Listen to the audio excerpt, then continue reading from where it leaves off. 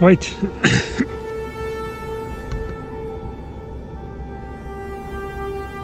Good day everybody. Welcome back to probably the stream where we are finally going to reach the edge of the solar system. Not in this world, this is the test world where we designed our ship, and it has been pretty successful. We're about to cross 3,333,333 kilometers out on the way to the shattered planet. Ship has slowed down to a crawl, so that is not good. That means we're out of rockets almost completely. I had disabled some of these rocket turrets for a reason. Last time I reinstated them just to copy the blueprint. Hello Sir Crocodile, thanks for the Prime subscription. Absolutely enjoyed your run through Space Age and your content. It's my favorite to have it in the background. Thanks. How practical that almost all of the asteroids are moving at the same speed as the ship. Yeah, it is indeed very practical.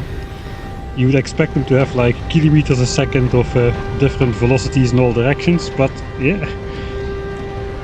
I guess we are going in kilomicron a second. And these are just like floating, idly floating rocks or something. Well, I guess this is the shattered planet, so all of these things are roughly clumping together around the core where they used to be or something. It's a lot of asteroids, that is definitely true. Right. So I'm not gonna save progress this time. We crossed the 3 million kilometers mark. Yeah, this is the product as it is advertised on the package. So let's go to how the product is looking in real life. Yeah, that's a hint, I suppose. Yeah, this is after we unpacked it. It's kinda looks like it's on the package, but not exactly, I would say. The advertisement was a little bit sizier, so to say. But yeah, basically I had to cut this, I had to cut out a part in the middle. I had to do a circumcision on the ship in order to let it make it through its first flight. Because, well, I launched this thing up into space with exactly enough platforms to build the entire thing. And then I just let it sit there while all the platforms got launched up to space. And by the time we were finally ready to build a ship, it so happened to turn out that at least 5,000 of these platforms had gotten destroyed by random asteroids hitting the, well, not ship, hitting the space platform on which the storage was located. This might be more like a vacuum cleaner, yeah.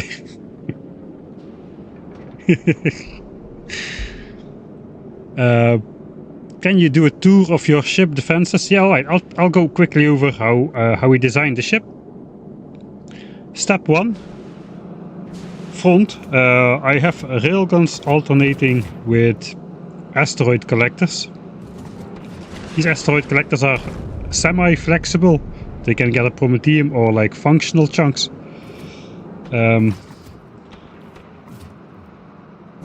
Let's not go over the priorities. I tried to get them to shoot as often as possible, tried some different configuration. It is very minimal, so it doesn't really matter. So we got railguns for the huge asteroids. Those railguns are locked up, are supplied by this belt. Technically, these are supposed to end all over here, but I just disabled it for a bit so I can fly out in front without my old railguns obliterating me. So that is supplied and handed through by these long-handed inserters. We've got a quad woven belt where actual stack inserters output stacks of railguns on the belt, so this functions like a storage. This thing by itself is a rigid unit, so it has to go in this configuration on the ship. Put a fusion reactor in the middle, the rest I designed around it. I got these mostly for the huge asteroids. They shoot whatever they can shoot. The rockets target the big ones and the medium ones, and then laser turrets, which nicely fit in between everything. After all the belting is done, without needing to supply more ammo to it, those finish off the small asteroids. With medium as a backup. Not really necessary, but that is the ship's defenses.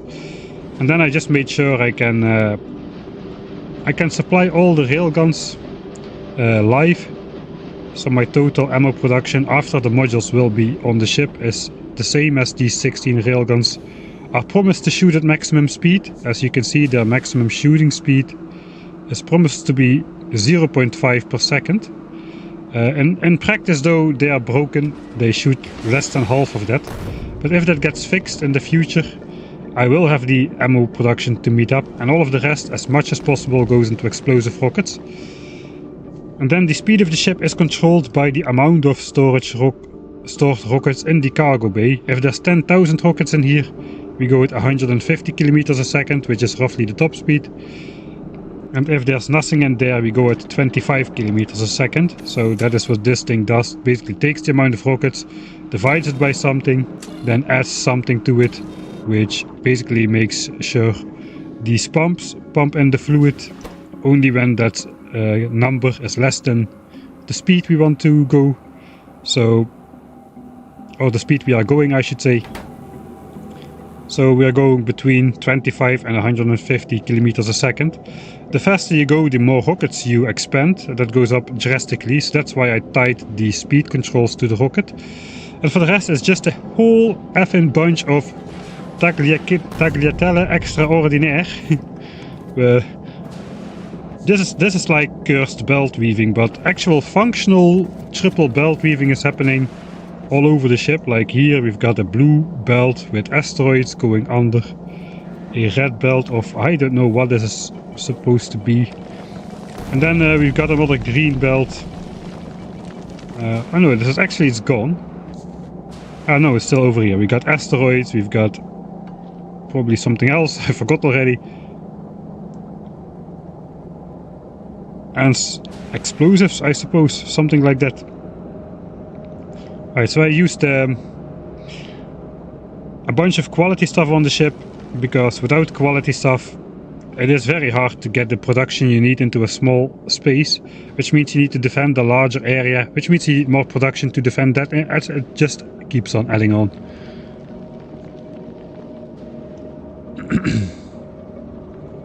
Yeah, that's how you use your flashlight, I agree. And this is a very... this thing will... The tip of it works like any other tip. I mean, the tip of it works exactly the same no matter how much shaft we put on it. The shaft is irrelevant in this design. It's actually a modular shaft. It can and will expand itself after things get exciting at the front, you know, once lots of asteroids are coming in. Okay, enough with the jokes. Why not just go very narrow? You might break it in half if it's very narrow. So you have to have a little bit of structural integrity. This is as narrow as I could get it, basically, the ship. Let's specify that we're speaking about the ship. So yeah, like I said, I started with a little less railguns, but it soon turned out that yeah, it was not all gonna fit, so I made it a bit wider. 4 railguns on each side of this belt feed, and after that I could fit it all in between. I have to keep this pattern slanting in a bit, because the asteroids, they slightly George Russell into you. They slightly turn into you. So the back end has to be a bit...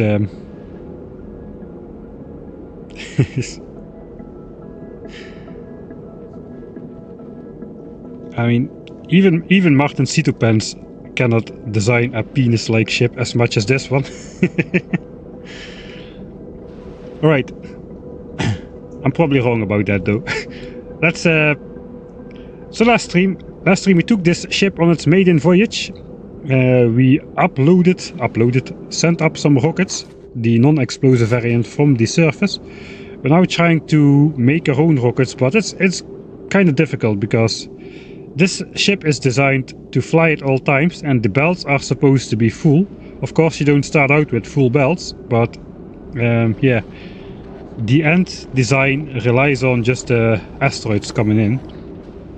So I'm not really prioritizing my asteroids correctly, I would say.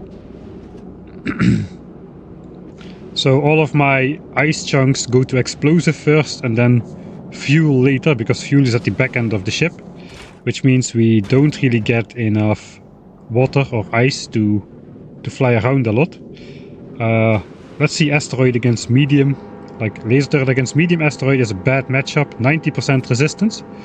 But looks like when we are in orbit, we can still manage to take out the couple drifters that come in from the side. We are still upgrading our laser damage a little bit for that purpose. No, you don't need the endgame armor to walk on the ship. I can take it off and I can just walk around just fine. I can just not float off into space like this. For that you need to put on the armor.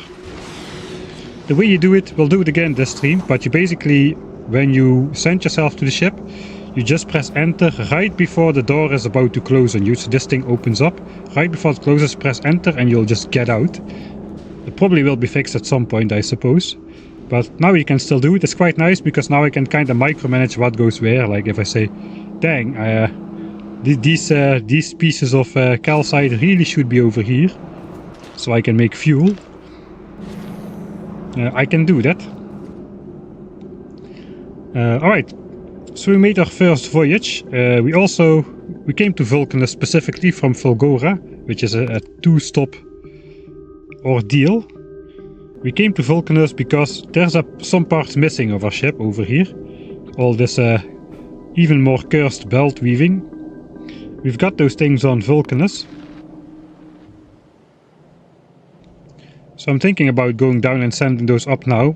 We may just make another loop through the solar system and see if we can first bump up the defenses a little bit, because I don't really have a lot of ammo.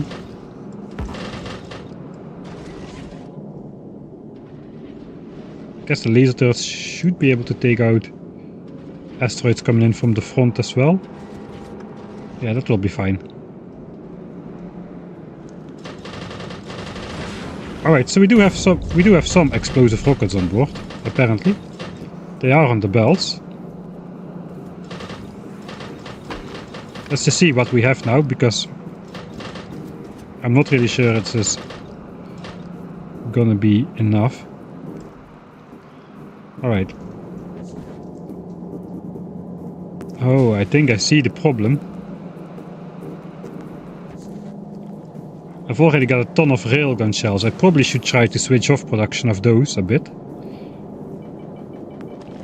I would rather have those explosives all could have been rockets instead of railgun shells, since I'm not using those anyway. I guess we'll just redistribute this. I think we cannot redistribute it naturally just yet.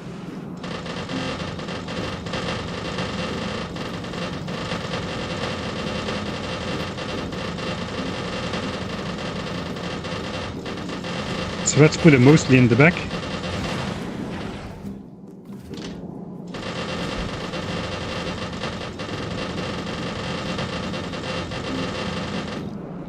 Alright, that way we can let the explosive rockets go in the front automatically. I also noticed yesterday that... Let me check that.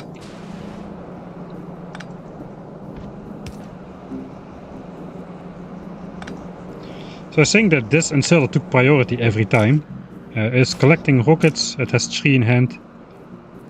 Maybe it has priority because this one is... Ah, okay. This one is stuck on not explosive rockets, perhaps. Yeah, let's see what happens if I trickle these in.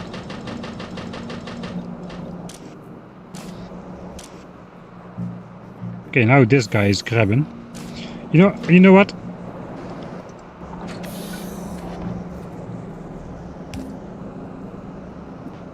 I know what to do. How to distribute this equally. The hand size of these things is 16 rockets. It can take 16 at a time. So I'll just disable it unless I have at least 32 or more rockets in the ship. Then, as soon as we have more than 32, they will grab rockets. So this is 26. Inserter, not doing anything. Disabled. Disabled. 27, 28, 29, 30, 31. So with the next rocket, both of these inserters should activate at the same time. Alright, yeah, that works. Okay, so that is good. That way I can ensure rockets go equal to the left and to the right. Just in case. I don't know if that's necessary, but I completely missed that turret somehow.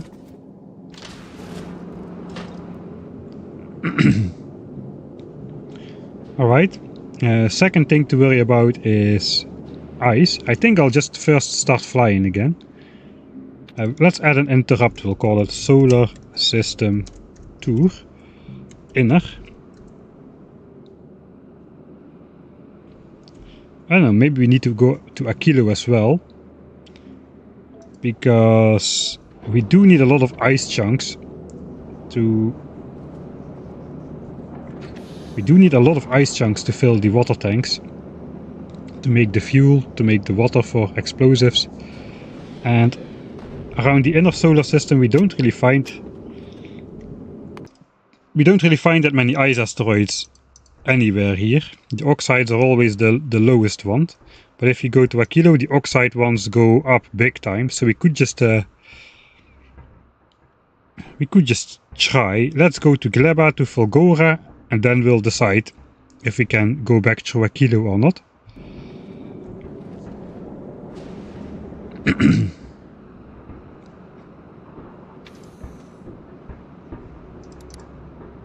So we'll just go to Gleba, Folgora. I suspect we can go to Aquilo. Then we'll go back to Gleba, and then we'll go back to Vulcanus. Yeah, let's try this. So I can just add these in between, like so.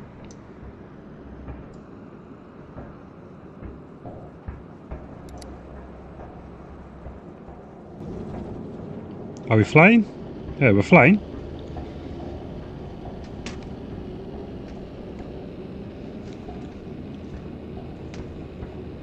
What did you feed the space platform in the thumbnail? Nothing, it's just the designer world, the design world.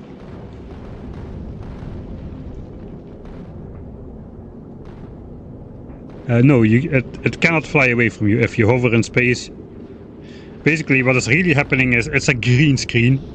It's like one of those fake airplane movies. You are stationary and this all moves beyond you instead of you flying through it. This is all just scrolling past us as I'm clearly just hovering. I don't have an exhaust to the south. I can enter the hub, yeah, that's true. We can enter again, but we cannot exit again.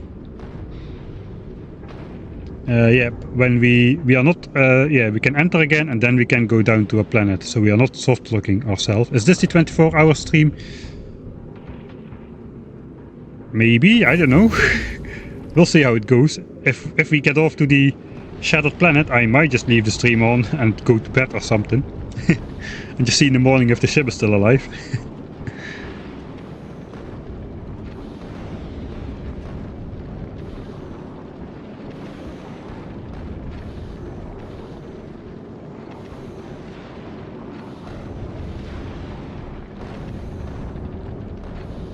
Can you go around starter planet with only laser turrets? I don't think so, because due to the speed we're having, we won't be able to... Ah, maybe we will be.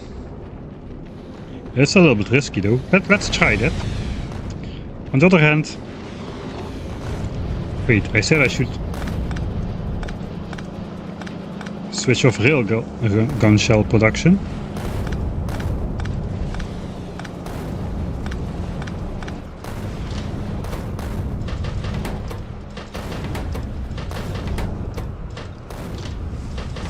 block them from taking more stuff.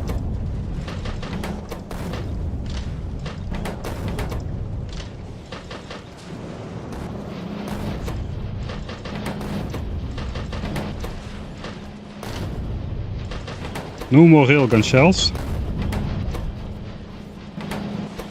Okay, these are already backing up, alright. I guess we can switch on the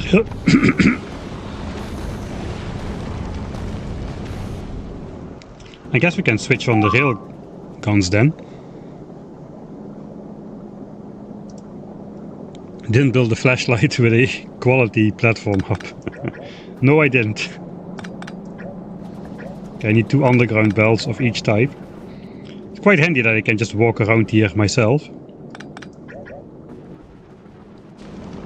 Okay, we'll enable the railguns. Then I won't be able to fly out here anymore because the railguns will obliterate me. But some of these should get zapped by railguns, so that will be nice.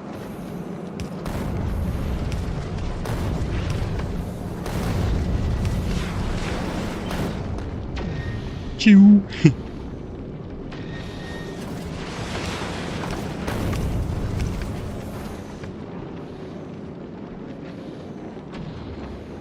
Why is working? Chew! It's a little bit wasteful to shoot a single medium asteroid, but at least it will save us some rockets. Yeah, we won't often be two-shotting asteroids now. Let's see, I can probably get out here. Doesn't really do anything. Cannot zoom in there. Well, let me drop these. Let me just drop these in a turret. Okay, all of them are full. Then I'll just stash him in here or something.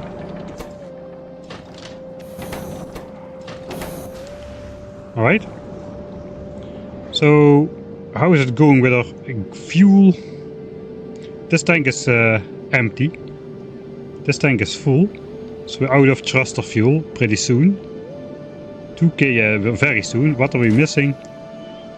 Calcite. Okay, got calcite.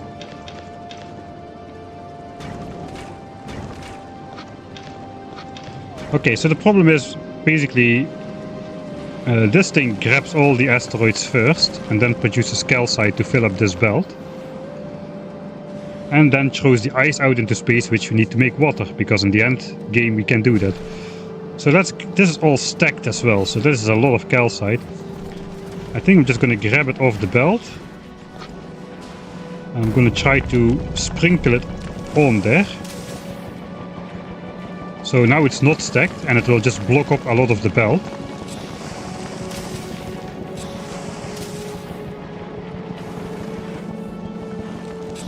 Alright, that's now fully backed up. And then we can put this in here, perhaps.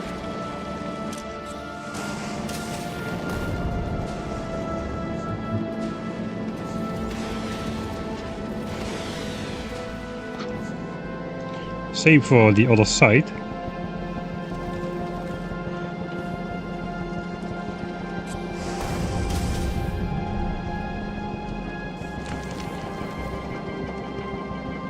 Just block it off.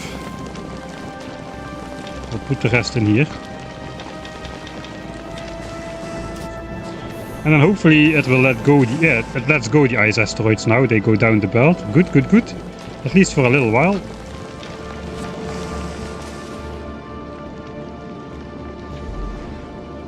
Why are there so many undergrounds? That was originally for Prometheum belt storage. For a Prometheum asteroid storage on the belts. Now it's just an artifact of the past. We will still build it. We've got everything for it. Alright, so how's the rocket turrets doing? Not great. Are we producing rockets now? We are producing rockets now. Mostly.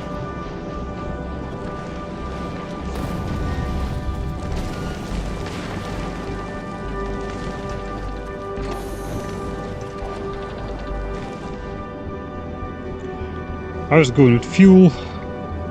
Water is okay. Yeah, I think we already got past the glare. I think we do need to go. If we make one trip to Aquilo, we should be able to stock up on ice asteroids. Maybe I should have kept my railgun shells for that trip. No, looks like we still got some. Yeah, looks like we still got some. I have no idea what happens when we get to the Shattered Planet. It's what we're going to try to find out.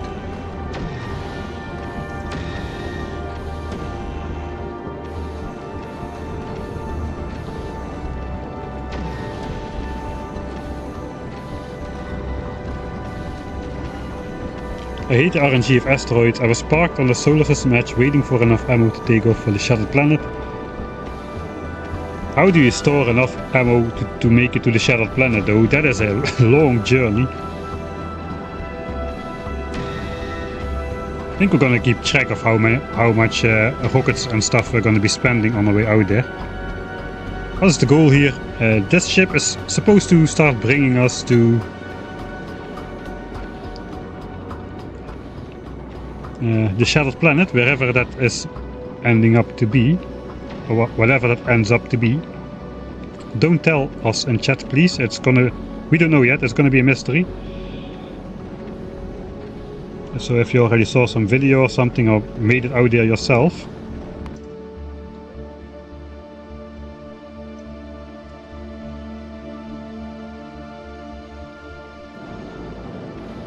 Okay, we stopped at Volgora.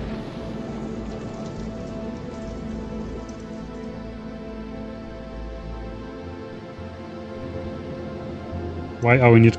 So we continued from Gleba to Volgora. Now it's not continuing to Aquilo for some reason. So I guess we'll do it ourselves.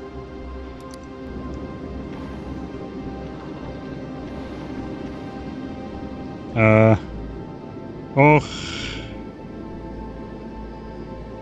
Wait, what?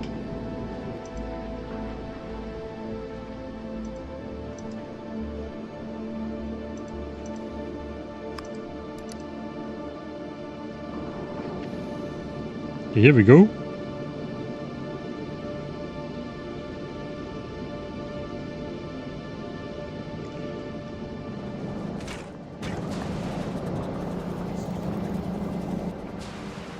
Okay, exactly 2 stacks in here.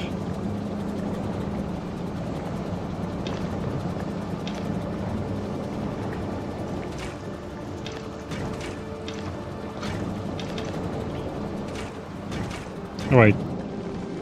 I think that's the way to do it, because carbon chunks are backed up here. Carbon chunks are backed up. The metal chunks are backed up.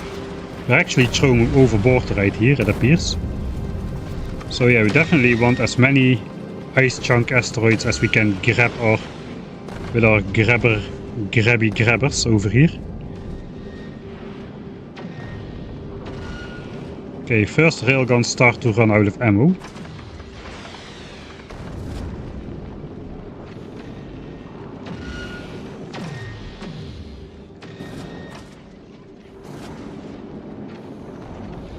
So yeah, indeed, we already see a lot of ice chunks out here.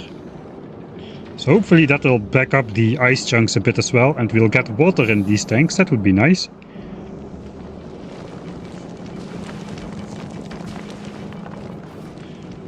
Yeah, let's see how this goes. I think the problem will solve itself if we fly to Aquilo and back. Because on the way to Aquilo, this space route, the oxide asteroids are gonna go crazy up. So we start with metallics, medium metallics and medium carbons, and at the end we'll have only big oxides. And those big oxides are each 3 of the medium variant. So this breaks into 3 mediums, those break into 3 smalls, and those break into 2 chunks which we can grab. So that's like 18 chunks per big asteroid, if I'm not mistaken.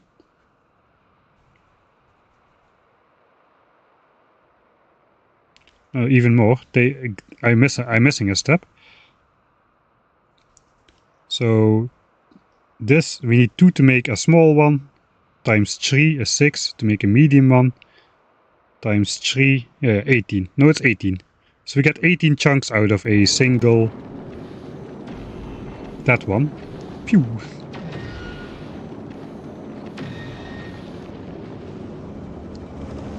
Alright. So rocket production is going.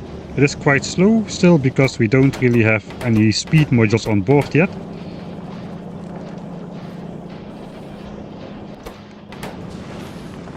It's also explosive production mostly, which is slow, I suppose. Okay, there are no rockets on the edge of the bell just yet. There are some rockets here. I suppose for now I'll priority the rockets out to the right and left.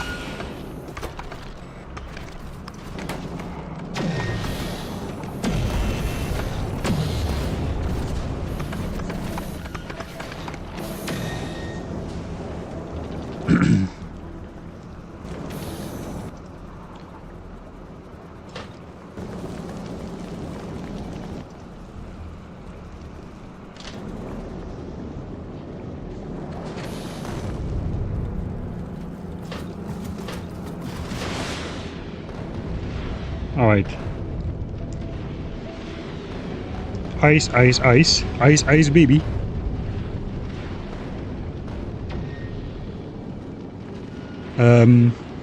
Yeah, hey Colonel Will. To Kinky, how are you able to move in the space platform? Basically, as you launch yourself up into space, the pod comes in, the pod goes in this door, and just about as the door is about to close, you press enter. And then you basically exit the pod just before the door closes. You can escape and you can just walk around on the platform. It's a bit cheesy. You can use that to actually just use your own inventory to carry extra stuff along to a planet. Right now it's helping me to start up this behemoth ship.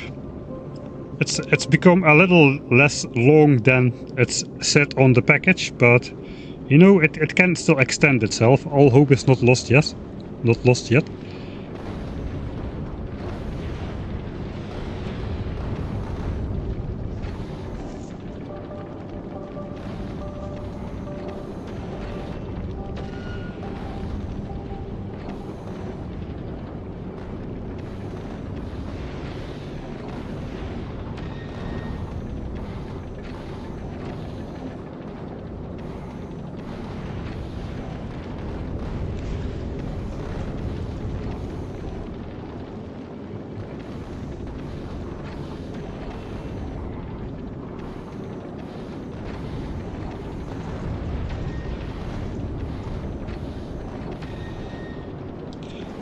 Yeah, that probably will get fixed soon. Sorry, not to take a moment. Right. So do I still need to do more micromanaging, or what is the deal? Or can we just go to Vulcanus and start? That's in range, take it. Let's see if water is filling up. Okay, water is getting in the tank. Looks like... Are the fuel tanks full? Fuel tanks are full. Okay, that's good news. How about ammo though? Are we still surviving?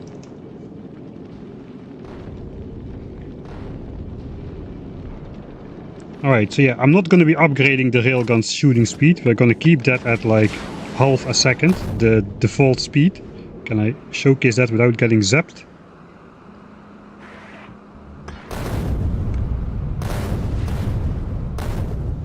So yeah, shooting speed 0.5 a second. I'm not going to upgrade that, because if the railguns get fixed in the future, I'm going to be effed. Right now, my railgun shell production can keep up with maximum spendage if the railguns get fixed. Alright, looks like most of the railguns are running out again.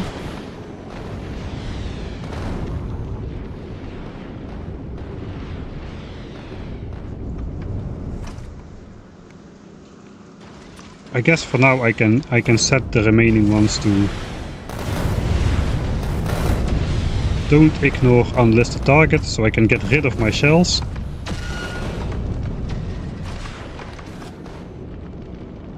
And hopefully they'll shoot some sensible things. I can no longer go in front of the ship now, that is very dangerous. I guess these railguns are out, so I can go here.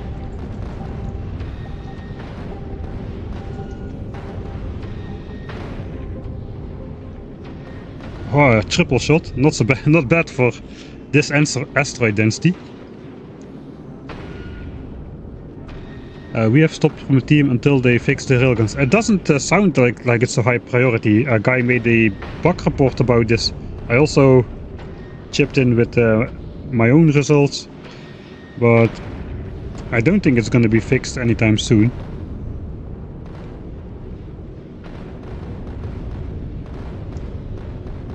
Alright. We are out there at a kilo. Let's see the asteroid belt. Okay, now we are... That's good. Now, that is what I was hoping. The belt is backed up. We're even throwing asteroid chunks off the side now, because we just cannot store so many of them. Okay, that is good news. If only this thing was faster. I can just grab some in my personal inventory. If we're cheesing anyway, we may as well cheese on.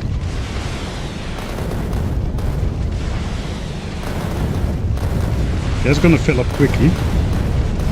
Asteroid only stacked to 1 for a reason.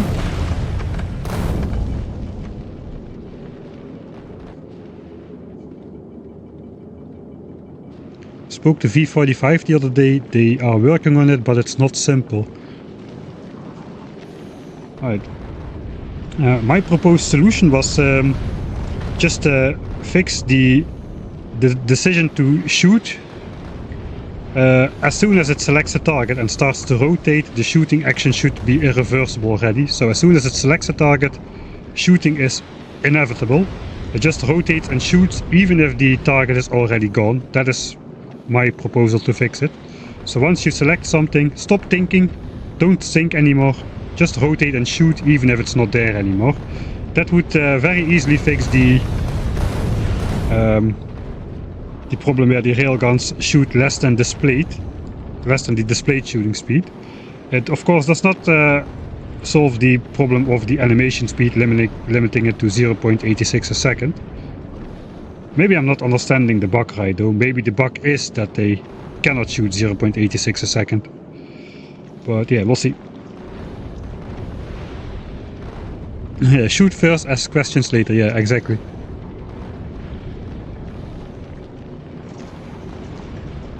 Right, we're back on the way to Gleba.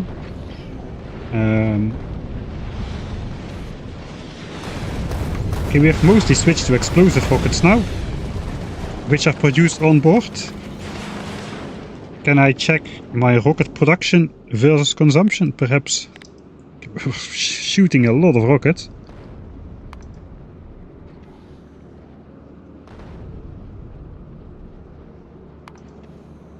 It's actually not that bad. We are shooting 80 a minute. But we're producing 50 a minute at the moment. I guess we're not producing a lot because we don't have carbon chunks around a kilo a lot.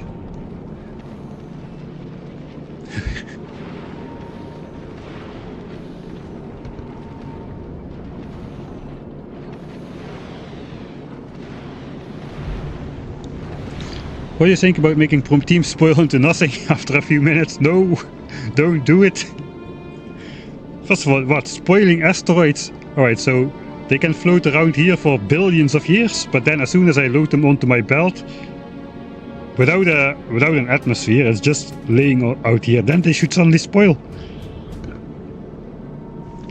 No, I don't think they should. I don't think that should be a thing. Alright, let's take a quick look at the... I guess we are started collecting asteroids. So once we arrive back on Vulcanus, we're gonna touch down a bit. We may send some explosives up to make more rockets on board quickly. This is the test flight world, just to showcase once more the function of the belts. We basically store the Prometheum asteroids on there. This one is a bit longer, as you can see. just exactly not too long that these shifting asteroids are gonna take out chunks of my ship. So this is actually working. We've got over 200,000 asteroid chunks on this quadruple belt weave, which is nice. Here I did upgrade the railguns actually in my test world. Maybe I should not have done that either, because now I have this balance of stuff and I'm gonna rely on it to reach the shattered planet. This ship has made it after lots and lots of revisits over 3 million kilometers already. So there's a decent hope that it will reach the end as well. Probably will have to deactivate some of the rocket turrets perhaps. But yeah, as long as we can keep a speed of over 25 kilometers a second, we're good. That is the point where these asteroids start getting dangerously close. And the actual velocity is controlled by how many rockets we have in storage. So on a scale between 0 and 10,000 rockets in storage, that is the scale at which we will go between 25 and 150 kilometers a second, done by these two combinators. We just divide the rockets by some number, add our minimum speed to that number, and that's the speed we're going to be flying at. So that way I can automatically control rocket production versus rocket spendage on board. That's going to be the key to not having to babysit the speed all the time. Now there was a problematic section in between. The problematic section being so the yellow line is the carbonic chunks. As you can see, that suddenly dropped off very low after at 2 million kilometers, went up a bit, then went even lower at 2.6 million kilometers, and we actually did not gather enough carbon to shoot rockets. So we have to make sure that around this air time we manually override the top speed, so we can store tons of rockets on board to get through the lower rocket parts, or the low carbon parts, because the rockets are made almost entirely out of carbon chunks. So we have another speed override here. The automatic speed is controlled here. If we disable this, we have a manual top speed, so those both have to be true. I can set the top speed to 30, and then we won't be pumping this fluid into the thrusters. That is how that goes. Alright, just a quick I don't know, refresher, not refresher, but a first initial refresher about what we are doing in the actual world.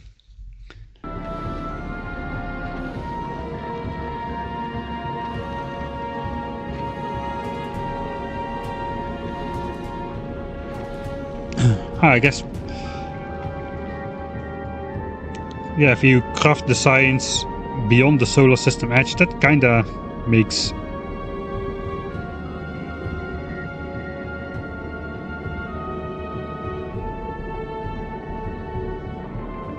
that would kinda obsolete this design in a way as well. Although I could still come back to Northeast with the belt full of chunks. If I have the belt full of chunks, like I will have, and with this ship design, I determined I can load up to 42,000 Biterex on board. And then start flying off again with those X on board, and we can produce all of them into science if I have the reliable asteroid feeding going in.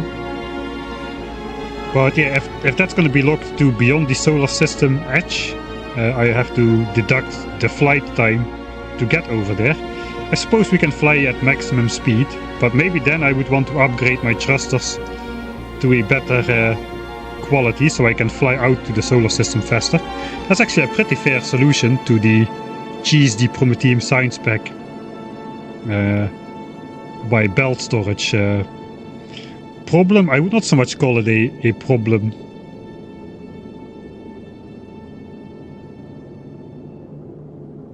I would not really call it a problem. I mean, it's just a different way to solve a problem. It's not necessarily the best way. Like apparently that's your opinion as well. It's not the best way to do it. So if it's not the best way to do it, then why nerf it? It is kind of funny though. It's a fun way to use the new turbo belts. Together with the stack inserters is actually quite nice. How it is, we can store like over 3,500 shells on this section of belt. That's insane with the stack inserter stacking the railgun in nice stacks of 4 and then having 4 belts quad woven through each other, 3,500 shells on each side, I believe. Maybe it was on both sides, I kind of forgot.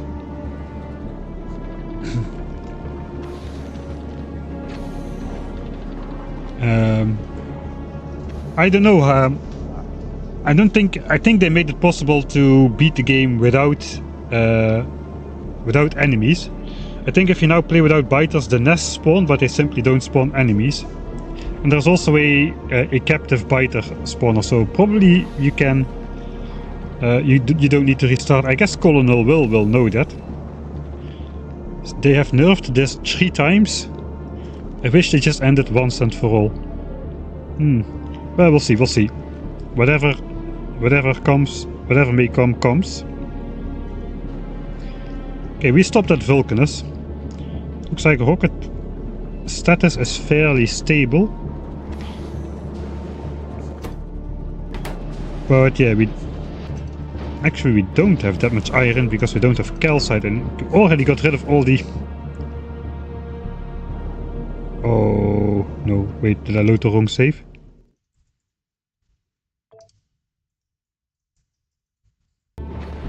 Okay, I loaded the wrong save.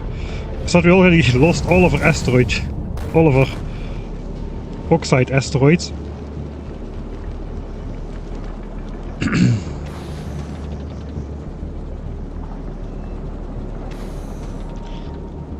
Question if you can have biter hacks if you turned off enemies. Some person asks in chat if they should start over with enemies enabled, or if it's possible to have from a team signs without when enemies are turned off. So I'm not sure about that. This is my first playthrough still. But I do recall that nests seems to spawn, but just don't spawn biters or something.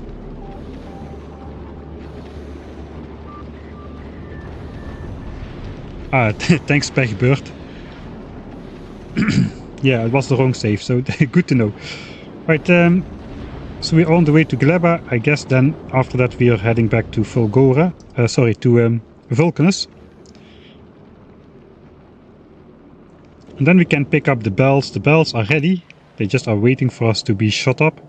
We can also shoot up a ton of explosives. I think we can shoot up a lot of those. 500 per rocket. 500 per rocket would help us a lot in getting some of these things made. Then we can hand feed these while we do another tour around the solar system to load up in chunks. We need to visit Fulgora again. Our replacement space platforms are not really ready just yet. We need like 5,000 of those.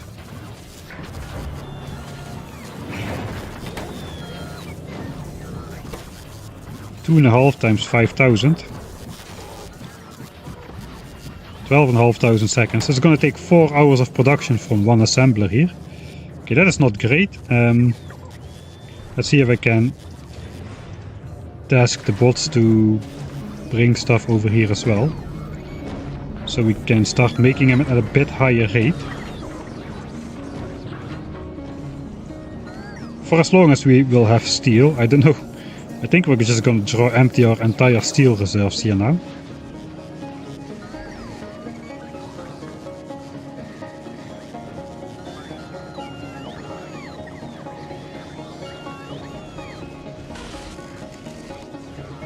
Alright, thanks Will for answering that.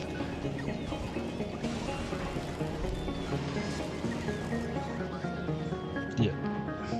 Fulgora definitely my favorite planet. Maybe because I made my new home base here, but I really like how Fulgora works. I really like how it looks as well, with the mess coming out of there. And yeah, it's an absolute spaghetti monster again. It has everything, man. It has the nice looks, it has the chaos, it has the... I had to do the weird problem solving because I still don't have the elevated rails technology. which I couldn't research at the moment I landed here because Northeast is dead. So you have limited space as well, so you need to take care about space. Space is not infinite. And yeah, there's a delicate question of how much accumulators do you need. You cannot just mindlessly plop down everything because then you use up all the space, etc, etc. The science pack is interesting. It's the most interesting new science pack out of the bunch, I suppose, with in terms of difficulty. Making platforms on Vulcanus is easy. Can you make platforms?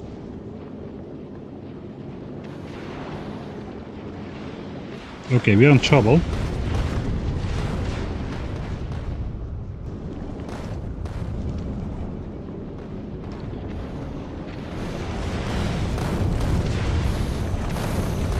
We are in trouble.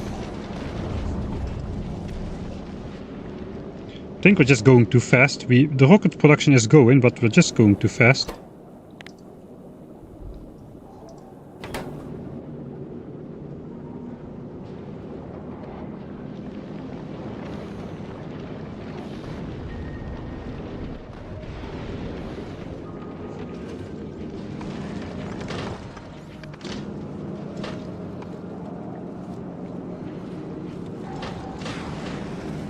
Why is it not shooting?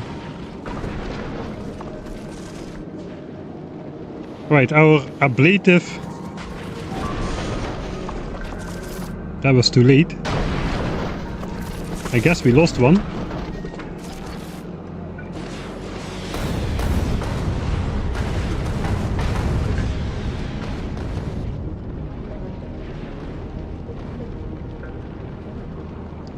Right, why though?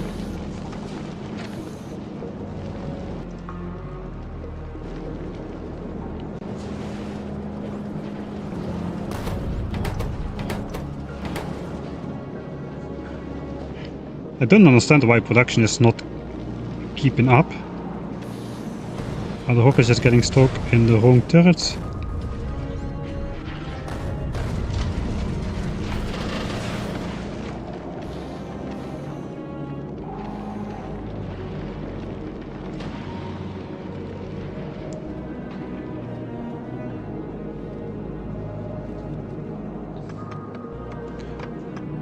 How can you move around the platform? You can get out of the spaceship if you time it right. Just before you enter in the hub, you can press enter and get out.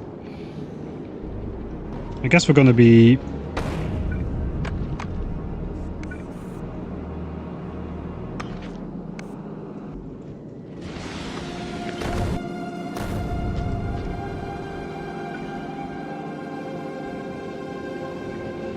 It's also not building. I do have replacements. Okay, now it's building.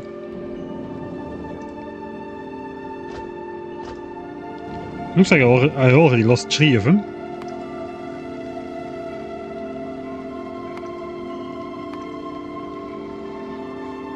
Alright, so we'll have to remake those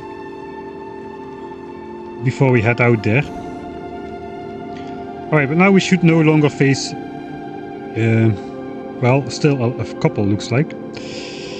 Now we should no longer face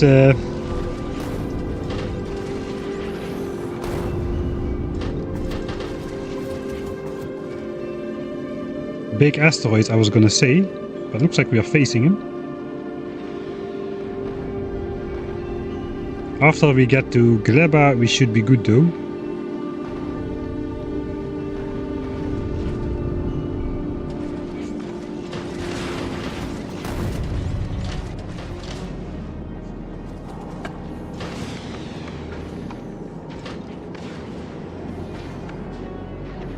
Alright, we just need to destroy the big one. It's kinda hard to get this ship started up, man. No, that's not the one.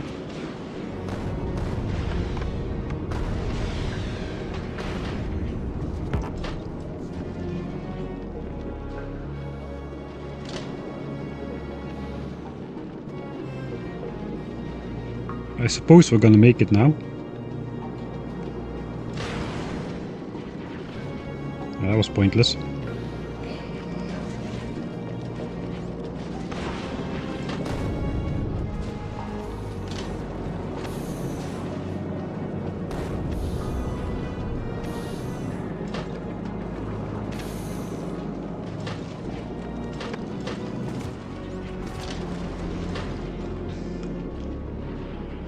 Right, once we pass 30,000 kilometers, we should no longer getting the big ones. And then we can just fly slowly, destroy everything with laser turrets instead of rockets, and just try to start banking up rockets. So I'll just flip these around, so I no longer feed out any rockets that are coming in. And we're just gonna launch up some explosives from Vulcanus once we get there, because this is going too slow.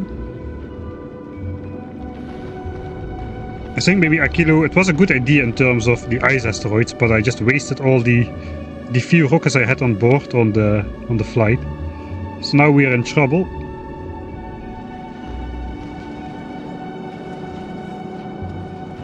Okay, iron is full. Yeah, we do have full iron and copper tanks.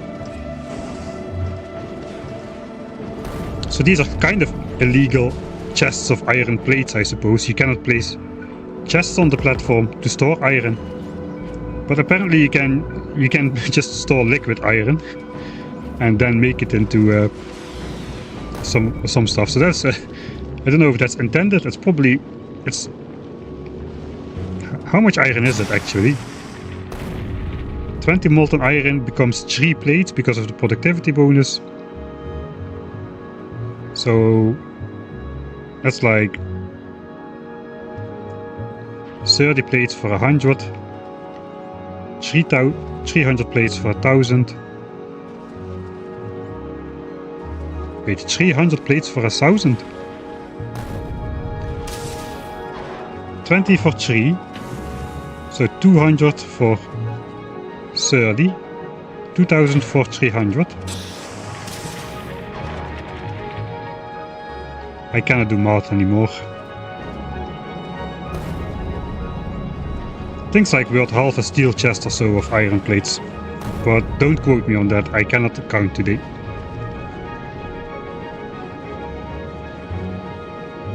Yeah, this actually I forgot about that. We can shoot asteroids ourselves.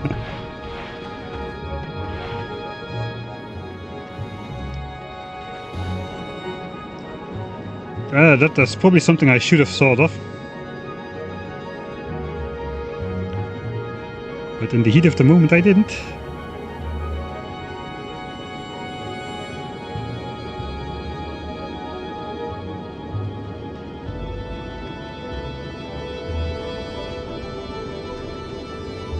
Yeah, I think they will patch this too. This looks like it shouldn't be possible. I'm glad it is now though, because it has helped me a bit in I would have lost a lot more things on the spaceship if it wasn't for this kinda gimmicky exploit to get out there. Right, let's see what the laser power is. I think we have now only got medium, so I think we can just go faster a bit. I can go faster still, I can help out. We have a lot of lasers in the front, so... And I'll just shoot rockets myself. I want to get to Vulcanus. We'll see how it goes. It looks like most of them are still getting zapped. We've got a second layer of laser turrets out here, so...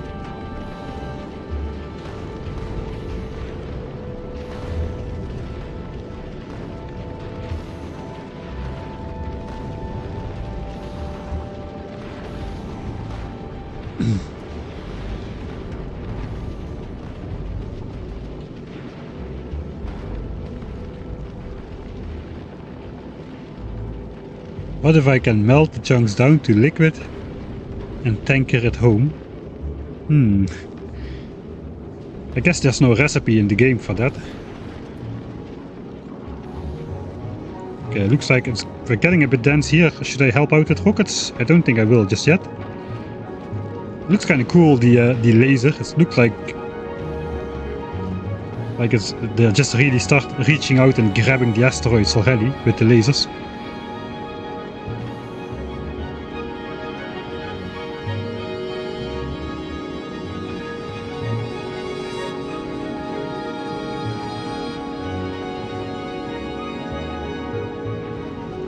Okay, everything is out of rockets now.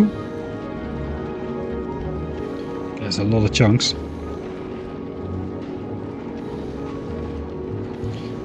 Yeah, finally revenge. I still remember my very first spaceship on our very first space flight to Fulgora, where I defended my spaceship with a whole 2 laser turrets, no gun turrets at all, because I didn't know about the asteroid's resistance. I put a small amount of 5 engines uncontrolled on my ship, thinking it was a small number of engines because of the artwork we saw before.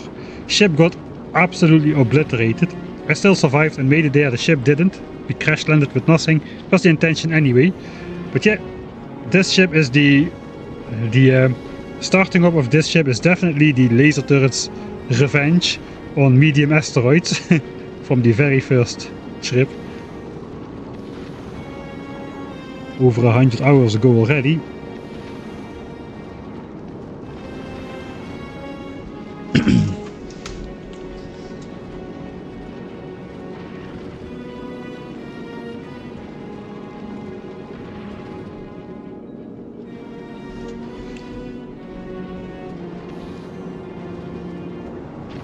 So I have to ask you, Colonel Will, are you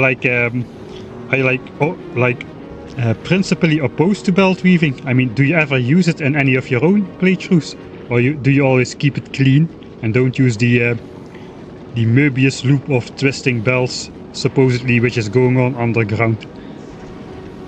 How's your science per minute doing? It is outpacing my progress, my playstyle progress per minute, so I'm happy with it. I'm not really having a focus on science per minute at the moment. The main problem at the moment is military science, because I don't have a base. I don't have a base on Novice anymore. So I produce military science on Fulgora now finally with the coal synthesis recipe unlocked here. We can make a trace amount of coal. So if I have to rely on that, I have like 3 science per minute for military science or so. So I've been shipping in some grenades from Vulcanus instead to keep this up as well. Let's see, what was the average science a minute over the last... We've been researching most of the last hour.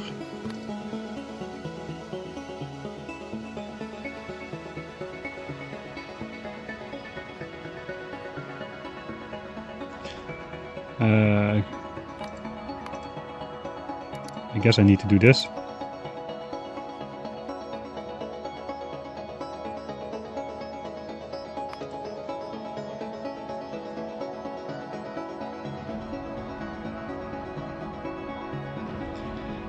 Yeah, I don't know. I guess you could call that like 35 signs a minute. Over the last 10 hours we've mostly been researching... It sounds like not a lot, but it was fast enough to get this technology research. Where is it? We spent 63,000 science packs on 12 levels of stronger explosives to make the explosive rockets damage threshold breach a critical value, which it needs to... I think it was like 2-shot big asteroids with just the explosive damage or something in that quantity. But yeah, science per minute is abysmal, but play speed per minute is even abysmaler. It looks like I do not need these extra asteroids. I'll just toss them in here. And these legendary inserters are so funny. Look, look, look, look, look. I cannot even mimic the speed. That is how fast it puts stuff on the belt, one at a time.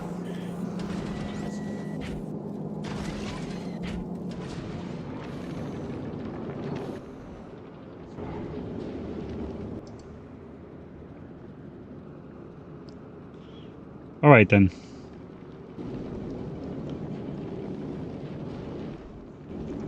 Okay, the rest gets thrown overboard. So I guess our ice problems are solved, at least for a while. And now we just mostly want carbon. For now, I think there's enough lasers on board to fend off everything. So we can safely drop down to a planet. So it's finally time to get in the spaceship. Now I cannot get out anymore. Now I'm actually locked inside here. Pressing enter won't help anymore, but now we can drop to a planet. At least we don't get soft lock. So I think it's time to... We'll just send up all the belts. And then we'll probably have to fly back to Volgora. I guess we could in the meantime make some space platforms here as well. Can you make space platforms in a foundry though? Probably not. That's unfortunate. That would be a really big boon.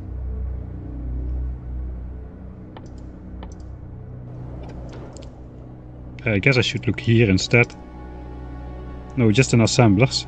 So no productivity bonus on those things. Right. So yeah, we're still doing this the noob way. Still don't have construction bots here. Let's grab our... First of all, no, we don't need an inventory. We don't need it. We can just do this. Plop, plop. We can open the chest and set request even before the chest exists. So we'll just... Let me get back my 2 rows.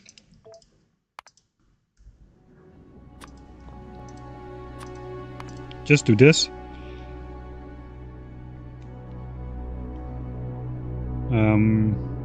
I send up some belts, but not a lot. We're going to be sending up all of this. How many belts are already on the ship?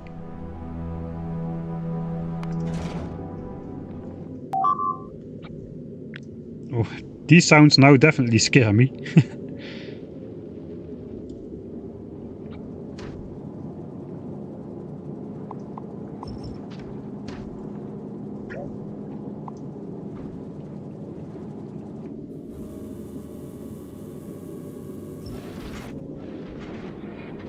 Alright.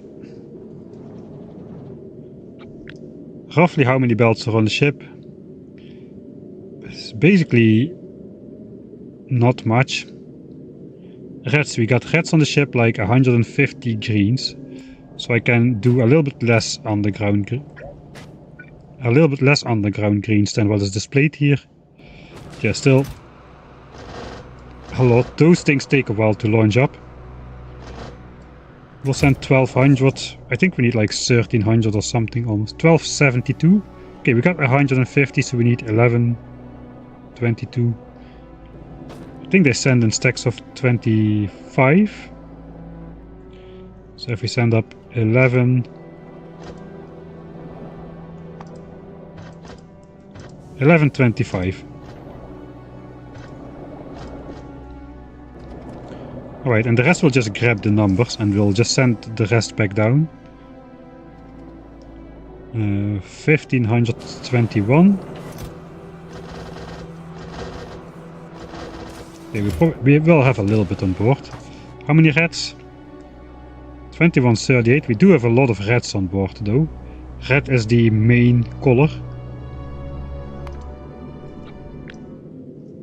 Yeah, 350. So we can discount at least 3, yeah, let's discount 338. We need 1800 red undergrounds. 15, 16, 17, 18. Right. And then yellow. 1821.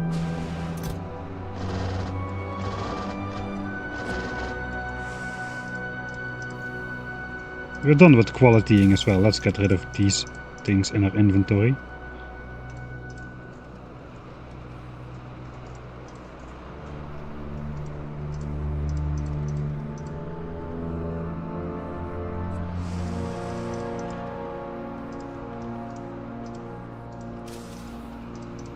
Alright, so that's all the underground belts. 15, 16, how many was it again? 17, 18.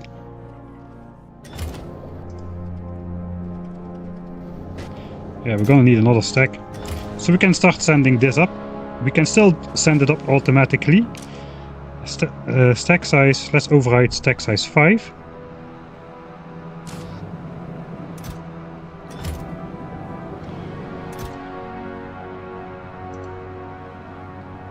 And I guess let's start sending up the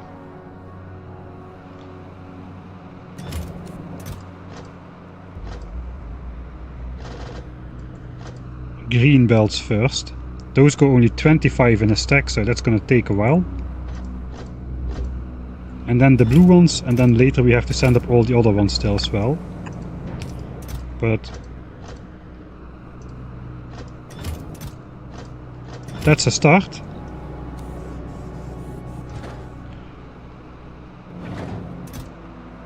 Okay, so why did it grab red ones?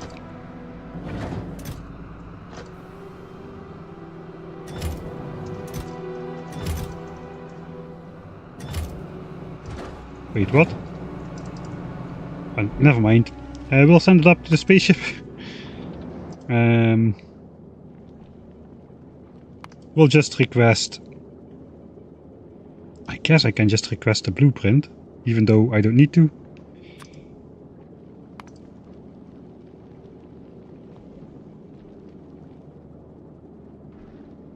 Okay, that does everything from the wrong planet though.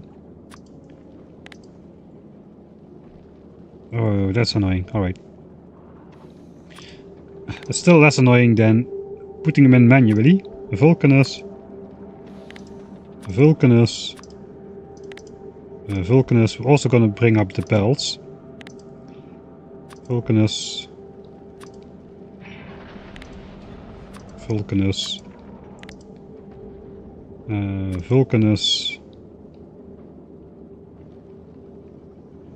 Okay, so the rest we can all delete. We don't need any of this. That's already all on the ship. Only the splitters.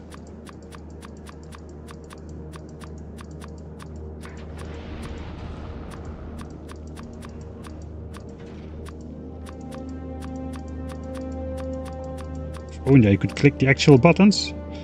Okay, we don't have a lot of splitters. We may have already sent up... Yeah, we do have enough splitters, I suppose. Maybe red splitters. Are those already all on the ship? 57. Yeah, it looks like. Red splitters are on the ship. So splitters we don't need to ship up either. It's just the belts. And we could look if we have some more space platforms. So if we are requesting these... Yeah, the rockets should be automatically launching. And this inserter will never input two different items, which will break the automatic launching. Because stack size is set to 5. Yeah, it will first grab all the greens, and then it will transfer to all the blues. That's gonna take a while.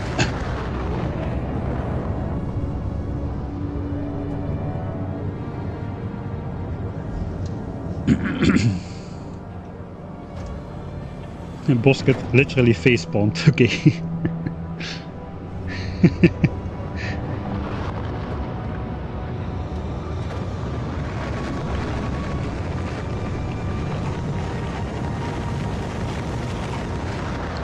Massive belt madness is not intended. Been nerfed already. Cannot be good for UPS. No, I think the belts don't really... How many belts are really on that spaceship? A couple thousand? And the belts are full, usually. They will be full and compressed for a lot of the time. Not at the beginning though, but once it starts backing up. But I'm doing a mega base in vanilla still, with 1.1. With all belt-based structures, no chains. And it's running beautifully. So far. We'll see how it goes when I switch on everything at the same time, but all the individual builds with literally 100,000 belts in a single build for like stuff like blue chips or something, or low density structures or purple signs, all of those things have like in the order of magnitude of 100,000 belts, and it runs fine.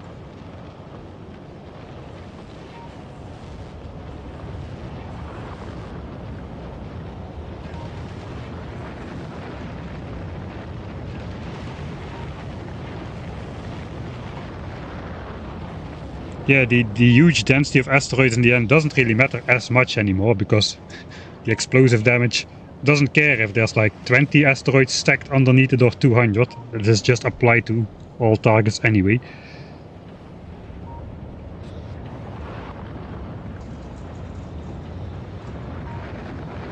So we kind of did a cold start on each planet here. We did take the armor we used to have at the point, at that moment, and the construction bots. It's pretty fun actually. It also saves you a lot of headache on to do it on your first run like this, because you do not need to spend a single moment of thought and worrying about what do I need to take to a new planet. Oh god, I don't know, I was never there. What do I need to take? Oh, did I forget something? Did I forget something? And then you forgot one critical component, which still leads you to do most of a cold start. Let's say you forgot to take the electric engines to make a rocket silo. Well, good luck getting those electric engines on a new planet if you... So yeah, I really like that aspect of doing the cold start. Just getting there, not worrying about what to take, because anyway you can make stuff on the planet. Guess let's go... Ooh, I'm breaking my own rules here. I didn't even see I had that. But yeah, do not walk around with railgun shells in your railgun. Do not walk around with that in your base. That is very dangerous. A single accidental hit of the shooting key. Let's just showcase what can happen if you accidentally shoot your railgun. Oops. Well, looks like you can kill a rocket in flight. Well, like, how many science packs are in here? Yes. 98,000. Let me just copy that by I just press Control C. Oh that was not Control C. That's Control C. Oh, there goes my 98,000 science packs. Oh, that is pretty much not recoverable. So I hope I did actually save right. Okay, that's safe, right? It's even worse than walking around with like explosive rockets or something in your in your gun. Sure, I can have accidentally like one-shot a chest or something, but this is minor, not really very important.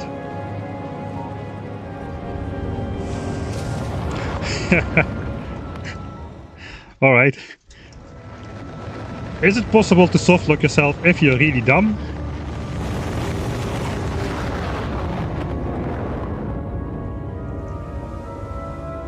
Yes. Yes, it is. You can. You cannot even kill yourself. That's the worst part. Alright.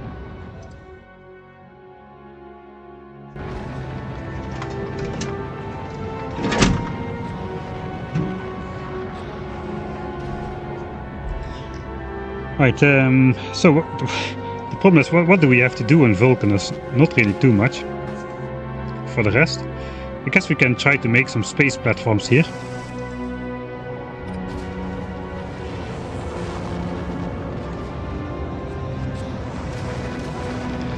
For that we need steel and copper cable, both of which are coming on a belt, so that should be fairly trivial, I suppose. It's even already coming next to each other here.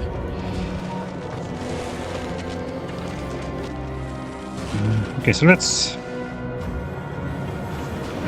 I guess this was some part of my inventory.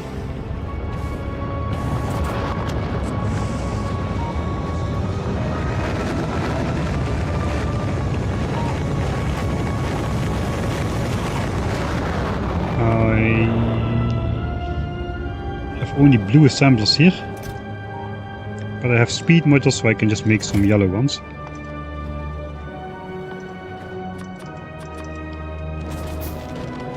Do we need to... Actually, how is it going here? 2.8k. Okay, that's going actually a lot faster now. We're out of steel here though, so now it will slow down again.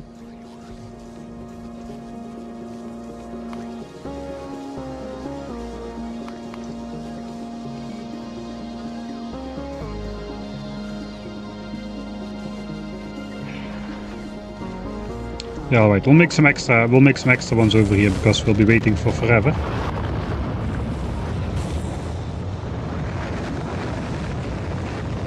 This base started out looking quite nice, but now it just plops stuff down all over the place.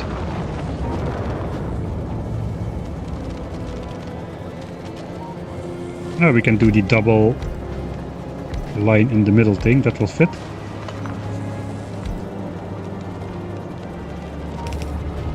So one belt comes in here, one belt comes in here.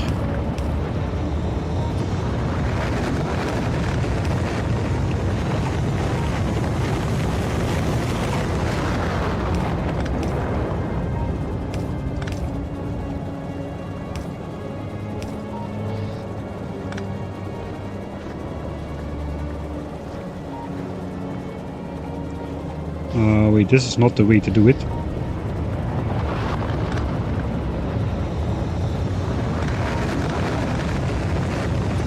Yeah, this way then.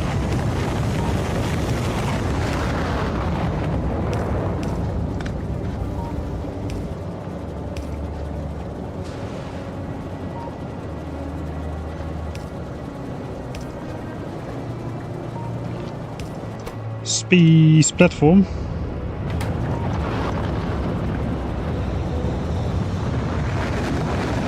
More speed, and the two bells just need to go in here. These two.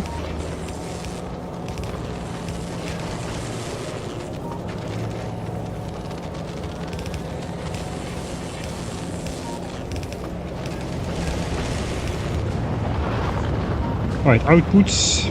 I suppose just two chests in the middle.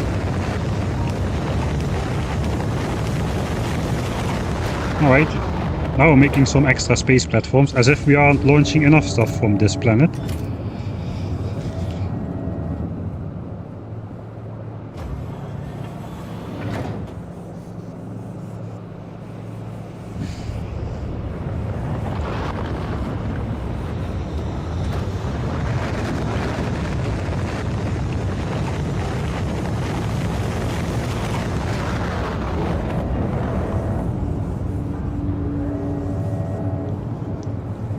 How did that work then, Isabel?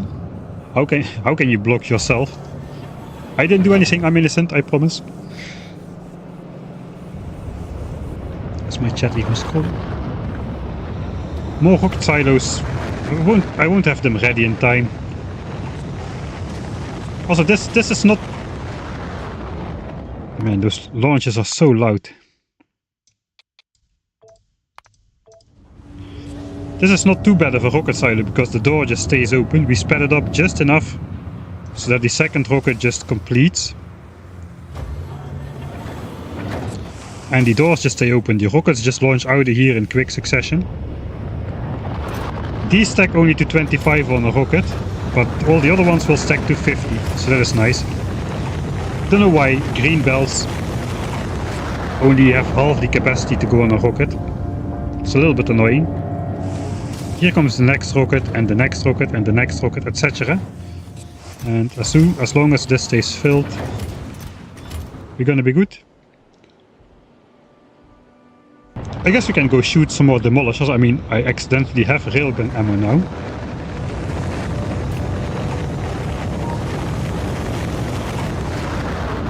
We got some more even.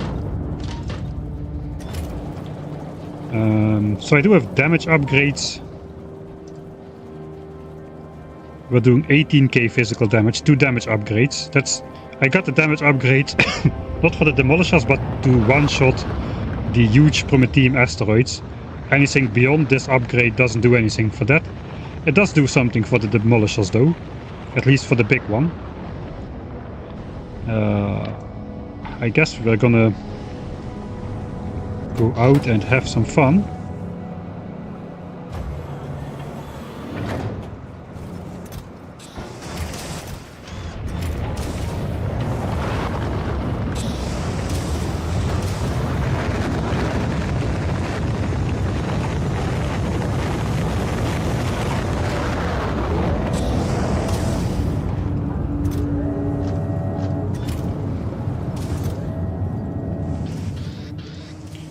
Right, so if I place these, I can remotely switch to the other chests once this one is empty. Okay, there's my underground belt. I knew I was missing one.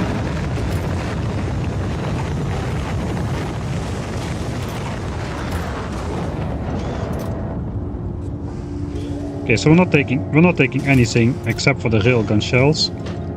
Again, those are in my gun. Some poison capsules, I suppose, just to guide and lure them.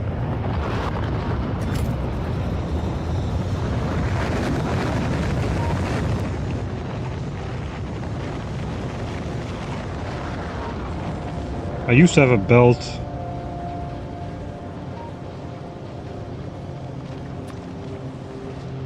to assault. Okay. So we got ourselves a small demolisher territory, nicely fenced off, and a medium one. Perhaps we could go try to get a big one. Hello, JD Place. Thanks for the raid. Okay, I guess we'll go over what we're doing then. We were just about to go play with some demolishers to kill the time, because we're waiting for a rocket to launch enough belts into our spaceship over here. The flashlight with an A.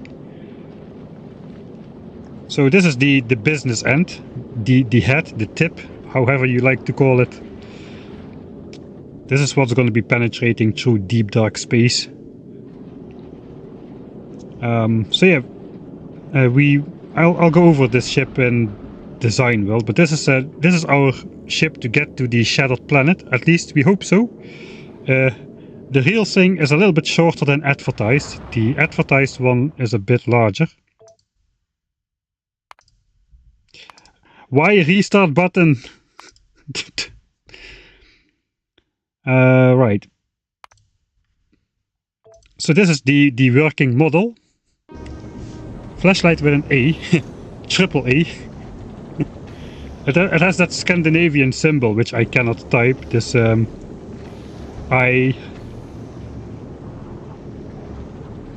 So this one we designed in the editor, but it has flown out all this distance fairly, or by itself. I didn't spawn it in so far. We got to here. So this is what it's going to be doing eventually. On the test ship, everything is working correctly. We've got the Prometheum asteroid storage in the back, which we are not going to be using because we're just going to be flying out. But yeah, this is the full size model, the full flashlight. Now you can see why it's called a flashlight with an A. Apparently my accent makes it sound like I say it with an E. But yeah, this is what we are working on. Trying to get this thing built and equipped. Built is turning out to be... It was quite grindy to get like the qualities we needed. We got like... we got some high-end quality things in there. Nothing out of the reachable. It's mostly rare. Some things are legendary, but mostly I try to keep myself to rare or below to make it actually obtainable. Mike, can you fix my quality problem? I want quality at scale. I suck at quality. So no.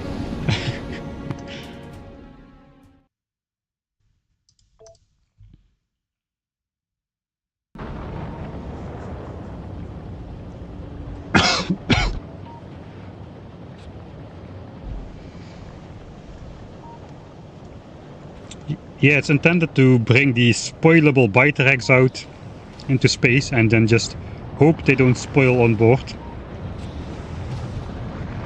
So naturally we first tried to see if the opposite was possible. Okay, we can launch some space things up as well. So yeah, basically now waiting. I made a key mistake in launching the platform. Not this one, this one. So basically, I initially sent up only the cargo hub and a 3 cargo base, and then I made a small island of basically the stuff around it to protect it against the asteroids, not shooting them down with turrets or anything, and just letting them get replaced. I was shooting, I need 15,000 of these platforms, so I shot up 15,000 of those platforms. But by the time I wanted to actually build a ship, I had to cut the shaft short a little bit, because as it turned out, about 5,000 platforms had been destroyed during the waiting game. So yeah, I started, it's 300 rocket launches worth of platforms, so I launched them up early, as to not have to wait on it. But it took quite a while to roll all the quality stuff. We had to go to different planets to make the cryogenic plants at quality, the foundries at quality, etc, etc. So now my ship is a bit shorter than it was, so we need to wait until we can replace the missing space platforms before we can extend this design to its full glory once again. My quality setup, let's just go over it because we're waiting anyway. Quality setup. So my initial quality setup was just hand feed stuff into chests until quality is obtained. The problem with quality is, if you don't do it in a dedicated base, it can eat up too many resources from the other parts of your base, which is annoying. So eventually I just took the approach of getting the base ingredients you get off the bus, which on Fulgora is like iron gears instead of like iron ore. But you can imagine this is iron ore, you smelt it in a furnace, out comes the iron in higher quality. Then you make it into gears, those go up in quality, where it's low quality you just recycle. And that led to me having a bunch of base ingredients, not too many. Iron and gears are kind of plentiful, but the rest is either used up or not as plentiful, obviously. So that's how I got my base stuff together, and then we just started doing the old strategy again of hand feeding the things to asteroid collectors and whatever. But yeah, you kind of need to micromanage it or you will overspend. If I automate asteroid collectors and don't use a computer world of combinatrix to switch that off, it's gonna just keep going, and it's gonna consume everything I need to make like the other parts, like the crushers. So yeah, I don't really enjoy quality as the mechanic that it is right now.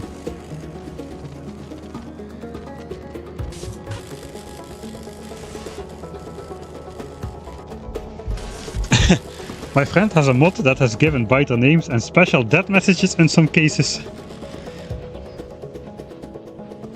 What are we out of? Blue signs of all things. Do you want to be... I'm doing things at the same time again. Do you want to be in it? And... and what would your memoir be? Yeah, sure, put me in it.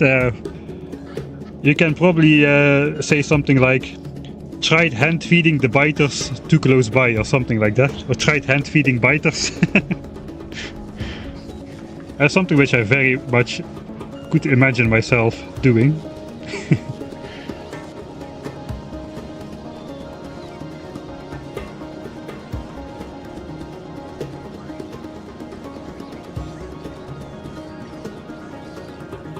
You've been doing this and ended up with 1,000 legendary item of... And I guess it didn't really help that I only started doing this when I started gathering the stuff for the spaceship, so I didn't really give this time to bank up very much. But yeah, I guess it will be more fun if you build a dedicated quality base to make stuff. To be able to make anything quality on demand, because now I was still kind of rolling for the correct resources. You know, I need the asteroid collectors, but I need the rare ones, but I only can feed like 15 of those with these, and but now when I come back I can just replace them. I'll just grab those, replace my rare asteroid collectors. I suppose I would have the ingredients for that, and blue chips, right? So yeah, I can just make a couple replacements because we lost a couple with my rockets debacle. Okay, we are through the green belts. We're now uploading uploading the blue belts.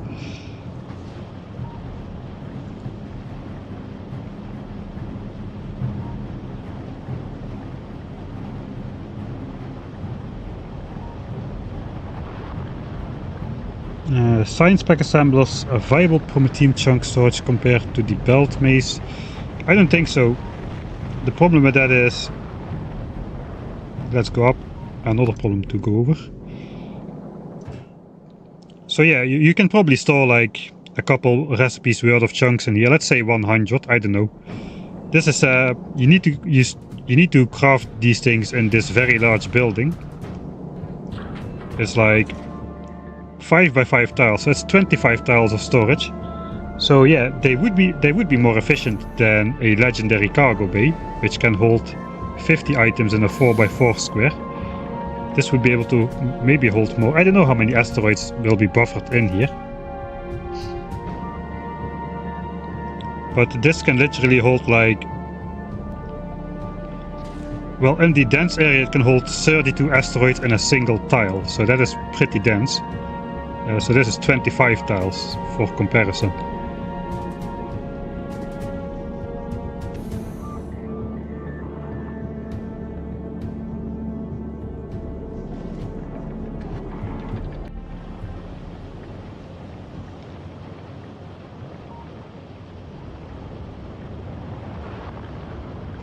To Biterex spoil in space? I suppose so.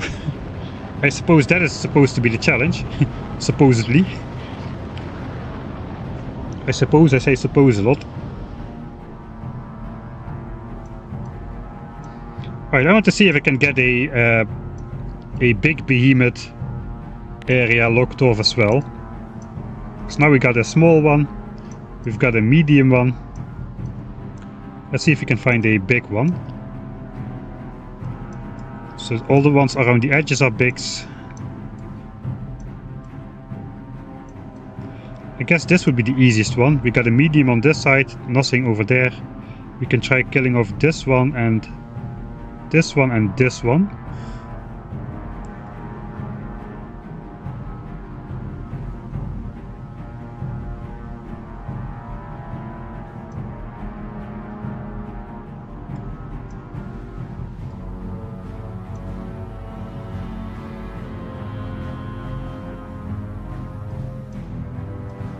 Maybe this one would be easier as well. Just trying to look, the fewer guys we need to explode, the better. So I don't know what this guy is. But this is a medium one, so that's a one shot. Let's go look over here, that looks promising. I will have all three zoos. Tried hand feeding a demolisher. All three zoos will be in the same location. Right, so I don't have all my legs on me, which is a little bit of a problem.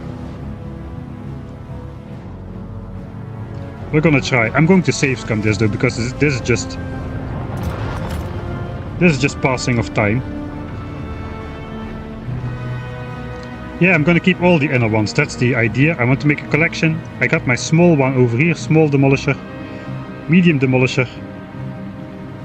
We need to get some quality radars perhaps, then we can try to scan these areas from the outside inwards. But their territory is pretty big, so the current radars don't really go the distance.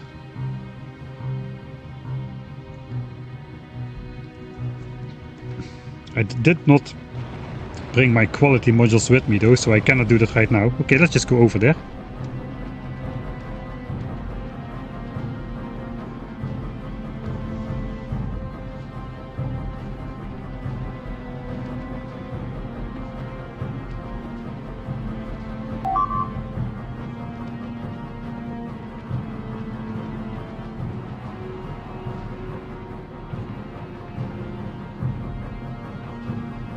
Alright, here's a small one.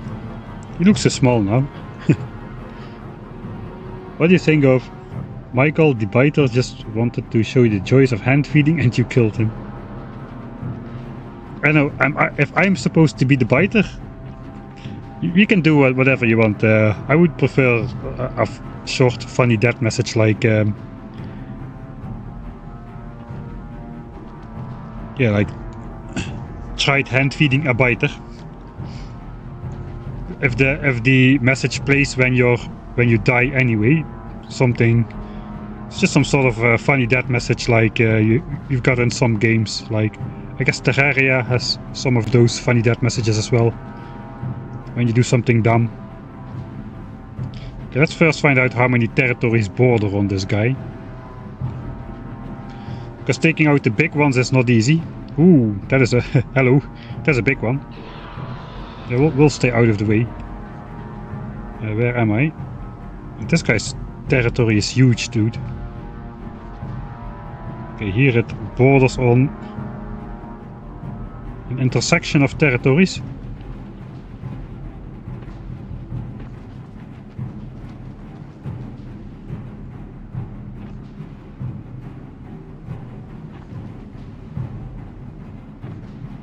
This world looks so cool, man, with the lava. Volgora looks very nice as well, with the lightning.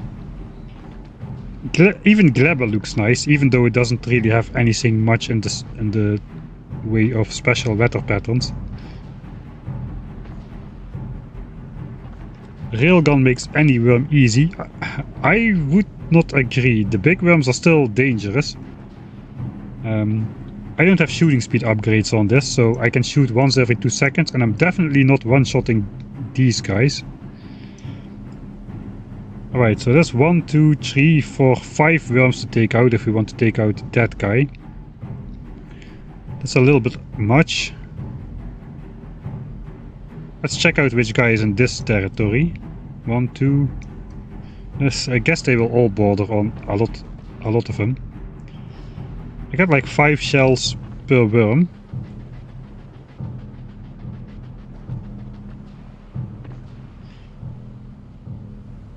Yeah, I use this. I probably should not stand on the edge here in case that guy comes around.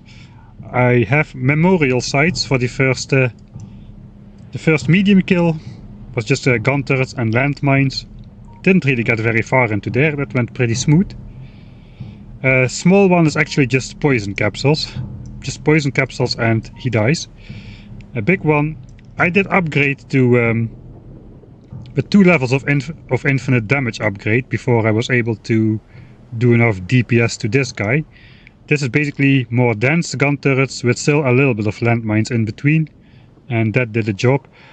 But yeah, this guy, you cannot do anything to him yourself with your personal weaponry or so. You just gotta stay the heck out of this guy's lava pit opening up ability, because that basically insta-kills you, which still is the problem over here. Okay, looks like we're gonna go between 2 big ones here.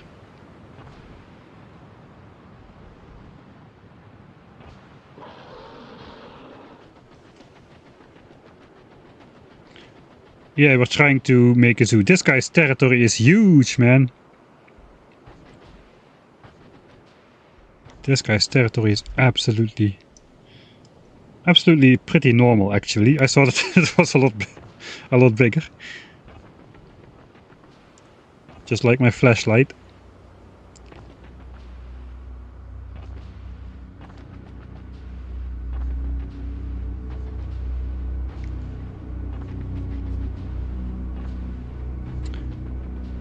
Yeah, shooting them in the back appeared to be the safest method.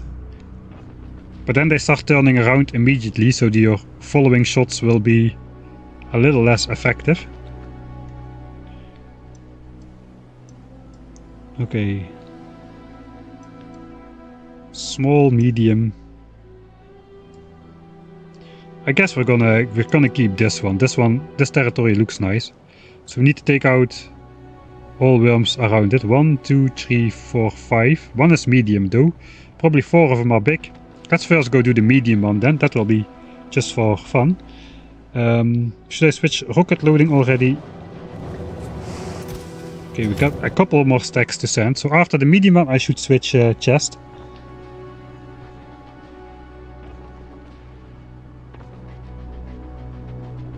You can one-shot big ones. But how many damage upgrades do you use for that? Because I tried shooting him from the back. Okay, this is the guy we want to keep.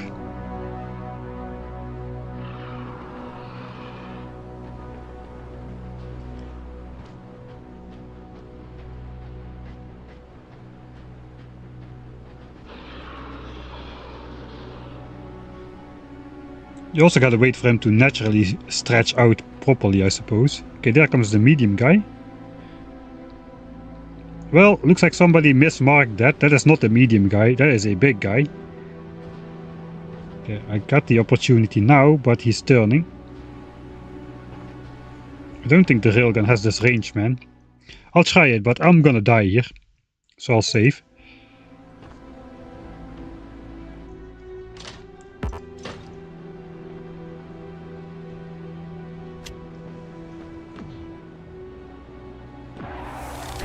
Alright, that was 2 shots though. Let's see how... That was actually pretty good, yeah. We hit most of the segments. But that is already with 2 damage upgrades. I still didn't one-shot him. But yeah, at least he didn't start exploding the ground around me.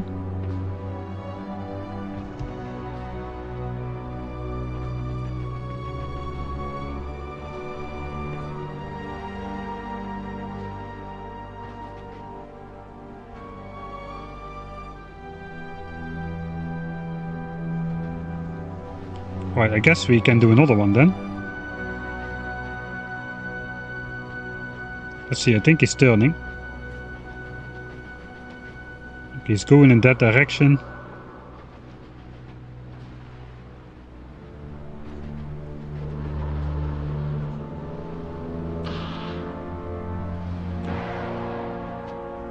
Alright, so it looks like I can reliably 2-shot them at least.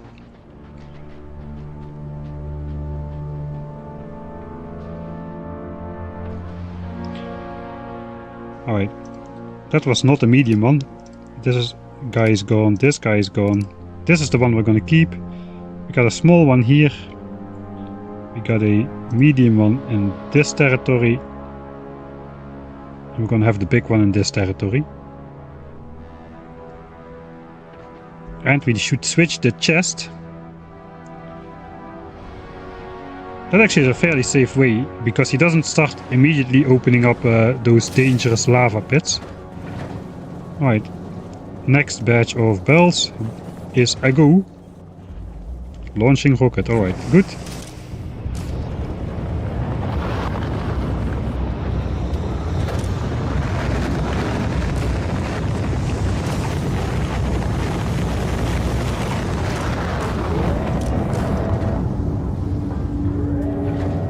Alright.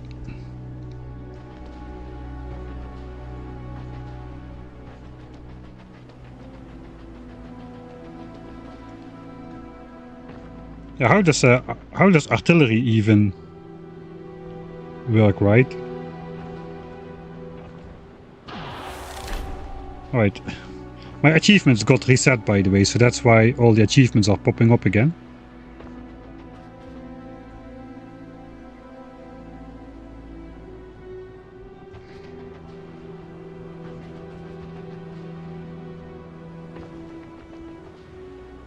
Why are you keeping the worms? Great question. Who knows?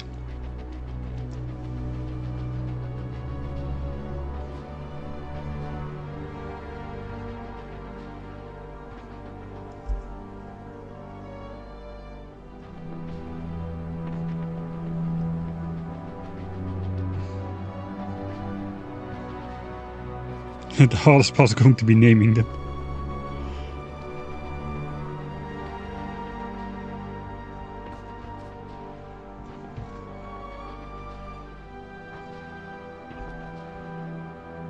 Oh. Those guys are absolutely massive, man.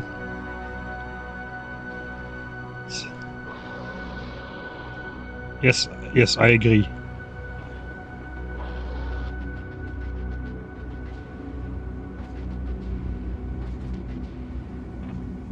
Alright, we are gonna be taking out this guy. Maybe I should take out that guy as well, if I can.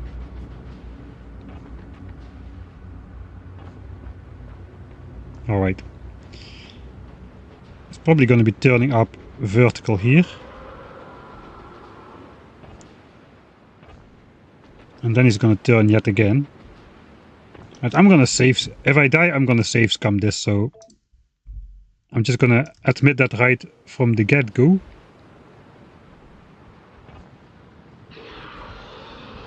I think the front is gonna be turning pretty soon again.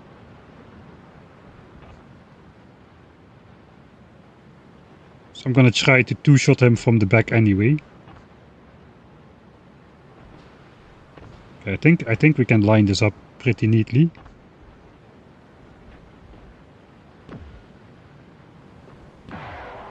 Alright, that territory is gone.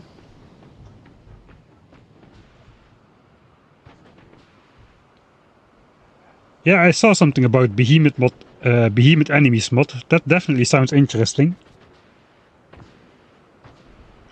Although I must say I kinda like in the very end game, like over here, I like being overpowered. I liked it in Factorio 1.1 as well with the Spidertron and the explosive rockets. And personal laser defense is just wreaking havoc.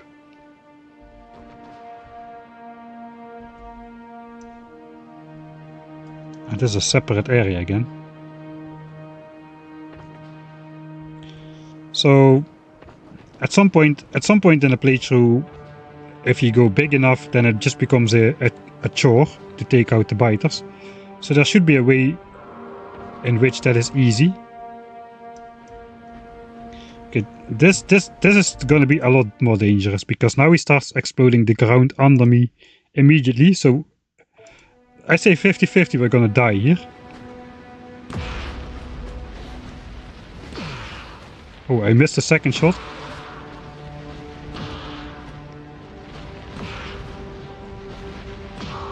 Oh, that's a lot of shots. Okay, I'm gonna reload anyway. Alright. From the front, either I was misaligning my shots a lot,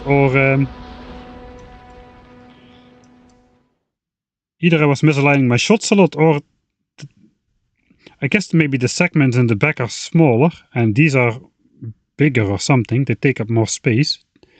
So you hit more segments if you stand at the back. Also, you can stand more close by from the back.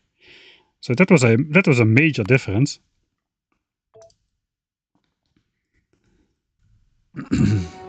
Alright, so let's not go from this side. These chunks look fairly chunky, whereas these chunks look a lot smaller.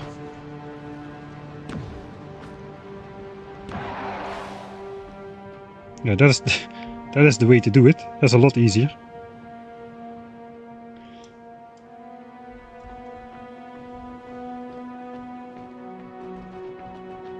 Yeah, the railguns don't have infinite range. I already got a rare one actually. I got a rare railgun, which has like 8 extra range. It has 48 instead of 40. So I suppose I'm hitting a good deal of chunks.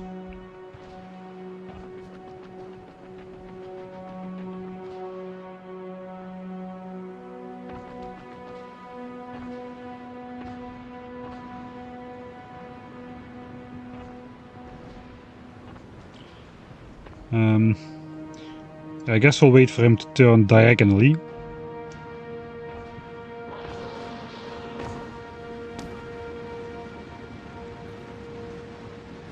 So cool.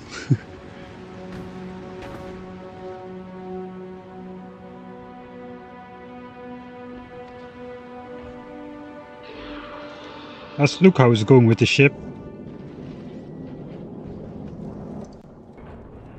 Okay, we are storing up some rockets at least. We've got over 1,000 rockets now. So that's pretty sweet.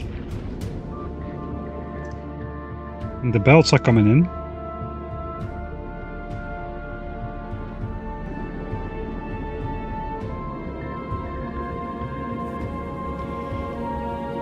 I guess I may as well just delete the back of the ship again.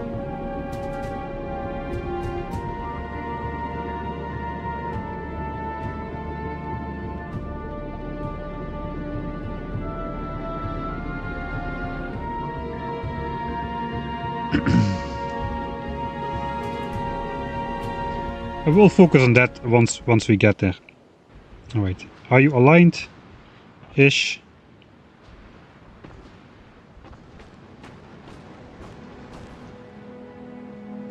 Oh wait, I will get stuck above the lava.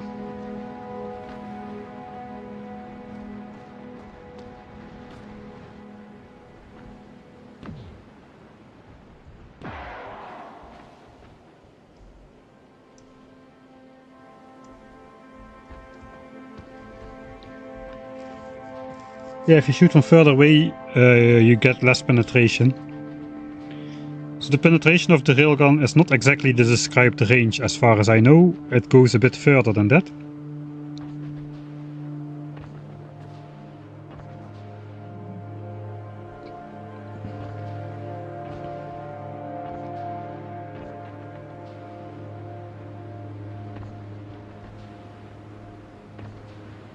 I'm just gonna save before every demolisher. Then I can be a little bit less accurate.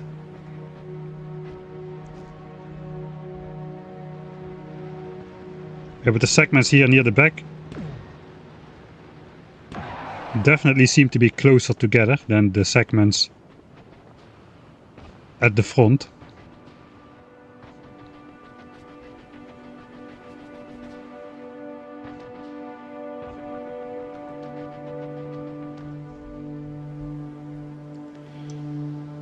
Well, that's enough clearance, I suppose.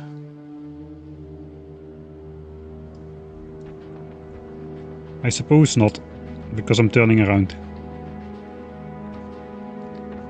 Sometimes I feel like I'm not in control here. Yeah, this territory has got to go as well.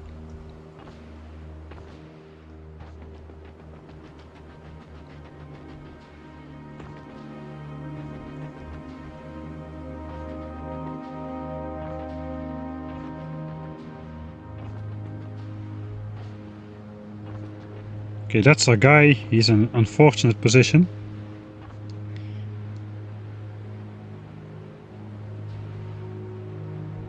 Yeah, we're keeping 3 of them.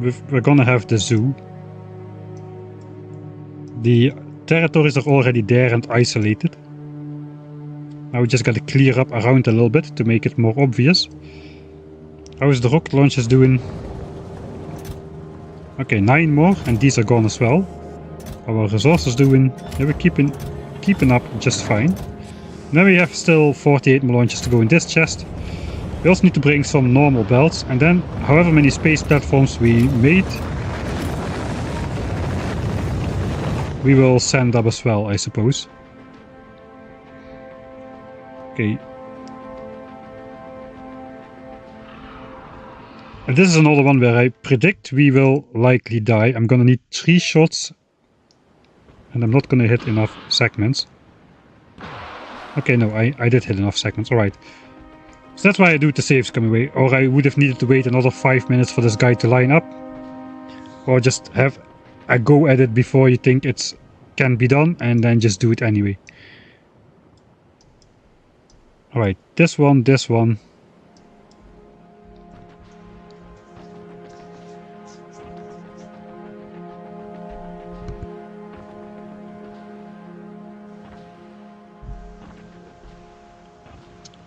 The worm used train AI. Huh.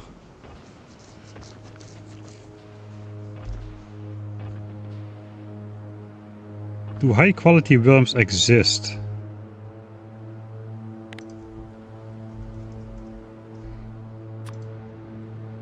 Yes, they have more hit points. I'm not sure how you're supposed to get those though, but it does exist apparently. Maybe quality just exists by default on anything with hit points. No, that's not true, because then that would be the case for there also. Yeah, rockets are still launching. It's just a lot of rockets. Even if they're all launching sequentially, there's never a gap in launches. The doors don't even close. The silo must be thousands of degrees hot by now with all these exhausts going in. The next rocket will just come up straight away. There it comes. 52 launches left to go of undergrounds.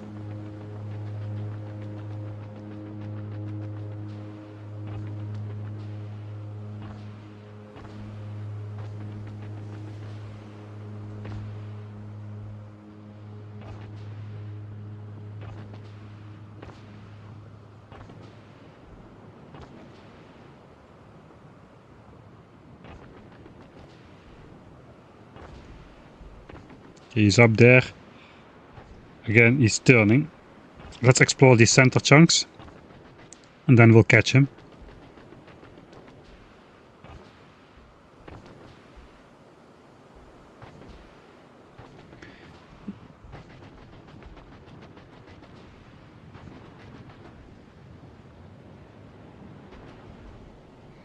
Right, so this guy.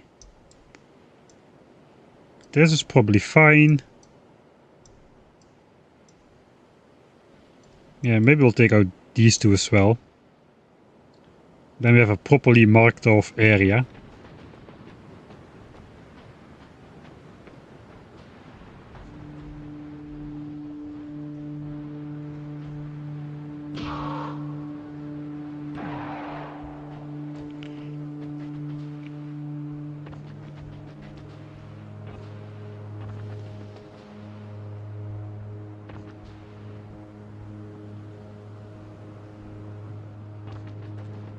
Okay, this guy is on to me. Look at this zigzaggy pattern he does to avoid the straight railgun shots. This guy is a strategic genius. Okay, we're gonna try anyway. We'll see how this goes. Probably not very well.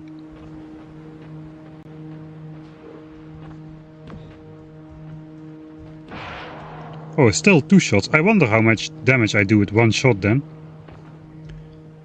Do wonder how much damage I do with a single shot. Okay, let's get up there.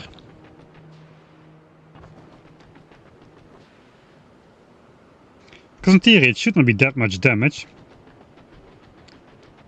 So 18,000 damage, but he's resistant to half of it, so it's 9,000 damage per segment. Yes, 300,000 hit points. So I guess if I hit like 33, 34 segments in a single shot, I may indeed actually be one-shotting him.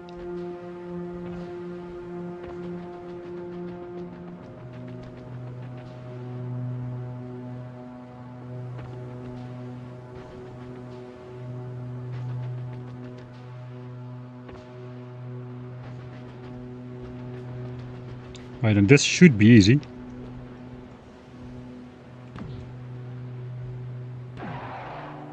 Okay, the mouse over didn't tell me it. You can apparently likely only see it when you mouse over the head. Right, it's turning out to be a lot easier to kill these guys than I thought it would be.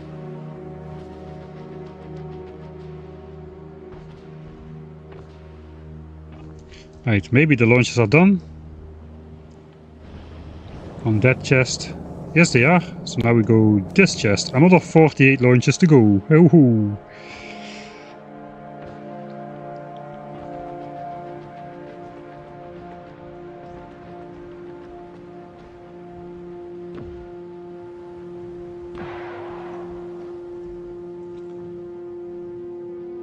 Right, this one, and then we have a nice, well marked off area for our biter zoo. Demolisher zoo.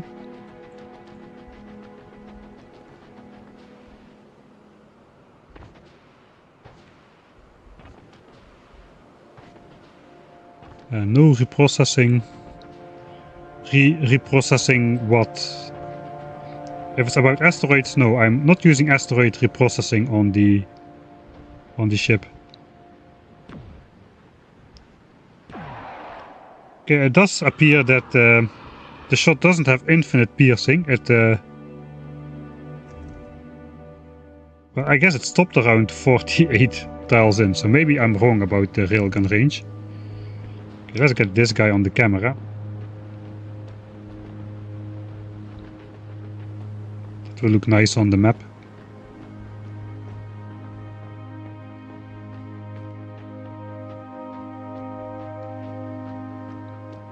Okay, yeah, I can fly again, right. Okay, big, no longer.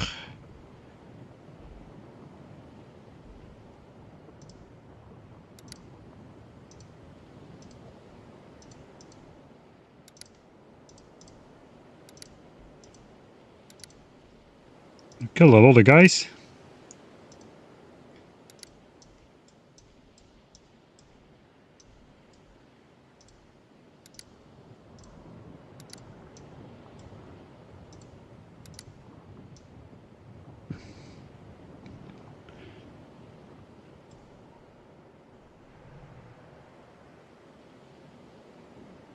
Okay, what is over here though?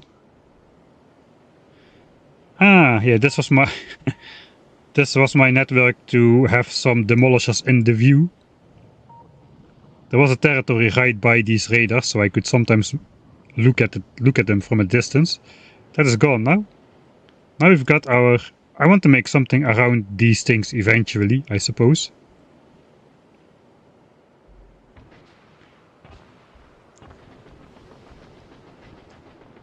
Right. Dang it, I updated the map. Alright. I guess that's fine. Let's explore the new edge, the new borders.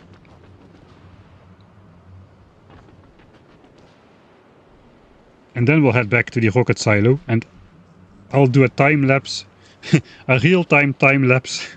Is that a thing? That's not a thing. I do what should have been a time lapse next to the rocket silo to launch the rest of the stuff, and I'll go make myself a cup of coffee or something while those last few launches complete.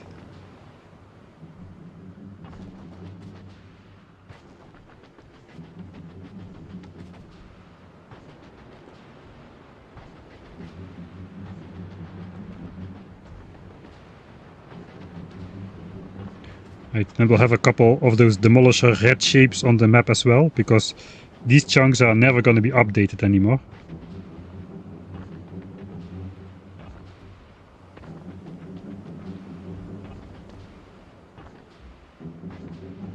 We should actually have a look at Gleba, how it's going over there.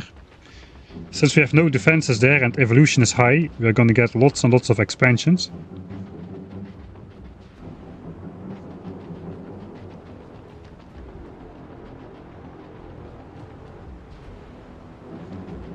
I almost ran into the back of that guy. I would have died.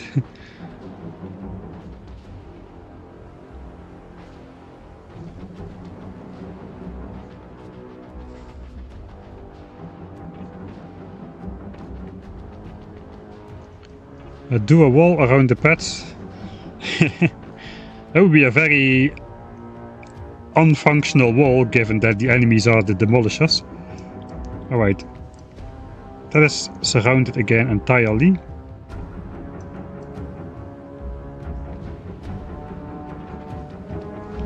Yeah, I should do a hydrate. Don't think I drank even once.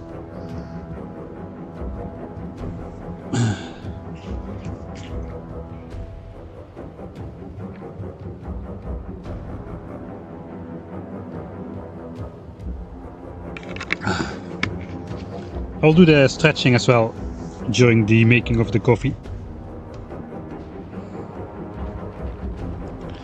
Your jetpack gets disabled when you are close by the demolisher or any of the pits he opens under you.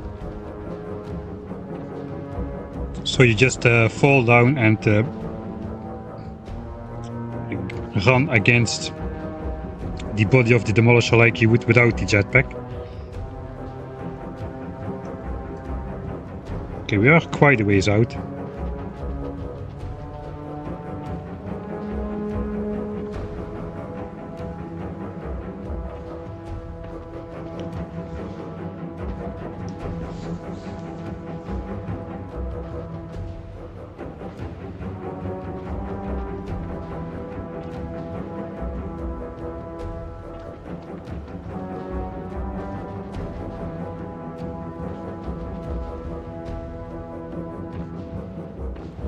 What's the best demolisher killer? I think a railgun does the job quite nicely if you use the shoot him from the back method.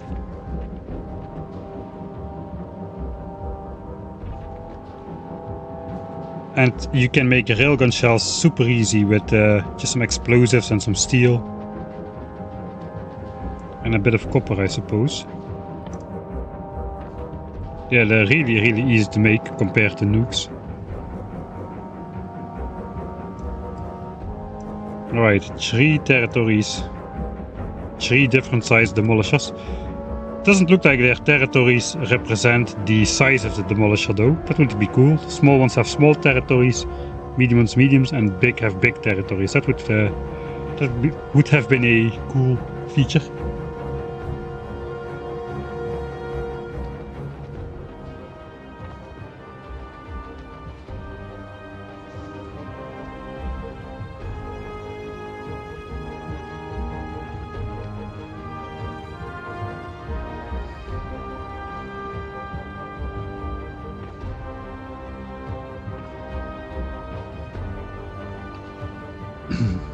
Alright, here's our new tungsten patch. I spotted a small chunk of map that was not surrounded by border, so of course I cannot help myself. I need to go explore 3 chunks there and before I go back.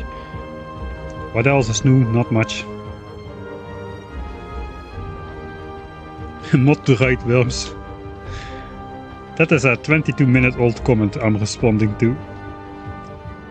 Like I said, nothing new. Alright, let's get this guy in the chunks as well. But still a great idea. A mod to ride the worms.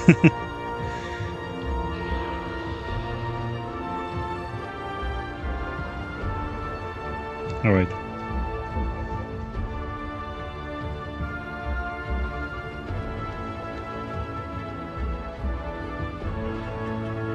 That's just a medium.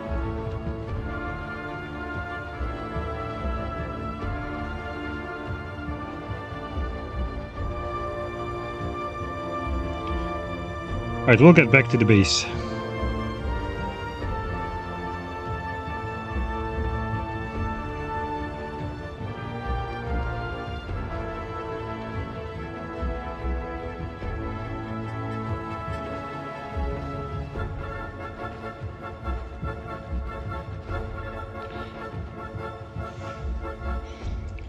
In theory, you could research so much weapon damage that you could one-shot a big demolisher with a yellow bullet.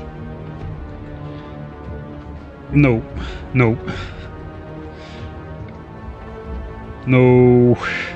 Purely theoretical. Okay, I guess yes. I actually once made a short about something similar to that, where I one-shot a behemoth biter in vanilla Factorio with 1 uranium magazine fired from a gun turret, of course, because those get the duplicative bonus. You would need roughly, if I remember correct, it was something in the order of like 50 billion research or something. I think if you have if you have a 10,000, it was something like this. If you have a 10,000 science per minute base, you can roughly get there in like some 3-digit number of hours, probably. Like it is possible to get there. Like, it is in the realm of possibility to be able to one-shot a behemoth biter with 3,500 hit points with a single uranium ammo magazine. The yellow magazines are like 5 times weaker and the demolishers have 10 times more hit points. So that's just not gonna fly. I think that may possibly require more ore than there is present on the entire 2 million by 2 million square of the Factorio world. Talking about Factorio 1.1, I don't know how that changed, or if that changed. Right, we can get rid of our poison capsules, we did not need them.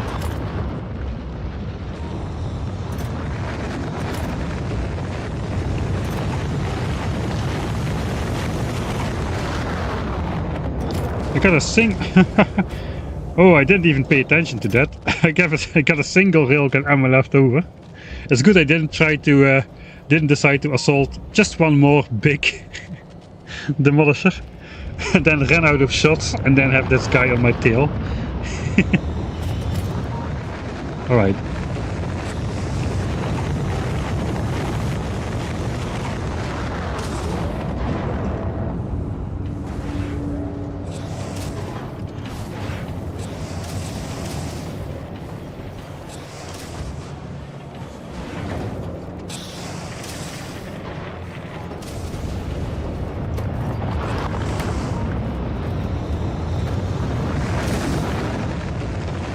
Right.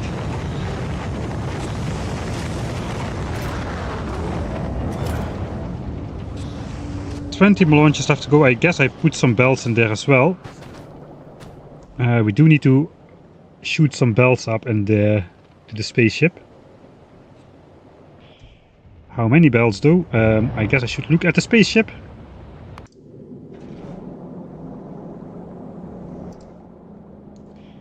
Um, 1,000 greens, 400 blues, 400 yellows.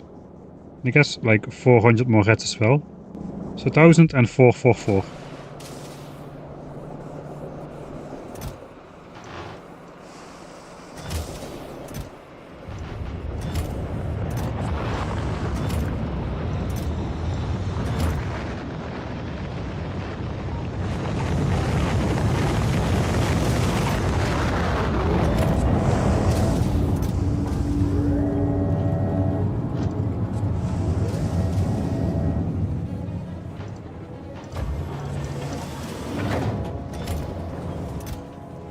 Okay, so that will all be shot to the spaceship.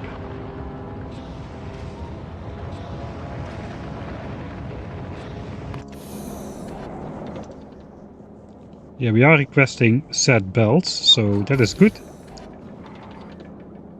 We should keep shooting up belts, I suppose. And producing signs. Now I prioritize this again.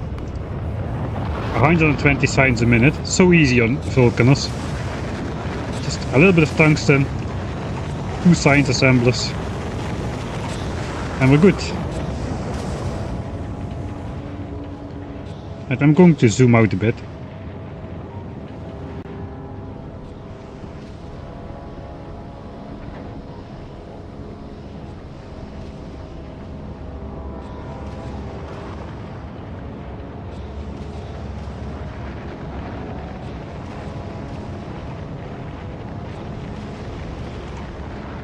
Alright, that's a nice static shot for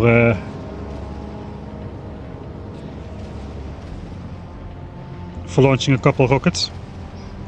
Dang, I will have a dinner break coming up soon too as well, so I just will quickly make a cup of coffee and then I'll be back.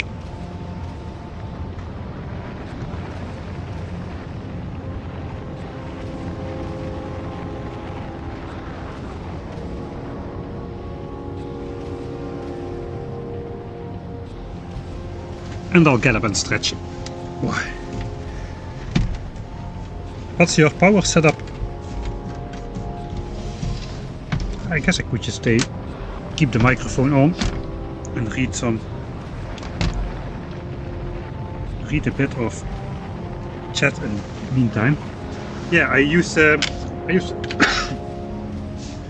using regular steam engines because I came here with nothing, so I was not immediately so rich to go with actually, I did not even unlock steam turbines yet. Yeah, I didn't have nuclear power researched. I wasn't on Gleba yet, so I was not yet able to make the nuclear power things.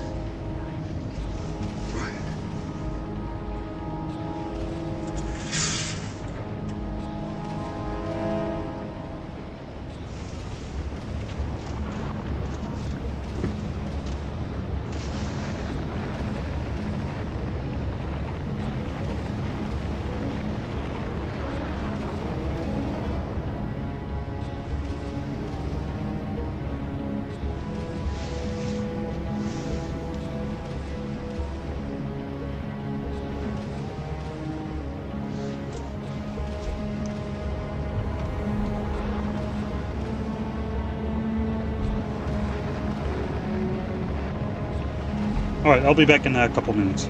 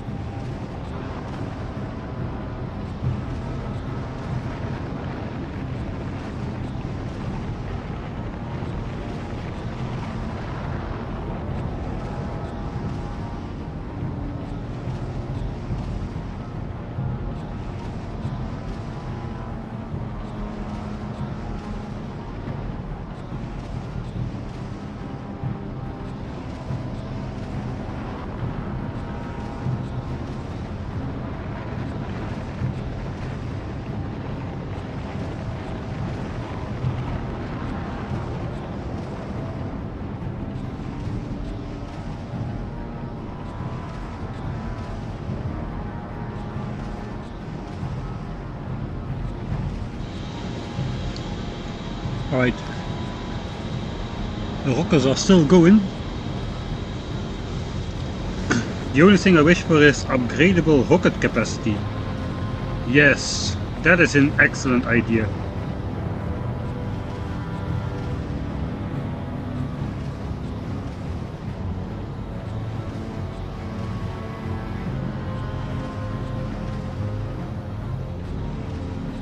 I think this spaceship is costing me like 1,000 launches to get to get everything up into space. 1,000 launches from different planets. That's really a lot of materials. I still see at least 3 different colored pixels in that chest, so it still will be going for some time.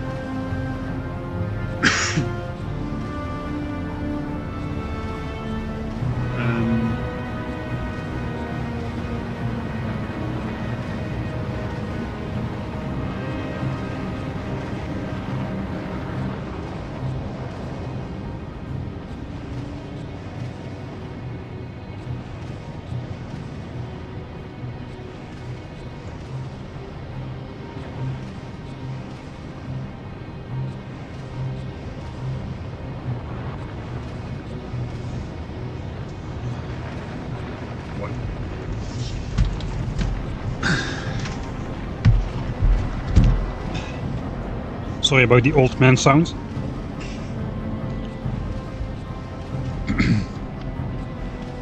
Right. Mouse. G. Action.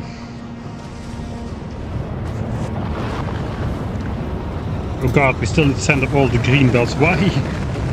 Why can the rocket only carry 50 green belts? All the other belts stack to 100 even in the rocket, but for some reason they found it necessary to make green belts only half capacity. That means this is going to be another 20 rocket launches. So all of these stacks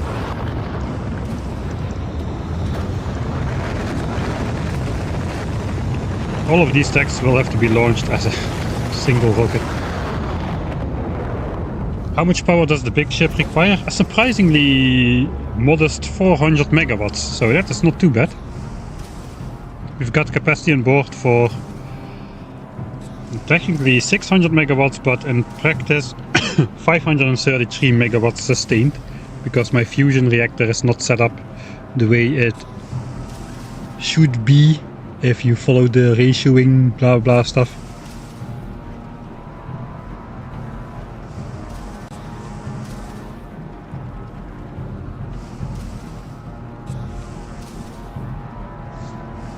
On the other hand, I mean, this is a pretty big spaceship.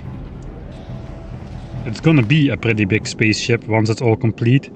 And this, we basically have everything on board directly at Fulgora. We got all of this on board. And what we're doing now is basically just making this very long. It will be much longer than this. The long shaft with all the underground belts. So in a way you could argue that this is already sort of an effective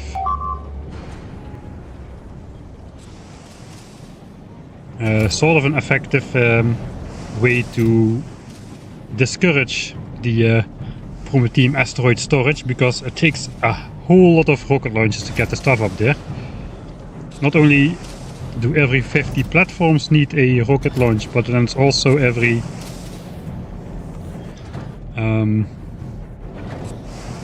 all the belts, all the undergrounds, they require a whole lot of the stuff. Should have switched off alt mode, I suppose. That would have made it look even nicer. Okay, how many things did we make? Roughly 1,000 ish. Looks like this side doesn't get any. Yeah, 800 here. How much do we have on Fulgora again? Guess I could just press L. Okay, that is 3,800. That is good, because we will need at least like 5,000 more platforms or so. Perhaps more. I'm not entirely sure. Is this blue signs just completely dead for some reason, or is it just we don't have engines? It's just that we don't have engines. We don't have engines because we don't have steel. We don't have steel because we are putting it all on space platforms, I suppose. And nothing is getting through on the belt. Ah yeah, we have priorities. Okay, I see, we have priorities set. Let's deprioritize. So some of the steel will now make it to engines again. And to electric engines, I suppose.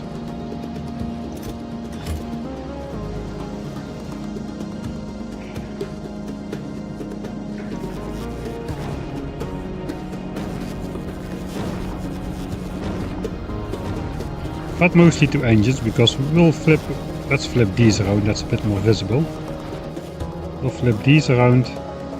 This is full anyway, so this will go to blue signs. So 5 of the 6 engine assemblers will be going to blue signs. That's good. Alright.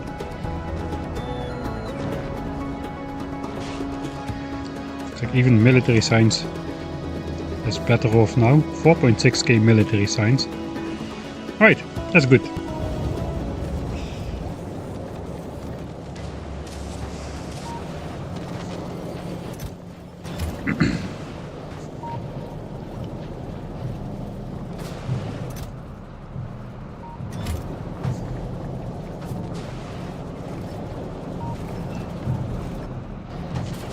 So on the other hand, we could just insert some steel in here.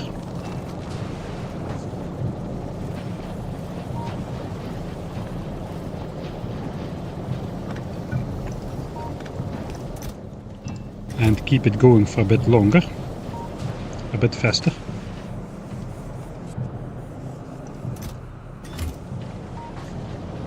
Alright. There's 800 space platforms which we can launch into space as well.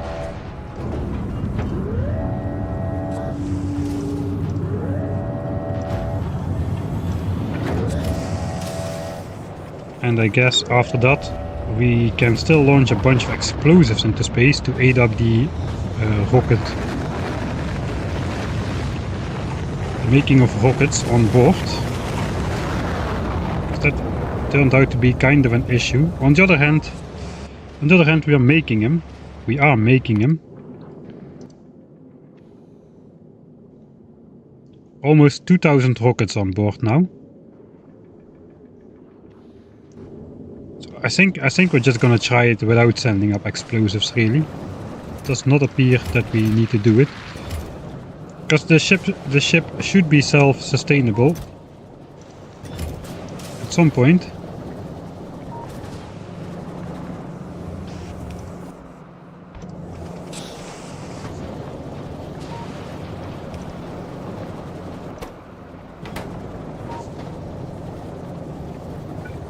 Right, that was the output chest.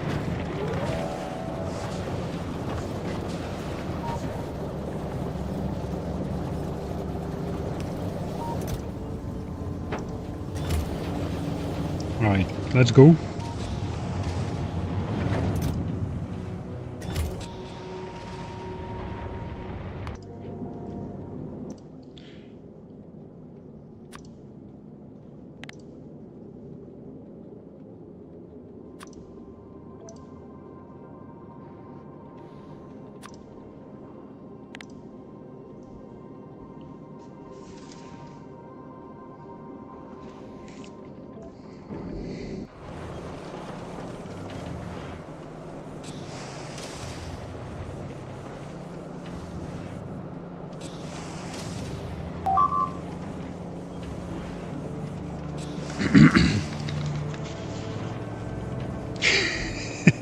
I missed the last stream. Why is it so short now? It's colder than yesterday. Yes. It's negative 260 degrees in space now instead of negative 250. Why is there a blueprint and an upgrade planner in the ship? I probably had it in my inventory while I was flying about at the spaceship.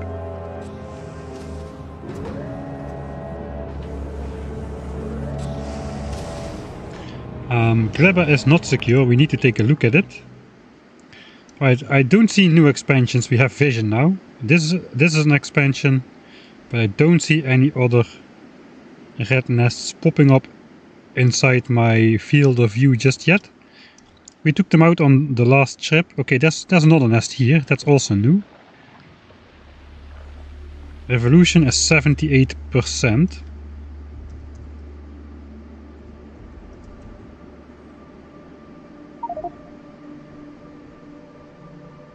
%42% attributed to spawner kills.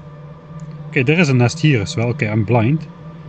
There are a couple nests in here. So I don't know how much time we have, but if we can get our ship ready and F off to the shattered planet, the pentapods can have back Gleba again. They can just come in, resettle the land, just like they did on Novis. Just like they did on Novis. This is my Novis planet. We're not coming back here, I don't think. Our goals have shifted since the olden days. Our goal is now just get out of this effing star system completely into interstellar space to the shattered planet. A rogue shattered planet in intergalactic space, that's our destination. What about the biter eggs? Yeah, they can hatch themselves without my help. We'll see. I'll save before I send off the spaceship to the shattered planet. So I can pick up that save point again, but in general I would say at least I think the daily streams are gonna have to go down a bit after reaching the shattered planet. Then I have some normal time for editing again and stuff. Are you not even planning to get a single Promethean pack? I don't know. LDS seems to be low on Vulc. Oh, you're right, actually. I think I stored some.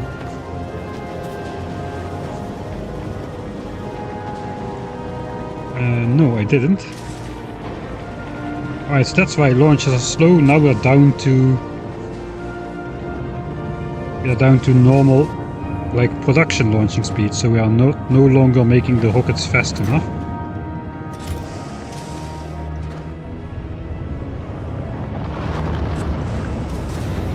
Alright.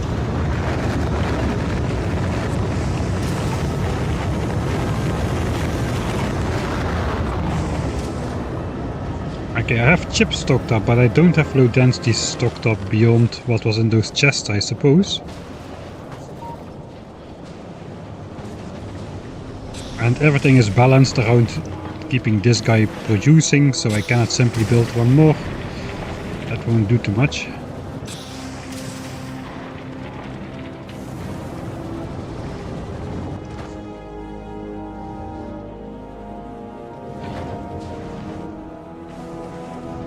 Alright.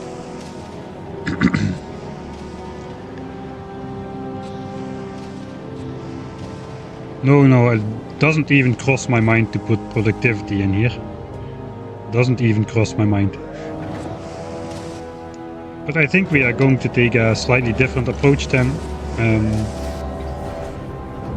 We'll come back here. We'll just let the low densities replenish itself a bit. I can take the spaceship through another loop, through the solar system.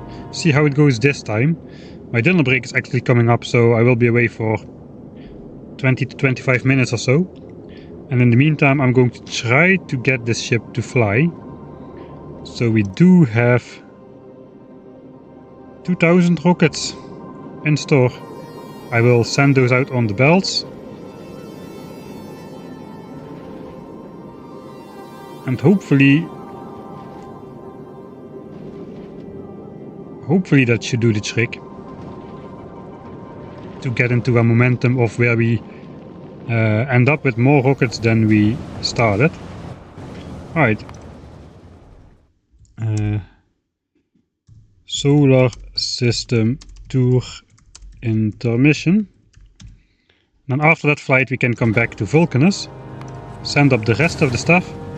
Then we'll fly over to Volgora, pick up those space platforms, which we'll need to extend the shaft to its full length, put all the belts on top, do a final system check, Then we'll fly off towards the shattered planet. That is the plan. There was some in a chat.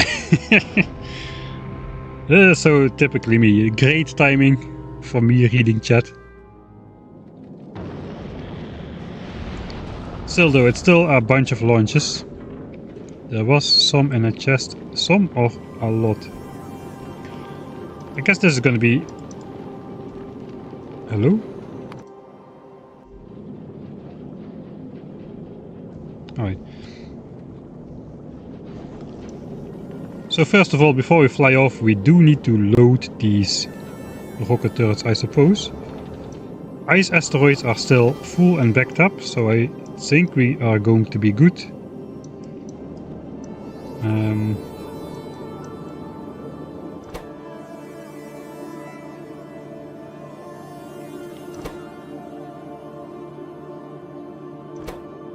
Okay, we'll put the automatic top speed on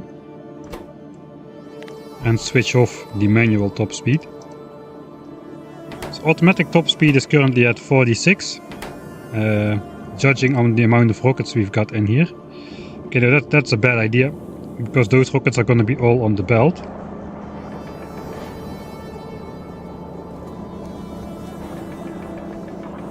I think all of those rockets will fit on the belt. They're all going to be gone from here. Well, at least we will have them on the belt. That is a big change compared to how it was before. They'll go into the rocket turrets.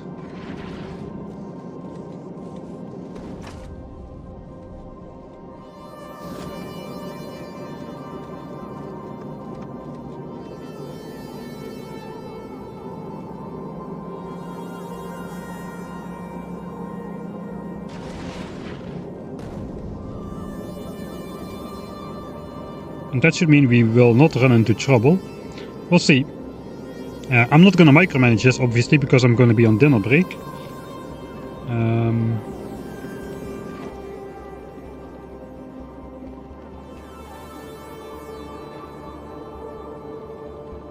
Yeah, all rockets are gone. All rockets are gone. Are they at least backing up? Yes, but also not really. The output priorities are set okay though. That was 2000 rockets, so I'm going to gamble that's going to be good enough. I did not get out of the spaceship this time. I kind of forgot. So yeah, we'll just do a solar system tour and hope we come out with more rockets than we put in. As for now, we barely backed up the belt with rockets to the splitters. So if the rockets are further backed up after this, we are gonna be okay. Should be.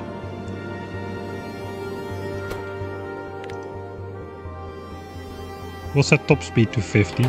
We are on a harvesting tour, not on a go as fast as possible tour. Okay, now we are going minimum speed, so we'll switch that off. We'll go at 50 kilometers, maybe 40. To conserve fuel, because fuel was still a problem. Okay, but now everything is kind of backed up, at least in terms of ice asteroids. And we are just short on coal asteroids, which we'll all be grabbing on the way. Alright. Yeah, I hope this trip is gonna go well. So I'll just interrupt the solar system tour. Can I interrupt twice?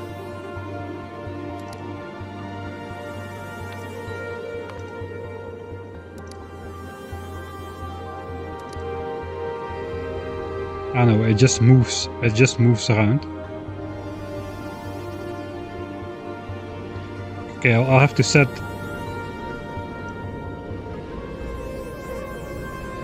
the schedule manually then, that it keeps flying. I guess the schedule will reset anyway.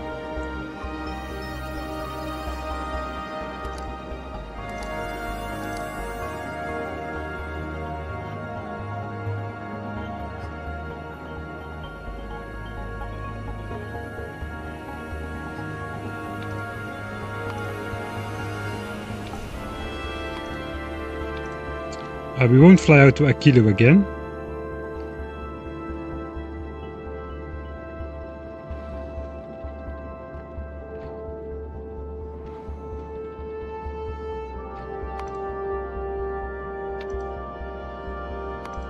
Alright, Gleba, Fulgora, Narvis, Vulcanus.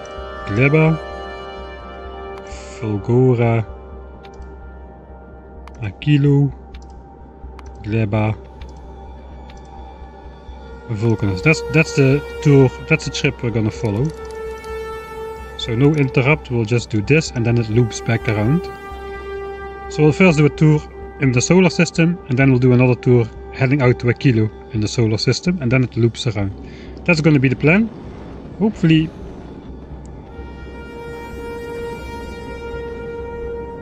I think we should be able to harvest faster really. The faster we go, the faster we harvest.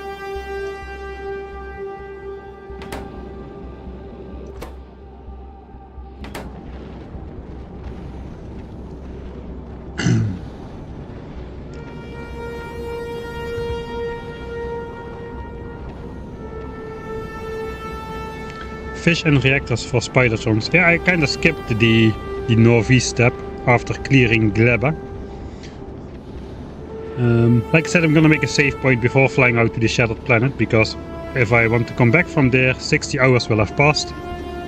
And all my planets will be dead, basically, after such a long time.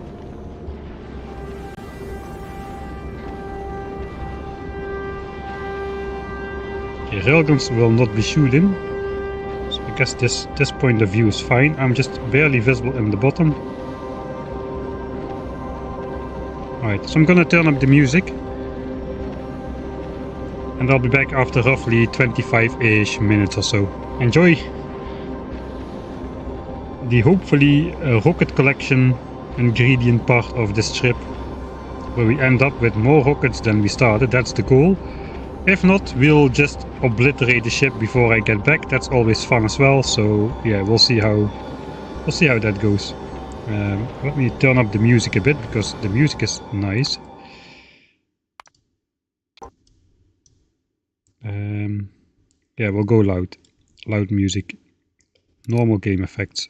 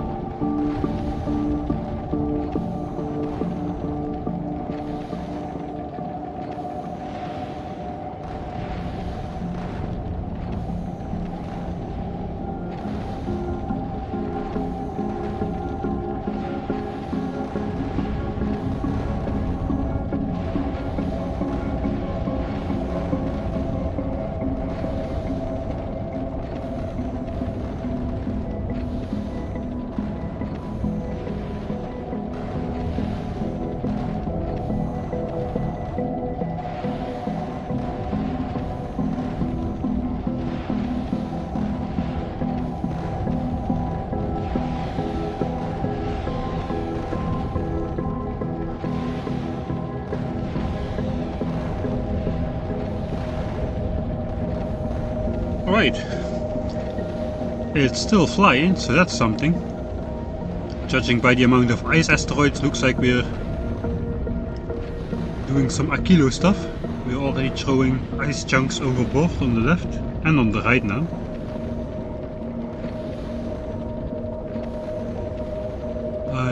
There are a couple rocket turrets out of rockets, so looks like somehow we are still not turning a profit. Yeah, I'll read through chat a little bit as well. Let me grab this stuff.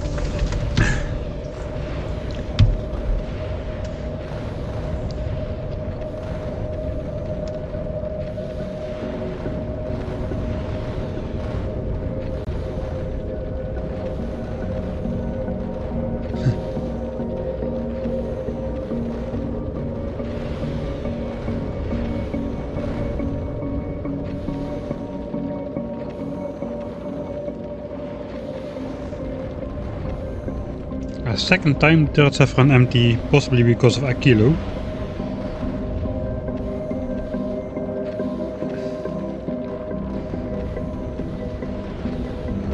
Yeah, I think I'm just sending off way too many rockets to shoot each asteroid.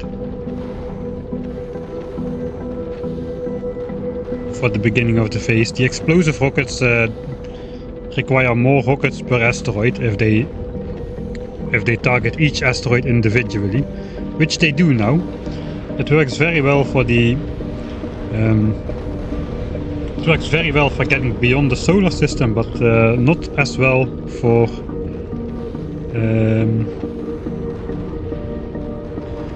not as well when the asteroid density is like this, basically, where explosive damage doesn't really matter.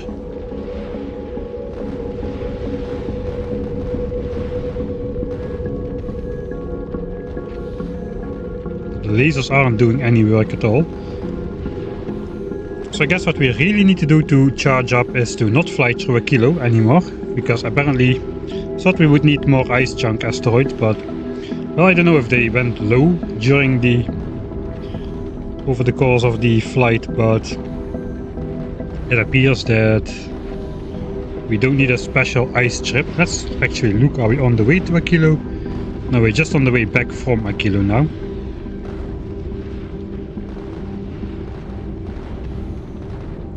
Weapons damage is finished. Let's switch that off, the blink.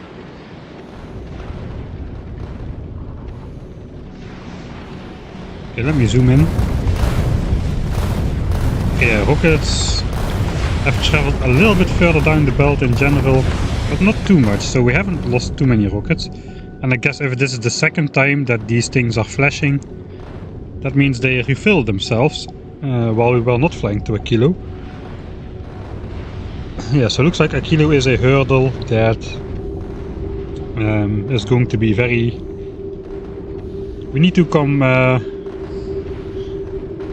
to spend as less time as possible around Aquilo, basically, because we just get the useless asteroids. They just get ejected left and right out of the spaceship now.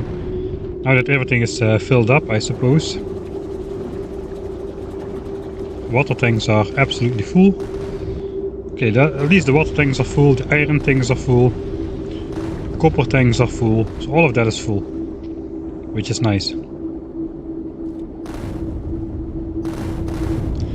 But yeah, carbon asteroid chunks, we are just not getting them. So we're not making explosives, I mean we're not making... Wait, what?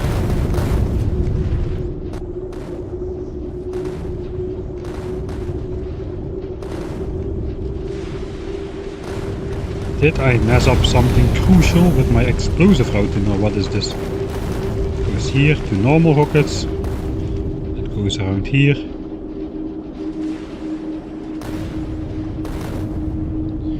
Alright, no, that's alright.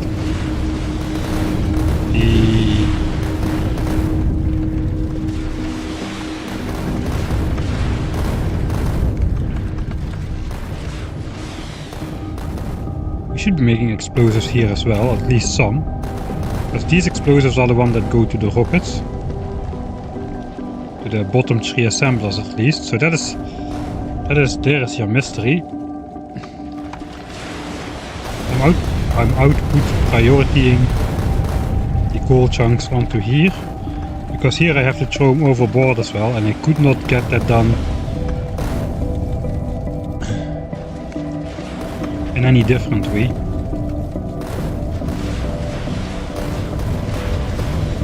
I do not have Asteroid reprocessing. I do have the technology, but I did not build it on the ship, because while I was designing it, it was not necessary to do it, because the sheer amount of asteroids was more than enough to be able to the sheer amount of asteroids was more enough to be able to grab all the asteroids and throw the rest overboard and have everything be backed up and in constant production anyway, so there was no real need to incorporate even more space to do asteroid reprocessing and then redirect the asteroids into separate directions again, and yeah. What do you mean the flashlight? The flashlight is a very normal name. It kind of looks like a miniature flashlight with a short handle. This is the real deal.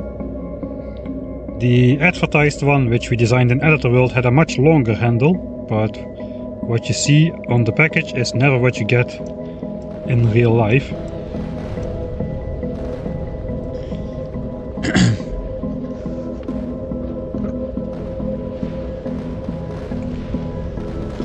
Behemoth biters against demolisher. Not a chance. There's no way behemoth biters can do it. The problem is the demolisher only has a limited amount of attackable surface. So a limited amount of behemoth biters can get their bites in at the same time, and the demolisher just heals at like almost 8,000 hit points per second. So there is no way. There is no way that I produced 1 million electronic circuits in this stream, by the way, because my achievements get reset all the time. Maybe not, maybe since last stream already. But no, biters, no matter in which configuration, they won't be able to even start damaging the demolisher. The demolisher doesn't even have to wake up.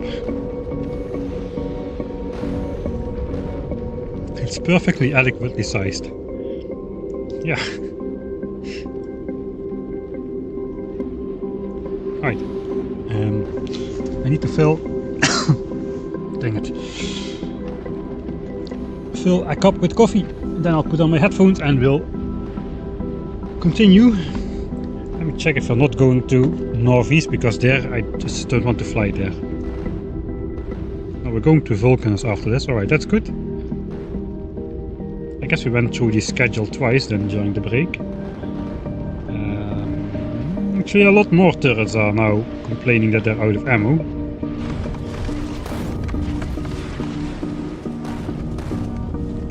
Okay, now the carbonic asteroids start coming down the belts again. So we're crushing those. We are colonizing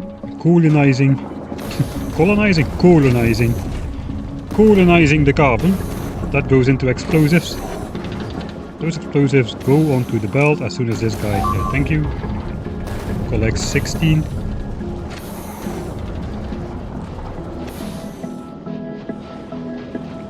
And more of these are now working. Cheep cheep.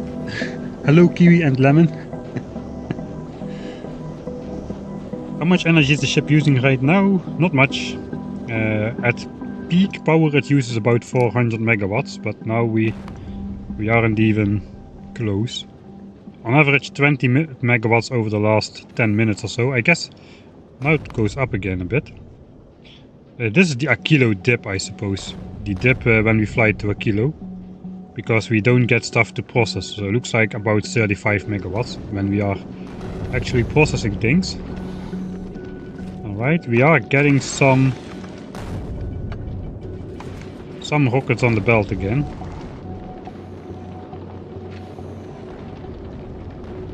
Okay, Gleba to Vulcanus. then we'll hold.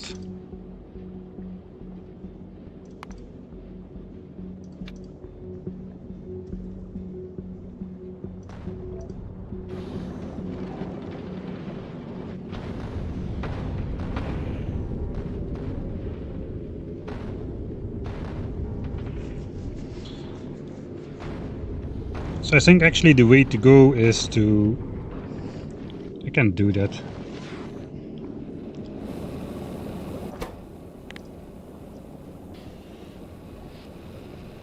Go slow. If we go slow and we just set the rockets to target nothing.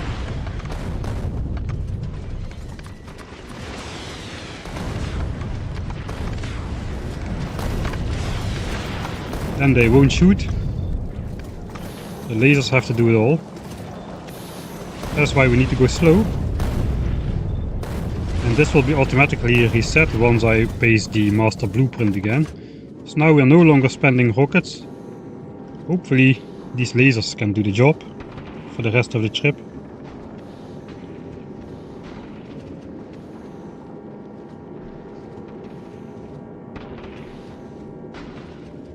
So now we're efficiently harvesting. We are harvesting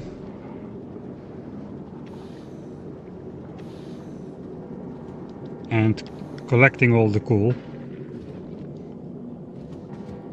which we can make into rockets. I suppose I'll just I will send up some explosives from Vulcanus as well. For as long as we got rocket launchers to do it with, we'll send up explosives. And I'll just keep hand feeding some explosives in here, just to fill up the rocket buffer, because dang, it is definitely going slow. So plan is get to Vulcanus slowly, go down, send up the rest of the belts to the cargo hub, so we have all the belts in storage. We still have plenty of space to store stuff. Then we fly to Fulgora, where we'll do another stop. There at Fulgora we can rebuild the ship. We need a couple replacement asteroid collectors, which I lost in an unfortunate event. We need to repair this turret as well, so we need to send up some repair pack or something. And I guess then it's just a matter of loading up the ship with the rest of the stuff. We need to make another stop at Aquilo, so we can we need to bring more fusion cells on board. We've got some on the ship still, so that is good. But yeah, we need roughly 1500 of them for the entire trip and the way back. That's what we calculated. At least it sounds a little bit low.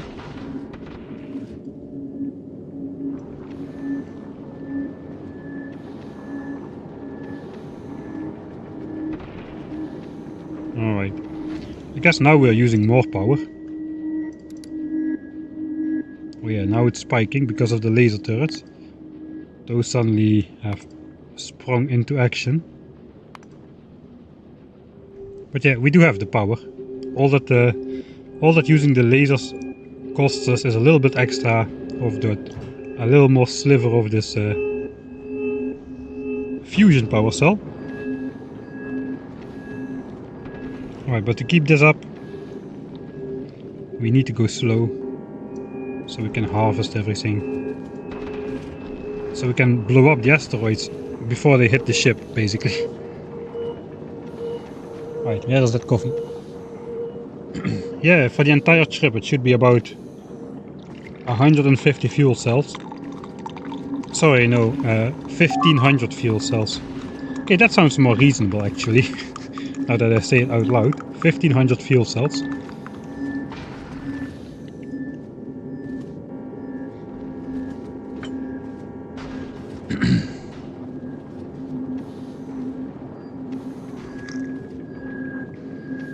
Are the modules for the flashlight prepared? No, that was what I wanted to say.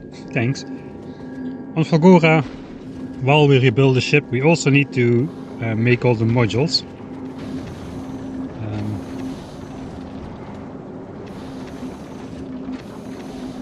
But we have a good amount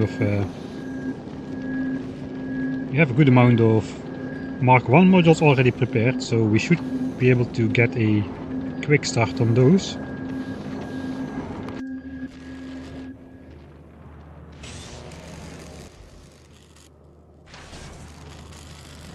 Okay, my chests are still here. So we got the modules in here, so we know what we need. It's just the modules. We can ignore productivity, we don't need those. Those are for the science, which we are not making yet. So what we need is, we basically need just make a whole bunch of normal ones. We can probably make some of these at least with what we have in stock. It's not going to be that much, I don't think. We just need to set up some proper amount of stuff. This is all full. I guess we are trashing blue chips again and stuff. That's fine. Everything is full again.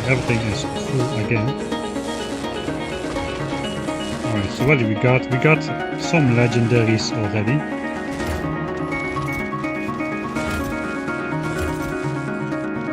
A bunch of epics. We don't even need legendary speed modules.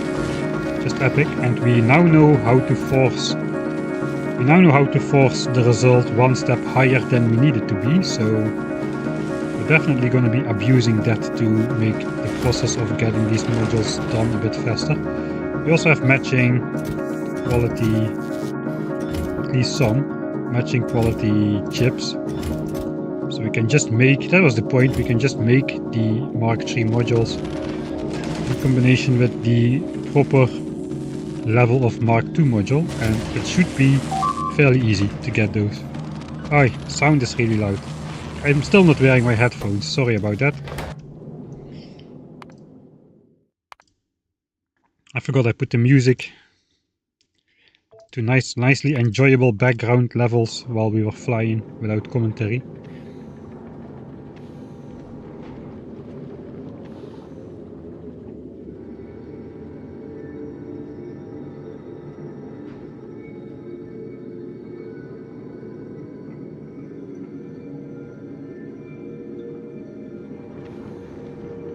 Productivity on asteroid processing affects the byproduct.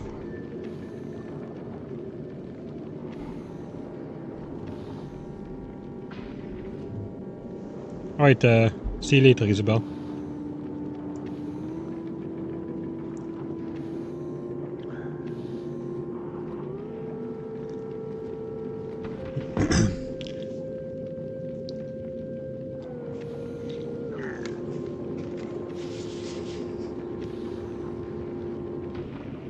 Alright, headphones are back on, so now I will hear it if it's too loud again. Sorry about that. I always forget I do the special things for the break screen, and then I forget to disable the sound. The purpose of this flashlight is to penetrate into the deep dark of space and illuminating the way, and then just explode into trillions of tiny chunks of asteroids all over the place. That is the point of the flashlight. This one's got a small handle. We're gonna extend it. Alright. We almost arrived at Vulcanus. How's it going with rocket production?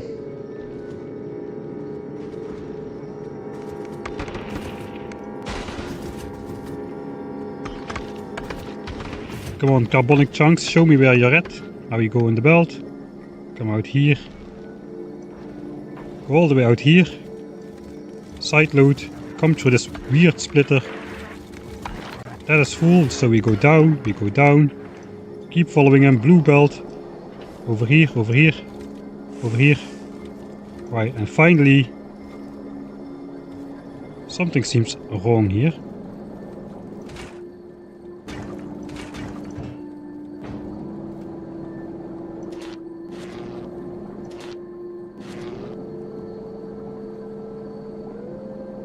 Alright, I forgot about that.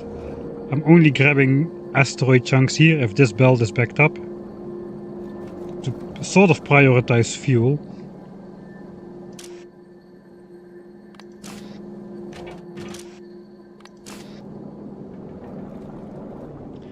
Yeah, I should keep that enabled though. Or we will just run out of fuel. So all these belts need to back up still with asteroids. It's a little bit annoying. We need more carbonics, come on. Carbonic, yes, carbonic. Metallic, boo. Alright, we got there.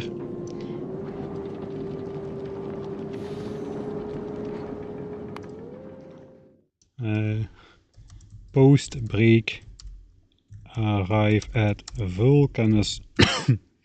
And we're back to where we started. At least we are no longer spending rockets. Are we even making some?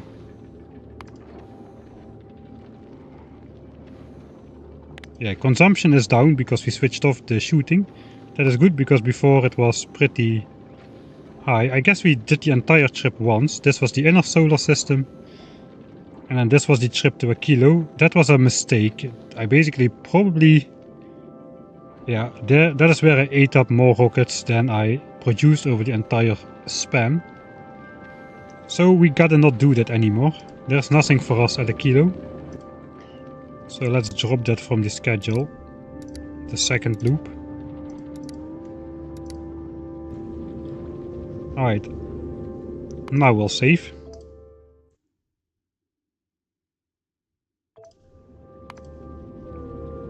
Let's drop down. What's the purpose of the fish splitter? So that nothing goes in there. Fish go to the right, yeah. So that everything goes to the left. It's just a dumb way. Symmetry, you know. I mean, does this need to be a splitter? No, it could just be a belt. It could just... I don't know. I could just turn it from this style, but no. And for here it's the same. I didn't like how the belt looks, but if I just... this... Man, the problems I face in this game, right?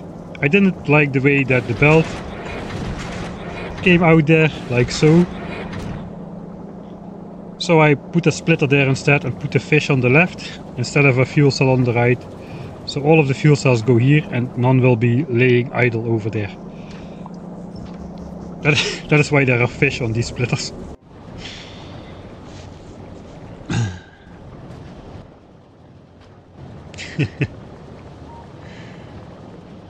Alright.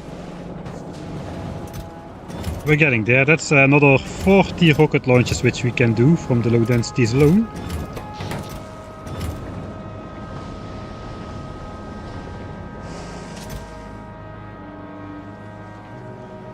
Okay, so we can barely send up these things.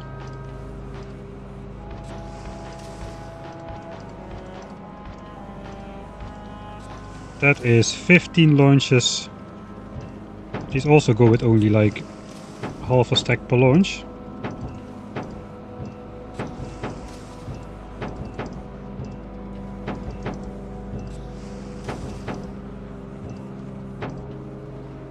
Okay, so perhaps I gotta not do that.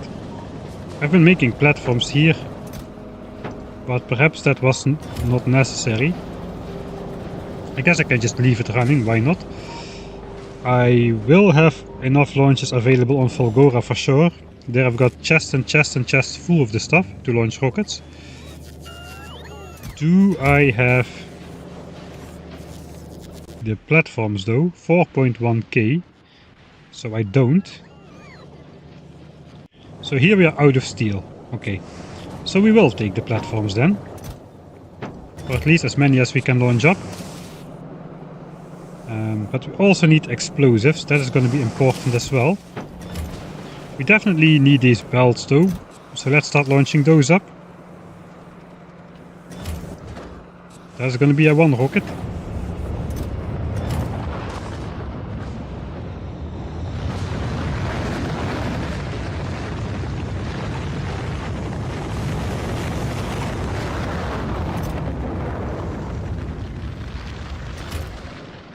Right, 5,000 explosives would also be nice.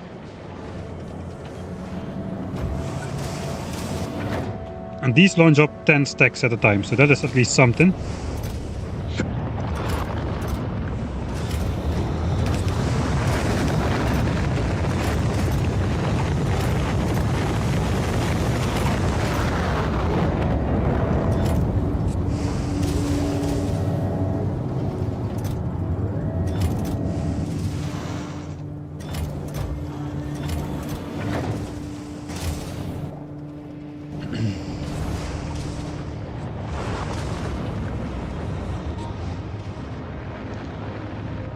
Alright.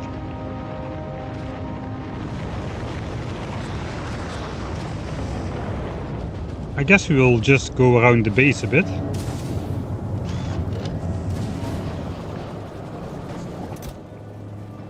Burner miners from the very first moment we landed here.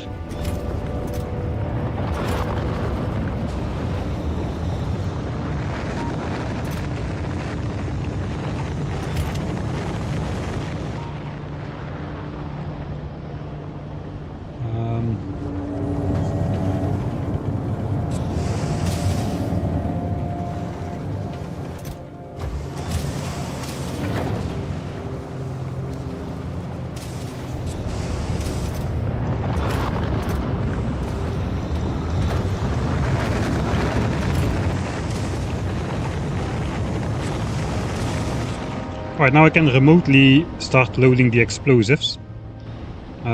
Let's just go look if we can just do something on the mines or something.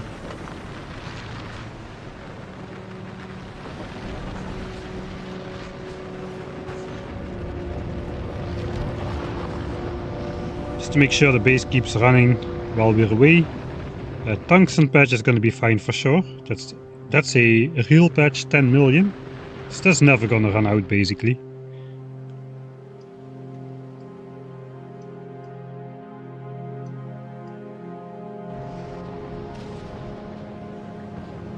New miner isn't powered. Classic. Alright. New miner isn't necessary. I thought I was gonna read first. Have you already built the radars for the zoo? I cannot really, because I mean, I guess I could upgrade the radars later. Later. Oh, we got more radars. Let's just try to see what area we can cover. I guess the better quality radars, we will need those. 4, 5, 6 and even 8 chunks into the void.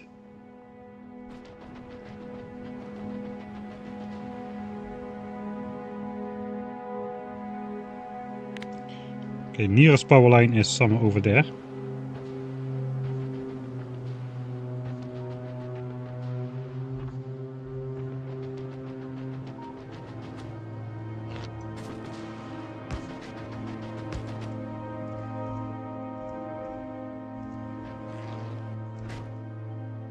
Right, so this chunk is its territory. I have to stay out of there.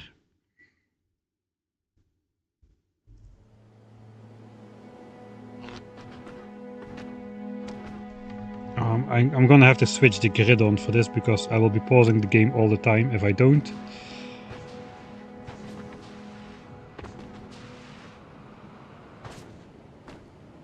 Alright, we'll just... that guy can come out of here pretty easily, so we have to keep it back a bit perhaps.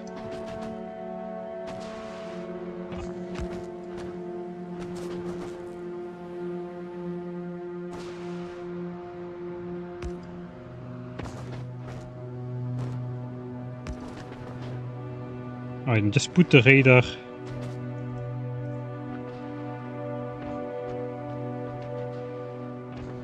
as far away as it can go.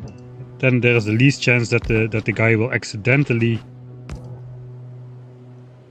go over it. Alright, so that's one. We can light up the entire bottom side as well. Okay, I don't need the grid on. I can do this without grid. What's the plan for Vulcanus? We are waiting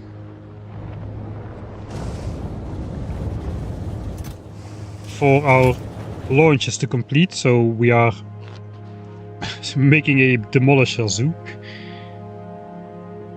We got a small one, a medium one and a big one, all fenced off in its own area. Not really fenced off, but on the map it looks like that.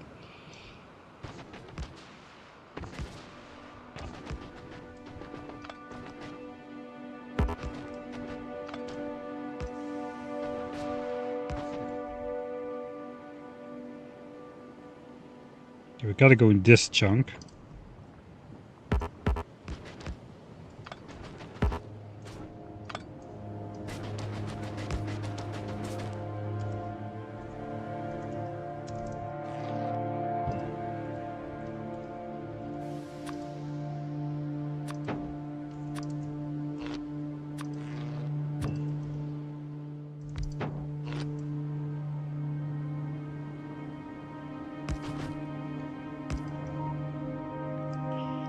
Alright, so that is what we can completely illuminate from this side.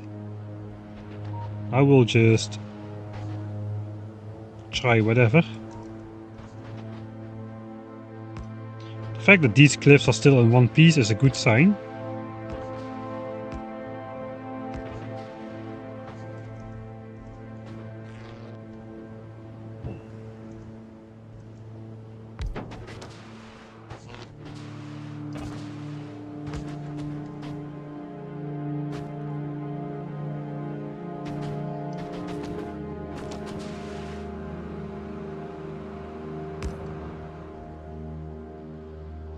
I guess we will be patrolling around the edge anyway, so we should be able to get good vision.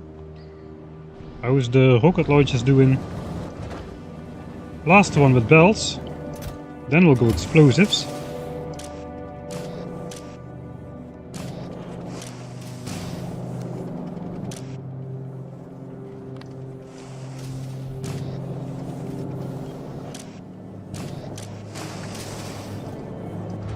Oh, I guess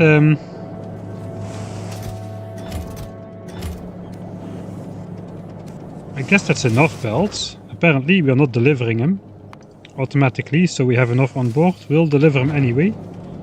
And then we'll start loading up explosives. Which means we need to be requesting explosives here or they won't arrive.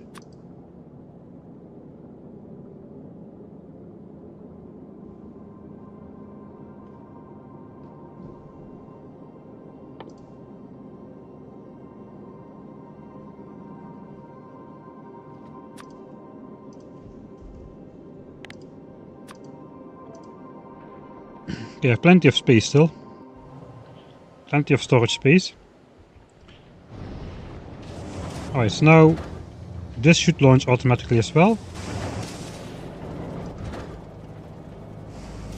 Right? If I activate it, probably I forget that every time. Oh, I selected the wrong planet. That's also not very effective. Alright, then now it should go. It's going. Okay, good. Good. Okay, then we can continue.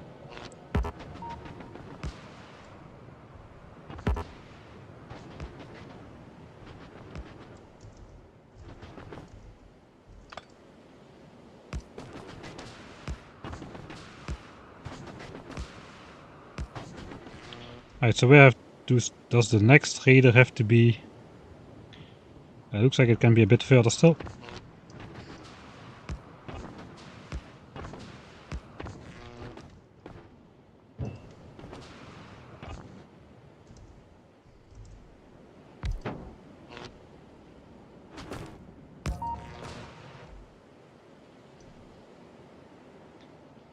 All right.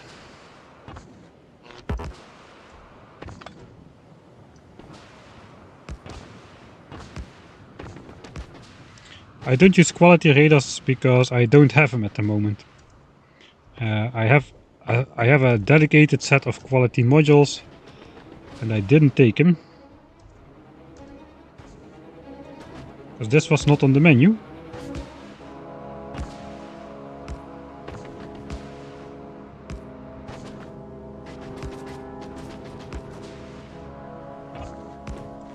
Okay, there he is.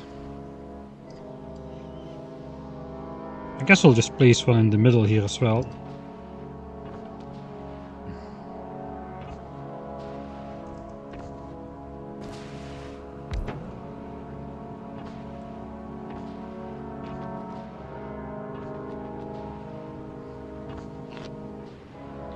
Okay, it's going to be a bit tricky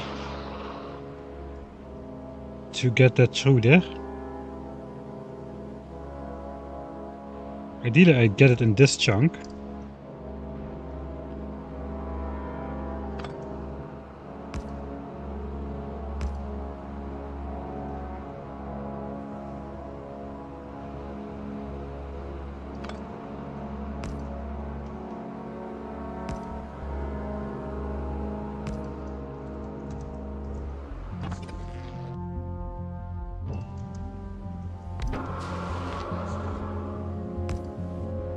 Alright. It looks like we can get a fair amount of... Just the center we cannot get lit up. That's actually pretty cool.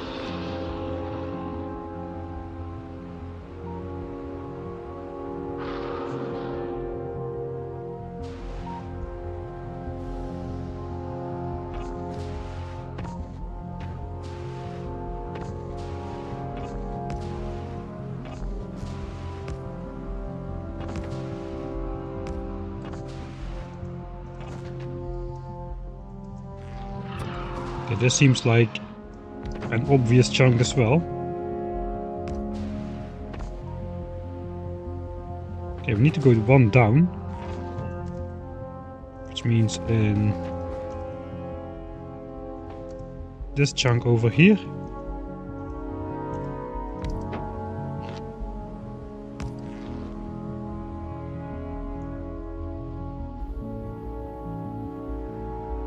Okay, we're gonna need both of those radars. Yeah, I'm gonna be watching you.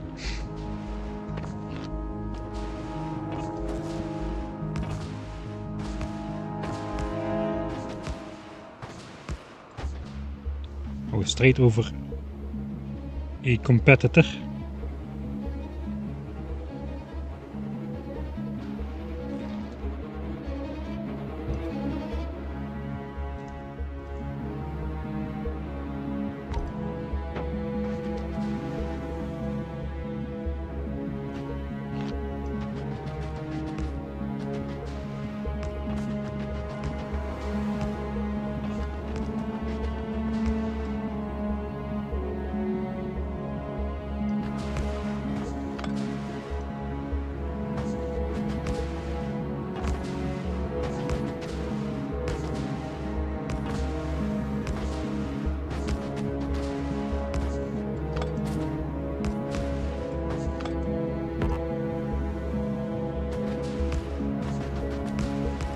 Okay, we are all the way around.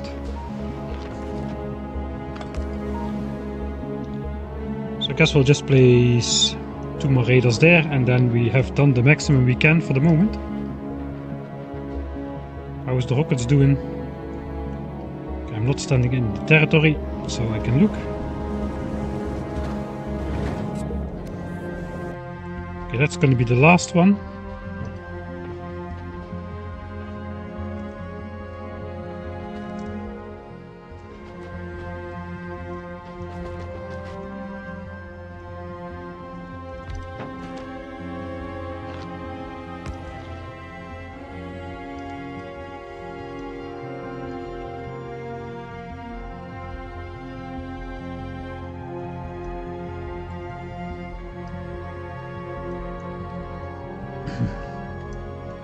Yeah, so better radars are definitely the way to go to do this thing.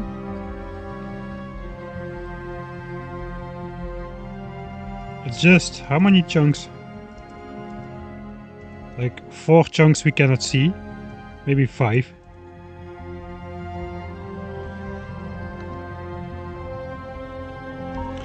So that means we need at least like rare radars and then maybe some epics.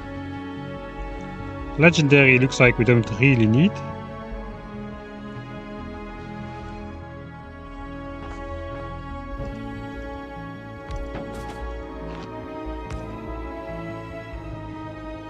Okay, that's another 2 chunks or so. It's about the best we can do. We can spot him though, because he just goes around the edge all the time. Alright, for now we'll keep it at this one guy. That's nice, a nice... now we can see him from the map view actually, just go around all the time. That could be a nice time lapse if I was in the mood to film for 3 hours. It's a full zoo, yes, we've got a small one here. We've got a medium one here, which is partially lit up from ye olden days. We've got a big one over here, which we claimed earlier today.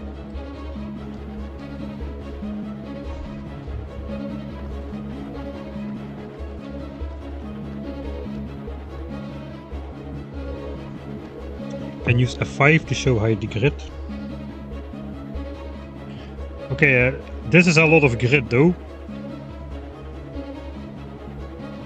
I guess the grid is in there still. Sorry about murdering your eyeballs right there. I didn't expect that to happen either. Backbird on the mark. Already saw that. I misrequested the explosives. Alright. Okay, we are still producing these things, so I guess for the rest it's time to just send up as many platforms as we can.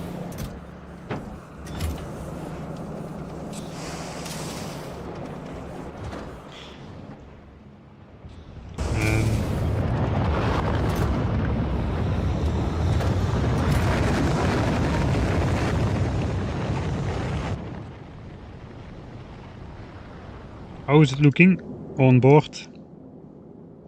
Okay, still plenty of space. Perhaps I should just be sending more and more explosives, because that will really help me to get started on... to kickstart the rocket production.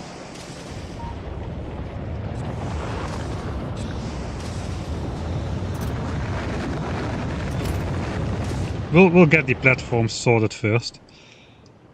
Right, we can do this on the big one as well, I suppose. Got plenty of power lines still. And we need to launch up those those platforms, so we need to wait anyway. Still need names.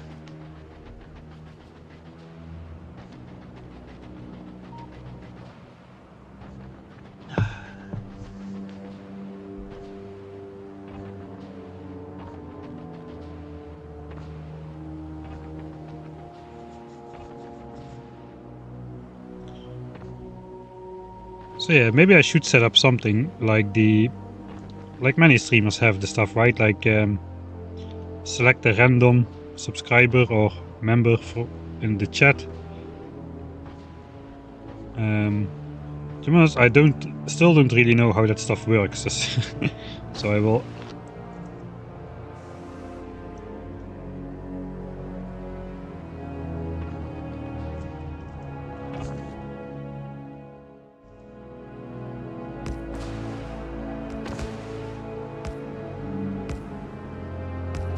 The big guy is right here.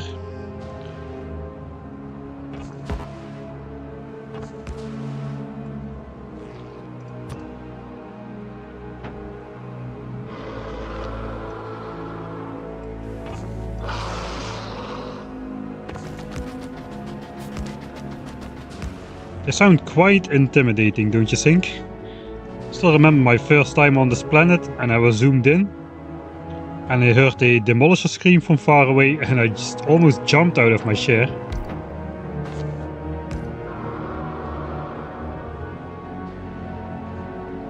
Okay, now I already kind of know how they react. So I know I can safely do this.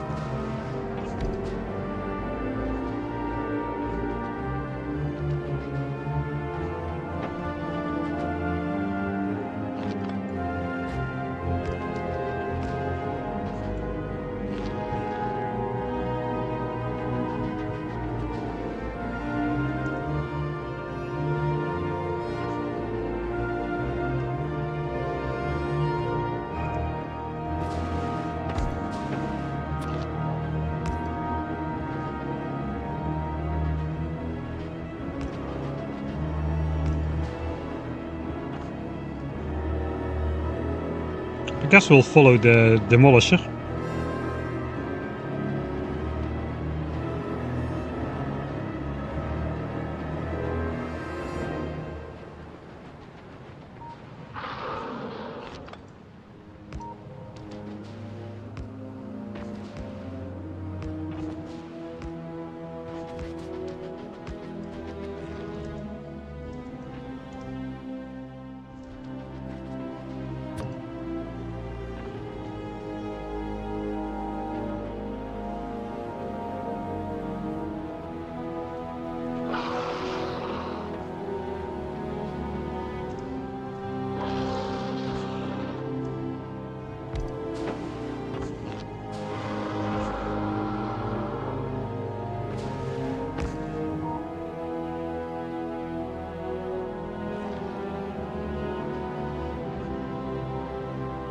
Right.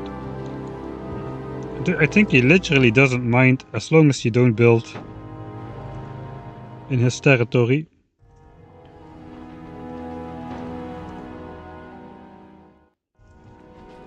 Just let's try something. If I build like right on the edge here, he doesn't mind, right?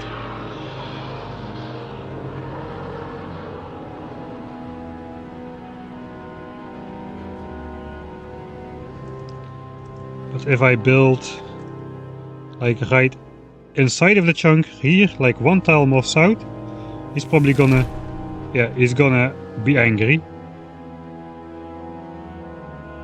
And he's gonna go for it with high speed as well. I gotta get out of the way.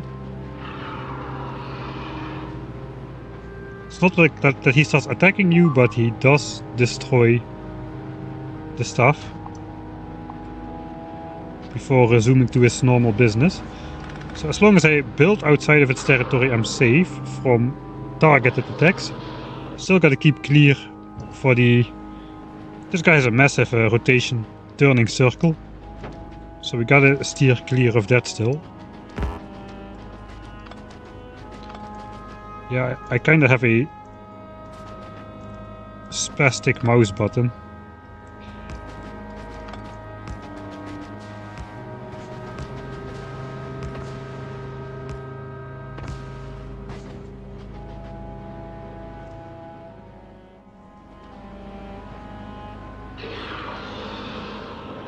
Wait, look at him. He's going out of his territory. I think they are... Okay, he's not completely avoiding cliffs, but he's kinda avoiding the cliffs. Looks like he's following a path that doesn't go directly over cliffs. Even going out of his way a little bit. Okay, that may... I just triggered this guy into an attack, so maybe he's still a little bit off of his normal algorithm stuff.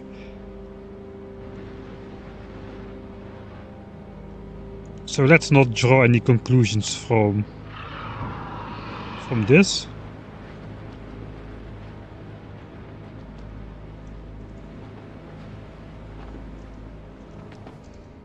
Okay, next radar should be there.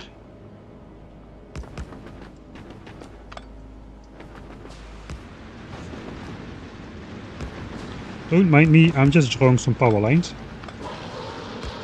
Alright.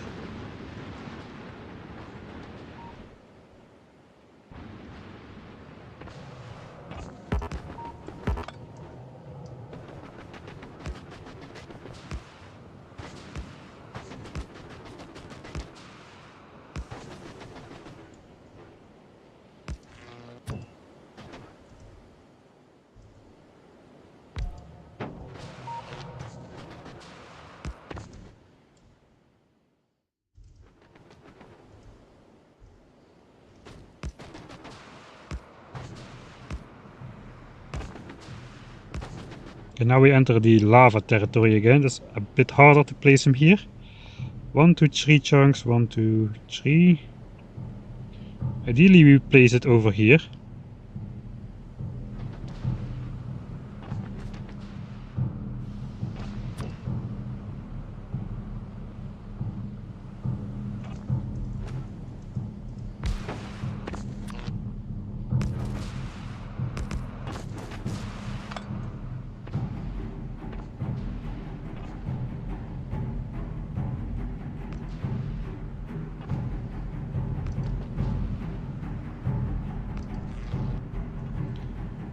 Alright, and I guess 2 more raiders on the south side, and we will have full vision on this guy as well.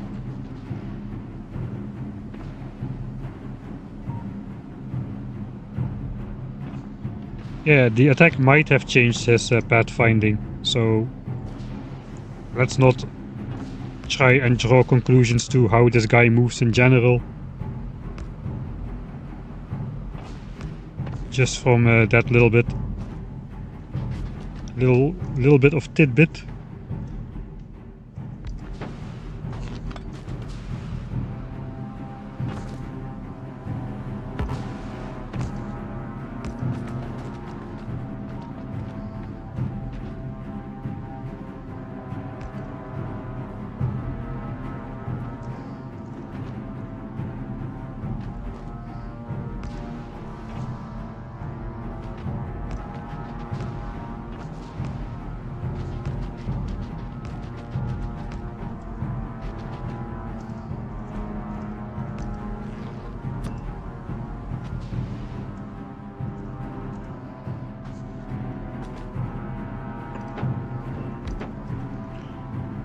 Okay, that connects everything. We'll just place one more maybe over here or something.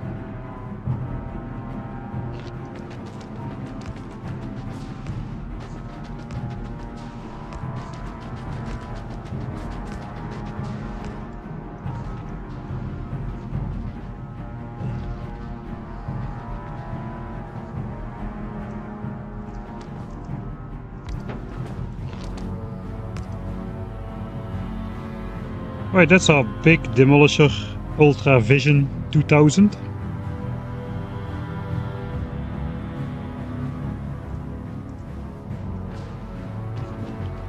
Could use one more there.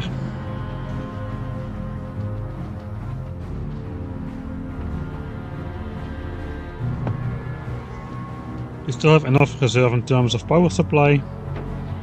On the spaceship or here for sure. The raiders are not even that much power. On the spaceship I should have enough power for bunches of stuff as well. Doesn't fit there. I guess we go here.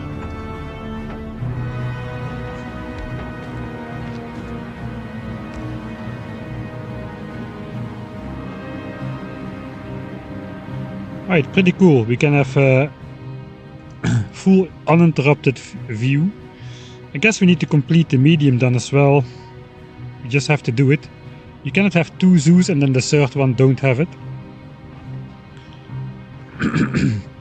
That means we're just gonna launch some more stuff up into space.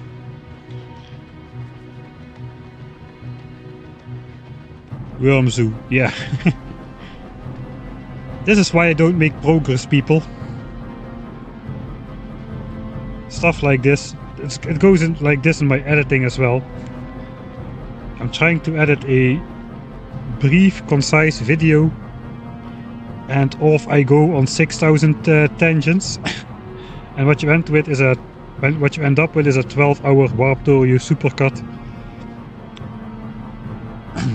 which could have been just a Factorio video, but no, it has to do stuff like break the game in whole new ways that weren't even on the radar for the past decennium. Yeah, we're gonna ride the ship to the shattered planet, that is the idea. Okay, we're still launching, that is good. Space platforms, yeah, that takes a while as well.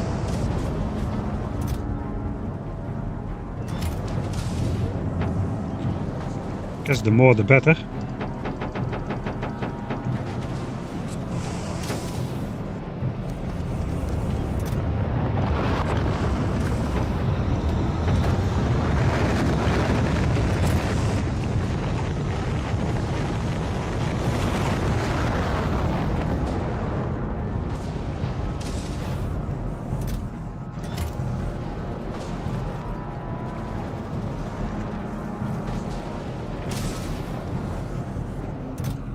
Alright, and more explosives.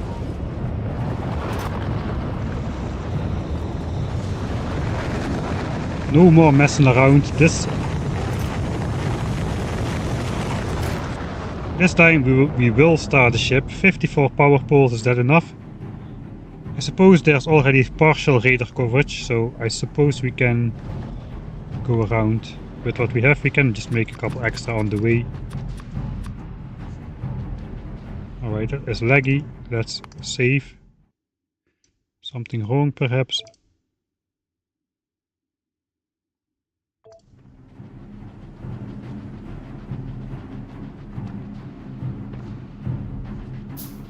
We are also waiting for stuff to launch into space, partially because I unexpectedly needed to replace those 5,000 or so space-style platforms that gotten blown up by asteroids. Probably would have been cheaper to just send up some repair packs instead of just letting the 20 steel per tile costing platforms get destroyed. And now I just wasted my entire Fulgoran steel supply trying to get the stuff back on the radar.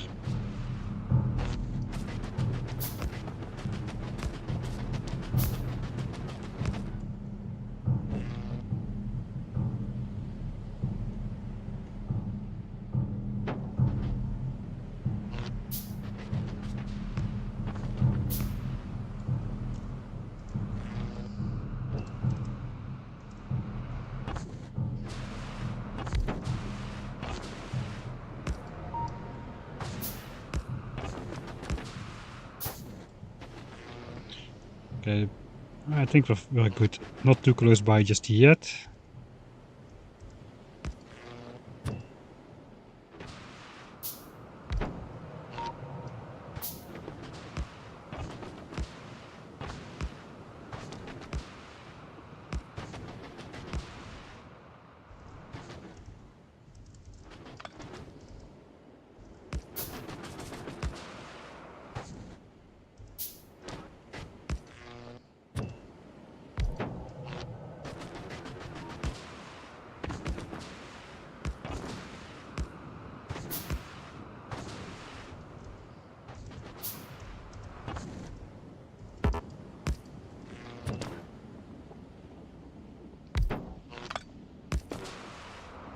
Really? Okay, that's the correct chunk, so I guess I'm happy.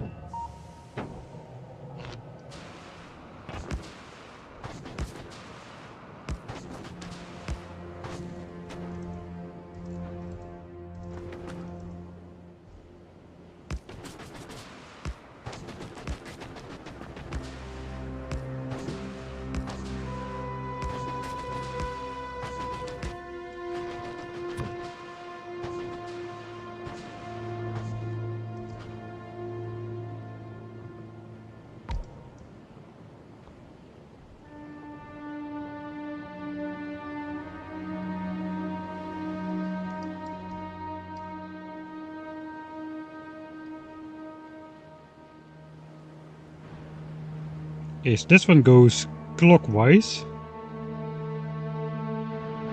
This one goes counterclockwise.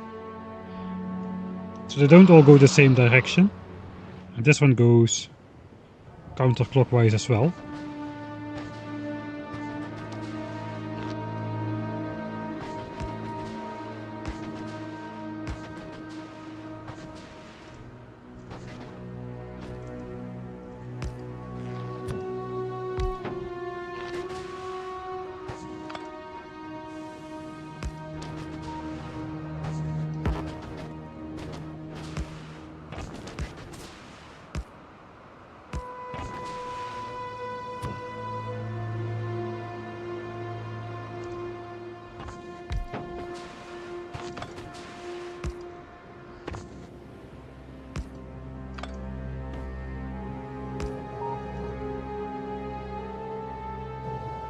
I think that's it, we'll just close the loop. Maybe I need to go the other way around. It's just to close the loop. He's gonna go out of his territory here, this is a very sharp angle. Okay, we'll go we'll go the other way around.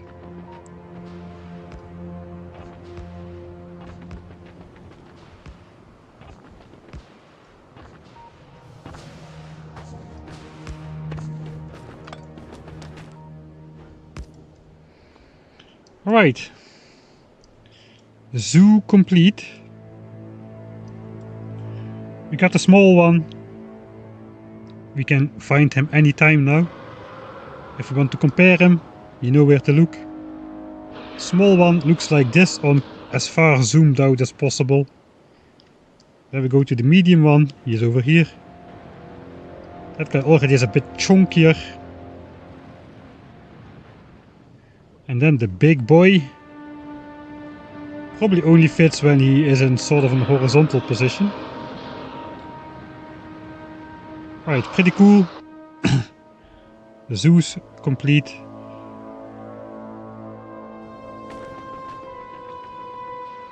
There's a decent chance one of these power lines will get taken out in the future. So I'll connect these two zoos over here with a diagonal power line as well. Then we really have like some redundancy. Nice zoo, worth it. Yes, I agree. When I started doing it I thought, But yeah, it's really nice. I'm glad I did it. Do they have names? People have been asking me, in my optics,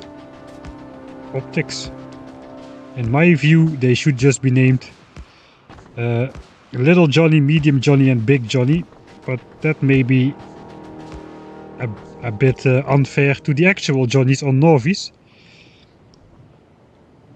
Vulcanusian Johnnies, or how should you say this kind of stuff?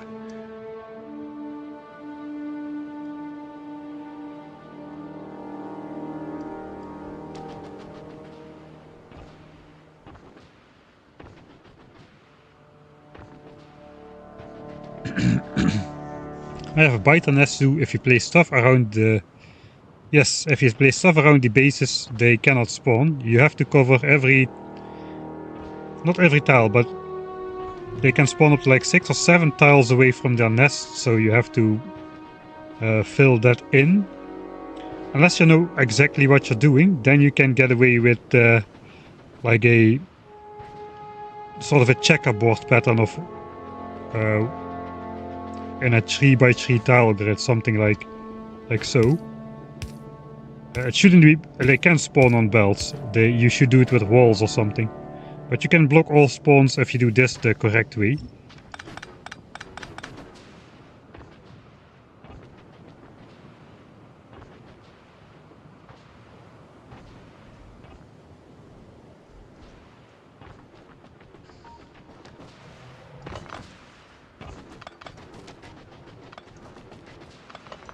Okay, this is part of a previous scan.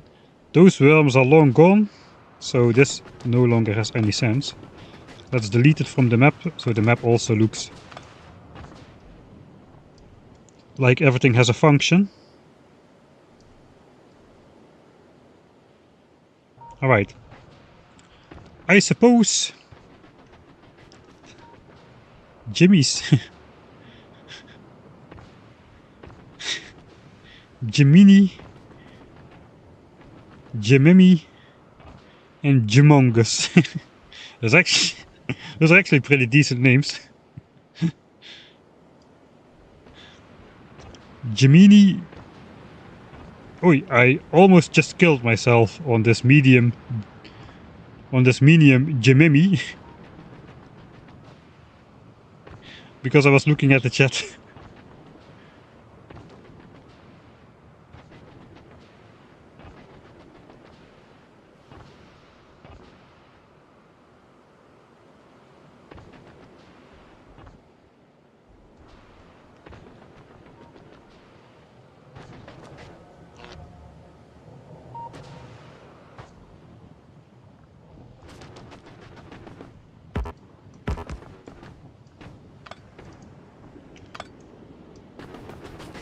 Right, now it's no longer counting like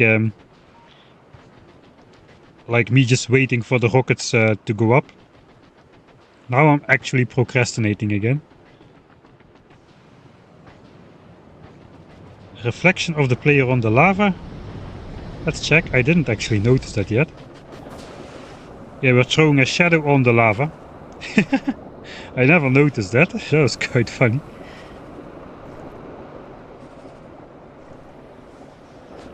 The power line is also casting a shadow on the lava.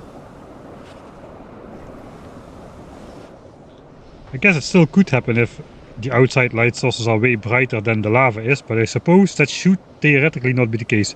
But then again, even in a mech suit, you theoretically should not be hovering above a big lava pit because you'll get roasted. So there's yeah, there's that then as well. Oh dang it.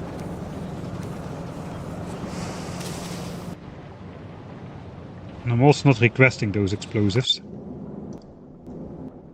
Do we still have space? Yes, we still have space.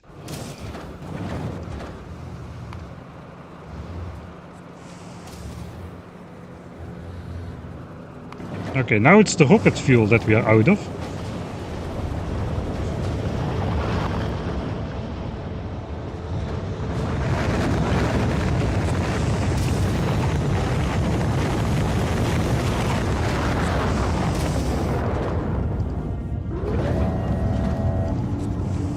We'll send one more and then we'll be off in the... No, we won't send one more. It's taking too long. We're done here.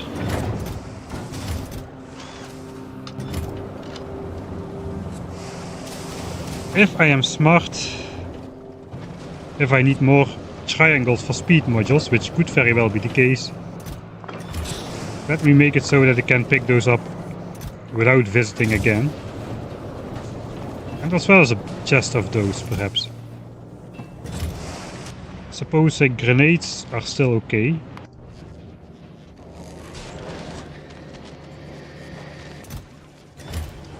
Yeah, we still have a ton of grenades. Even all the way back in here, so I won't need to worry about that. So yeah, that's the end of the Vulcanus saga, I suppose. Leave Vulcanus. Alright. Let's get out of here.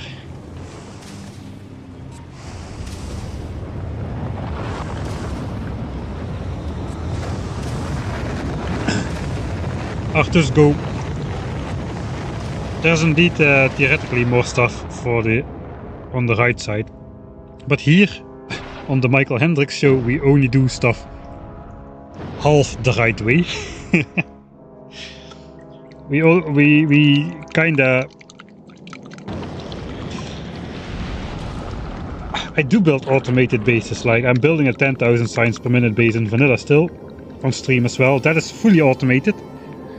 But in general, on first playthroughs like this, I just hand feed my way out of everything.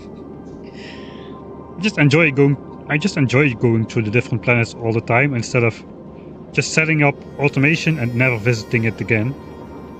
Now we get to just live through the entire...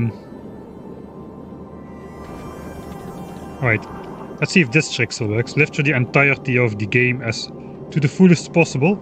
I wanted to get out of the capsule again, but I didn't. I think I can still do it if I drop to a planet.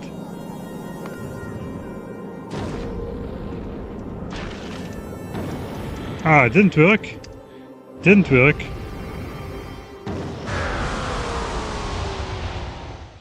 Perhaps because I'm launching from a cargo bay. But you can also escape the pod. Normally you can also escape the pod just after it appears. So let's do it again. We go back up. Again, failing to put more stuff on the right side of the rocket, because what else is new? And this time we're gonna get out again.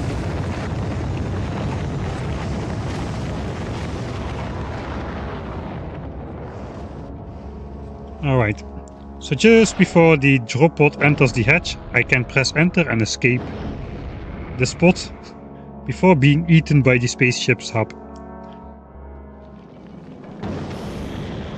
So we go, it opens, and I get out. Okay, I got out. Bye! Alright, let's go back.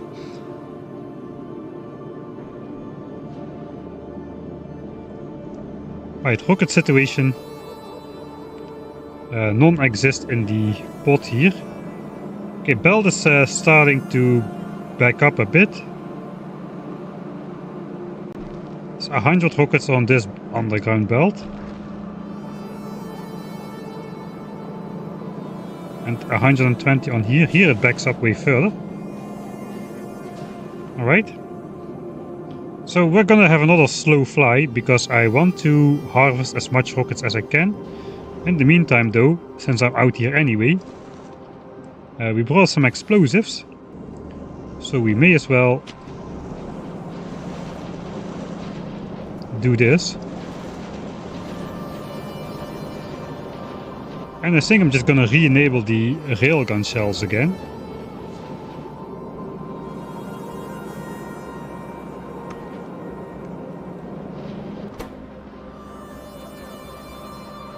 Two explosives per ammo. Okay, we're gonna enable those again as well.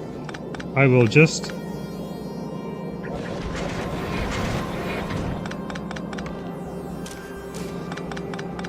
take away the inserters.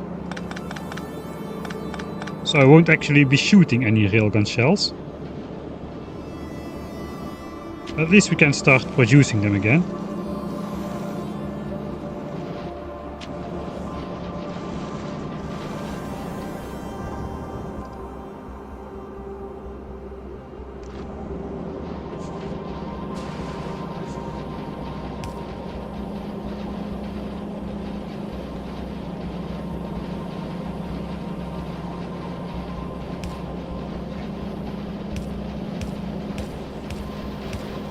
It's a little bit hard to see, but all of them output on a different color belt. This is the yellow belt, this is the red belt, this is the green belt, and this is the blue belt. So we're basically having 4 belts of storage in there. But it makes it a bit hard to see where I should place the inserters.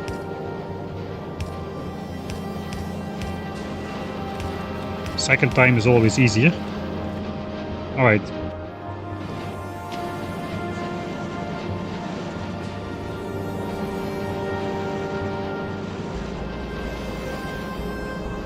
So now we can hand feed these. I guess let's go. We're going to be traveling to Fulgora through Gleba. So we'll just do this.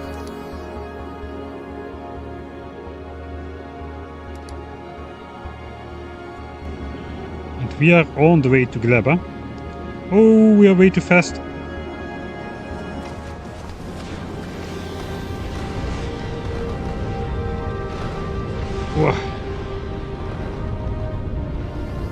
I forgot the thrusters were full of fuel in the beginning, so you launch off like a maniac. Okay, now we're slowing down again.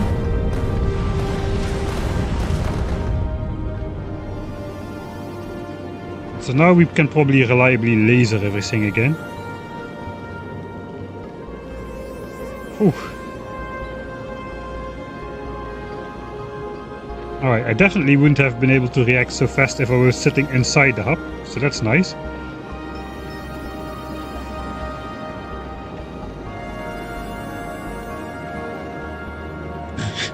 Yes, I found a way to do hand feeding even in space. That is gonna get nerfed. As soon as somebody from Whoop sees this is gonna get nerfed. I'm not gonna update before this ship is flying.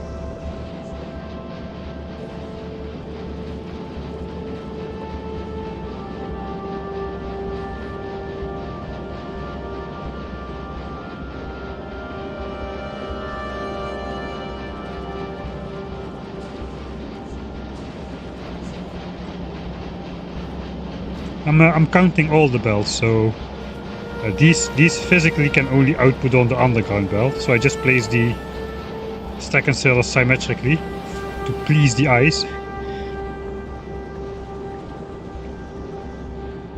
Alright, we should be getting some carbonic chunks again as well.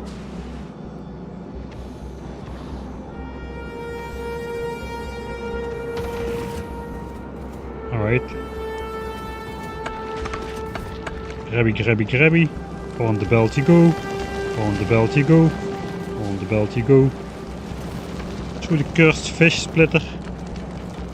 And then they go to the northern explosives area because that's where they're prioritized to. I guess that's fine.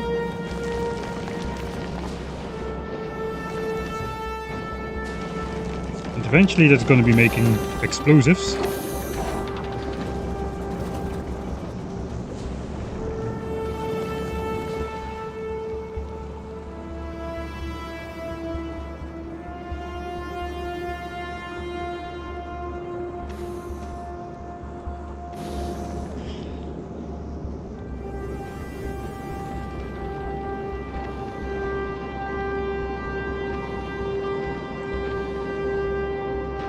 Now let's see how the ship deals with this pretty dense area of asteroids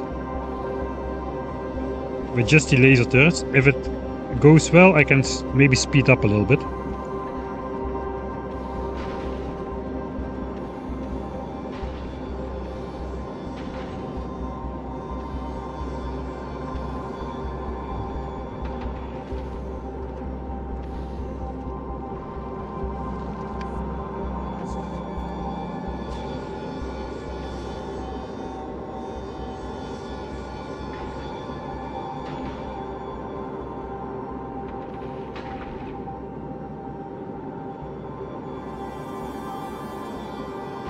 Okay, it looks like we're dealing with the asteroids fairly well.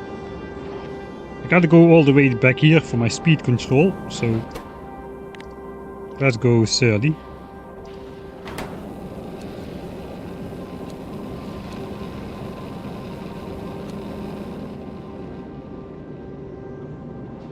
Yes, a bit faster.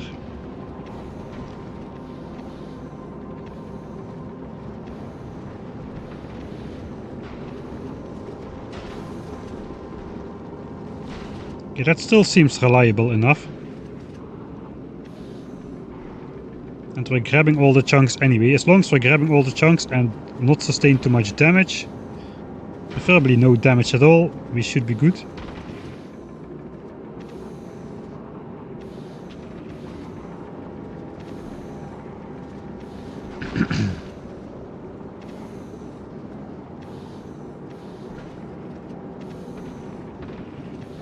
Yeah, I don't think I should go much faster than this, because some unfortunate asteroid spawn could basically impact, and that would be bad.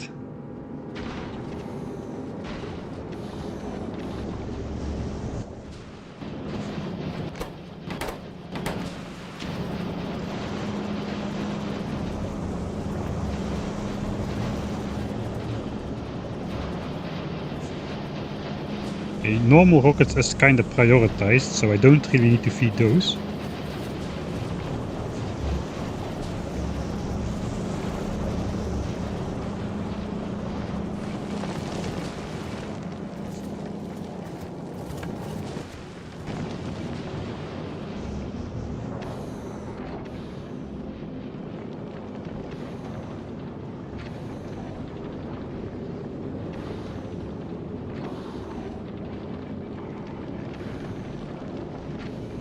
Alright, so I think I'm just going to let it fly through space unsupervised.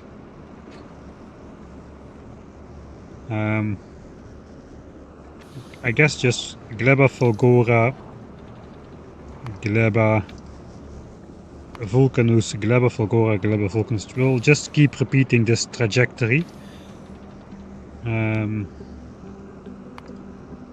We'll set it to passenger. Ah wait, I am not present. I am probably not present on the ship in terms of circuit conditions. We'll just do some time passed. I'll have to manually start it after we arrive. That's fine.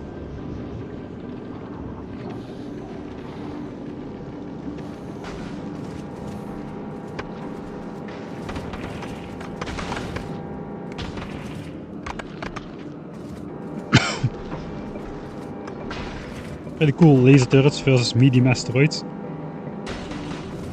It actually looks like it takes some effort, you know. That is fine. That is nice. Not like the railguns just one-shotting absolutely everything all the time.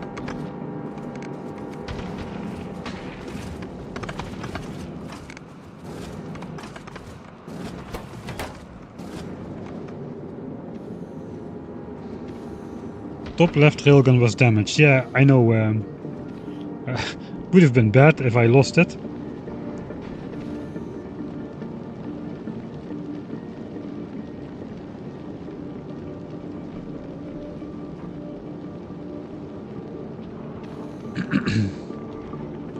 Yeah, I usually only upgrade it to blue belts as well.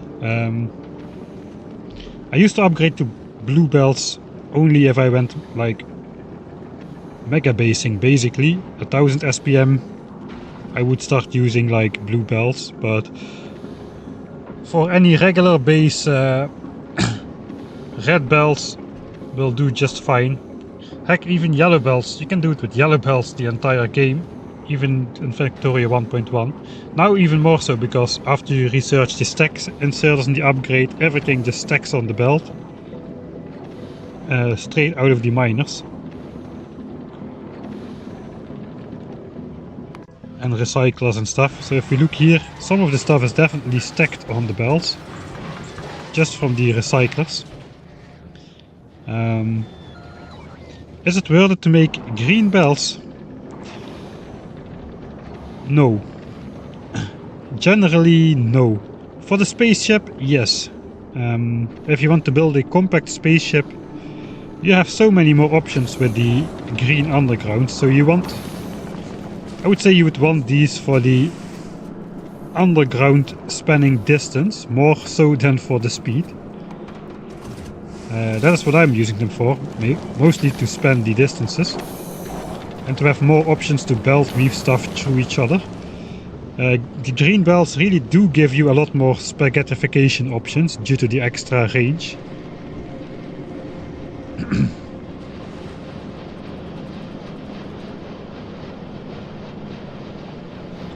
Like this, where before you definitely could not span between a set of assemblers like so. Now you can with a green belt.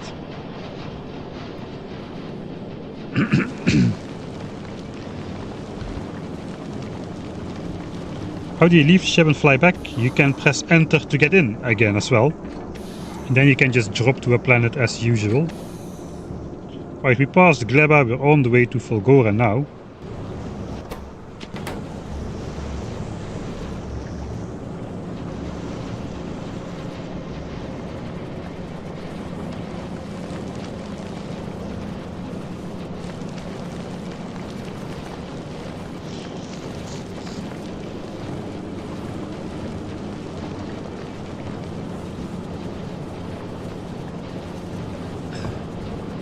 Have you been offered a job? A tester job at Whoop yet? No. I'm not gonna get there. I think it was Boskit, right? Boskit, who did a whole bunch of... he also found a whole bunch of bugs and reported all of them, and eventually he got hired. The difference is though... I think he already was good at coding as well, and I haven't got a clue about coding really. I'm what coders call a pseudo coder, one of those annoying people who just say ha, and then you do if you know if select target, then shoot, and then this problem with the railgun is then is solved, but probably it's a lot more difficult than that. So I know like to say if this then do that, but that's about it. So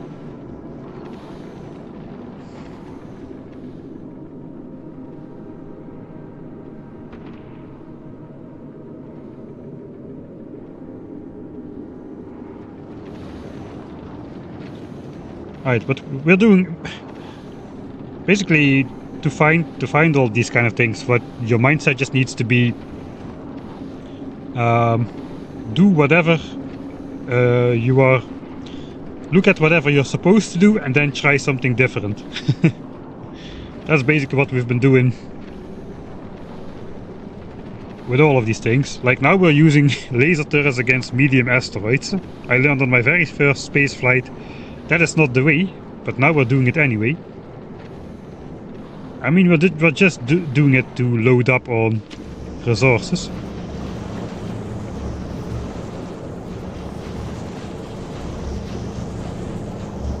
Alright, rockets are almost backed up into the hub now.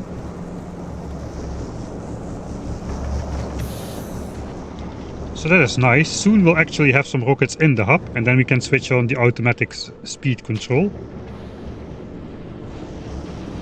And railgun shells are also being produced. I can read how many railgun shells I have on the belt actually. 1000 railgun shells already have been produced. So the railgun shells are only 2 explosives per shell. It's mostly steel and copper. I guess the explosives are just for the for shooting them. Because they don't really explode, they just pierce.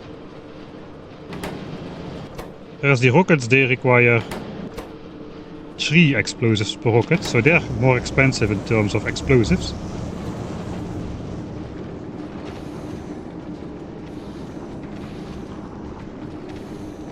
I think flamethrowers do not work in space. I haven't tested it though. Yeah, you can see it in the mouse over. You can only build these the very bottom line. Pressure greater than or equal to 10 hectopascals. That basically means only on the surface of a planet. So for some things they just won't let you build. I guess it would be really funny to see flamethrowers in space though.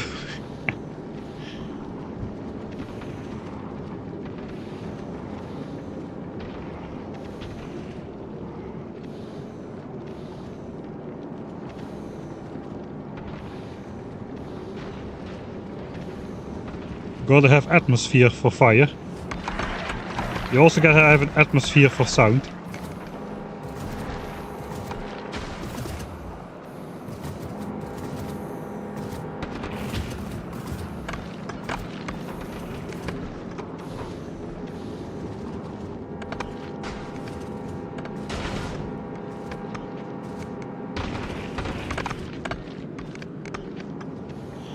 I do feel we're making like a good amount of stuff now.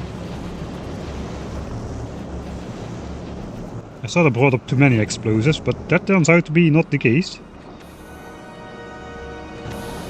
Alright, we're almost at full go, right? Then we can drop all the garbage. Like these empty barrels we used to start up the fusion reactor. Any leftovers of stuff. Apparently an upgrade planner.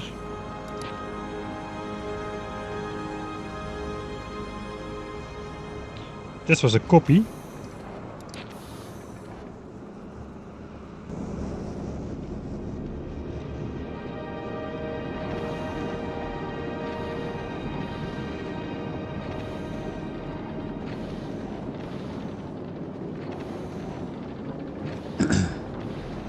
A mod that puts every space age resource and enemy on one planet.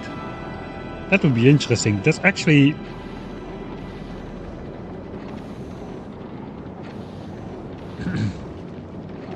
that actually is interesting, yeah.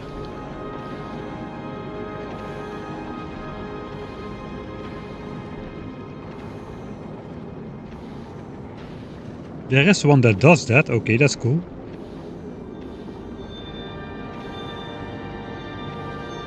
If you know, can you share the name of the mod?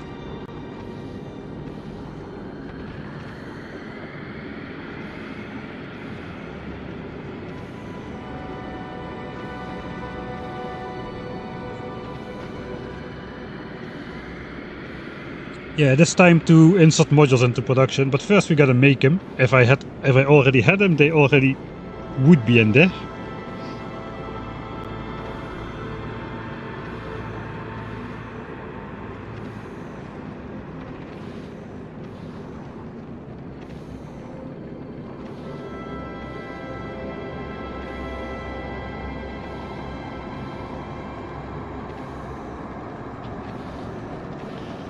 They're kind of cool with the lasers as well. Okay, we arrived at Volgora at the very, very slow speed of 30 kilometers a second.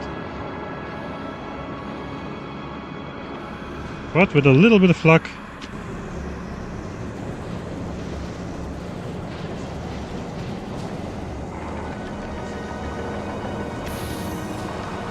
the rocket barrel should be full, I was gonna say.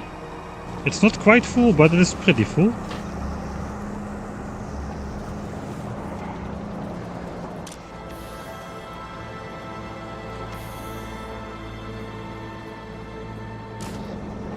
Okay, those are my own rocket launcher.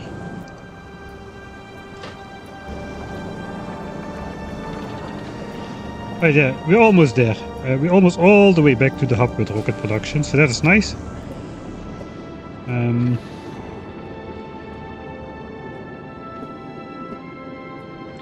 Right.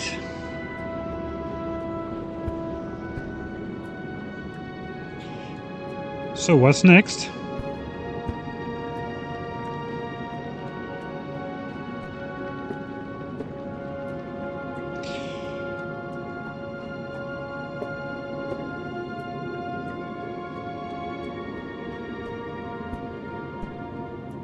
Probably deleting the back end of my ship.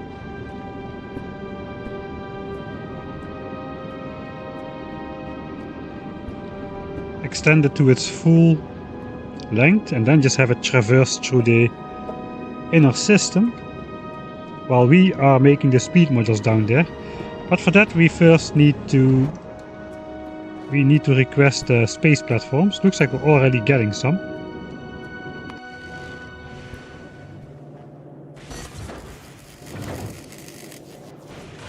We already have some. How many space platforms do we have right now? 4.8k. Okay, that should be enough. That should be enough. I think I'm gonna try it. This may be a bad idea. This may be a bad idea. But I'm just gonna delete the back end of the spaceship. I guess excluding the laser turrets. Let's make a deconstruction planner that ignores laser turrets.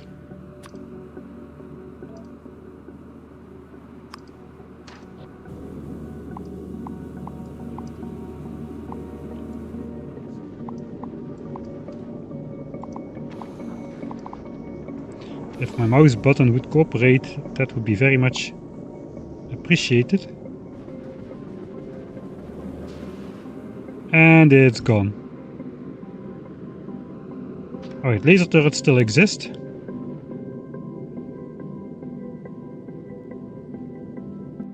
Alright, so then this is our blueprint. We make a copy of it. Copy. Put it in here. Delete some stuff. Let's give it the space platform, because that is what it's gonna have.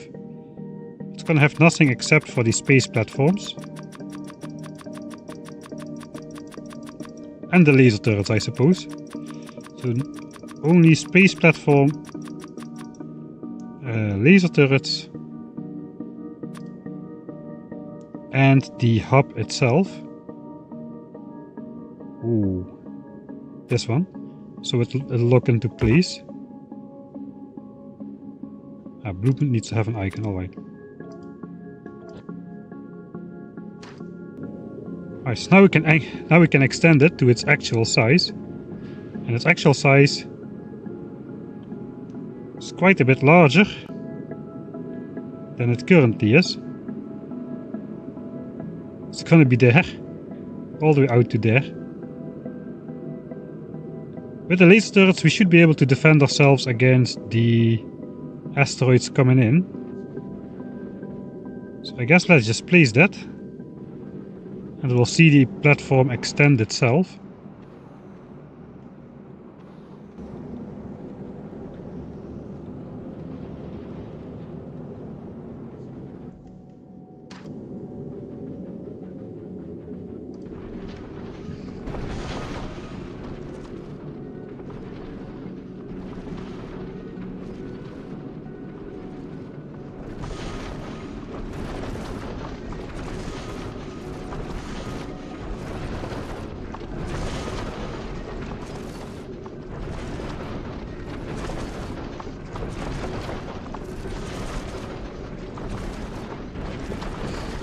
Okay, the mod is called Now Full Glabun Nusilu.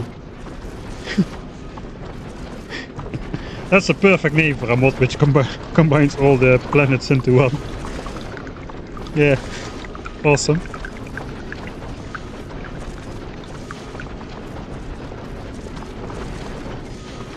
Yeah, the shaft is expanding. The ship is getting excited about the prospect of deep space penetration. So it's extending itself into its full form, its final form.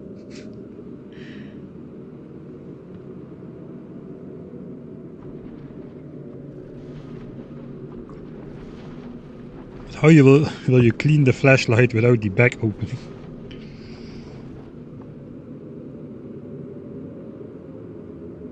I don't think we're going to have enough platforms. It's good. This is going to stop at some point. But Folgora should be launching up the missing platforms now, as we speak. At least the laser turrets get put in place immediately as well.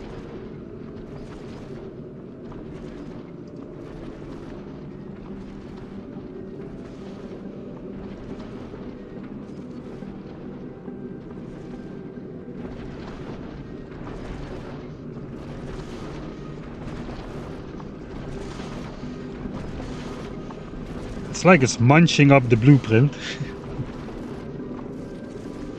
I hope this exploit to get out of the spaceship doesn't get removed. It makes it quite nice to film these kind of sequences, or just to look at it. Oh, we may just have enough.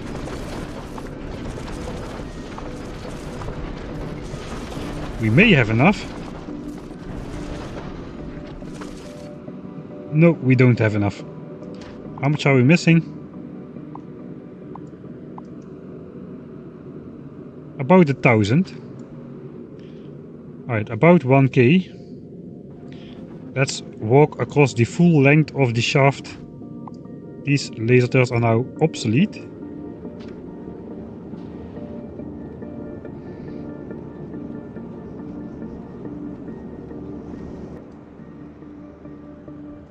Alright, okay, the requests got reset.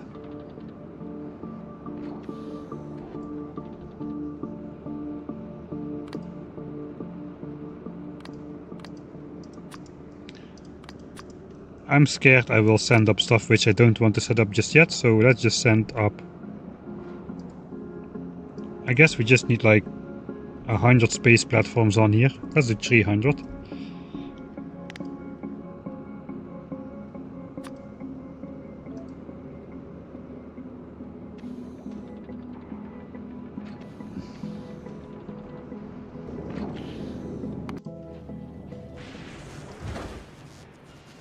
We gotta...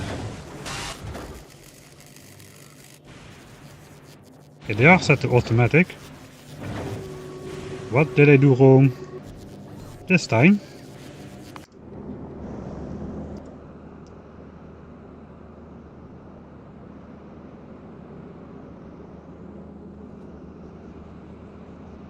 Not an orbital network.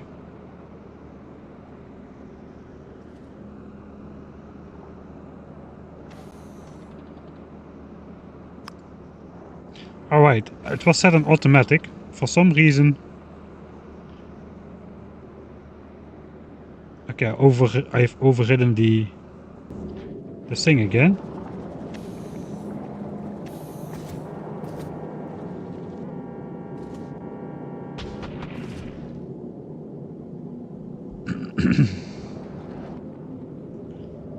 Okay, I gotta make another copy of the blueprint.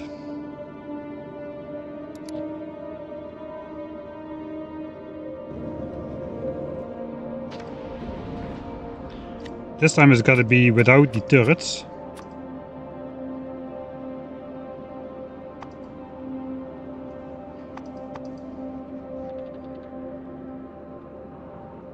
So I don't override the rocket turrets priorities.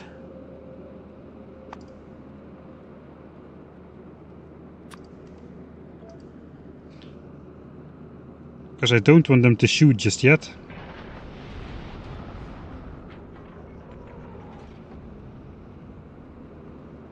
If I could just find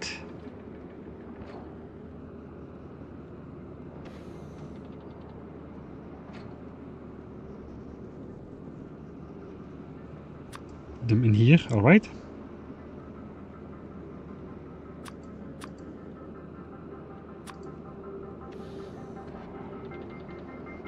So the rest it can all be on there.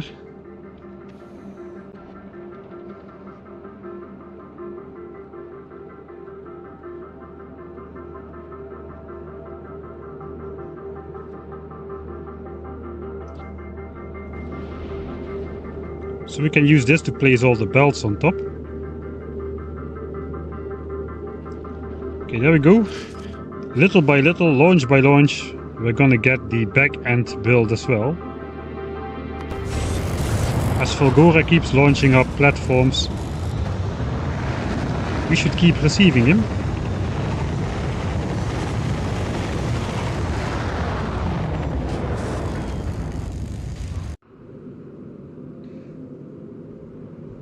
All the tail for storing Prometheum, yes, indeed.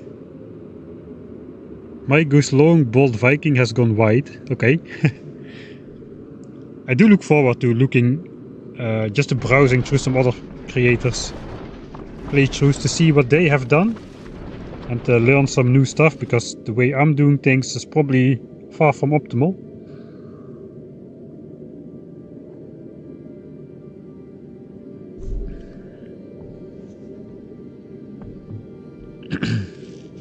Hello New, what's with all the belts? They are by far, by like an order of magnitude, the most compact way to store stuff on a spaceship. For things that don't stack high. So if you use it for like railgun shells, which stack only to 10, or for asteroid chunks, which do not stack at all, the belt storage method is way more compact than even these legendary cargo hubs, which only add 50 inventory slots.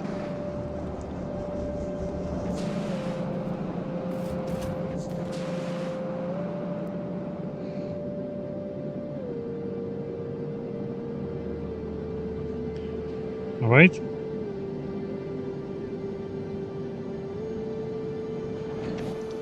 I guess I'll come up here again. I'll just store these two in the hub for now.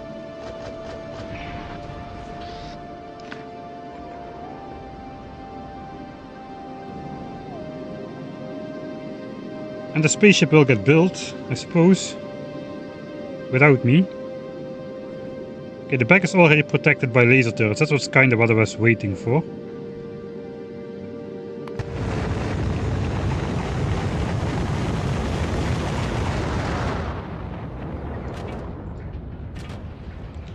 Cinematic shot failed. Okay, we'll wait to see what gets built right now. It is more than it looks. We are receiving 100 pieces of platform now. It's not even going to be half of the remaining.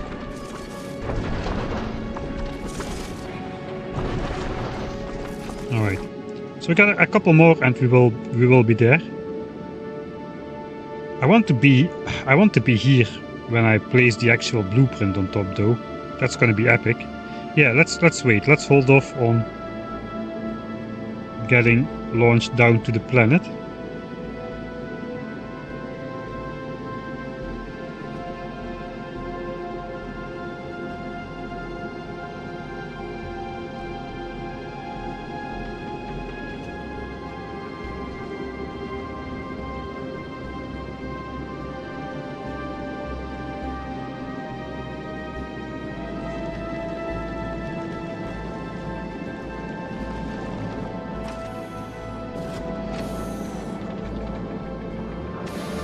The production has slowed down again now. We are at the station area of the planet, so hardly any useful asteroids are spawning. So we're going to have to do some more low-speed solar touring to get that sorted. Okay, what is in here now? Storage tanks for the fuel, a lot of the belts.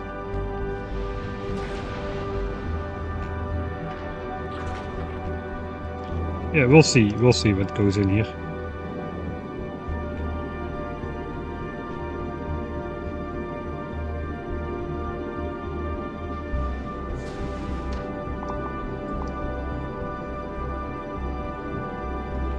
Okay, that's like two more launches and we'll be there. So let's just stay here. We'll let the tippity tip of the spaceship get built.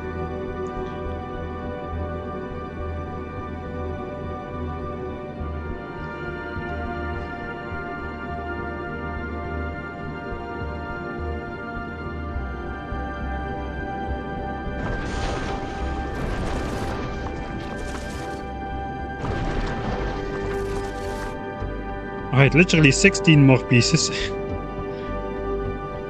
You know what? We have those.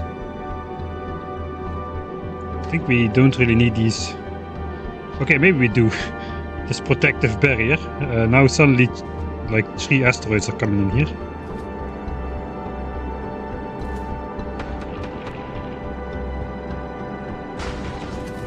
Yes, this is basically an extra spaceship which will get deleted again. The spaceship will be slim. The belts will be the edge.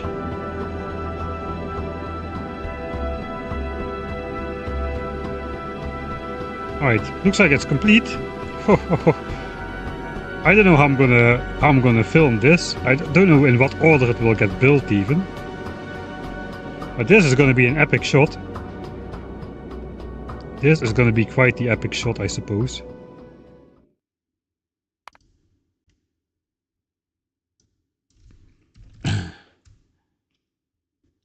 The flash, now it's a long flashlight, is about to get populated. Okay, so all of these belts are going to be placed now, somehow. Okay, we've got explosive rockets in the hub now, that is good. That is good. Right, I hope it starts here at the top and we can just walk down with it, but I'm not sure that's gonna go like that.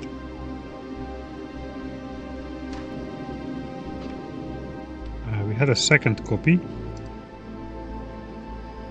this one without the rocket turrets and without the cargo hubs, because those are of better quality than designed, partially.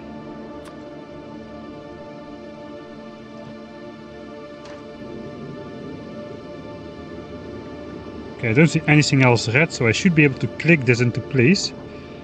There's a little bit of a problem. I see a little bit of a problem.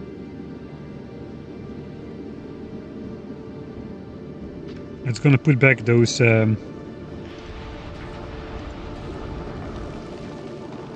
it's probably I cannot delete those.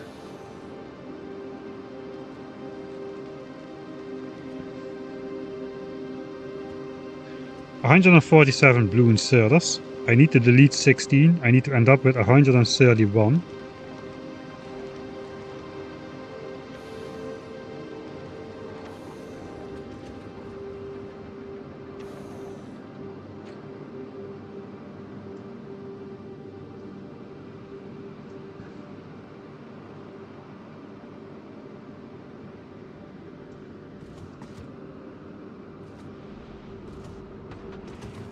Okay, 131. I think I did it.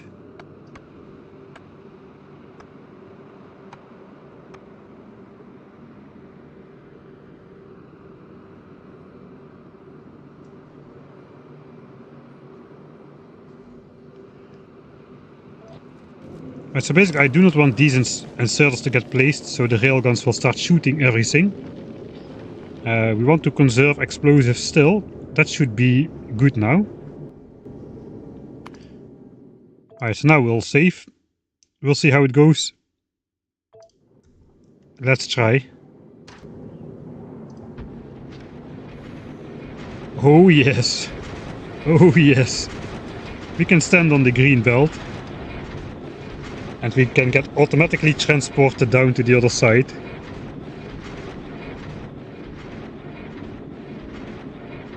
It's like a printer, an old style printer. That is very cool.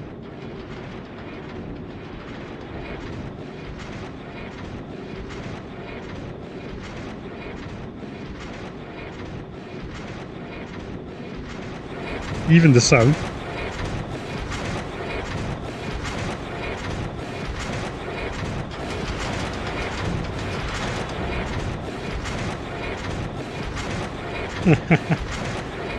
Well, it's gonna take a while before we reach the end of the flashlight.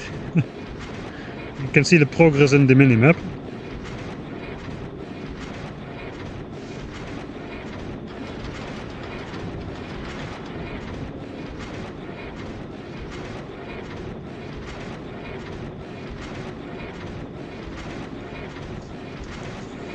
"10 hours of building the flashlight" video on YouTube coming soon. Yeah, this is for storage. Yeah, it's definitely satisfying. It's like a wave, man. Look at the wave.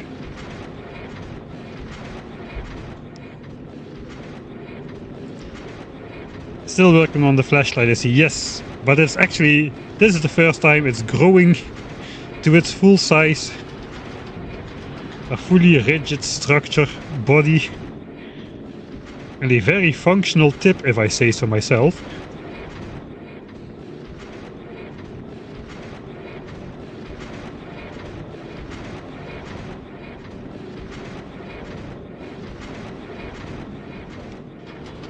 Random frame drops. Okay, so now we're going to be missing some stuff. We have not all the yellow belts we need.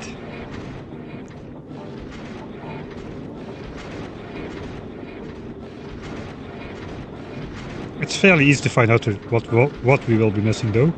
We also are missing 3 asteroid collectors which got accidentally obliterated in an unfortunate accident. Woohoo! It's complete.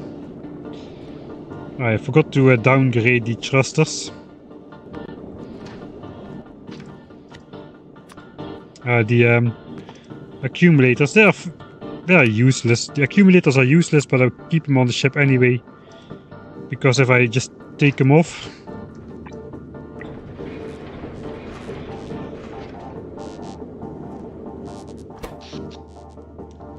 They're supposed to be to catch energy spikes, but they won't. You can see how fast they charge. They don't charge fast at all.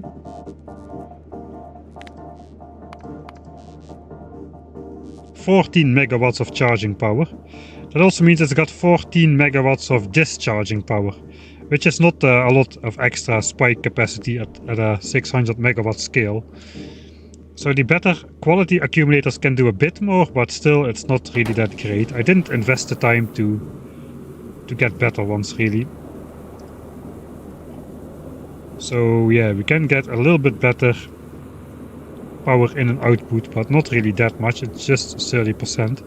The capacity goes up by a lot, but the capacity doesn't really matter. It's just to catch the short-time power spikes of firing lasers and railguns and whatnot. Alright. So now these fuel tanks have to fill up again.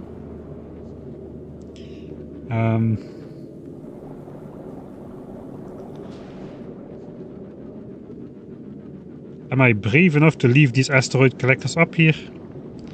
No. Not really. Hull is empty again. So what are we missing? 2 pipes.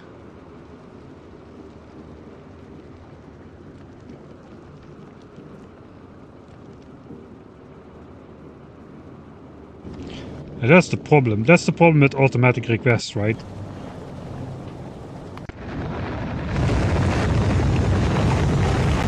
I'm getting 200. I need 2 pipes and I'm getting 200. So, yeah. Yeah, but no.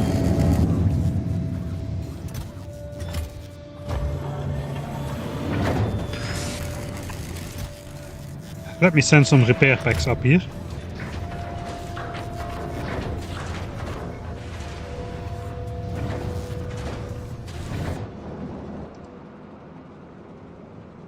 Right, thanks for the 200 pipes, I guess. Now I don't need any more pipes.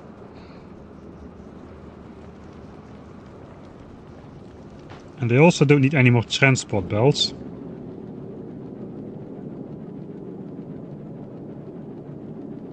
Right, everything has been filled in here then. 23k fuel.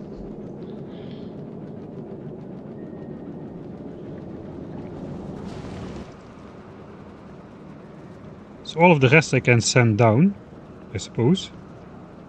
Not everything, but a lot of the things.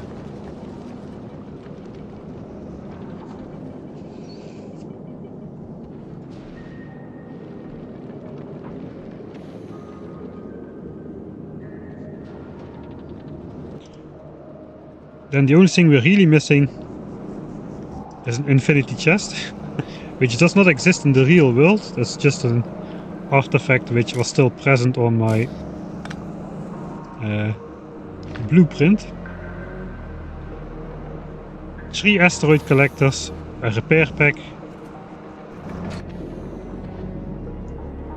Repair pack. Give me your repair pack.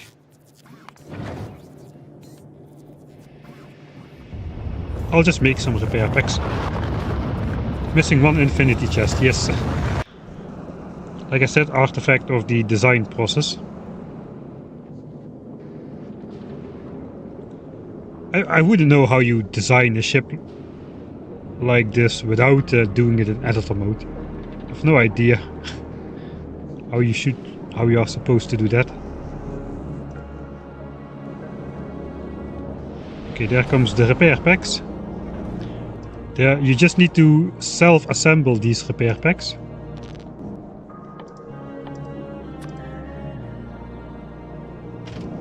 That should repair the railgun turret. Yeah, there it goes. Sustained quite a bit of damage. They do have a lot of hit points. 6,400. Was down to about 4,000. Oh, this... It does seem like repair on a spaceship is a lot more expensive than repair on the ground. Hit points are barely going up.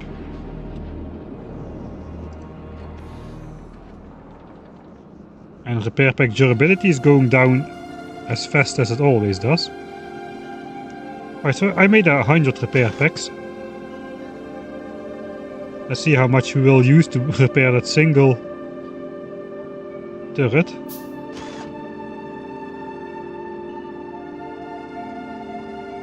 Ten repair packs down.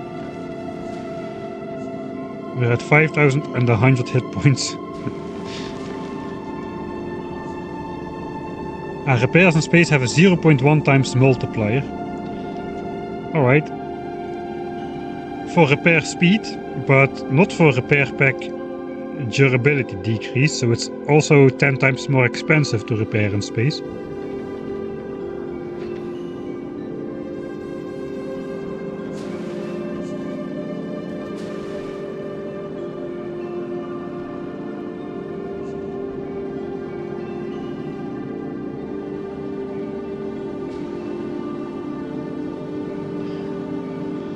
Alright, I was pretty sure I put some extra laser turrets around the ship as well, like in here or something.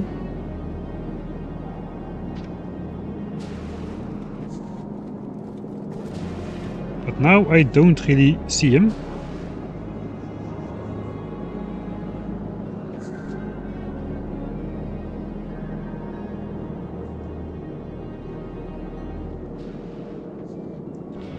I want to get rid of this this outer section, but I think I just need to hold off a little bit more. Okay, I did put a laser turret here, but that is not going to be enough.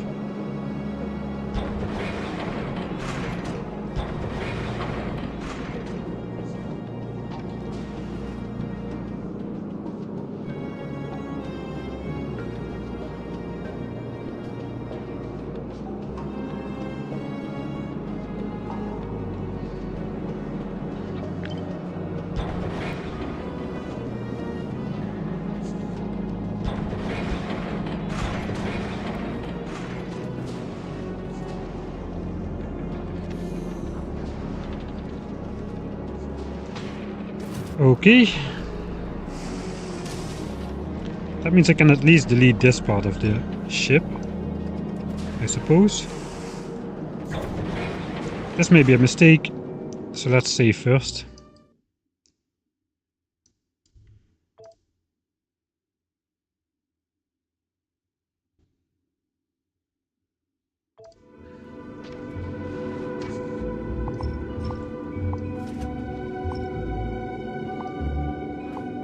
Oh, come on.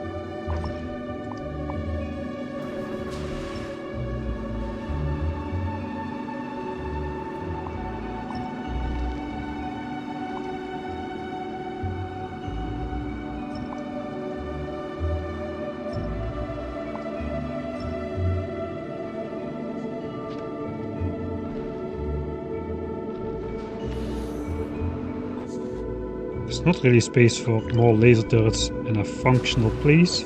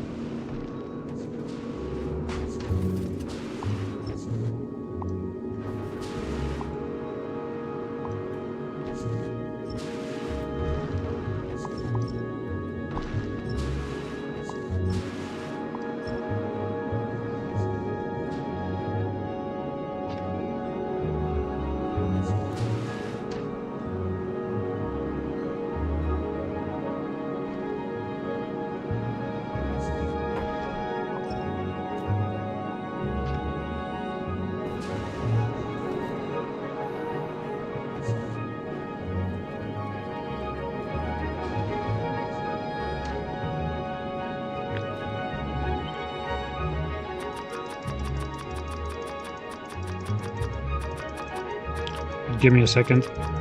I'm again doing something very not important.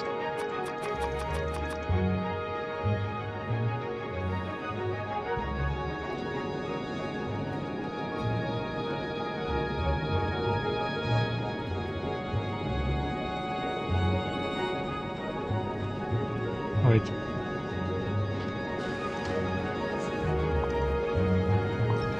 There.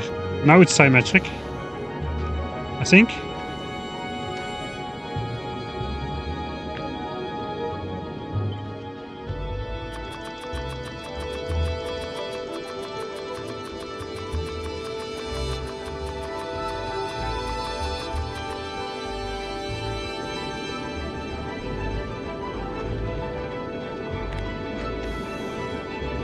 Flip, flip, flip, flip, flip. Okay, it's not symmetric.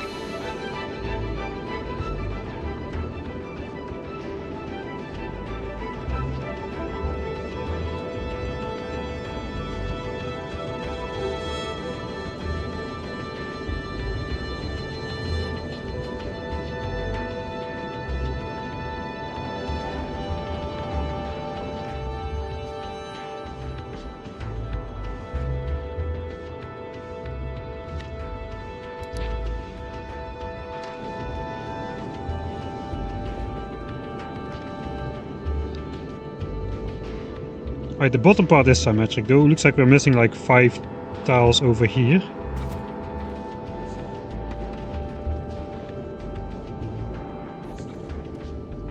Oh, we can fit another laser turret here.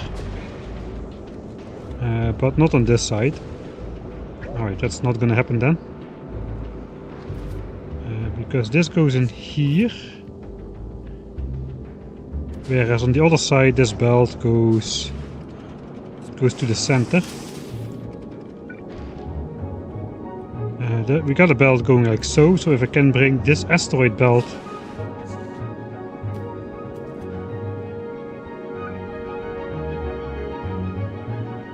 yeah, we can do that.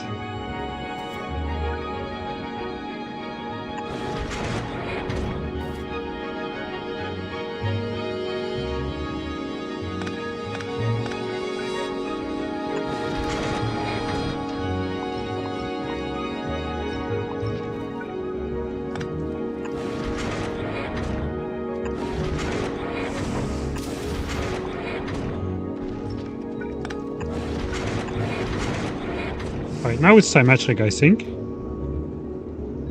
Now we weigh 3,198 tons though.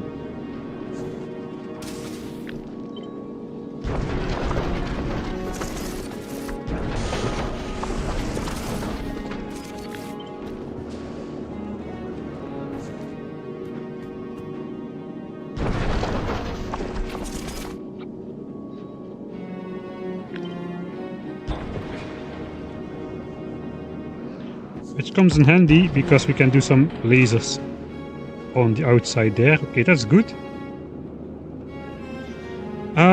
Except I'm not in my test world.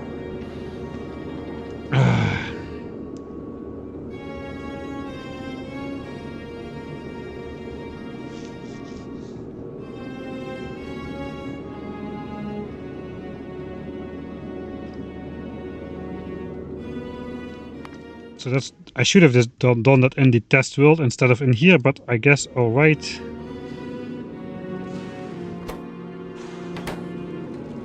Let's put those back on there.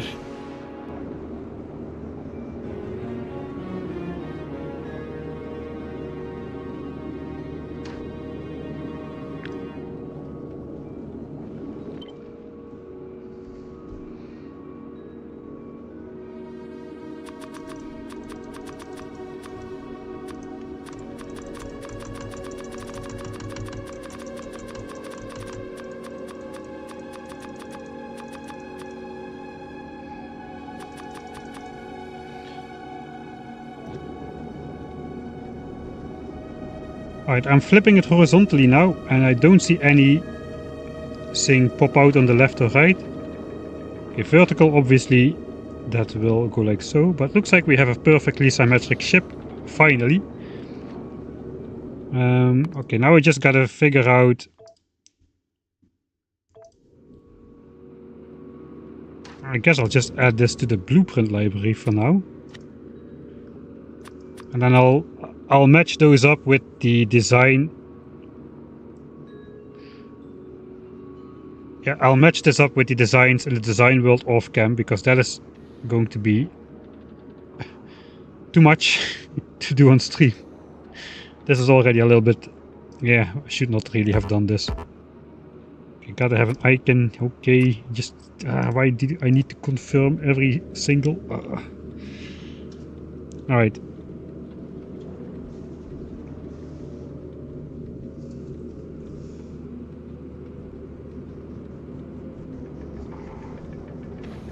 Yeah, it's a good tip, Josh Green. Yeah, that was some... I used to be a bass player in a band, so whenever I need to do some fast clicking, I just put like 2 or 3 fingers on the mouse button and rapid fire like that.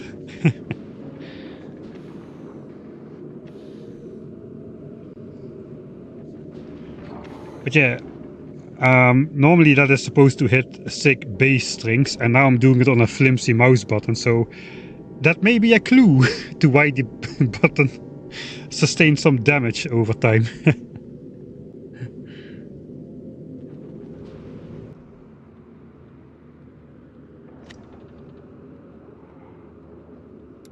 Alright, let's clean up.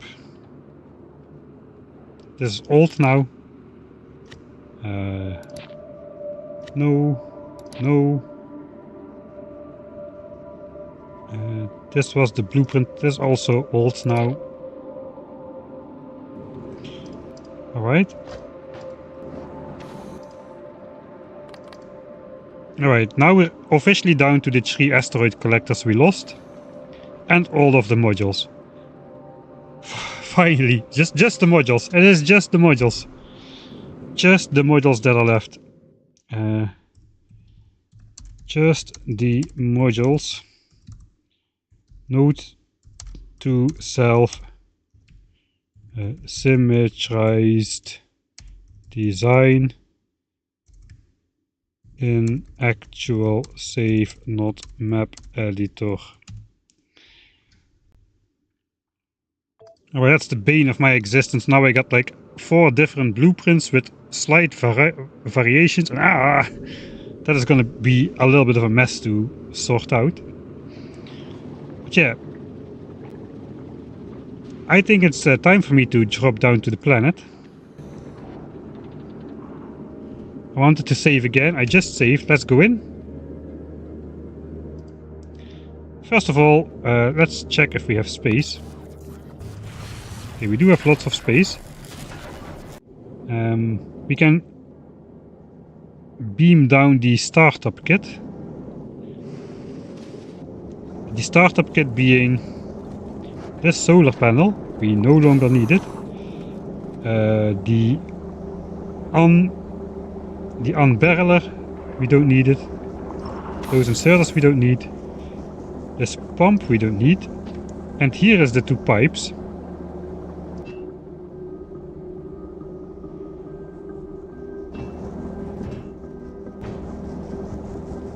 Which I was missing, supposedly. Because those are part of the startup kit as well.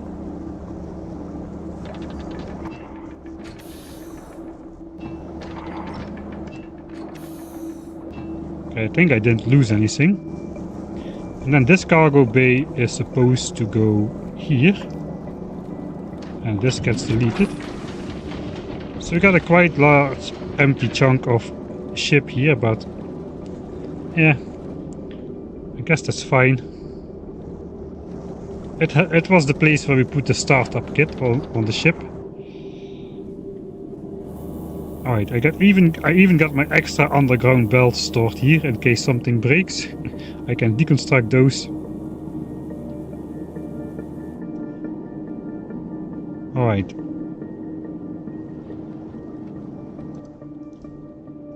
So what do we send down? We send down the startup barrels.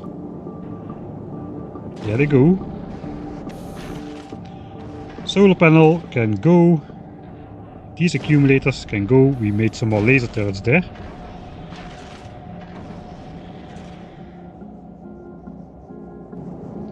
Am I done with laser turrets?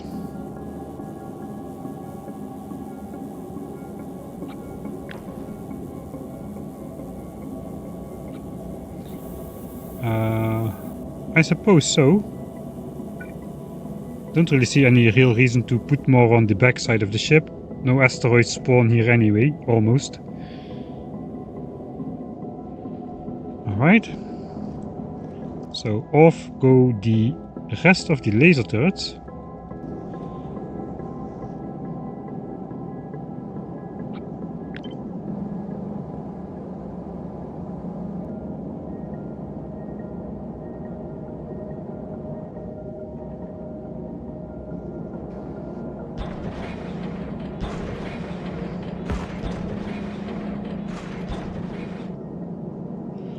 I'll just put one extra on top of every cargo bay,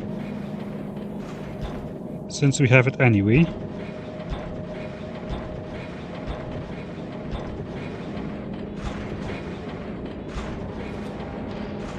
Because those medium asteroids, they do scare me a bit. And now we've got a little bit of extra firepower cover. Okay, ship 3200 tons, so I do not want more platforms. I suppose though this is good.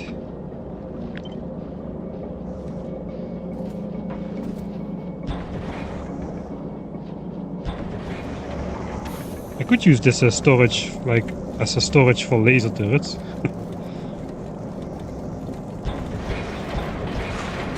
Like replacements. I guess I should also build a replacement rocket turret on board then, but those are constantly gonna blink at me that I don't have ammo. So that is annoying. Yeah, you know, if a rocket turret gets destroyed, it's gonna be the end anyway. If this gets destroyed on my ship, that means that the entire front left side is gone, it's going to be over. So let's not worry about that.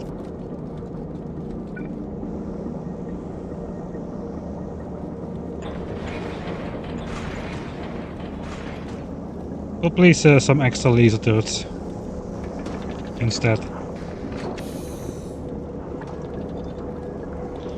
Alright, and the rest will have to go. The rest will have to go. Off you go. Ammo, off you go. The starter pump, off you go. Unbarrel assembler, off you go. Chips, off you go. Any normal inserters we don't need anymore. All of this we don't need anymore.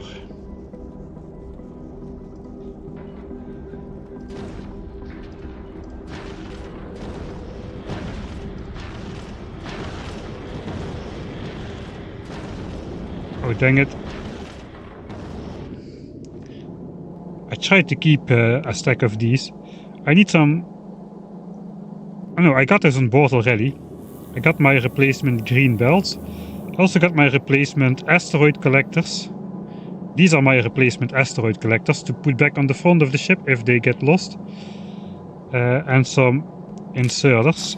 I can grab these inserters, just disable this in case I need to replace this inserter, because it does very occasionally happen that one of these asteroid collectors gets taken out by my own explosive rockets, blast radius, as well as this inserter and this underground belt. So those I want to have some replacements of on board. The belts are just situated in the back of the ship, as are the asteroid collectors and the legendary inserters, because I do not need Mark III asteroid collectors and legendary inserters here to keep up. So if I need them, I'll just delete this and that gets rebuilt on front of the ship. That's my backup system basically. I hope I won't need it, but we'll see how that goes. I already lost 3 asteroid collectors, so that is a bad sign. Yeah, so I do want a stack of repair packs on board, perhaps like 3 or so. I also want like 3 stacks of foundation.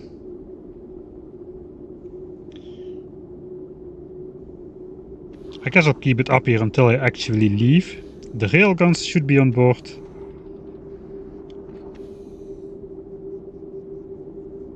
The pipes can go. My personal bots. Let's keep them on board if I will. Maybe I can use them at the Shattered Planet, but I don't think so, but you never know. Alright, so time to land. Time for the final touchdown at Fulgora. If everything goes right, this is going to be the final time we land on a solid surface for the entirety of this playthrough.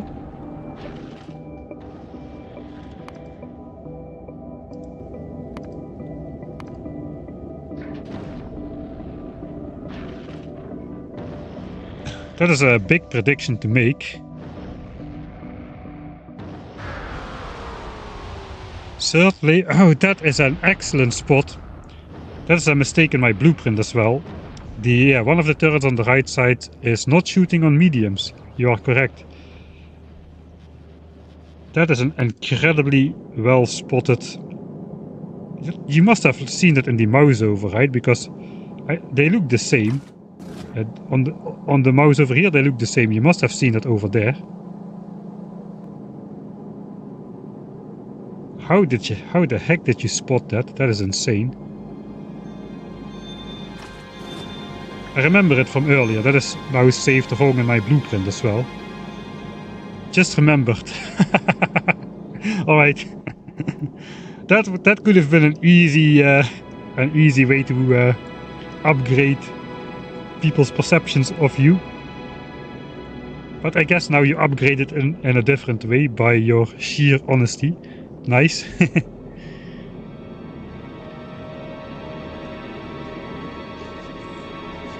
Alright. We are on Fulgora. We have one job to do, and that job is Mark III productivity modules of all kinds of different qualities.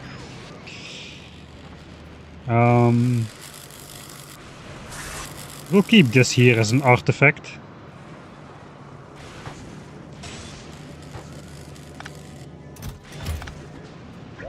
Let's just put this back as well. I have an inventory to grab. It should be somewhere over here.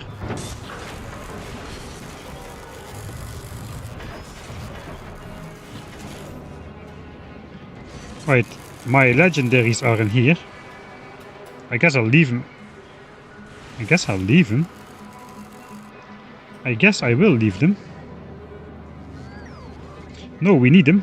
We need them to make the speed modules.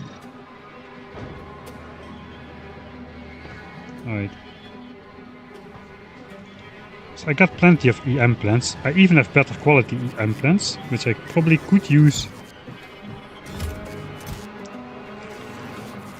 to make the speed modules. These are faster. And speed modules Mark III have a 60-second crafting time, which is quite a lot.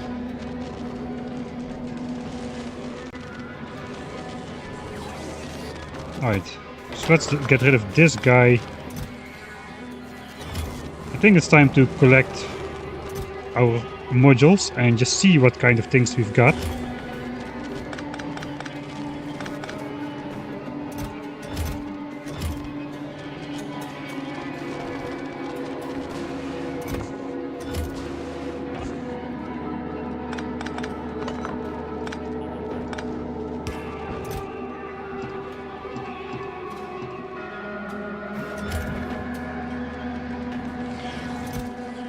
Alright.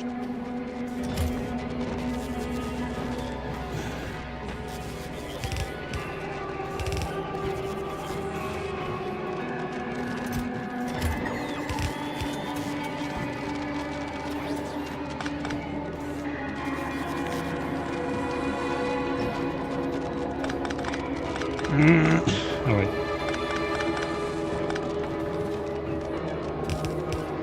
You gotta put it a little bit out of the way.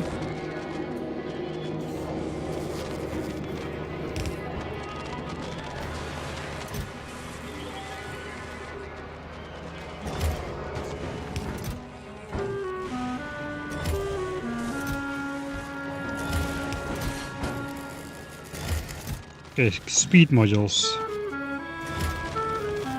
I guess we're only gonna go for speed modules now. Or not. What's in here?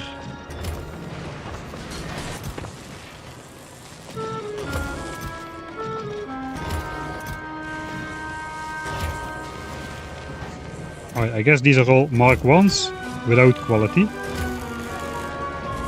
We'll have Mark 2 quality, Mark 3.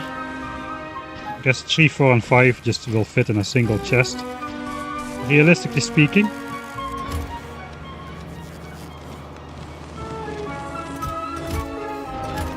We'll do another chest for whatever we have on productivity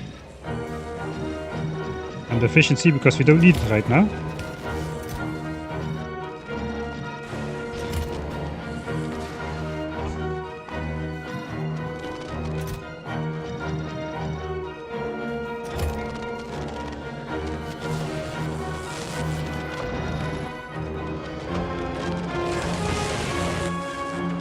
That's a lot of modules.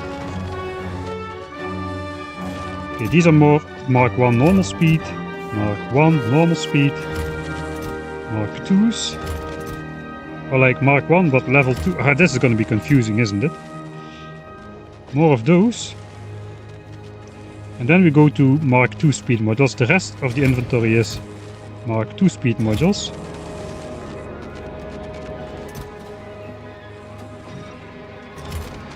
Quality, quality, quality. Okay, this is what we have to work with. It is not great. We can recycle these though and try to get higher level quality stuff back. Together with these, I think that's going to be a good plan.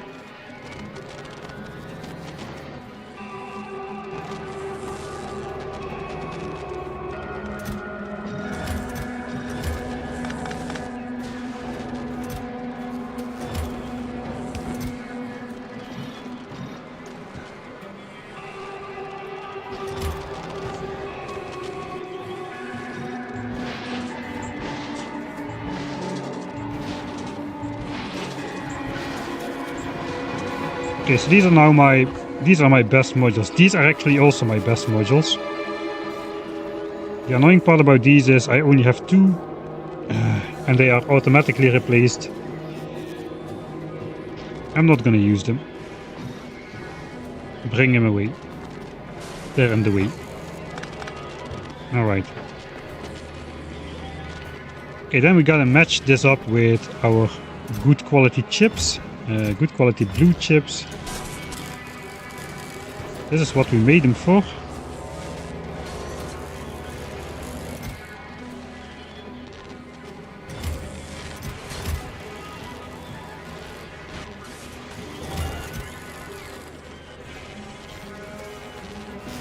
And good quality red chips and green chips.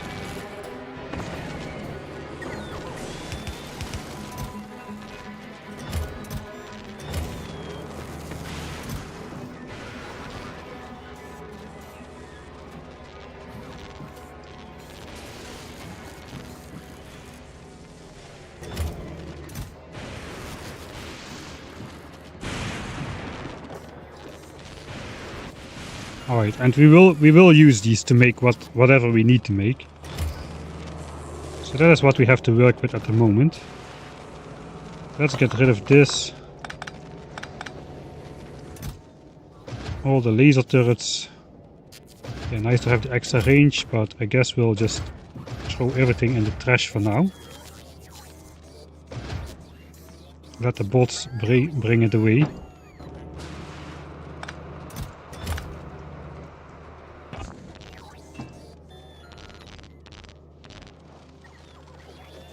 Epic quality modules. Wait.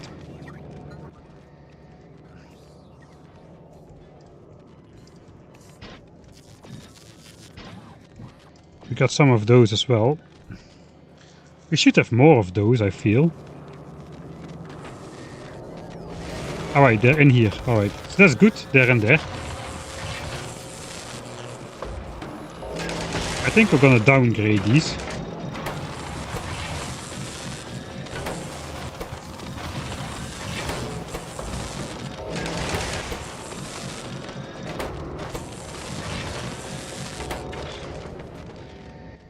And then we're going to use the best stuff I have to make Mark III modules, I suppose.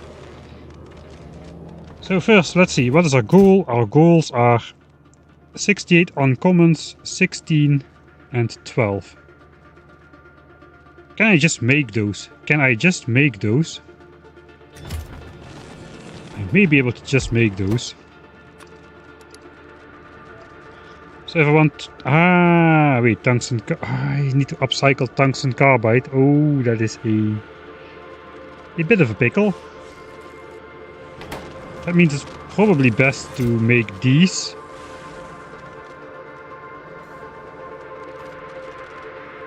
Into Mark III's anyway, and then just break them down again. Or I just waste a bunch of tungsten carbide. That's okay as well, I suppose.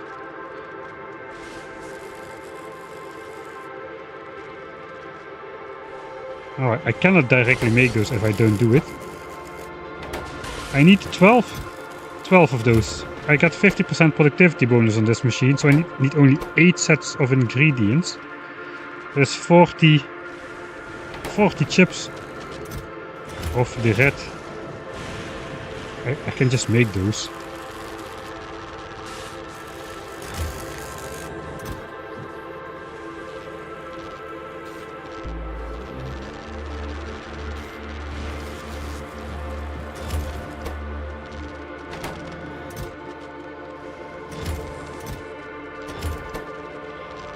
If I had... I cannot just make those, but I can make 2 of them. I can make 2 of them if I had 2 of those discs. Okay, we're just gonna grind, upcycle those. We've got a ton of those discs, that was the whole point. Let's go grab them.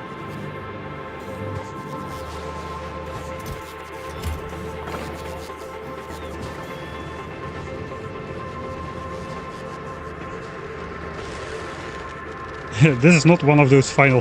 This is the actual... Okay, I'm not gonna say it. Maybe you're right. You never know.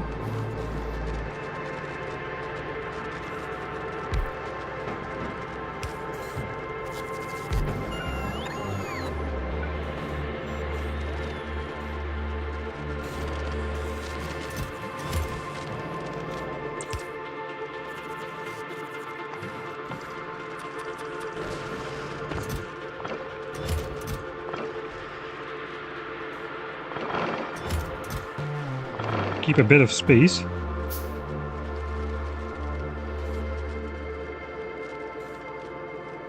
We'll use the legendaries.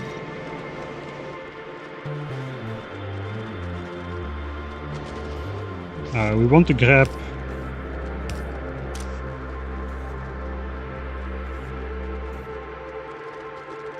We want to grab only Mark 1s, I think. Only quality 1. To start off.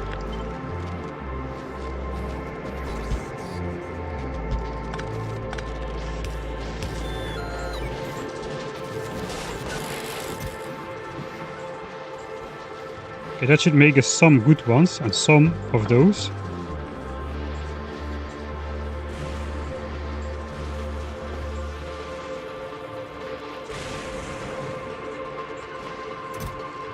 Legendary, huh? What the heck? I'm recycling Mark 1s and I get a legendary straight off the bat. I got an epic one though. That means I can just make one. I do not want a legendary speed module, I want an epic speed module, so... There it goes. At one more epic result and that's gonna be it then.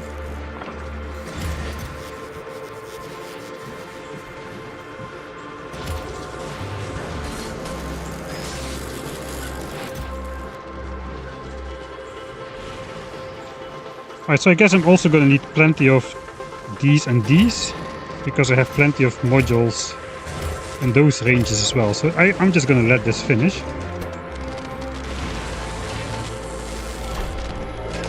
Alright.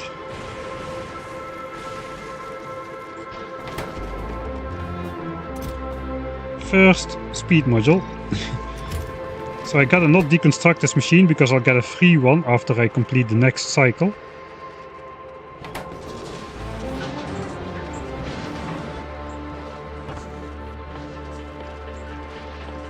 We'll just do something dumb again.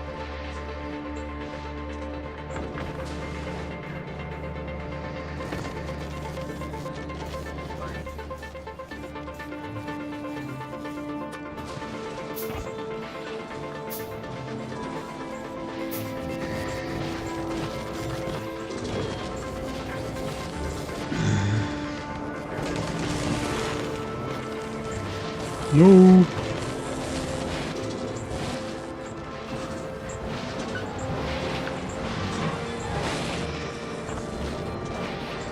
Alright, I was gonna set an alarm to notify me once we got another one, but we got one already. So there goes the alarm.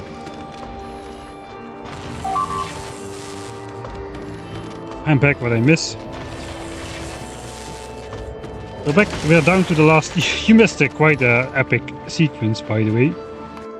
This thing now has gotten its full length. The flashlight is complete.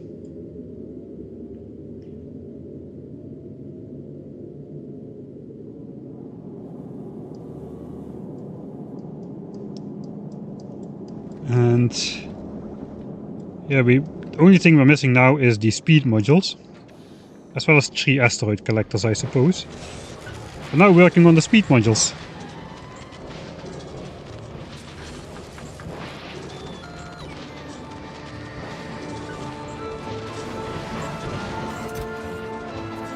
I can't believe we literally got like a legendary chunk, like right off the bat.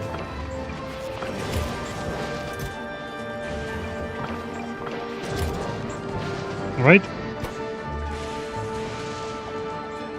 So either we get more of those, which does not seem very likely, or we just use these to upgrade.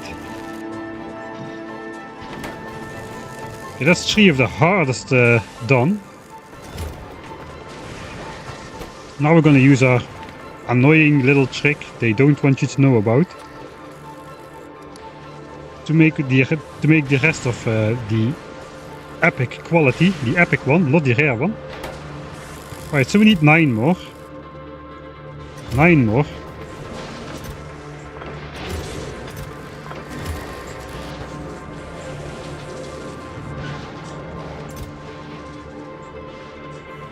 That means 6 crafts. 6 crafts times 4 equals 24 of those. 30 of these. Well, we're gonna have enough to outright make all the speed modules. Gonna have enough to outright make all of them. Okay, that is nice. Ah, no, wait, my method does not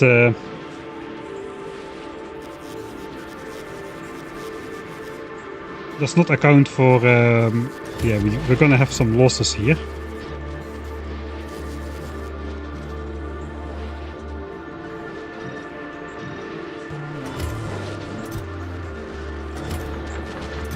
Okay, let's just grab all of them then. We can afford it.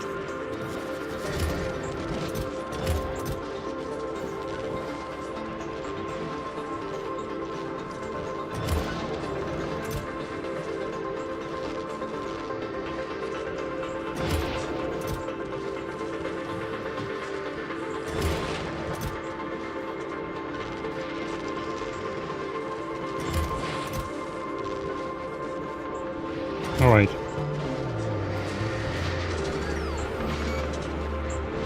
I think this is still running, it's not done yet.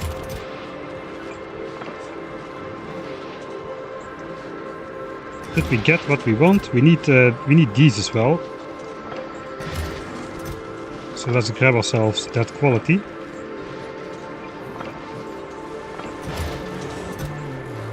Okay, Epic is back on the menu.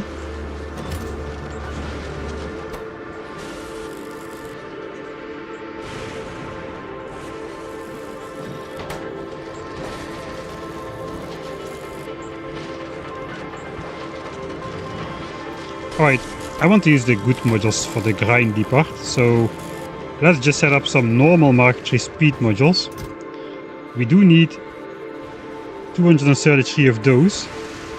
So if I set up 300 speed modules with the quality modules, I should get about 230 of those, and if a quarter turns out to be level 2, I'm happy.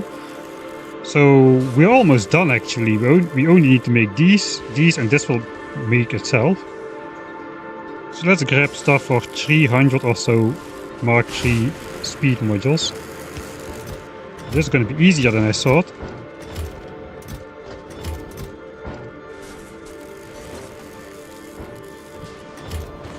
So 300 of these require just 300 normal tungsten discs.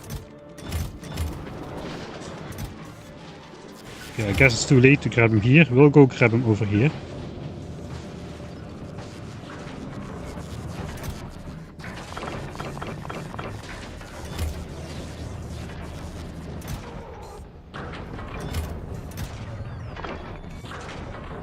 That is 300 already.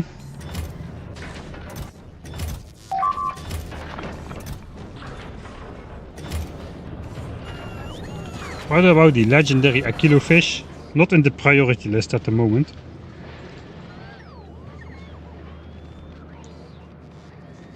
The thing is, once I fly that spaceship into big asteroid territory, I can never stop it again, because only the front is protected against big asteroids.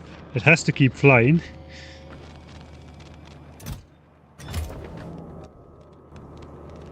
Alright, 300 of those, that means 1500 red and blue chips. And 1200 Mark II speed modules of the regular variety.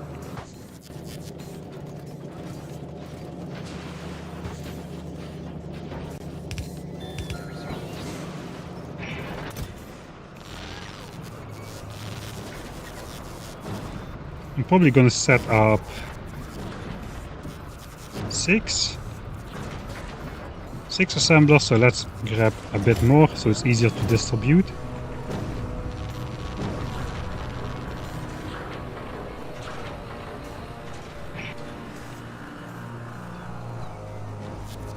Maybe 12. At 12 it will be speedy.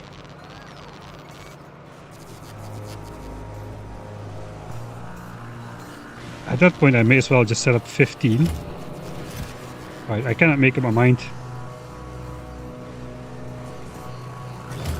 If I set up 15, I literally only need the 15 stacks again.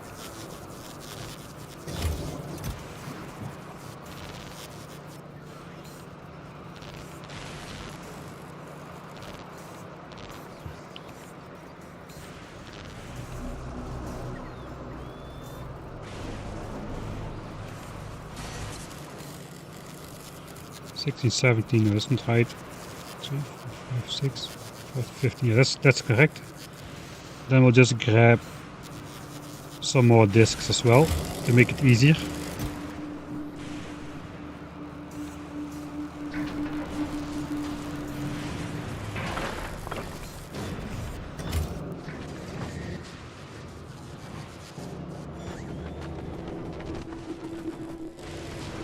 Alright, then is the question, do I even have... I have these, okay, that's good.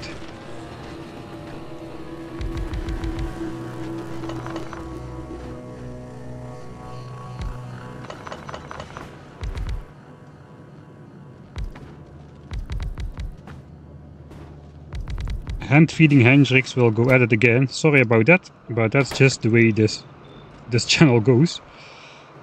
Give me the quality modules.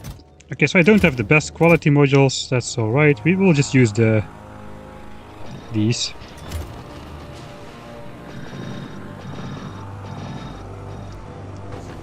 I guess we could use the rare ones.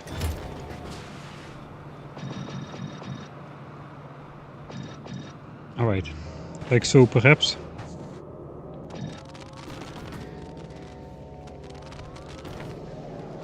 Yeah, I'm not sure.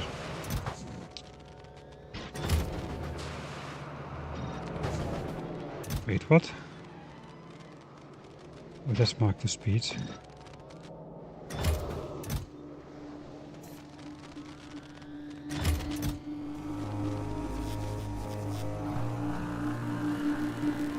Ah, they go here. Alright.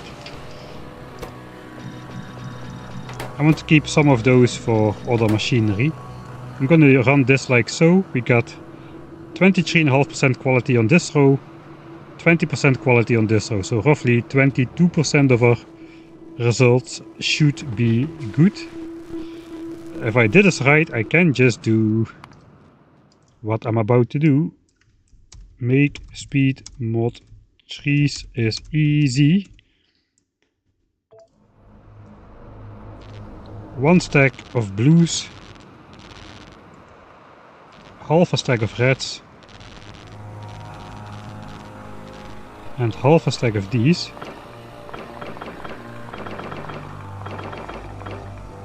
Oh, I forgot about the Mark II speed modules.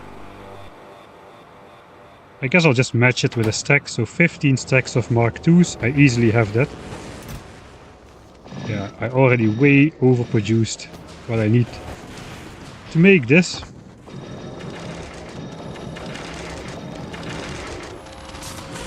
And there we go.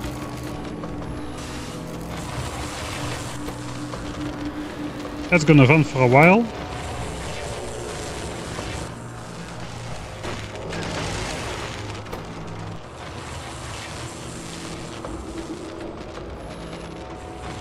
And it's not gonna work, is it? The results are gonna... I need to output it into chests, which means the center chunk is not gonna work.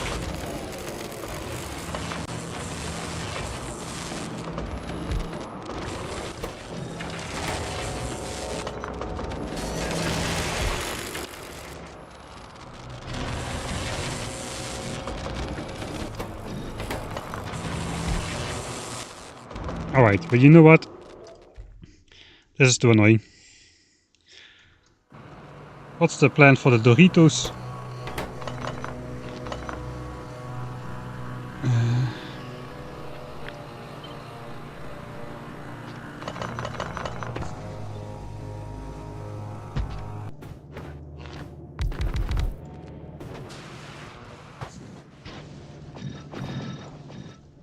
Where's my bots? I should have bots.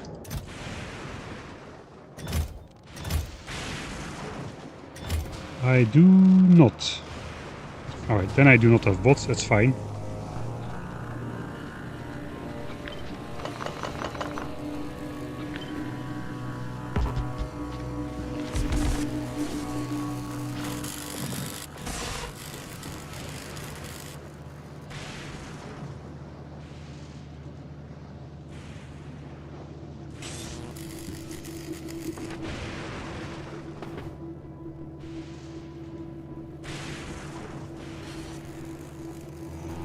Okay, the other ones can output to the bottom, I suppose.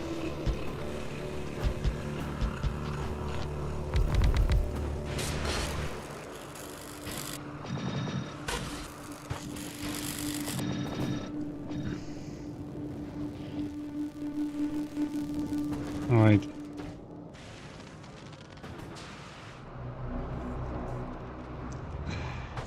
Cannot find anything in my inventory. We need the 15 rows of normal Mark II speeds. Good, I didn't recycle those without thinking about it. So that's what we need for our Mark IIIs. Now before we switch it on,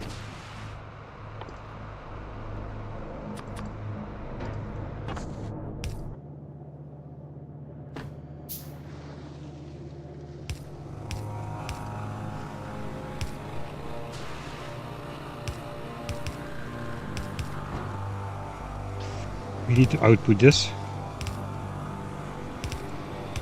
because we will get different results and they will get stuck. We cannot let it run like we normally do.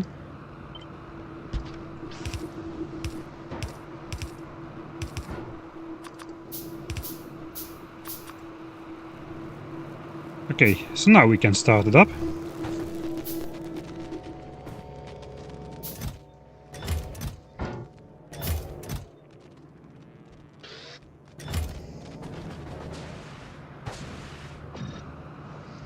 Save again. Now it's easy. They're on the flashlight. Yeah, I guess so. I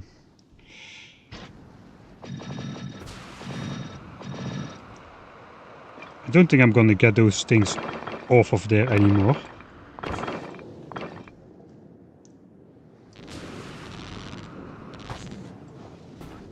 Wait, what?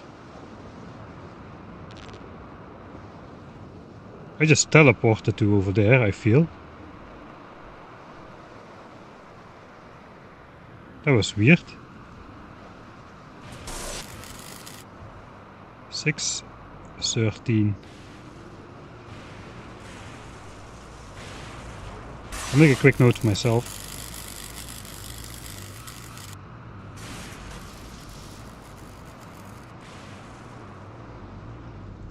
Six hours 13.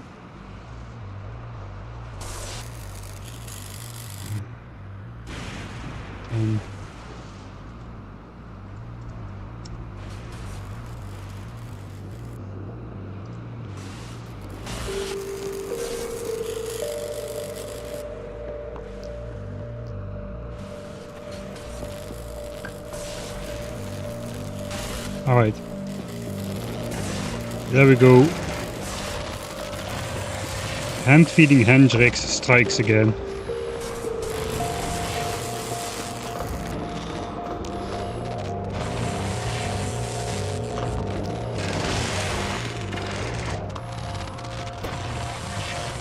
So all of these have 20 crafts to go through. We have a couple too many tungsten carbide discs in here.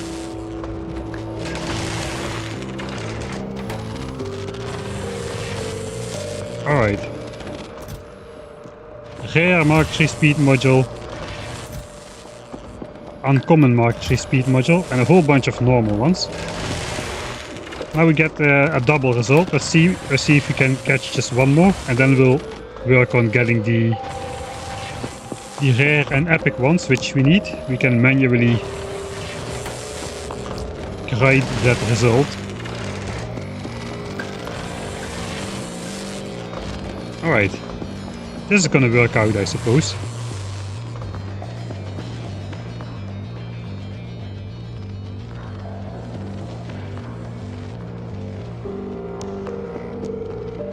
what's the purpose for quality? Yeah, you already found it out yourself. Sorry about not responding. 12 minutes, 14 minutes ago or so. Never mind.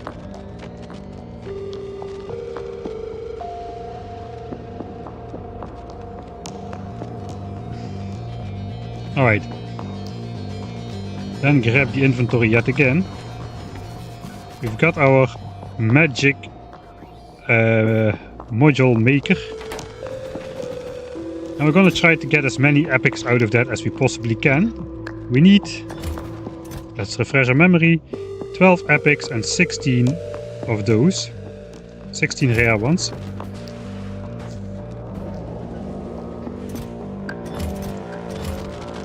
I took all the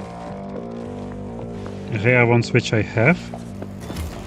Not sure it's gonna be enough, but we're gonna start with this and go from there. Alright, so here's the trick. It is a bit cheesy, it's very cheesy. This trick is very cheesy.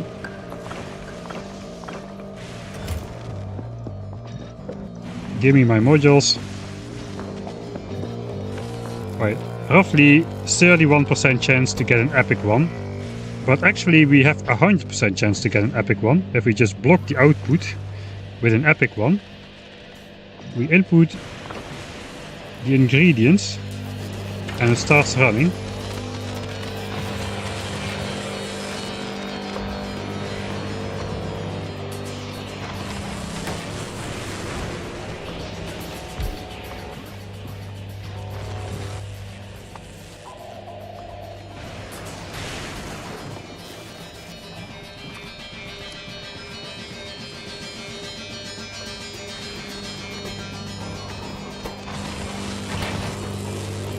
I'm gonna set up 2 of those because this is a slow recipe.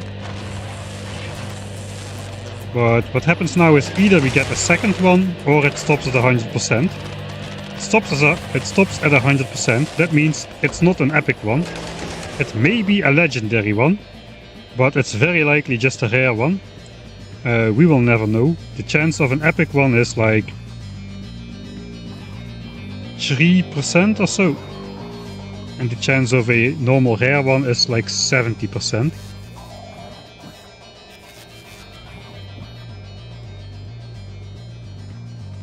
So it's over 20 times as likely that this is a rare one than a legendary one.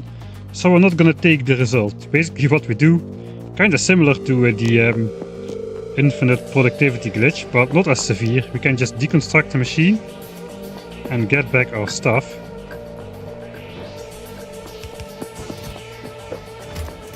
Let's throw away everything so we can showcase this. I deconstruct the machine and the stuff will pop back into my inventory. And my inventory automatically closes. So that didn't really help.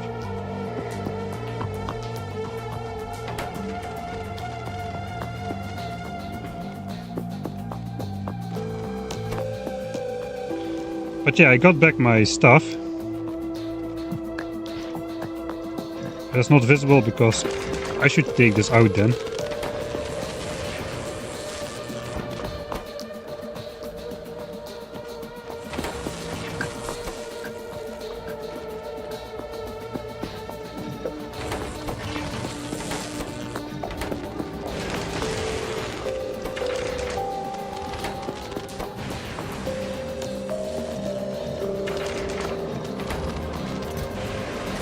Alright.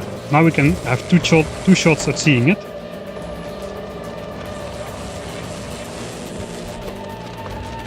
So yeah, if this number becomes 2, then all is good. If it is 100%, we will deconstruct the machine. Put it back in place.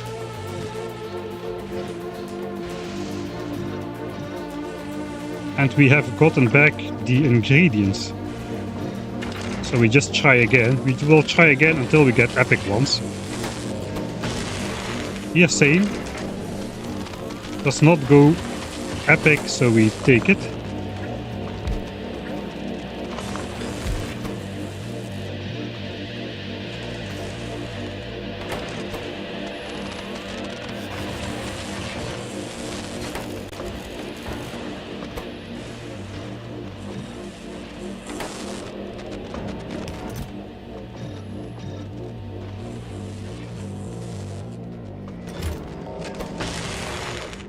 Try again. No, not the result we want again. Alright, so this is a bit grindy, of course. On the other hand, if you have limited resources, this is quite doable. I'm just gonna let it turn a couple times because we also need our 16 rare ones. So now I'm just gonna let it go for a bit.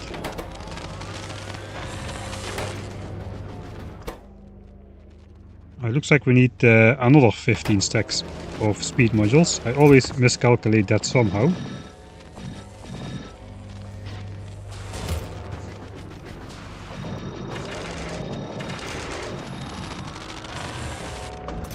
Okay, we got one rare one, 2 rare ones, 3 rare ones, 4, 6. We already got 6 rare ones out of here. So if we got 6 rare ones out of here, we only need 10 more. So I should not let this go for too long. Hey, I actually got an epic one legitimately this time. I also got a rare one. Let's see what we get in the double hole.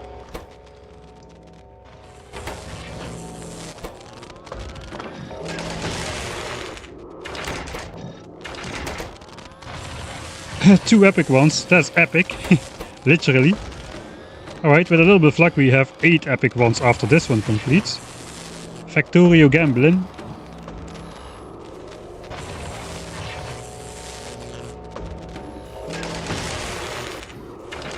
I can try to roll quality. I can try to make the legendary productivity modules maybe, yeah? You can try to roll quality on productivity pots. Yeah.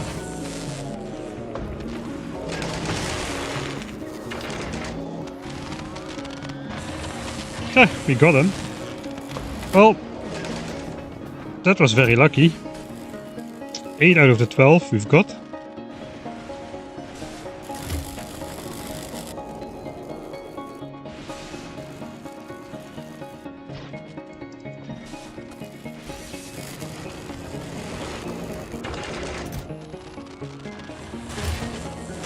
Okay, I guess we'll do another roll. And let the second half complete as well. The problem with the blocking method is you will forfeit the bonus productivity.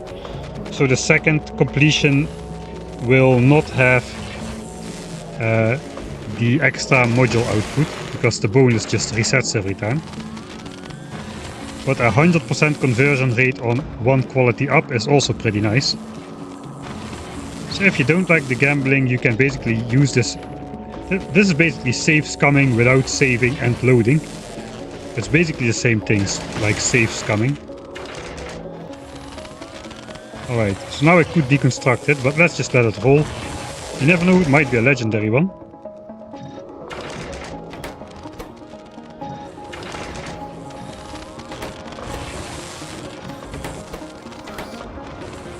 So now we'll get 2.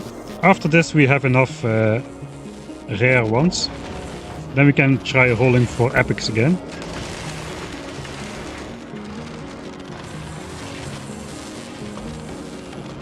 Alright, we have 2 more cycles to go.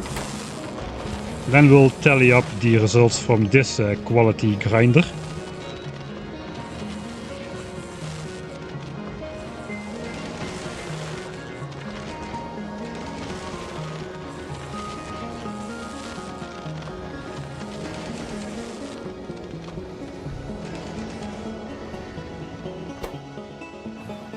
Actually, you can do something like that with recursive blueprints, I suppose. If you go into map view, you open the assembler in map view, you can select an epic quality module, put it in here, and the bots will try to put 50 in there if they can find them. So now if I make those available to the bots, the bots will pick them up and put them in the output slot. If you have more than a stack, you're gonna block the output. But now I can just roll this machine.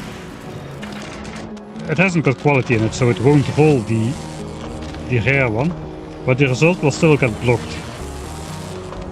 You still need to do something with recursive blueprints, because the circuit network does not interrupt processes mid-craft, and I understand with recursive blueprints you can deconstruct these on a time loop. So you can make a blueprint with this in the output slot, I suppose. I don't know if is that conserved in a blueprint? Ah no, it's not conserved in a blueprint. But then it might be hard to automate, yeah. But look, now I blocked the result.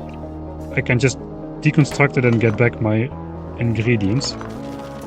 Alright. No more epics. This is done. Let's do a clean tally. Throw everything away.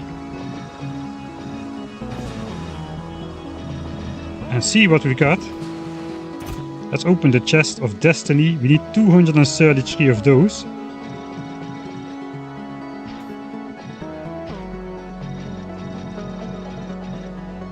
Check. 68 of those. Check. 68 of those. 16 rare ones. I got 10. Oh, I got another 2 epic ones out of that as well. So I got 10 out of that roll. And 2 epics. What more did we get out of... What did we already have? We're basically done.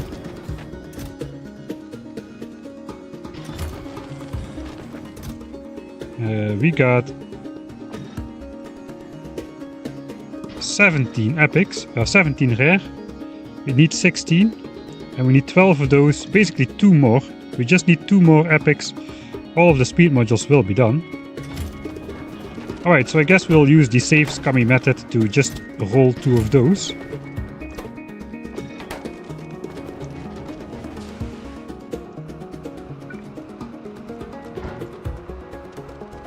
I got...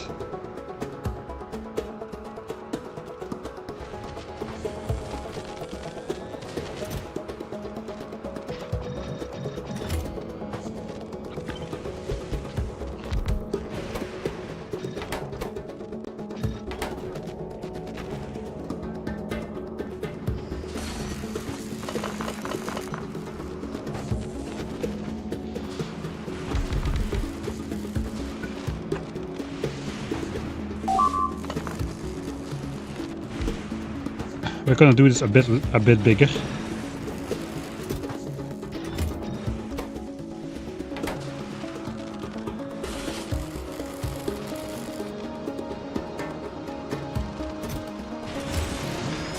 Everything is normal here. I'm not counting. I'm not chip counting here.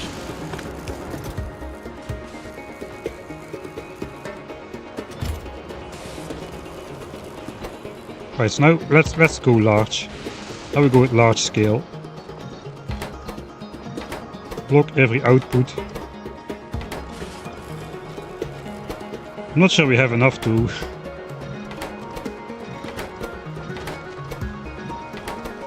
roll all of them.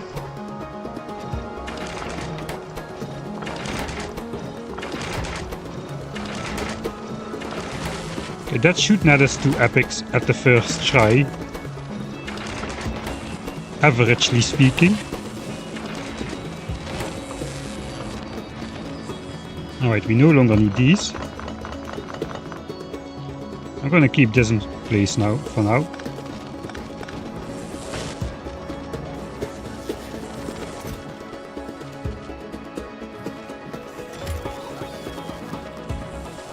I did not roll any...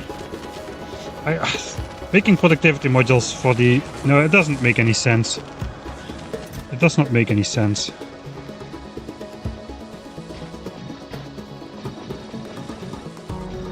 We'll just take these. Instead of these, we'll take these.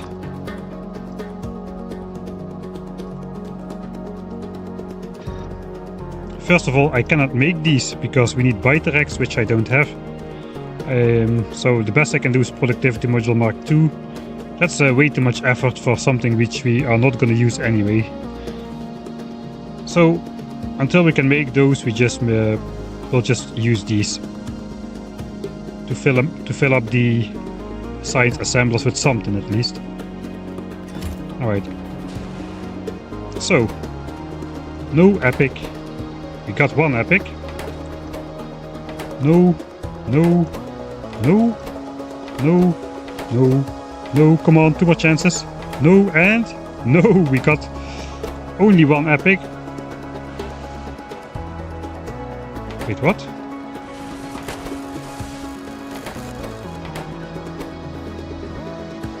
We got 2 epics.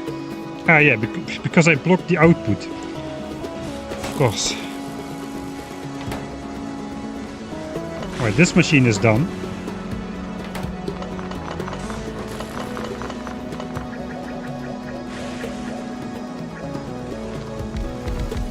Okay, now we need just one more.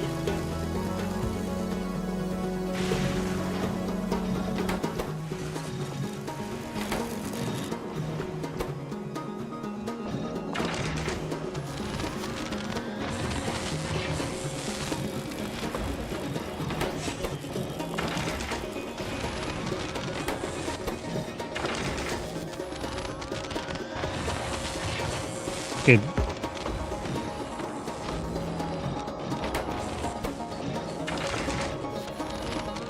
I already start to feel better about quality. I only like gambling when I have an edge, when I can cheese the system somehow. And now I feel like I'm cheesing the system somehow. Did I see the results come in? No!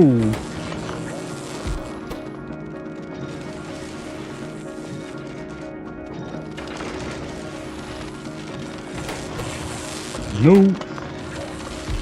Just gonna keep filling them until I get one.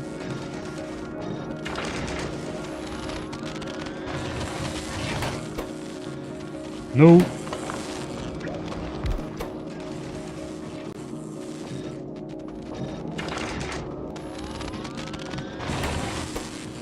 No! 4 chances, 0 successes with a 30-ish% conversion rate. And no, 5 chances, no luck. I'm not fast enough to do this faster.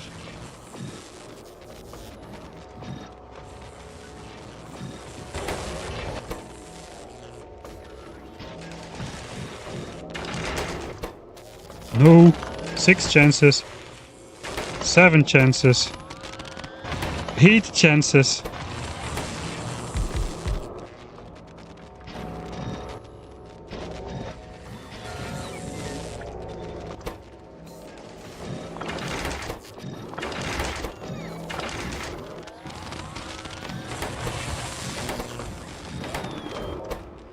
Okay, we finally got one on the 9th try. Okay, stop it then. We have what we need. There we go. Speed modules job complete. Nice, that means that we just need to launch up these modules and then the ship will be at full power. Literally and figuratively. So we're not going to be grinding for Mark III productivities. Let's take those out. Let's take out all of these temporary assemblers.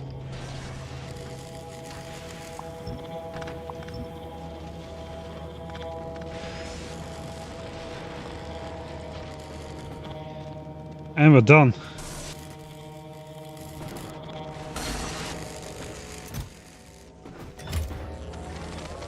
I guess I'm just gonna keep this rolling. I can make these back into like high quality chips if I need more of those later.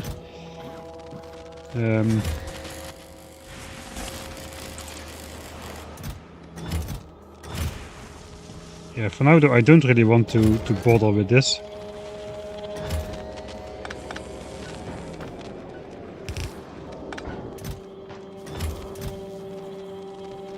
I do not need anything except my quality modules perhaps.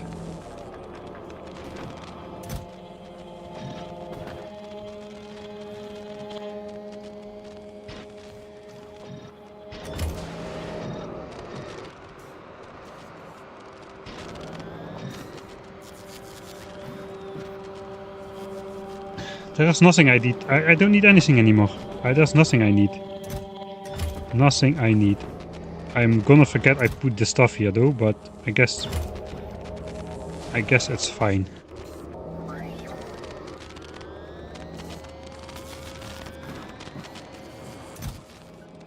Alright, that was easy. So we just grab these. Those need to be launched upwards. And that's gonna be it.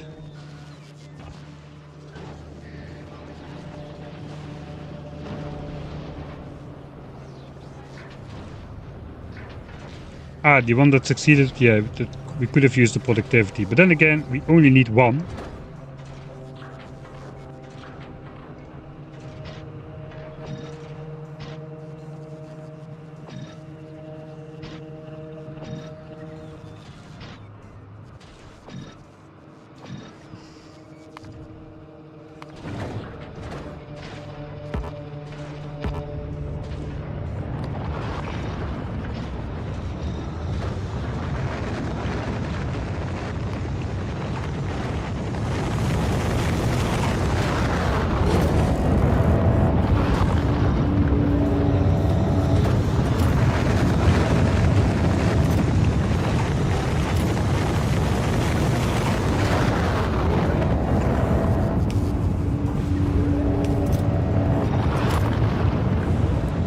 That'll launch all of them automatically.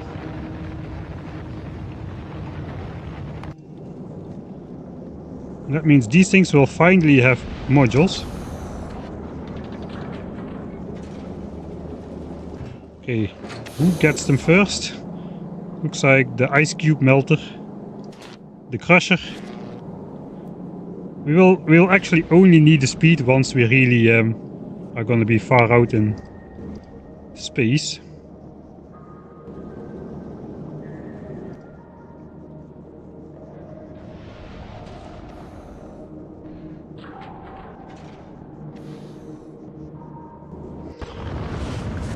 Alright.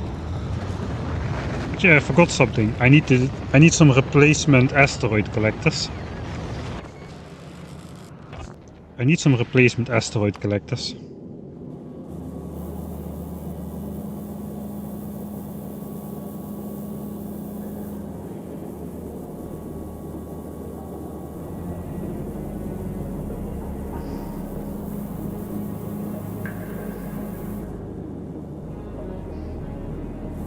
Maybe some legendary inserters could be outfitted in the back here as well.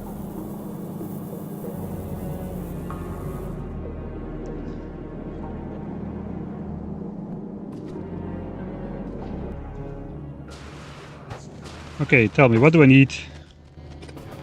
Inventory. What do I need to make a rare asteroid collector? Blue chips, electric engines, and low densities. 27. I got... Ooh, that's all of them. Alright, that doesn't matter. Okay, we still got those. And the low densities. I'm just gonna make 3 of these.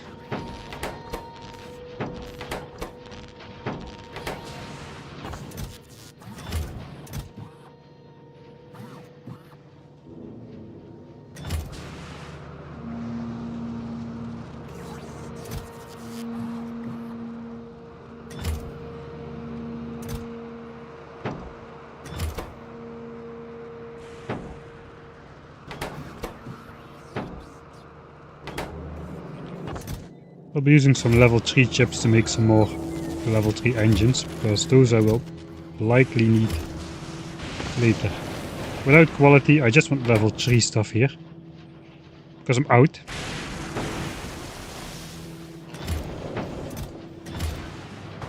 Alright, that is the 3 replacement asteroid collectors.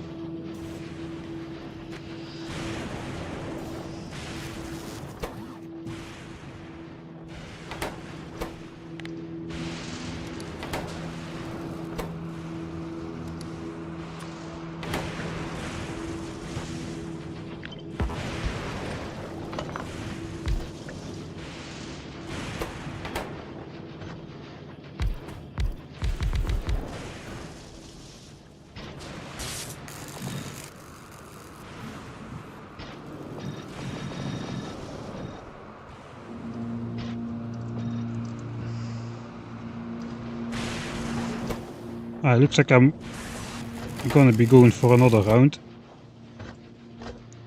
I need some stacks of these like a backup, man. Can I just let this rip? No, because these things are just stupid expensive. I cannot, they are just too stupid expensive.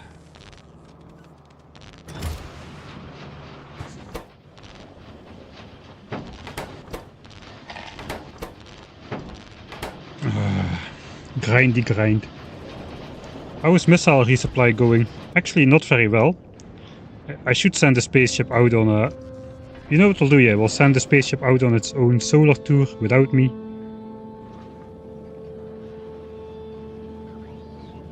It should be fully moduled up at this point. Let's take a look.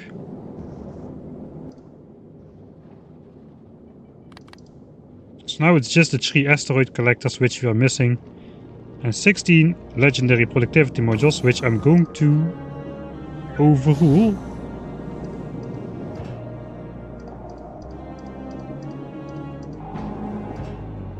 For rare Mark 1s.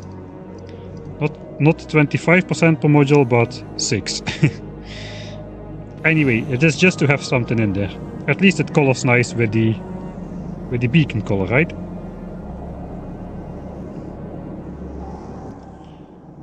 Alright, so that's gone as well. Now it's just the 3 asteroid collectors which we have over here. Okay, we got one. We got one.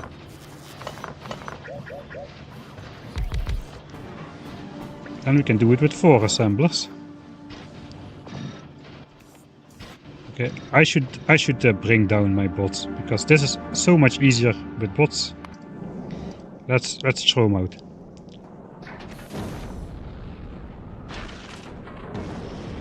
Yeah, it's not going great with the with this stuff.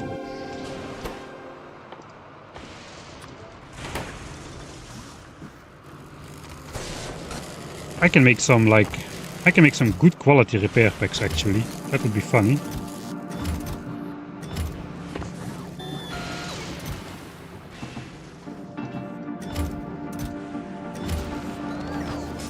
These ships I got plenty of.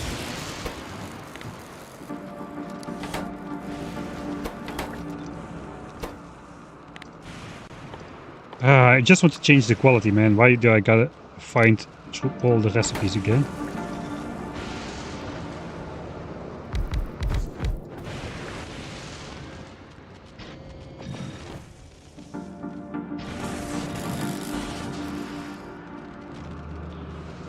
Alright, 10 stacks of these. This is the most stupid thing to spend my resources on, really.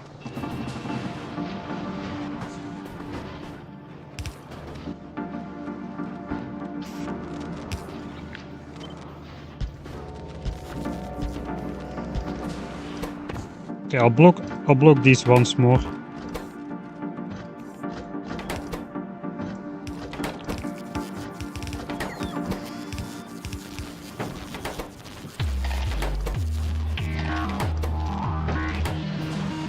And I'll go pick up my bots.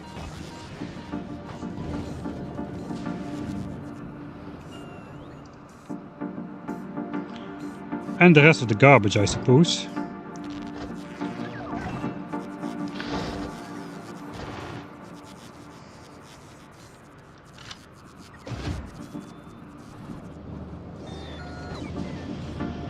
Inserters for the railguns. Oh!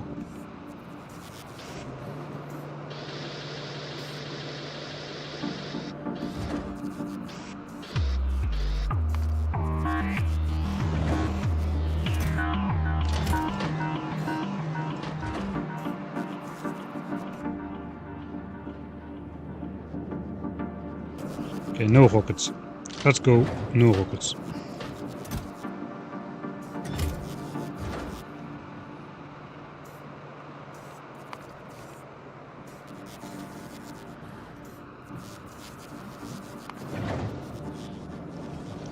That's an excellent remark. I would have figured it out way too late as well. We would have already been at the solar system's edge before. And then I think, why my railguns are not shooting? Why are my railguns not shooting?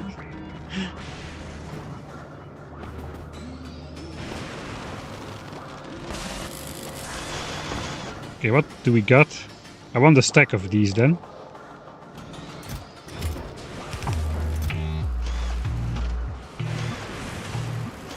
These just last longer. They're basically like 4 repair packs in a single repair pack. So it takes up less space in the almost infinitely sized storage hub. Right, let me just get a stack of level 3s.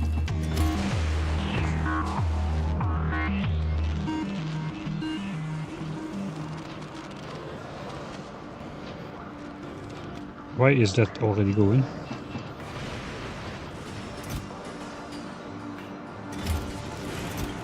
So I need 19 more. I guess I'll do 2 more.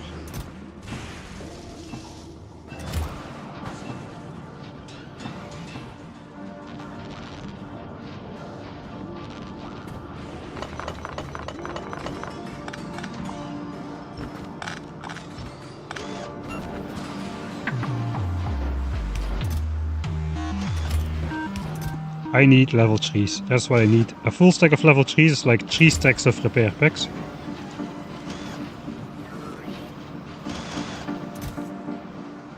Okay, there we go.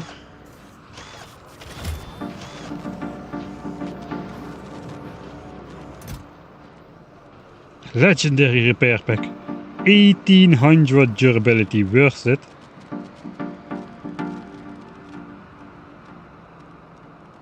Six repair packs in one. But yeah, I'd rather just take the 1 stack.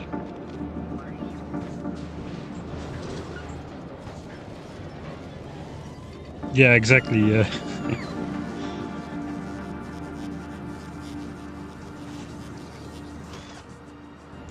That is not a rocket silo, Mike. This is a rocket silo. Alright, we'll change out the repair packs we have on board.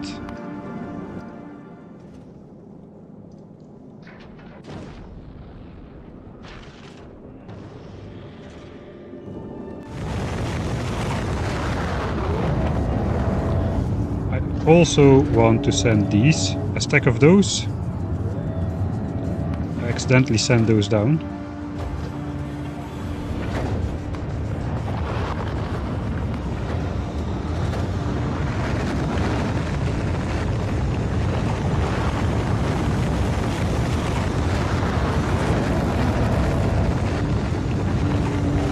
Oh no, I keep forgetting, I carry those on the ship. I do not need to send those up.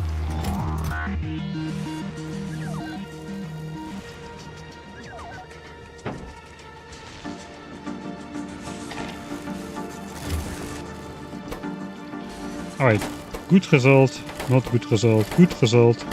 3 good results. That is awesome.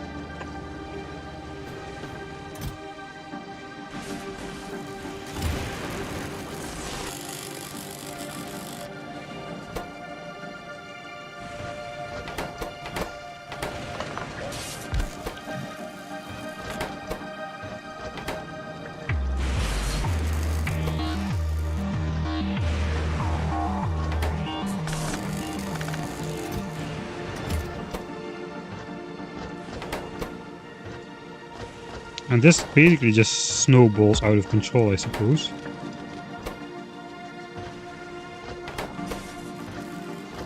That's 9 of them already.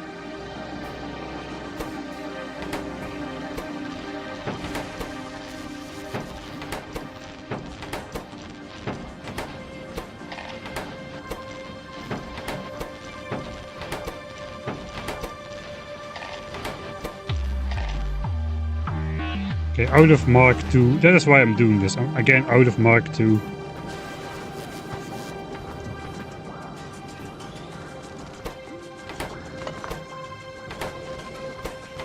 Oh, looks like I forgot to block this one.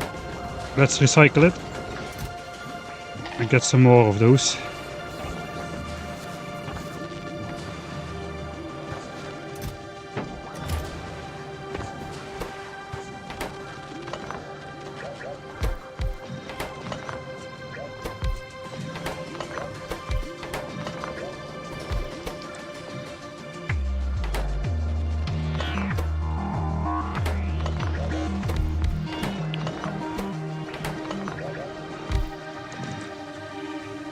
I have no idea what I just did. Apparently I only have 7.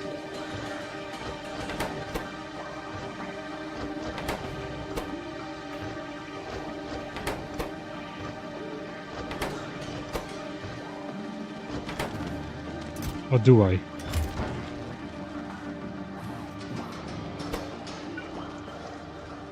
Yeah, I do.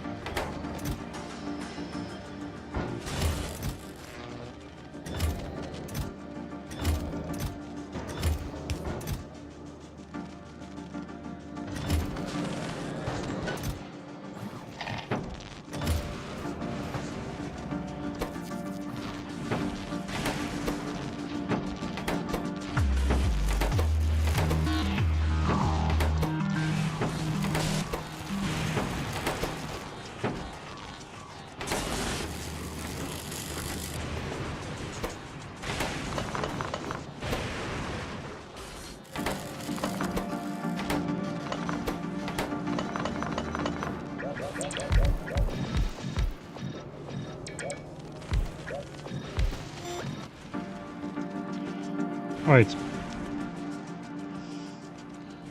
So I got like 5 more sets only. So I can make 13 exactly. Okay, then we'll go with the ship. We'll go with the ship. I'll just make those last 5 into Mark 3s. We've gotten 1 stack extra on board. Plus 1 stack extra on board plus the 3 which are broken at the moment. And then I'll just I guess I can let I could let this guy start consuming stuff again.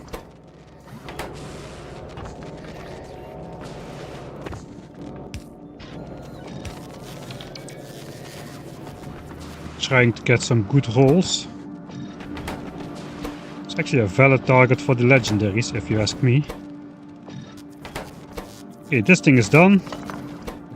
This, no. 2. So 3 more.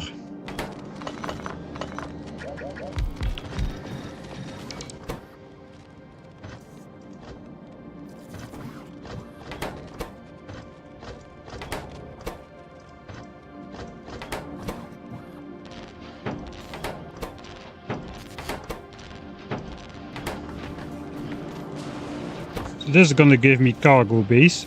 Those cargo bays are gonna be trashed. And that is the other valid target for the legendaries, actually. That is gonna give me... I don't know what this is. That is gonna give me more low density structures of good quality, basically. Okay, this one obviously didn't. These ones didn't make it. Okay, 2 more. I've got 11.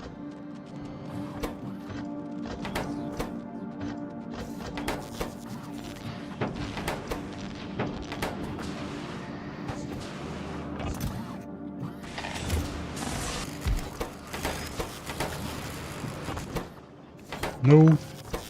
No.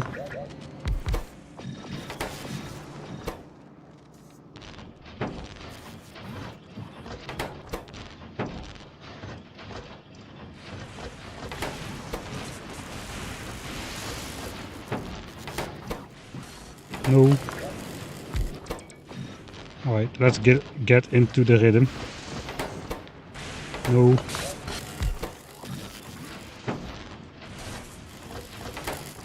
No.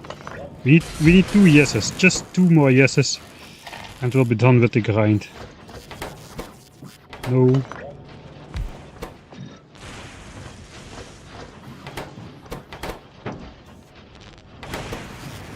No.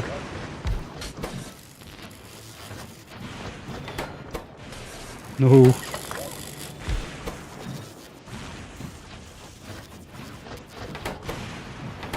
Seven times no in a row. 8 times no in a row.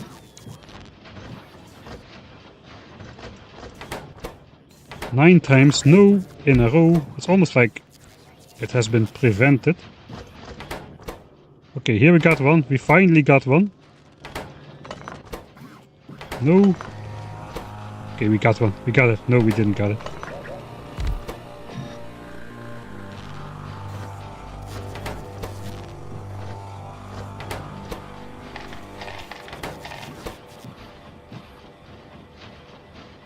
No.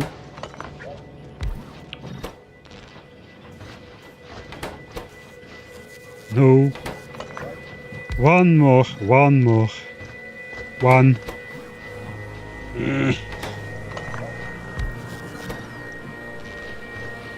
Free gambling.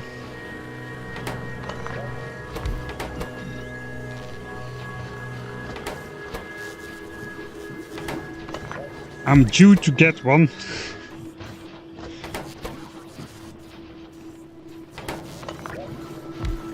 One time in a casino in Monte Carlo, they rolled red 33 times in a row or so. And we didn't even have 50-50 odds, man.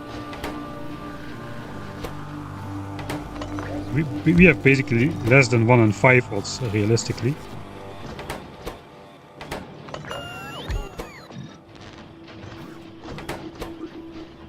Just give me a 2. Natural 2. Okay, we got it, we got it. 13. Alright, I'm happy. Throw away all the garbage for the bots. Also all of these. We'll just put these in the... we'll put them in the logistics network.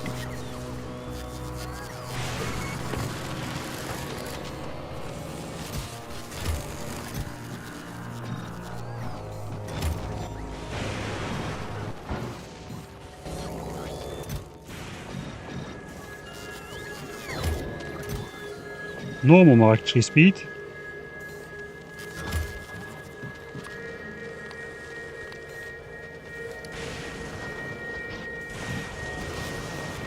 Alright.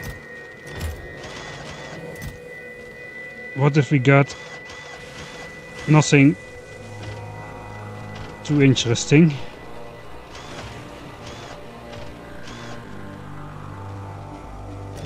Okay then, I think we're done. We're done with quality for forever. Okay, I can read chat again.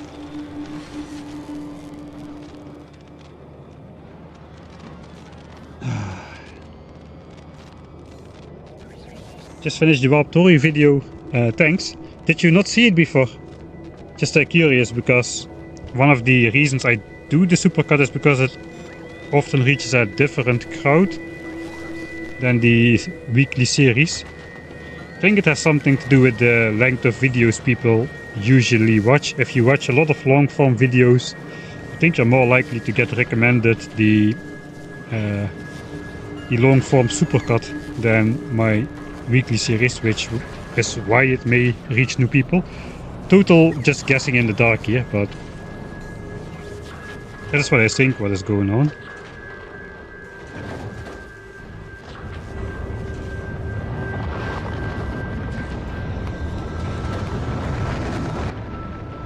Right, and this will be the first time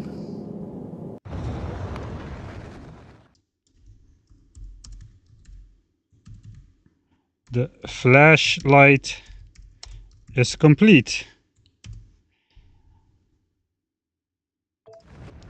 I believe the entire thing, which was originally designed in editor mode while just giving us the components like they cost nothing. What a journey to complete this ship. But I think it is finally done. Here we go. The last 3 collectors. And the ship is complete. Auto request missing construction materials. No results. Nice. Okay, so we have got these 16 fast inserters available to put here. I guess we're no longer making rockets because of the railgun shells again. I think the fastest way to fill this ship up is to just fly it around a bit and take it to Vulcanus, where we'll launch up a ton more explosives, so we can basically fast craft our way out of this situation.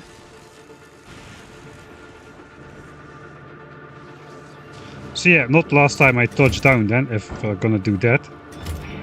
I did want to launch my bots with me.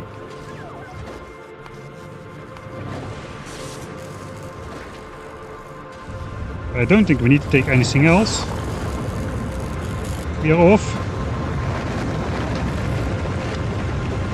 Let's follow our bots on board. Hey Pluisje, what do all these belts do? These belts, they hold... It's basically storage. We cannot use storage chests in space. And the cargo bays are pretty space inefficient when it comes to storing railgun ammo and asteroids. That's by design, but we are kinda breaking the intended way of storing stuff by just using belt weaving. I forgot to get out of the ship. So this is basically like 4 belts in one line. They all connect to each other. All the different colors don't connect to each other, the underground. So it's basically 4 belts in one line. And that allows us to store up to 200,000 things on these belts. I kinda want to get out here though. Alright, I did. You can still do it. Drop pod goes off without me. So it does still work. I just was too slow last time. So that's the other way you can do it. You can get out once the drop pod launches. Basically, as soon as you click the button, press enter and you get out. Or you can do it on the way in. This is going to be the last time that I'm going to be able to fly in front of the railguns with their weird pizza-shaped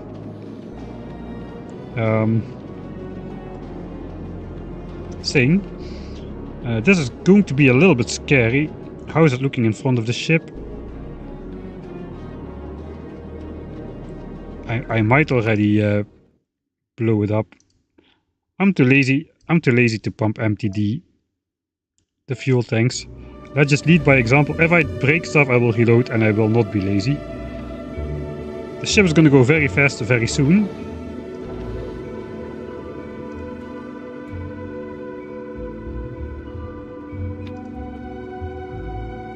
I'm gonna fly over Gleba to Vulcanus.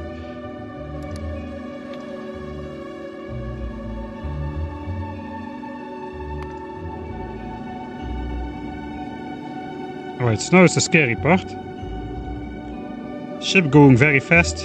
Yeah, this was the wrong idea. I don't think we can break that many asteroids with the medium lasers fast enough. Medium asteroids with our lasers fast enough, I should say.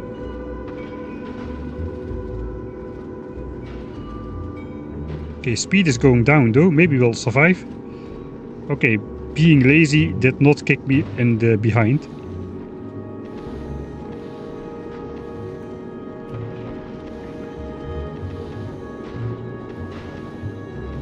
So now we're just gonna go slow-ish again. I guess we can go a bit faster then.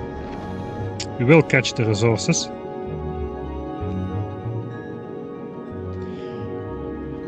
So yeah, the speed control on my ship is a little bit far away.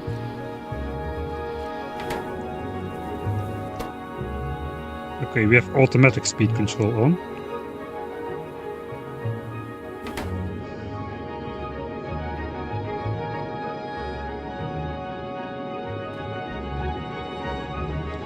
Alright, I'll just temporarily add more speed. That should set it to 50. Here we go. Ooh, that...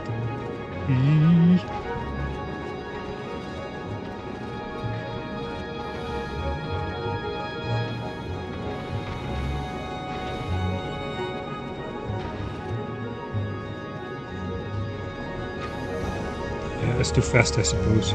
Okay, we were going faster than 50. No damage taken yet, so that's good. Okay, this is a dense band of asteroids though. If we survive this, I have faith that we will make it.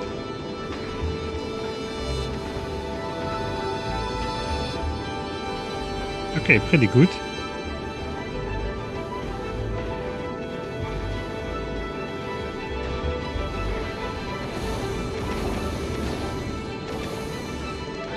$108 damage.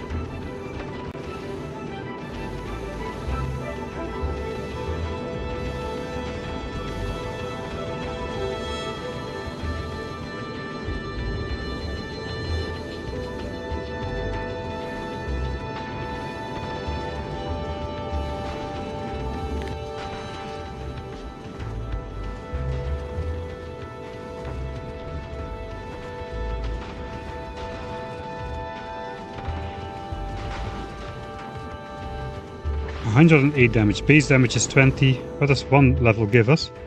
70%. With base damage 20 is going to give us 14 extra damage per level.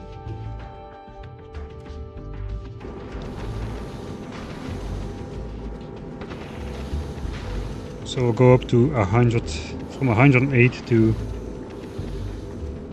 122. That actually might be worth it. Ah, okay, no, it's... I thought it was 4K the next level.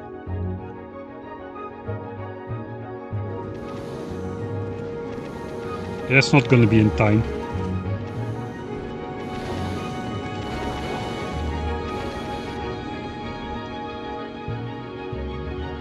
But yeah, so we're not making more rockets until all the railgun belts are full. We've got 4,000 railgun shells already. 4,000. You know, I could use my railgun shells instead of the rocket turrets to target the mediums.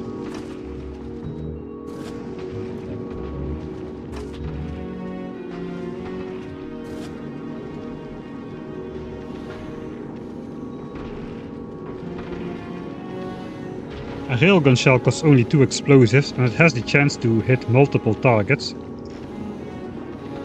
Whereas an explosive rocket costs...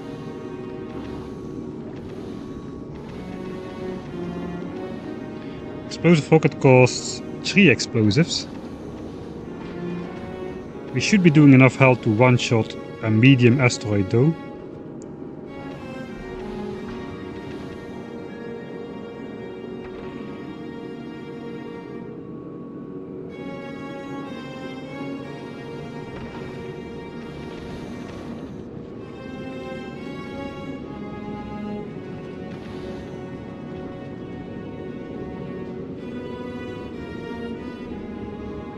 I think I'm just gonna launch up a bunch more explosives from Vulcanus. I put triangles in the chest. Good thinking, but wrong resource. So we'll have to touch down the final time on a planet before we'll never set foot off of our spaceship again. I wonder if personal laser defense works in space. You know what? That's a good question. Let's do a test. Does PLD work in space?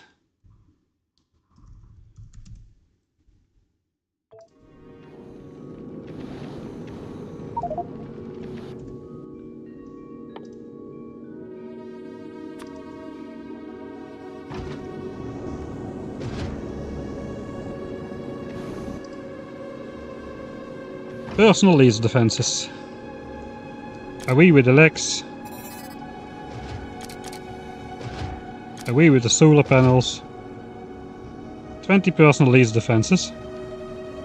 Status enabled. Press... Oh! You can toggle those as well. There must be a button for that.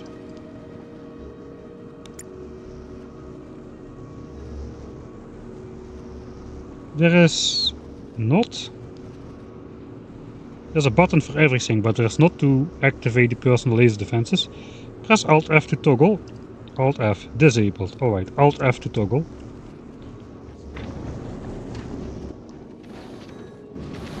Yes, now it's disabled, right? Enabled, Alt F. Let's fly out.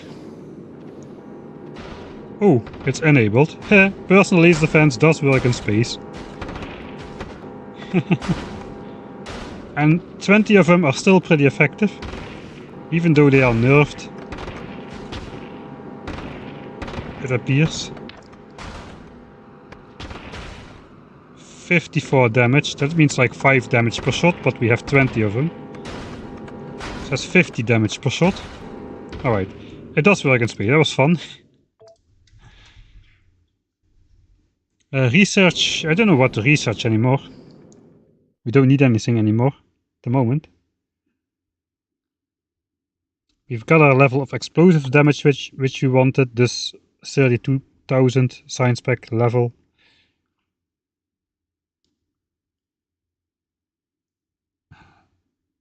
I could use some laser weapons damage, but it's not really all that useful. I guess it's the most useful at the moment though. The rest we don't need. I definitely do not want shooting speed, in case they fix the railguns later. They are broken at the moment, the shooting speed.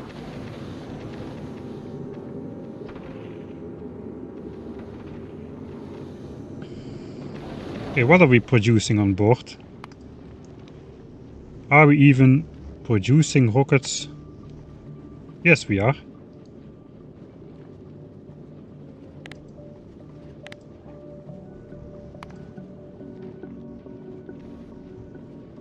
Oh, that is not too bad actually.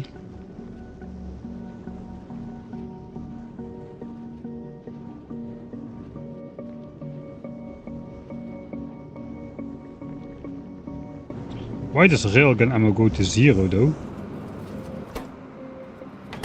No steel? That's actually not too bad news. That means instead of...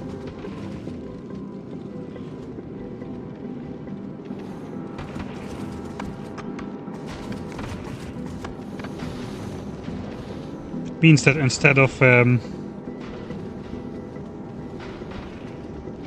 Dang, it's a lot of asteroids.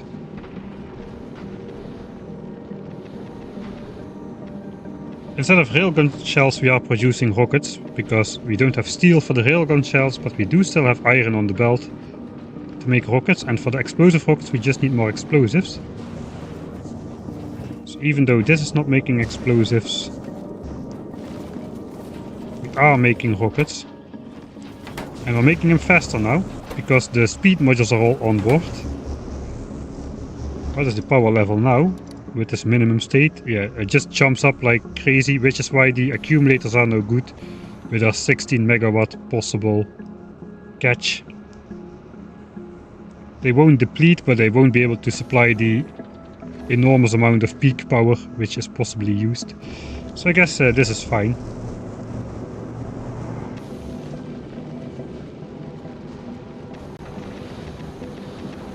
I guess one issue is I'm only carrying metallics in this corner here. Oh no, believe it or not, the problem is the calcite.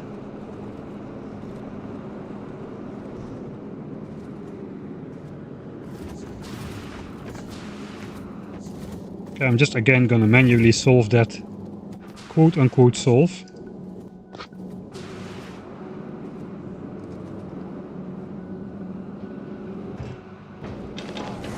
By putting it manually in these machines.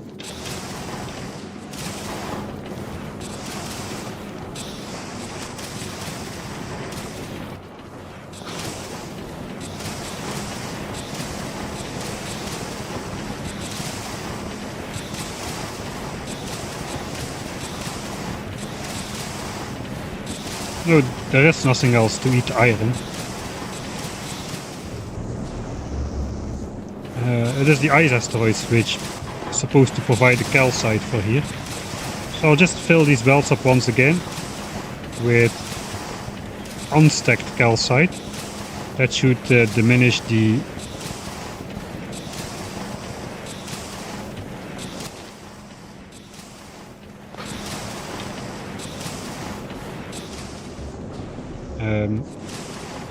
ice asteroids which this guy eats, I hope.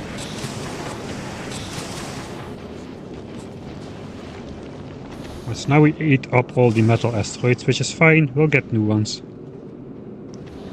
Alright, looks like I waited too long. Back to Vulcanus.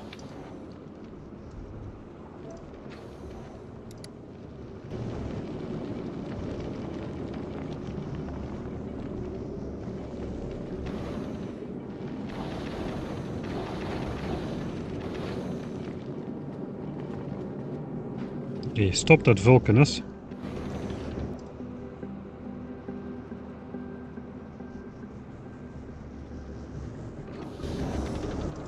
Oh yeah, I need to get in before I can drop to the planet.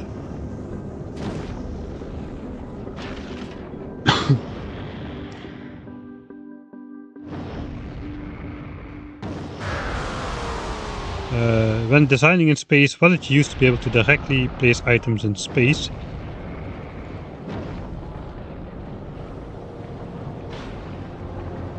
Don't use map view. If you don't use map view, you can build stuff directly from an you've got an inventory in the editor as well, but you naturally spawn in map view, which doesn't let you place stuff. But if you press M, you get out of map view. Then you'll have an inventory and you can actually just click stuff from here inside your inventory and place it. Another thing which works is just copy something and pasting it. That does work from map view, and then you'll just paste the... I think then you'll just paste the actual buildings.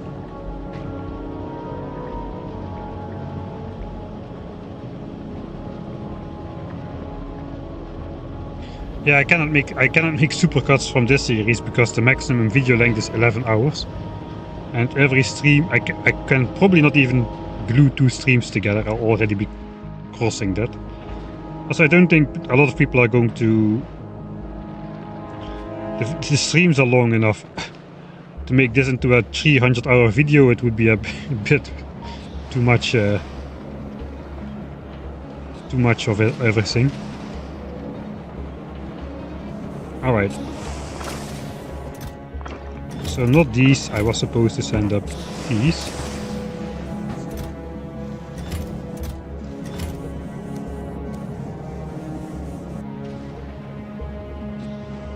I'll just request those again.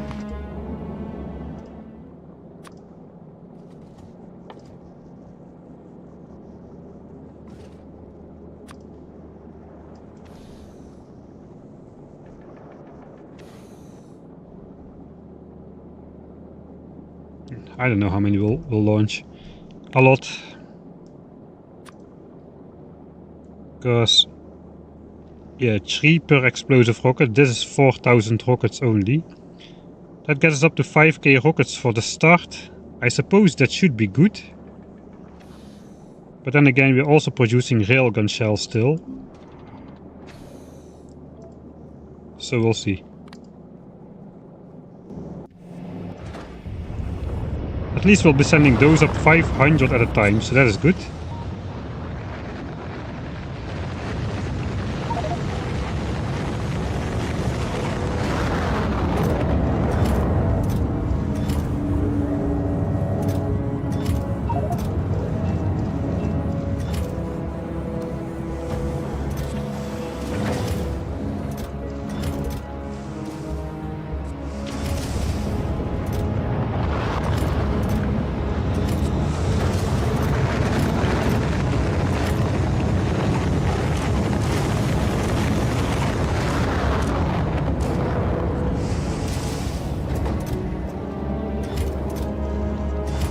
Okay.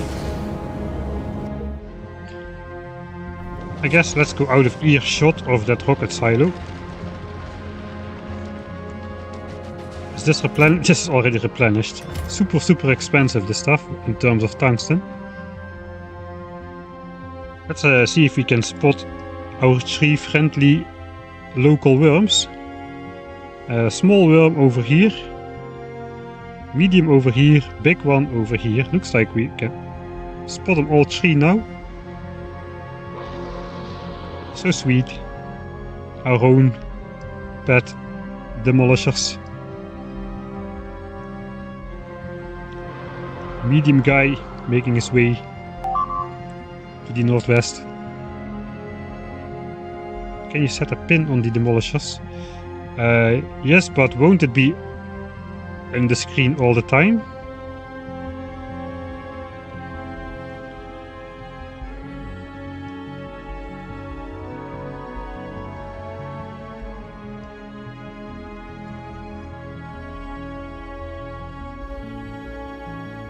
Oh, how do you make a pin again? I forgot about that.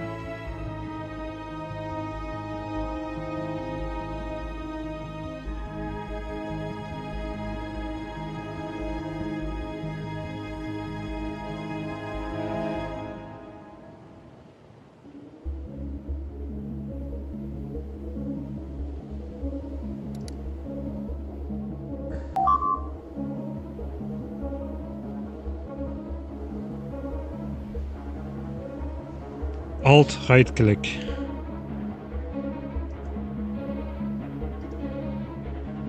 Like so. Alright, then I cannot really do it because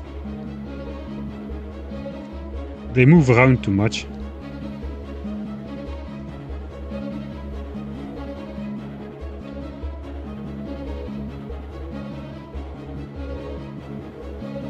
Okay, soon the demolisher should come into view, I suppose.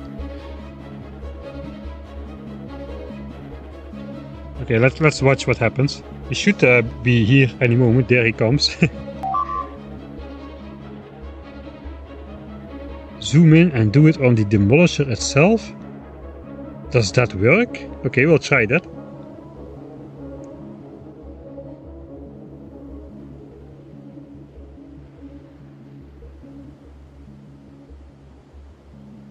Jurassic Park. Yeah, something like that. The fences are of about the same quality, like there are none. It's just the red border on the map which suggests it's a fenced off area. I guess they are 10,000 volt lines on the high electric poles. Most viable way dealing with demolishers. For small ones, just poison capsules are enough. Make sure you can run away in a straight line and have them go through the poison capsules with all body segments, and after about 100 capsules the small one will die. Mediums early on is... I tried gun turrets and landmines, which worked well. If you have later technology, you can also... you can do weird stuff. You can... if you have railgun is the easiest. You just one-shot mediums and smalls. And... I guess you can blow up a small or medium one. No, I think a small one only, with nuclear reactors which are superheated. I don't exactly remember. Okay, let's try to alt right click on the demolisher.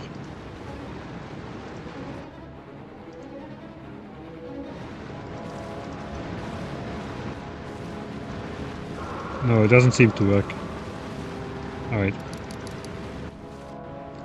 I'm probably missing something again, but that particular technique doesn't work.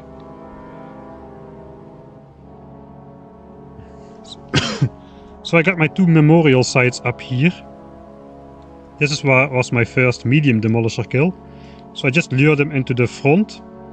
Just made this a blueprint. You can make a blueprint by going in map mode here, like we're doing now, and just put ammo in here. Maybe not 100. You can right click to put one. That's what I did. Then I put landmines around it, made it into a tileable blueprint, and just tiled the blueprint.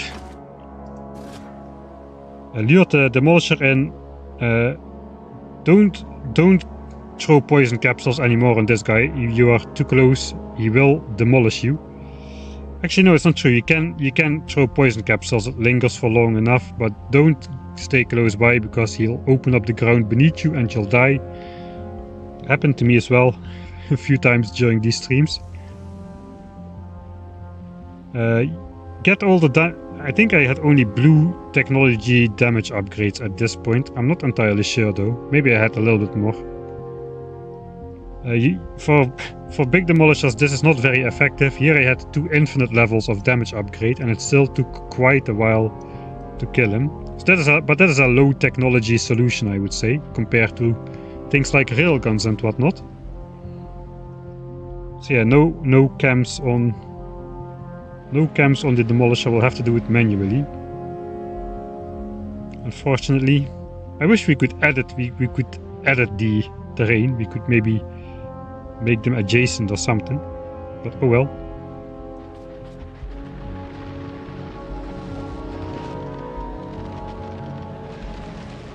Alt right click on building.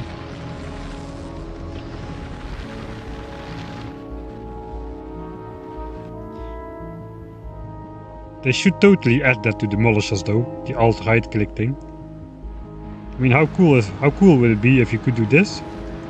Alt right click on the demolisher and then just have this camera just follow the demolisher around. That would be pretty epic.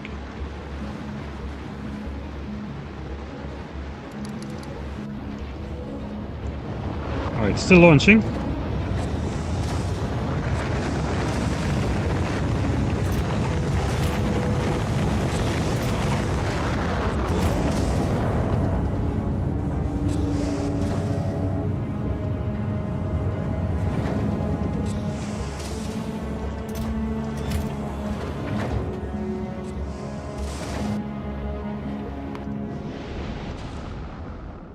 Okay, that's a lot of explosives already. How much do we have? 8,000. That's more than we had to play with last time already. So I think we'll be able to fill up. I don't need to fill up the entire spaceship with everything, but I do want to get a good stash of rockets going, and I probably should get my railgun shell belt backed up. Once that happens, those start consuming too many explosives like they are doing now, and all of the other explosives will go into rockets, which is what I want to happen. And then we'll be making a net profit on rockets, I suppose. We'll shoot one, get some chunks, and those chunks will turn into more rockets than we use to shoot the asteroids. That's the plan, at least. But as long as we're making railgun shells at high volume, that's not gonna happen. So I suppose we should be making those first.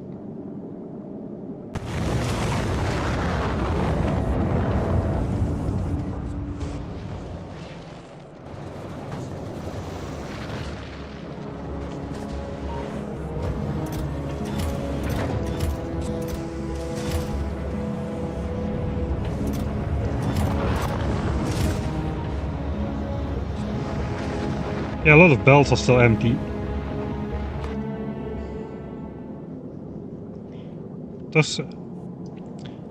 Most of them are not designed to be full though. So all of these, the green belts, in general the green belts on the top part of the ship, they are just used to transport Prometheum asteroid chunks all the way out here, where they go into the belt storage. So those are supposed to be empty. It's at least until at least a decent distance into the way to the shattered planet. It's not going to be earlier that these fill up. Then this is the asteroid sorting stuff. Here we toss them overboard, so only everything beyond where we toss them overboard is supposed to be full.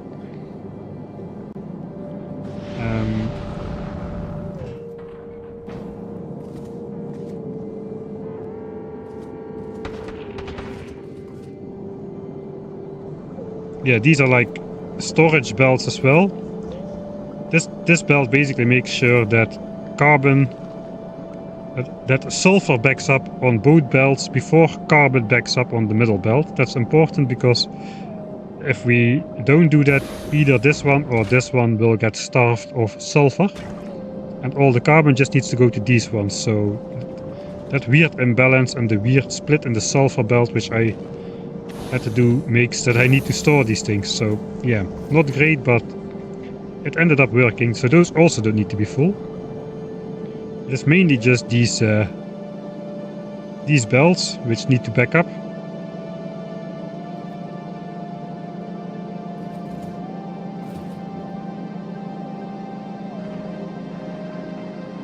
It looks a bit weird, but all of these belts should have, according to the mouse over, 16 shells.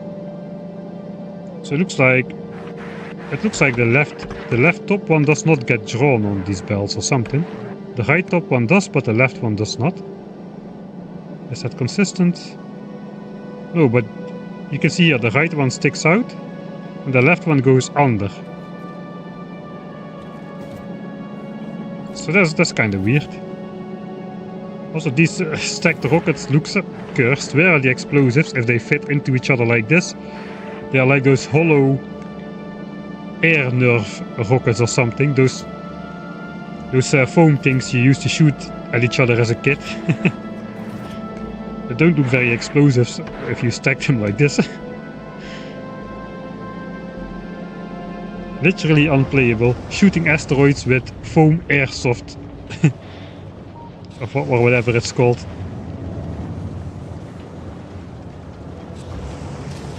Explosives are in the tip, that's why it's red, I suppose. Okay, you're right. You are right.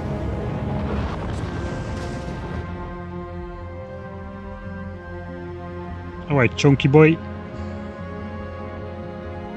I have nothing else to do but to watch you. This is literally the last thing we need to do. After this, the demolishers can take over this planet. The pentapods can and will take over this planet again. Expansions are creeping up on my base again. Slowly but surely slowly.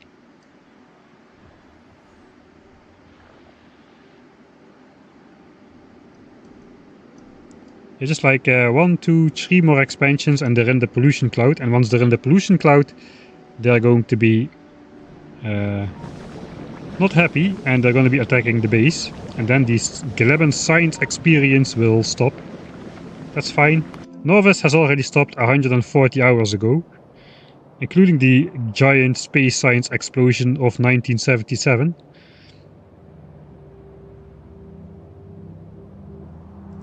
It has been given back to the biters already,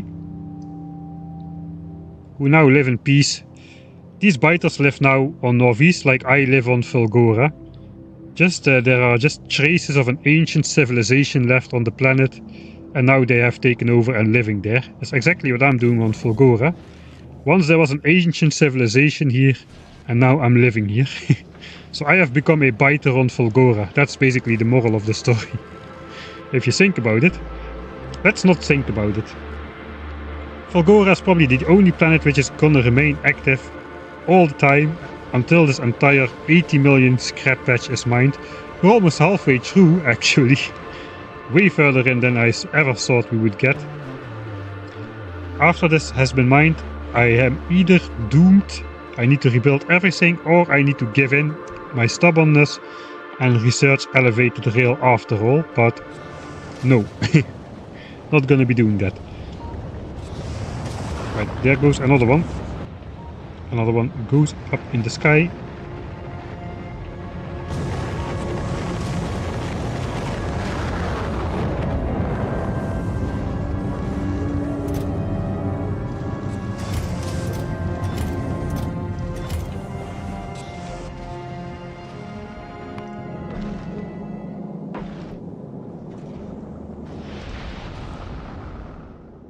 It's starting to look like something.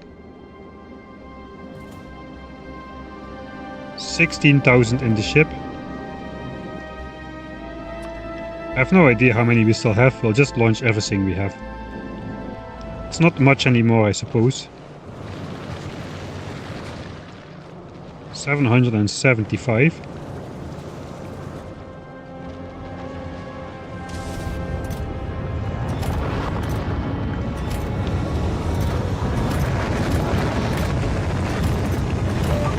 Okay, we have enough to keep launching ships for a while. That answers my question as to what the deal was with your Norvis base. Sorry I didn't see it, if you asked it already.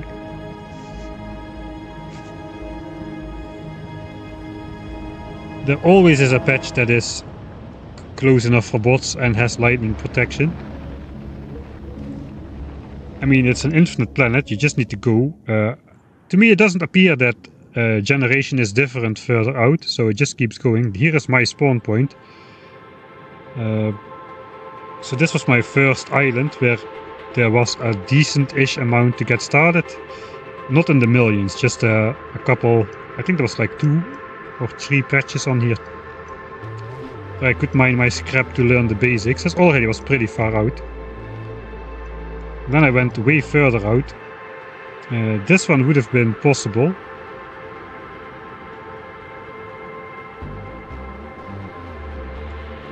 I have some connected things on here. But then I decided to go for this one eventually, because I thought I would have more space to build. I don't know why I chose that. I think this one had too many annoying cliffs or something. I don't remember exactly. But just keep searching, you should find an option eventually, if you want to. But of course, if you're a normal person, just research elevated rails and build trains, I suppose.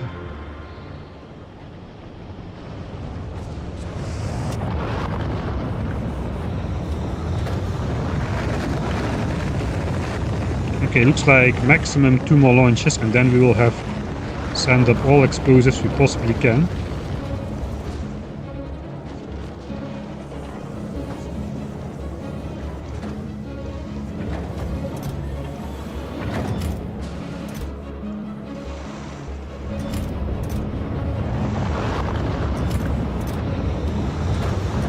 Three more launches and that's gonna be it. That's all we can do. And then this is gonna work a very, very, very long time to fill all those chests back up again.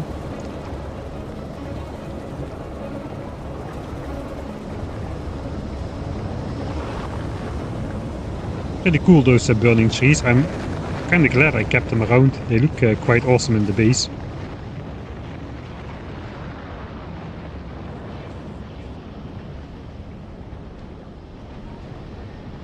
I had one right here as well. I accidentally deleted it, the one in the middle of my explosive oil and rocket fuel shenanigans.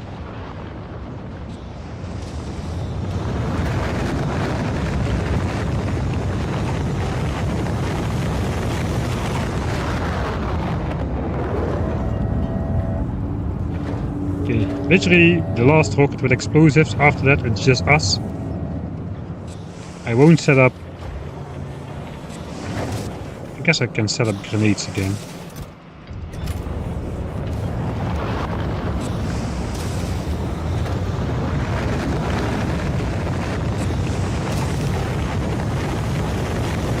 That seems to be the most useful, grenades and science.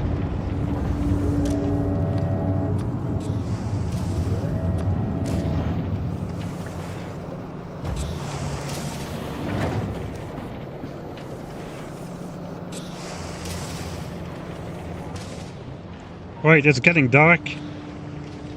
Let's enjoy the planet of Vulcanus one last time. So it does look pretty nice with the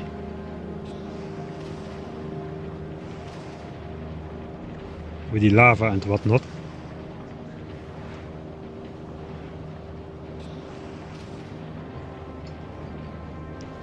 What are the grenades for? I shipped them to Fulgora because military science is in short supply there, and then I decided I needed 63,000 science points worth of explosive damage. Right, night is already over. Time flies on Vulcanus.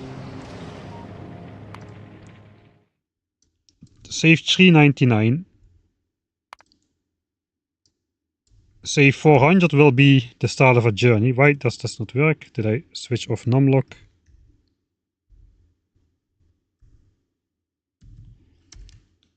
Final foot on solid ground.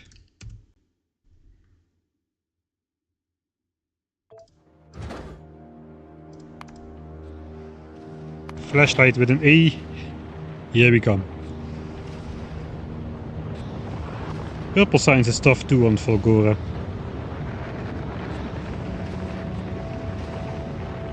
Is sushi belt better than sorting? Scrap on Volgora. I went with sorting. It makes things more comprehensible when you look at it, I suppose.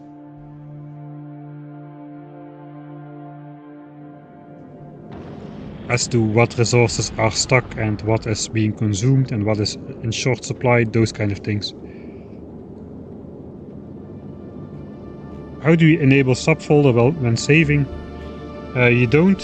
You just make the folder in your file browser and then you can access it. I forgot to get out again. God dang it. We can do it. Alright, I get out again. Drop to a planet, then quickly press enter. And we're out on the spaceship. I need to be out on the spaceship as well. I need to macro manage these explosives. That's a lot of explosives. How many do we got? 21,000, alright.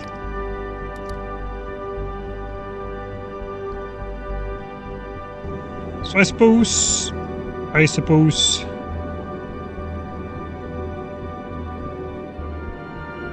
we need to pick up fuel cells. Ooh, that is dangerous though.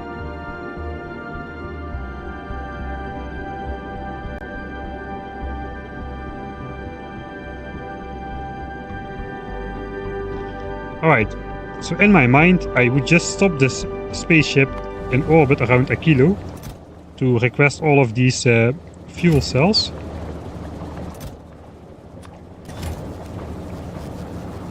And more, I should be making more of them. Problem being,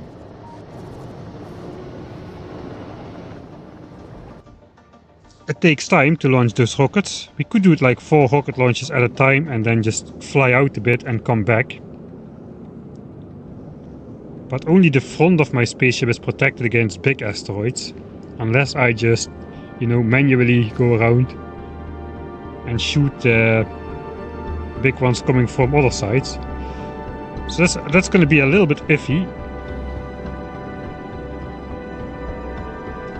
You know, this spaceship is equipped to go to a kilo. I think it's time we send it there. Yeah, let's do that.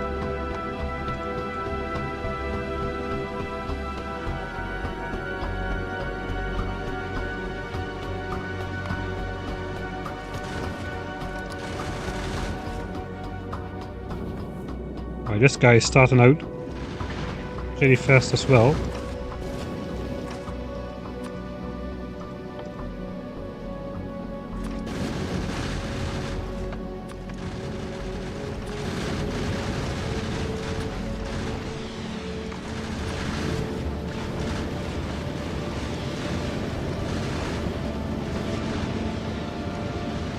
Forgot to set the rockets, fly out at maximum speed, not great.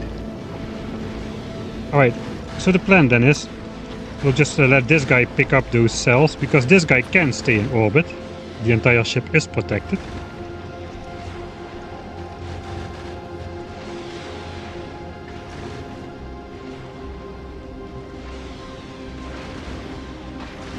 Oh, I'm so glad I found that setting. For everybody who's also very annoyed about typing some value and then E to close it,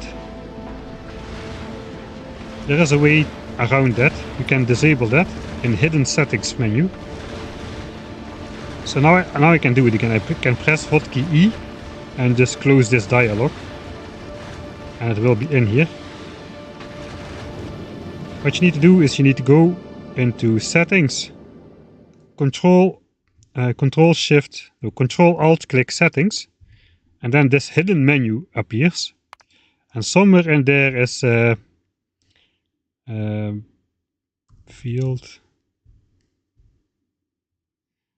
Yeah, you can switch off use formulas in number input fields, and that basically cancels the possibility to type letters in squares where there only should be numbers. So you cannot type 1K anymore or 10E3, but you can just close the dialog with a hotkey. So Control Alt click on settings. If you click normally, it won't be there.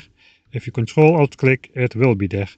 So that is how to get to that. That is so nice. I immediately annoyed myself 20% less.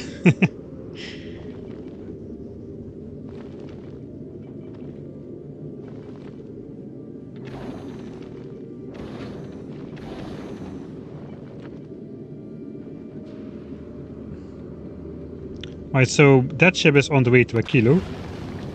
That means I also have to look at Aquilo. How many materials of rocket launches do I have here? That is not a lot.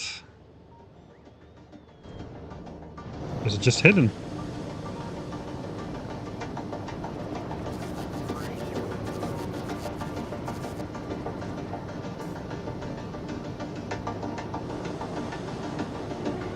Yeah, man.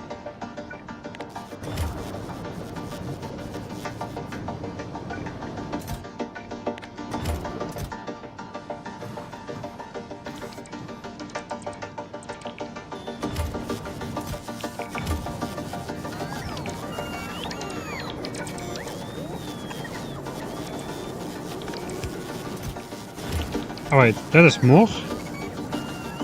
This is my backup chest. I won't touch that. Do not get stuck here. For the rest, everything is fair game. So how many rockets can I launch?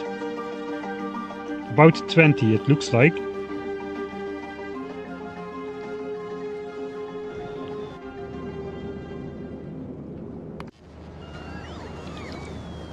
$20 rockets, is that gonna be enough fuel? It's not gonna be enough fuel, is it? God dang it.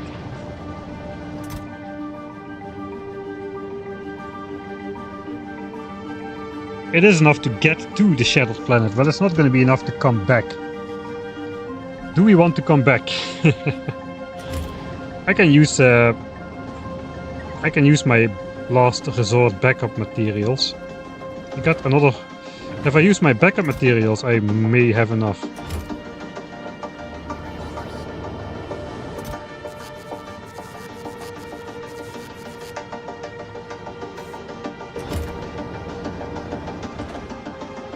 Okay, we automatically request those fuel cells to here. I can already store these a bit more close by.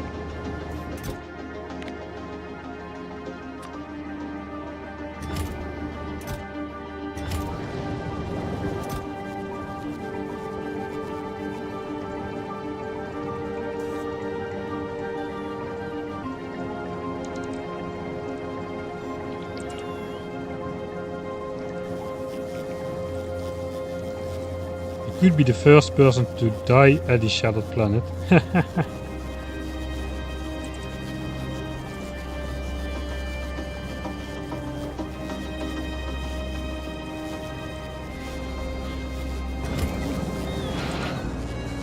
Alright, so there's like 2 rockets ready. That is 4 rockets.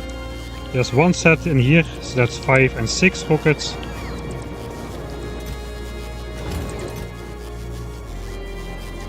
Six rockets, 16, 26 rockets, 28 rockets, 32 rockets if I do the emergency chest. 28 rockets is 28 stacks of this. That should be enough actually. It's actually more than I have at the moment. Yeah, I think we can do it. Looks like the ship has arrived. The Yamamoto. So I will send it back to all requests satisfied.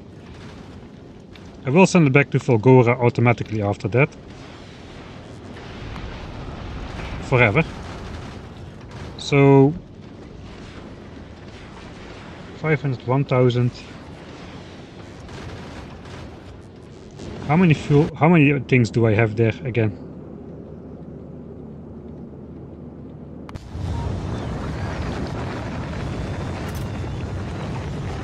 There's 1000. I think I can wait for this stack as well. That will be 1200 fuel cells. 1200 fuel cells. What do I have here?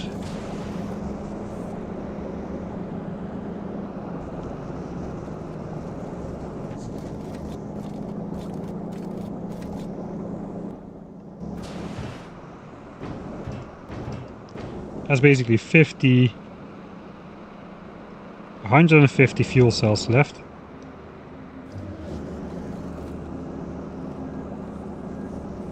And 1200, that is 1350. 1350. I think we can get away with a very quick stop at a kilo to just take like 4 rocket launches worth of those fuel cells. And then we'll definitely have enough. Did I even send up all the fuel cells? I probably did. There's 20 more in there. Okay, those are for the fusion reactors, which I'm never gonna make.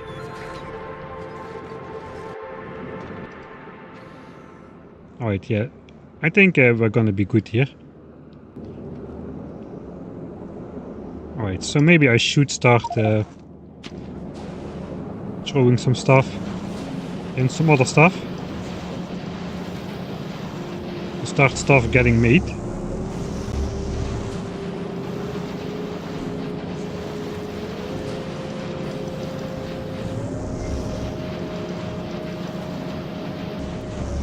Alright.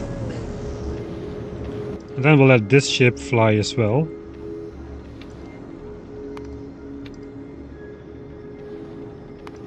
We'll meet at Volgora with the other ship. The other ship will send down the fuel cells and then we'll send them back up to this ship. That's just going to be the way it is. That's basically the best I can do.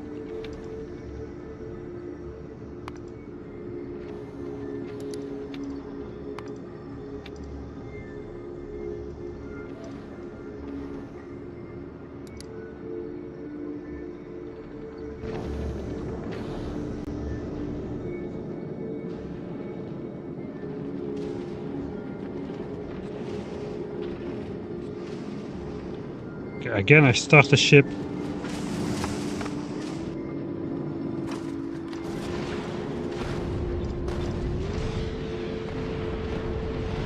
With no regard for the high speed starting, and I only have laser turrets to defend, so until we slow down.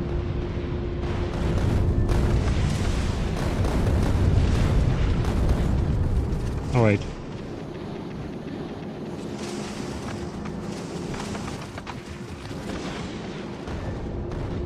I will enable like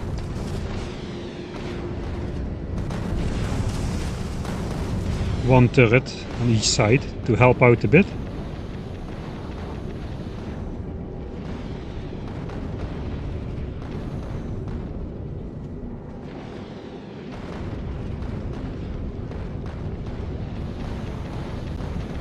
Does kinda look like the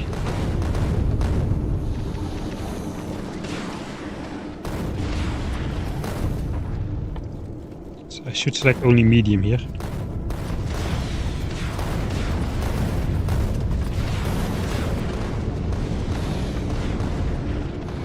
Oh, we are shooting the small asteroids as well.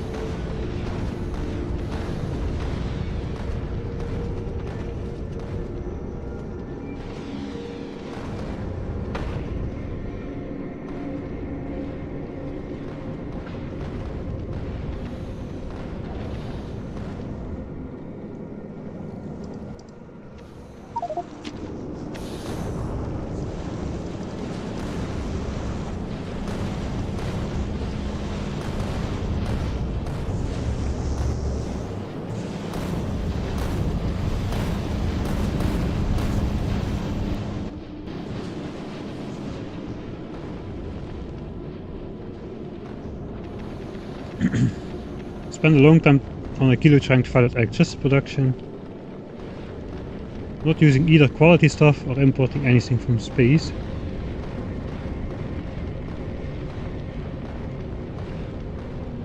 On a kilo is... yeah, on a kilo you cannot produce stuff which needs iron and copper, so you have to bring that in. Electricity production though, my first thing was this.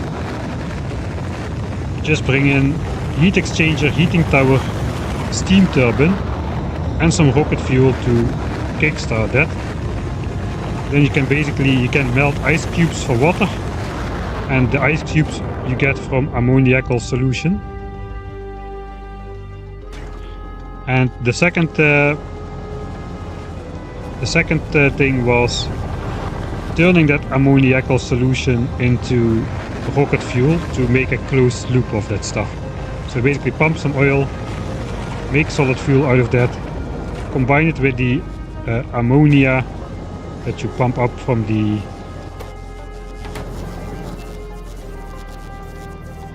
ammoniacal solution that you pump up from the ocean, that is split into ice cubes and ammonia. So the ice cubes you can use to make water, and the ammonia you use to make rocket fuel together with the oil. That you can then feed to the heating towers, and that's a closed loop for electricity. In the beginning, definitely keep your power plants separate from the other heat pipes, because it takes a lot of energy to heat up the heat pipes. So that's what I got so far.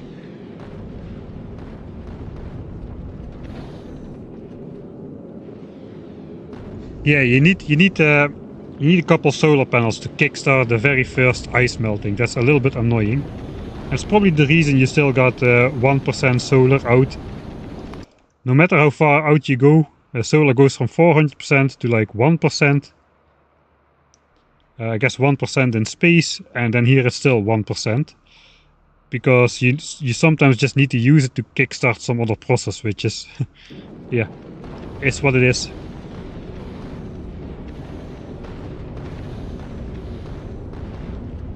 How are you manually pouring water in on the frozen planet where you need heat pipes to thaw out everything? Okay, let's not get into that, because there's a literal ton of those kind of illogical questions which could be asked at a kilo.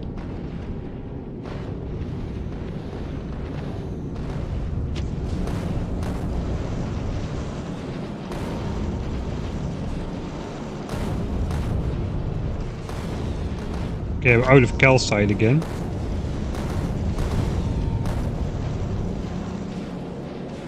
So I guess we do want to fly out to a kilo. Because also the supply here at the fuel stations starts to run out a bit.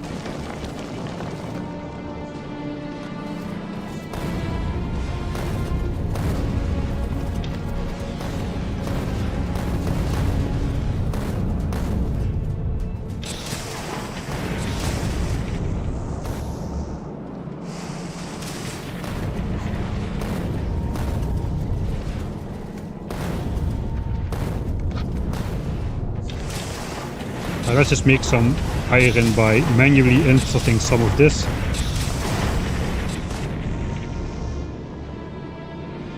There's just not enough asteroids around to keep this hungry ship satisfied. There will be eventually, but here in the inner solar system, this is not the place for where this ship is designed. We need way more asteroids.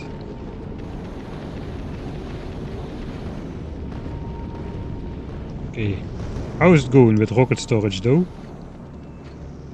About 2K.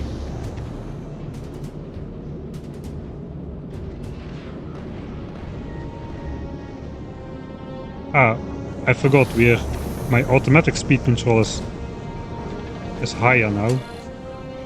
Definitely gotta set that back. Stopped at Volgora.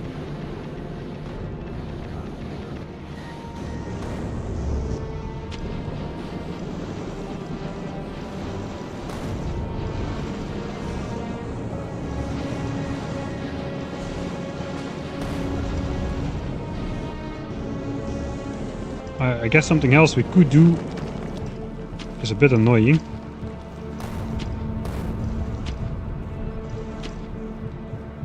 That just fills up the belt with explosives. Then I can leave the ship. Man, this ship is quite something else to start up, eh?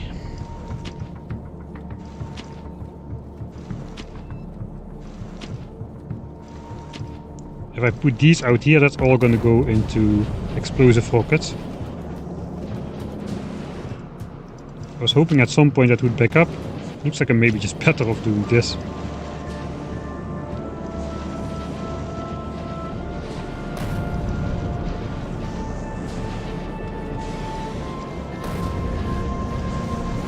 Yeah, it appears I'm better off just doing that.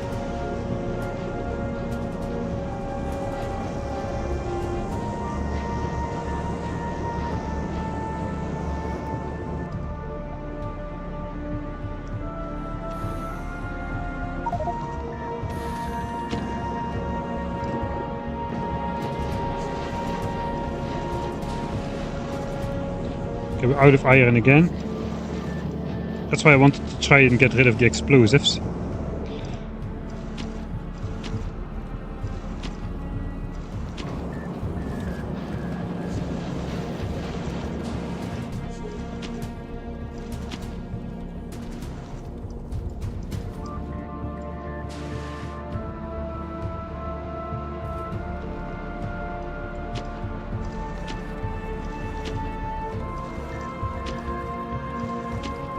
A lot of explosives fit on these belts as well.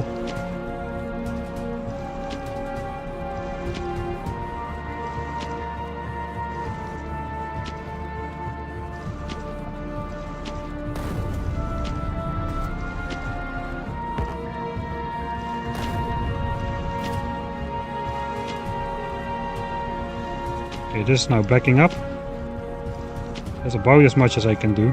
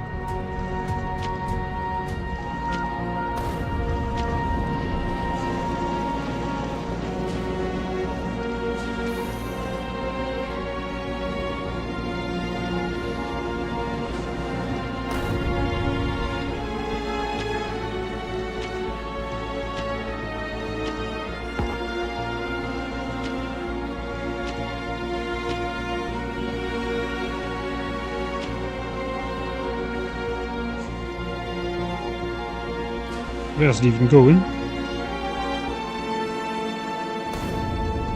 That's going pretty far away.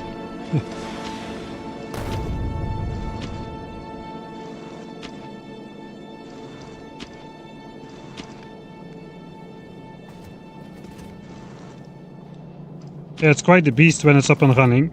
I did not put any effort into thinking how I would start up the ship though. That was a problem for future Mike, and now it's future Mike time. So that kinda sucks. Okay, this belt is filling up as well. That's good, because with these belts filled up with explosives we will be able to catch some more metal perhaps.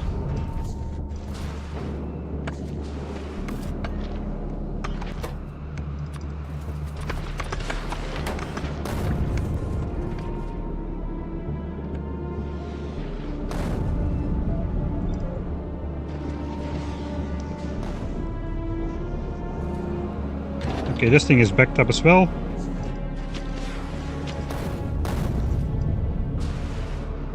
This is also going to go all the way out to the left, I suppose. I have to do it in here because only then the stack inserter will put it in stacks of 4 on the belt, which increases compression by quite a lot. or the amount of explosives that fit on the belt by quite a lot.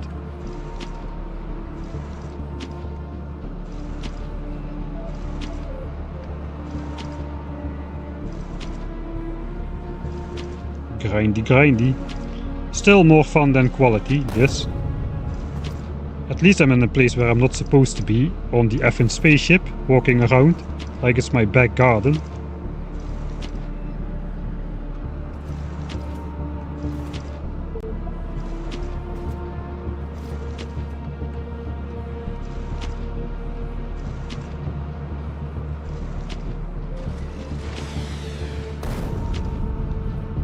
Alright, 20, we got like over 20k explosives on the ship. It should be about 8 to 10k in total of railgun shells and rockets.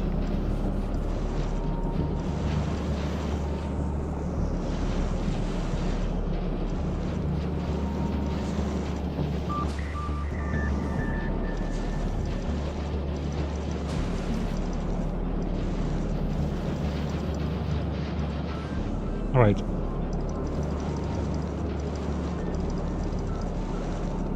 That's literally all the iron I have right now.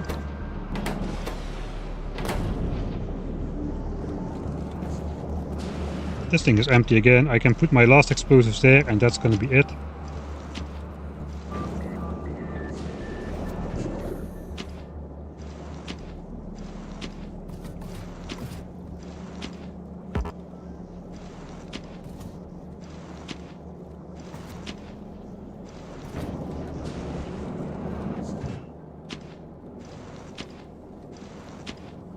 Alright, that's a artificial infusion of at least like 10,000 10,000 of these asteroid chunks, that amount of explosives we just distributed over the surface.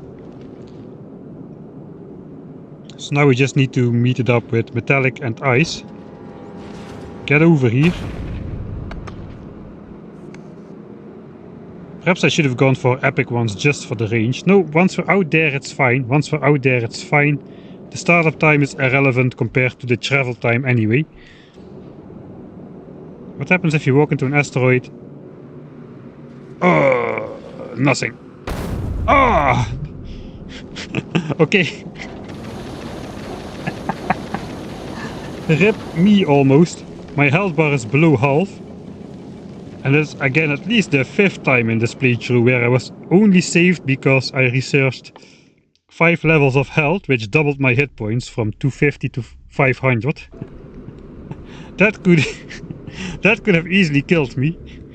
So yeah, I'm still not safe here. The railguns will still insta-shot me, but even the explosive rockets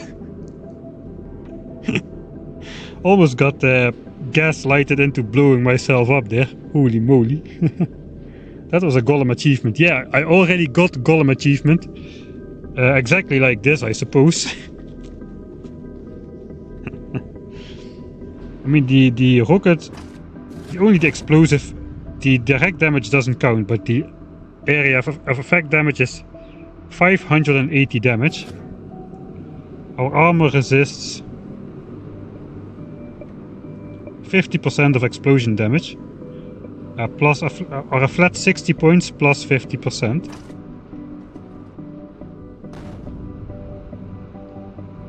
So 520. So that was, yeah, was over 250 damage, about 260, 270, something in that ballpark. So I'm glad I didn't shoot 2 rockets on that particular asteroid, because that would have killed me. There is no such thing as invincibility frames in Factorio, as far as I'm aware.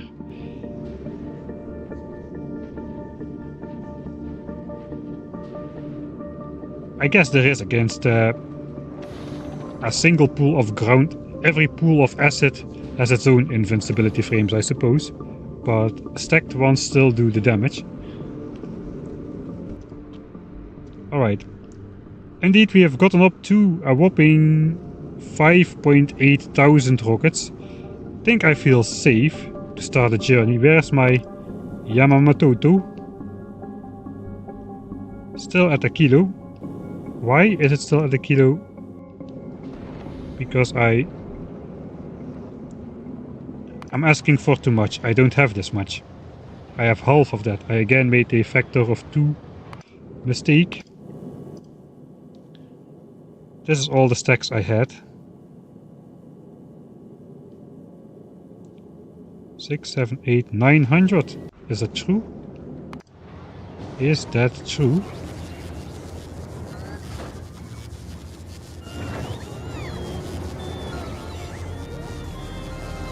No, we still have some.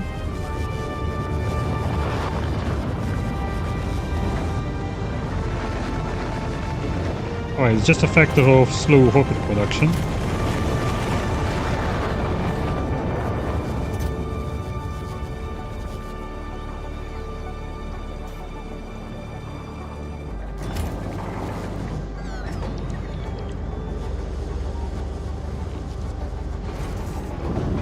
Okay, we still got 200 here. I'm still asking for too much though.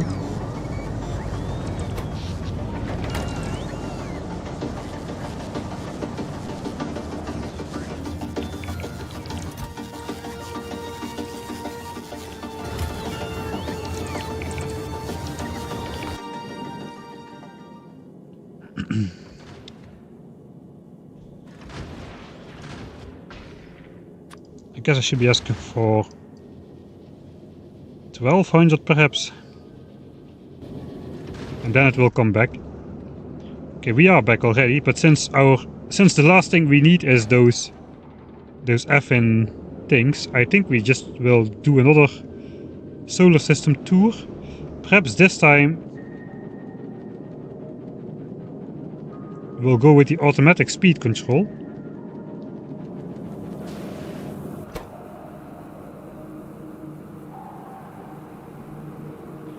And we'll enable the railguns, perhaps. That will save me on rockets, and the railgun shells are cheaper, in terms of explosives at least. They're more expensive though in terms of steel, so let's not do that just yet. We'll first get iron up and running again.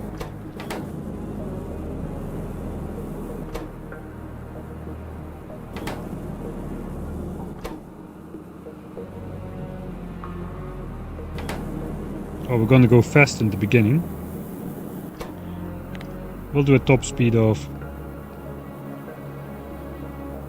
66.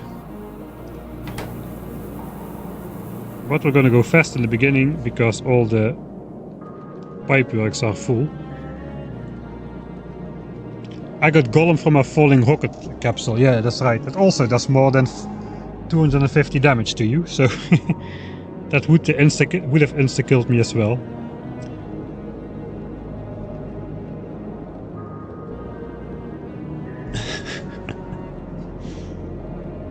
Is there achievement for surviving a railgun shot? I don't know. I don't think so.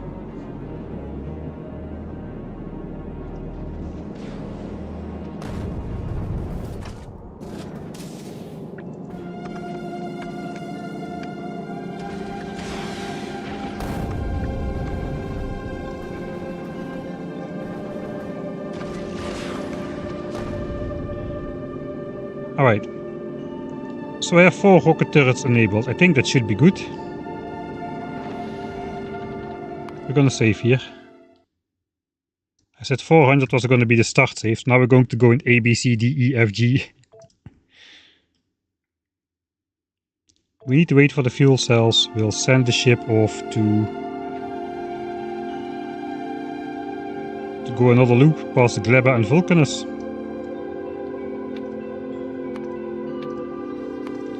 Just catching some asteroids, you know.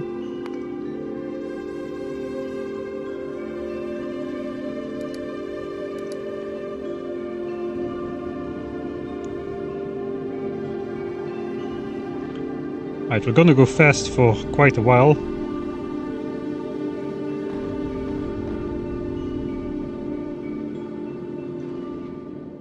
I can maybe finally put the sounds back to... Sounds are on normal, alright.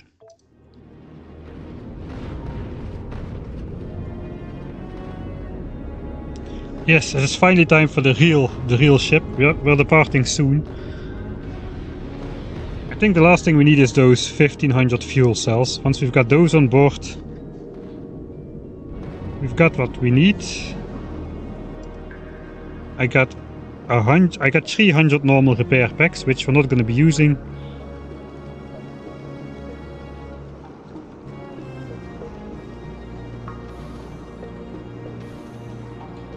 I got an extra stack of those. I got 16 more of those in the back. I got legendary inserters in the back. These will be used to...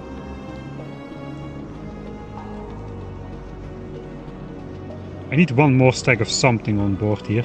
So just so this is a full line. Unfortunately the railguns are beyond the rockets. I guess I'll send up a stack of level 2 repairs or something.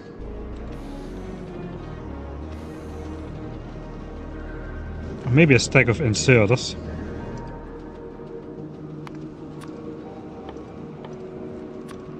Just a stack of regular inserters.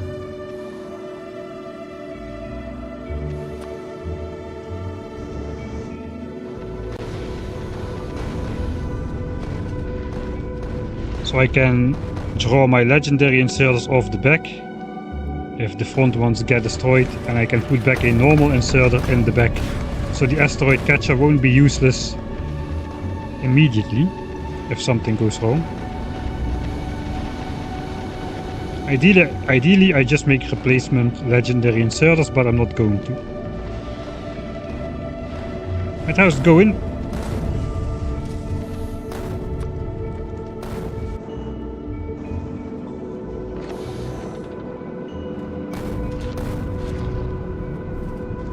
Not great, I suppose.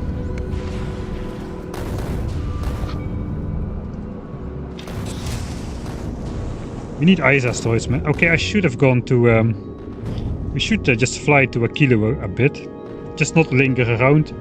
Just to catch some ice asteroids. We don't need to go all the way.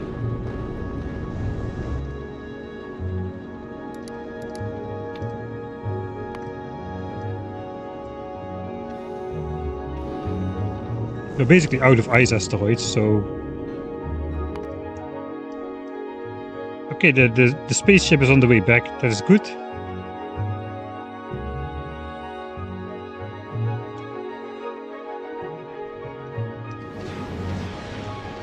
$1,200 fuel cells on board.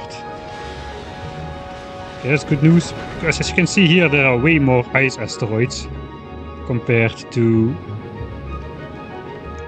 where we are, and ice asteroids is what we need at the moment.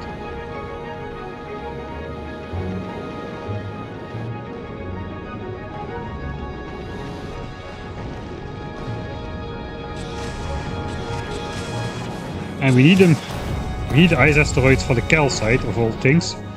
We need that to make the iron into molten iron, which we are then making into steel.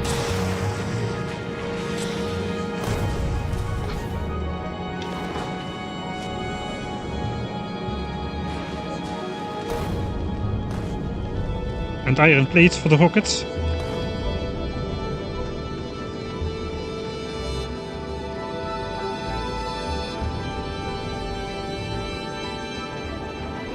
Alright, so maybe we will fly all the way.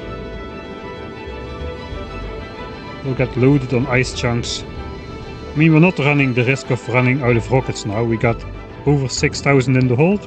Looks like it's going up quite a bit. I guess this was the manual.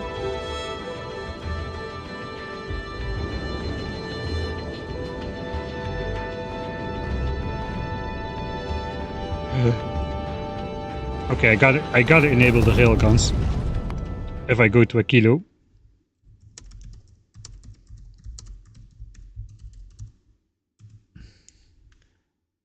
Because I've only got like 4 rocket turrets active, that is not gonna be enough.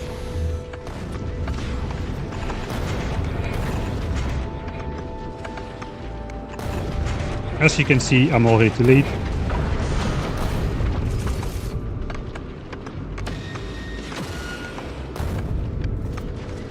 Okay, this thing took the impact.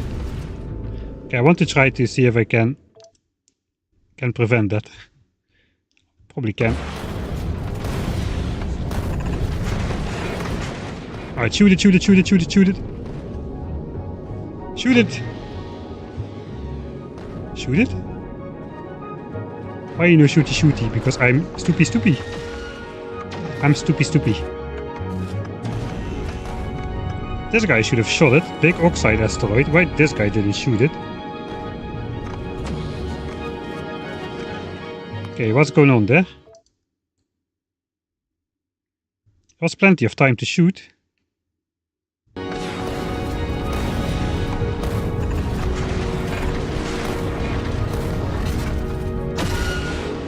Okay, there we go. I suppose.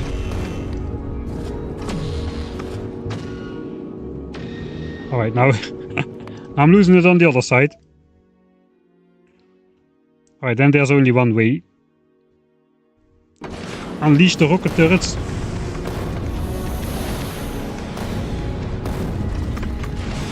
Okay, that's the wrong way to do it. The rocket turrets are supposed to shoot big ones as well.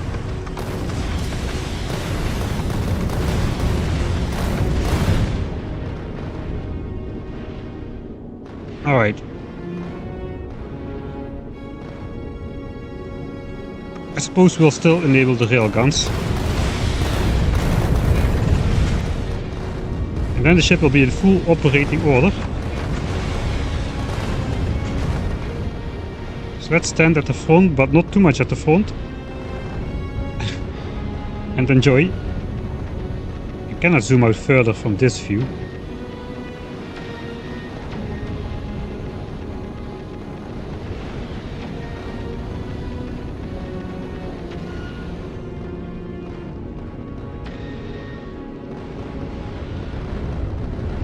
There's way too many rockets though.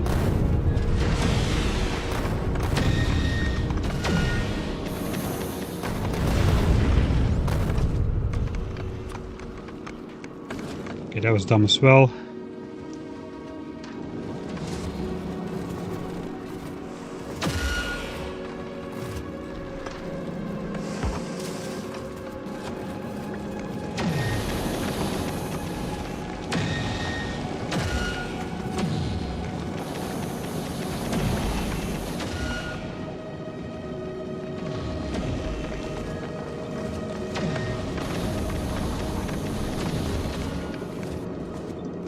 Gently enable some of them.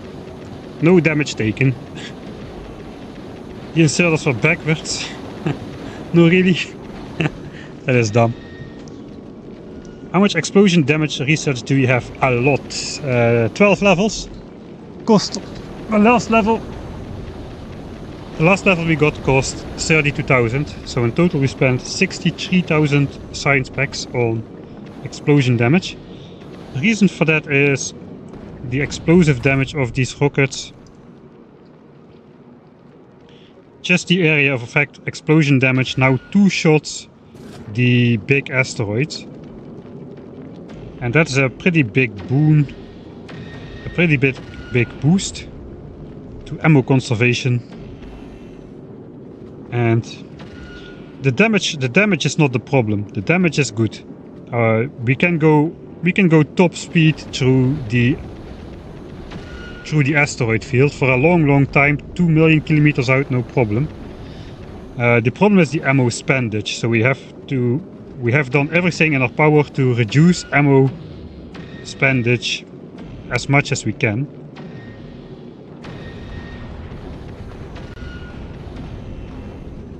I can maybe look in the map view. I can look a bit more to the front.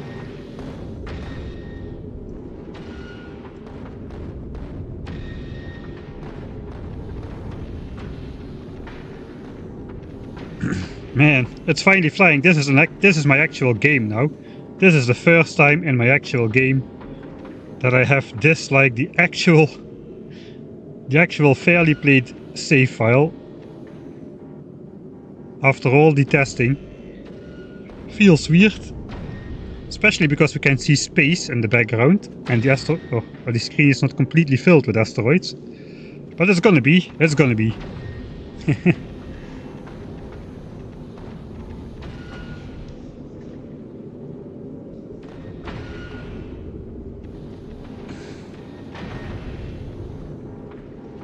What signs per minute will this ship make?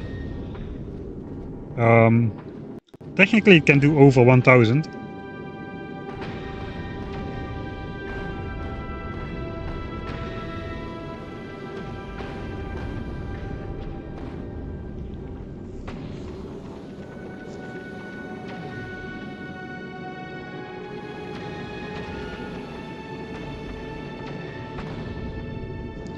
Alright, how's it going? I think, yeah, we're already throwing... we're not quite throwing ice off the bus yet. It's still not backed up here, so things are going. I guess once things are going now, they actually consume the ice much faster because we have all the speed modules on board, which means this thing rips at a crafting speed of 4. Just from being an epic crusher with 2 speed modules inside. Yeah, lots of oxide. Be careful not to go to the front too much.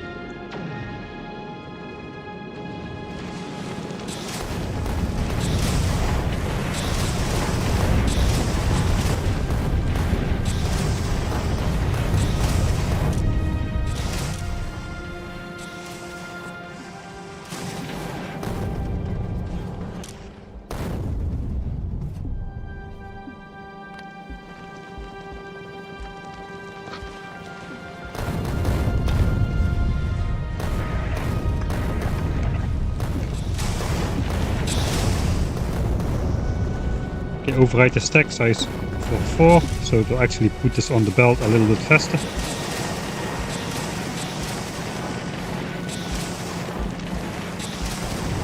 This guy is actually too slow to grab it. Oh, that's a problem because I sent everything down. So I could have used a belt, a yellow one, to make this guy be able to grab the calcite, because it's too slow now. Too late.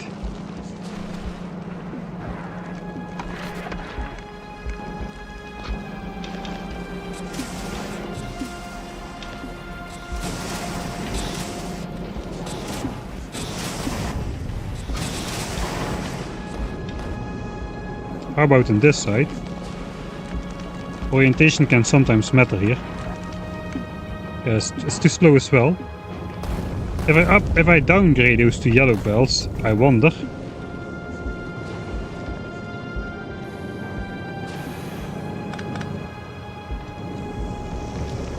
if that solves the problem. Yeah, it does. Okay, so yellow belts it is. Okay, so what I probably really want to do instead of doing that, I'll just grab 2 yellow undergrounds to make it look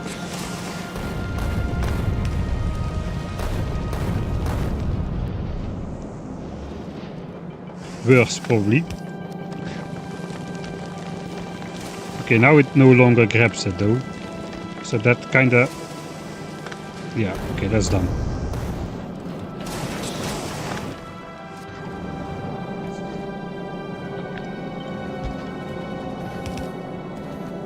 So 2 belts here it is then.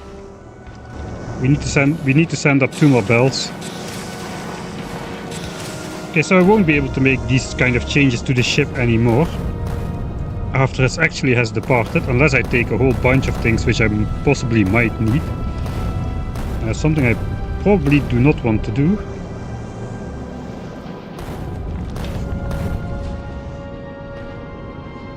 Okay, we're back on the way back to Fulgora. The other ship should be there. Can you handcraft in space? No, normally no. Handcraft, why didn't I think of this? I'm supposed to be the professional here.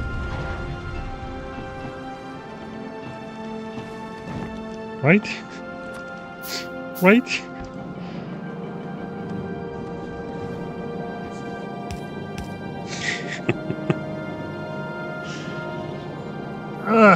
Man, it is impossible. It is impossible to be smarter than a couple hundred people at the same time. So that is just not gonna happen.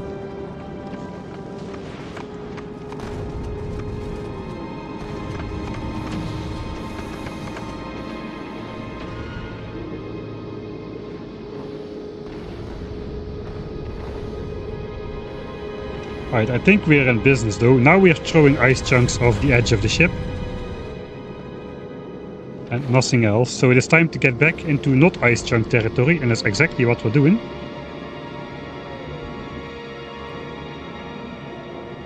I was going with the railgun shells. Okay, this side is actually backed up. And this side is just not getting resources. But this side seems entirely backed up. How about here? Here it's a little bit more behind. Still not bad.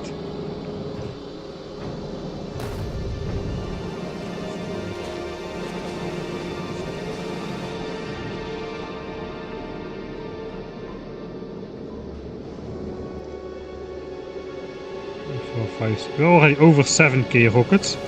These things stop when we have 10,000 rockets.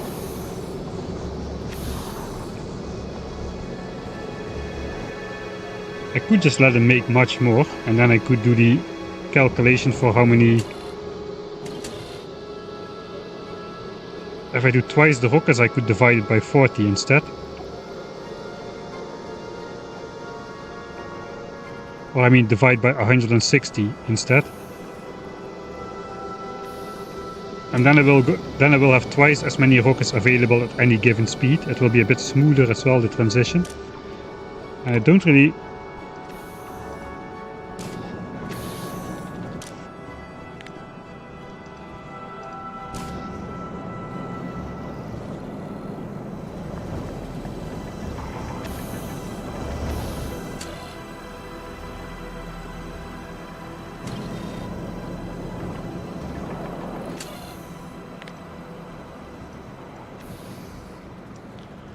I have to redo the numbers for this though. I guess I can. What if I have 0 rockets?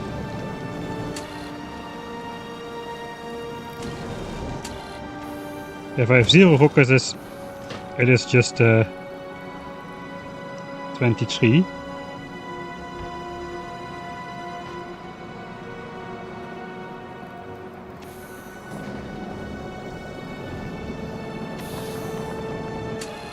I can adjust this on the fly if I want to, so that's fine.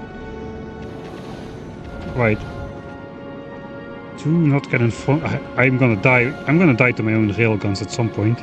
I will lose a lot of progress. I suppose if I die I will respawn a novice, right? Let's try it out. Hey Michael, what happens when you walk into an asteroid? Oh, nothing happens. You can just stand. Oh, okay. You cannot. Alright. Okay, dead warp to Novice. Will we survive? Re-entry. It is pretty close by, these guys. Okay, they didn't see me. I spawned on the correct side of my spaceship. But we're back on Novice now, with no armor or no nothing. And a nice big worm who already spotted me. Alright.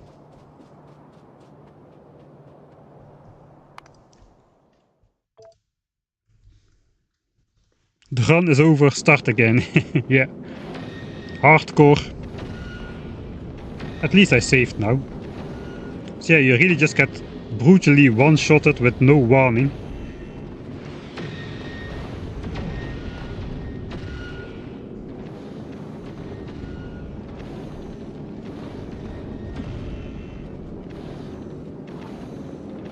Well, that's what you get for getting out of your capsule, I guess. You're supposed to sit in here and control everything remotely.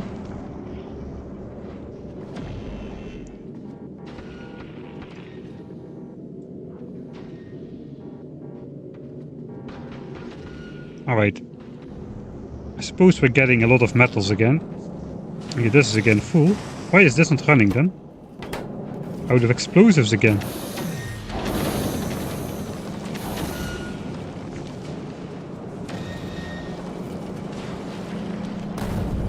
Alright, so I suppose we're focusing on rockets. Fair enough.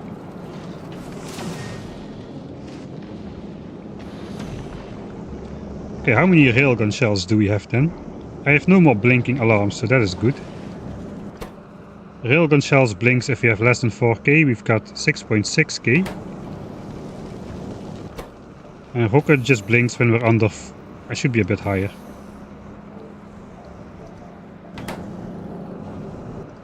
Yeah, but rockets is going up. I think we have been spending last rockets.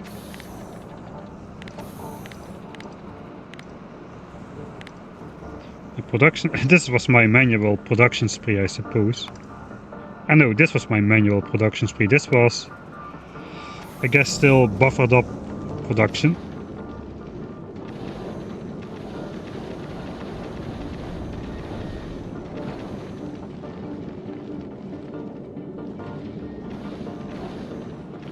I guess it still makes more sense to use the railguns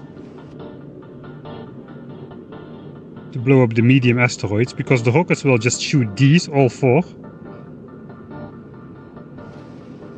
Okay, maybe 3 of them. But anyway, I cannot grab those, so it's kind of useless to shoot these, I was gonna say.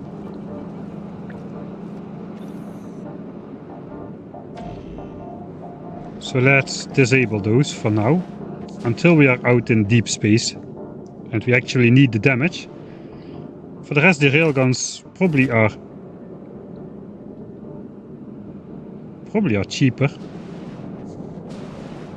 We get productivity on this, we get productivity on this, we get productivity on this. And it's a foundry, so it's a lot more efficient per ore anyway. Yeah, I think steel is not a problem. Explosives will be the problem every time, all the time. Alright. So technically I do not need to get out of my rocket anymore. We have stopped at Fulgora. The other explorer thingy should have stopped at Fulgora as well. We'll just drop all the fuel cells out of the ship. Those will be landing on Fulgora in this hub.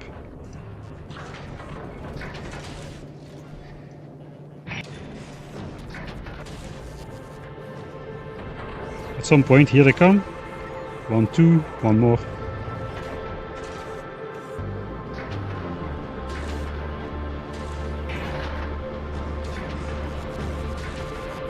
And this is supposed to be a logistics chest as well, right? So I can trash and requests, etc. So if I now request fuel cells here,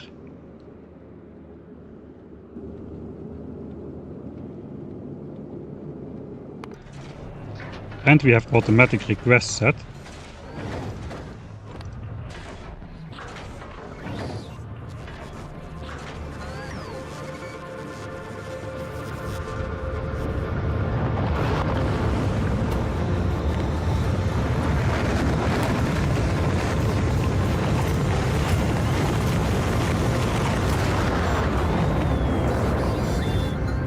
And I would actually have 50 inserters.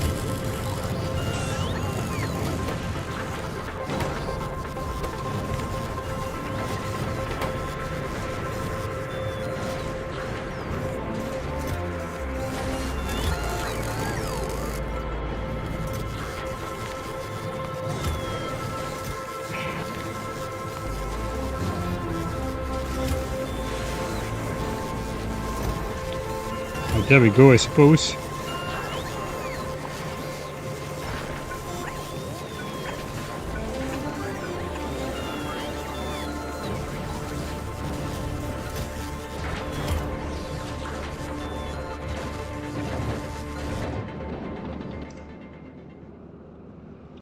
These are now on the way.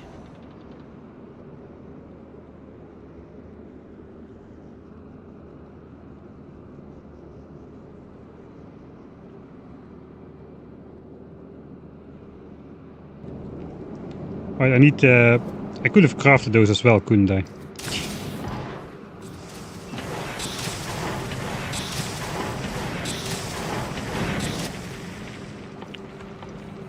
Right, so the potential good news is I could technically replace these on board if I just fly along with the ship. I can no longer get out if I get in, if we fly out to the shattered planet. So that is something to consider.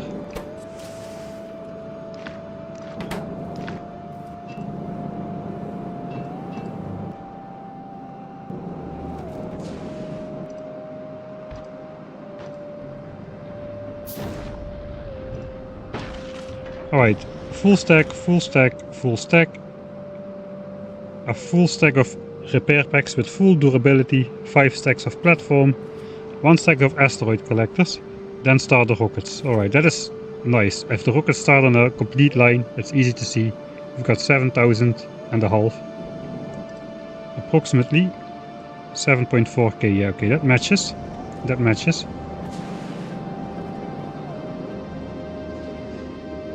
But now if I request those fuel cells, let's switch this off.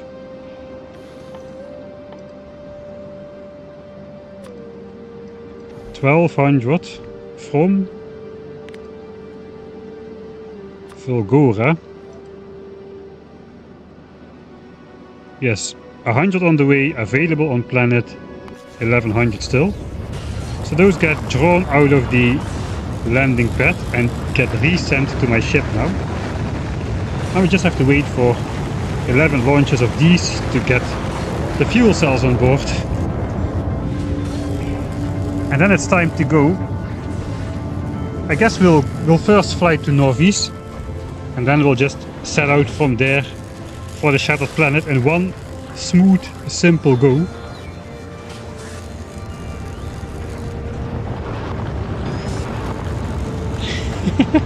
Just tuned in, not surprised that Michael found a way to hand feed assemblers, even in space. The hand force is strong. The hand feeding force. That's not a good pun. But yeah, the hand feeding force is strong in this one. Right, here comes the fuel cells. Those get put on the belt immediately. Let me wait. I want to know exactly how much I have. Looks like we are in need of another fish outserter. Bend the fish, go straight.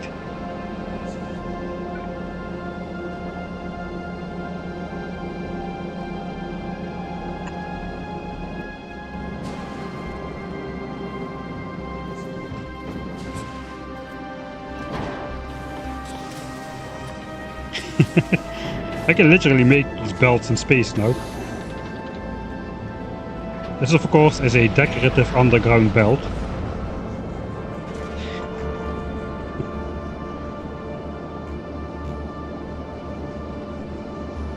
Yeah, I saw this too. You can change some of the game sounds to a lower volume independently. I think it's more. I saw that in the settings as well. There is sound scaling when you zoom in and out. I think that is also a part of the problem. I haven't had time yet to try to balance those sound settings.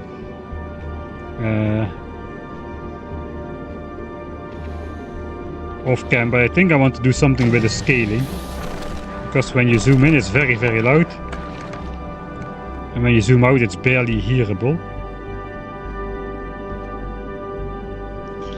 I don't know from what orientation point it scales, from zoom out to zoom in, or from zoom in to zoom out. It's going to be louder when I zoom out, or it's going to be more quiet when I zoom in, or both if the balance point is around the center.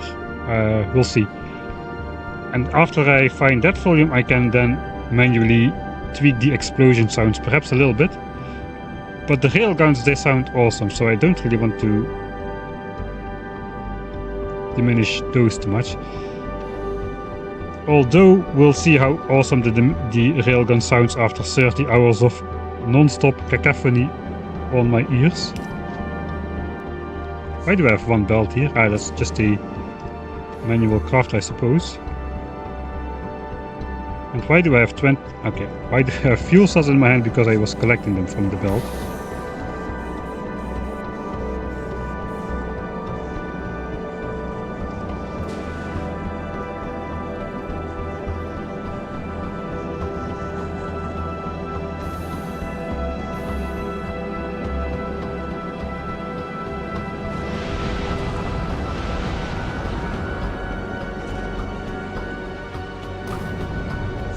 Alright. Fuel cells. Looks like they just go in the middle somewhere. Okay, there goes my perfectly orchestrated rocket start at the front. Blah blah blah. Looks like we're gonna have the fuel cell bar diminish anyway.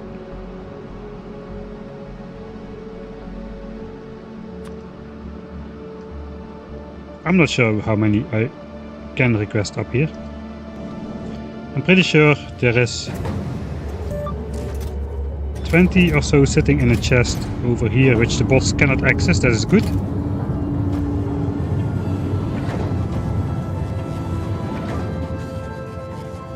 Can I let the bots remove stuff out of normal chests? No, I don't think you can set filters here. No, you cannot. There may be a way. That's gonna affect myself as well. Always keep player's main inventory sorted. You can switch that off. Maybe it will apply to here as well. So now I can place this here in my inventory. It won't be sorted automatically. Well, it looks like this one is sorted automatically anyway, so yeah.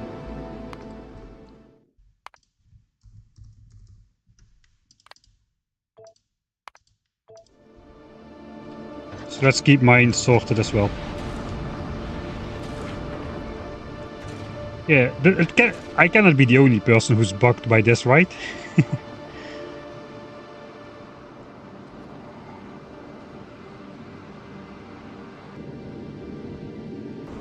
I'm missing fish splitter and one of the Promethean belt splitters. It has to be in the back then. No, I got the fish one on here. I don't know about prioritizing yellow.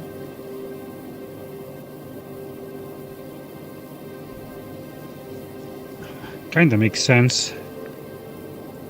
I'm not prioritizing properly anyway. No, I am properly prioritizing. So half goes in blue and red, the other half goes in green and yellow. I suppose I could output priority to the right to force as much stuff into yellow as possible. But then again, it's so nice when all these like corners fill up with chunks at a different speed. So let's just keep it balanced. The second one is missing the filter. Right, yeah, I understand the point.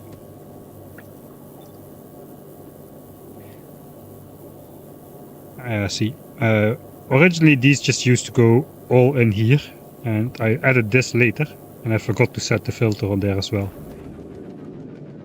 Yet again, you are all correct.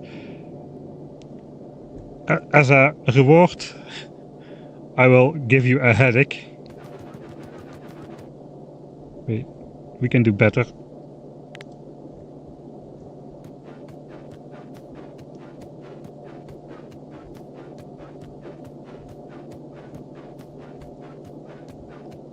You don't need to take shrooms if you watch my streams.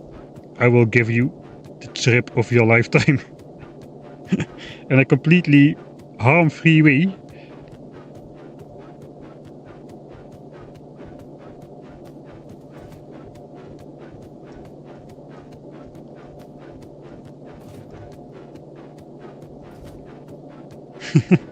This is quite a long belt. Okay, now everybody's brains are surely turned to a mush. Let's see what the rockets are at.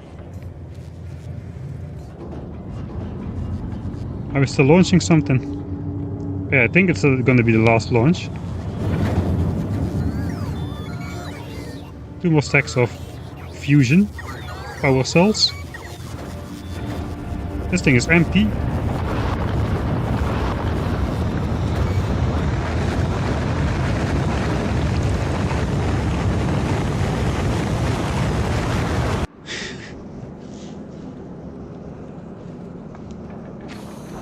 If you're not correct very often, then it's all the sweeter when you are correct, right?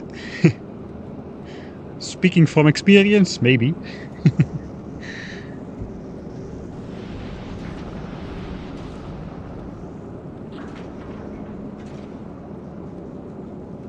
Don't let a good deed go unpunished. Right. We've got the fuel cells we need. We just need to pick up, let's say, 4 more stacks. 3 more stacks. But we'll go with 4. I put 25 in here at the beginning. It hasn't been doing much just yet. I can distribute these.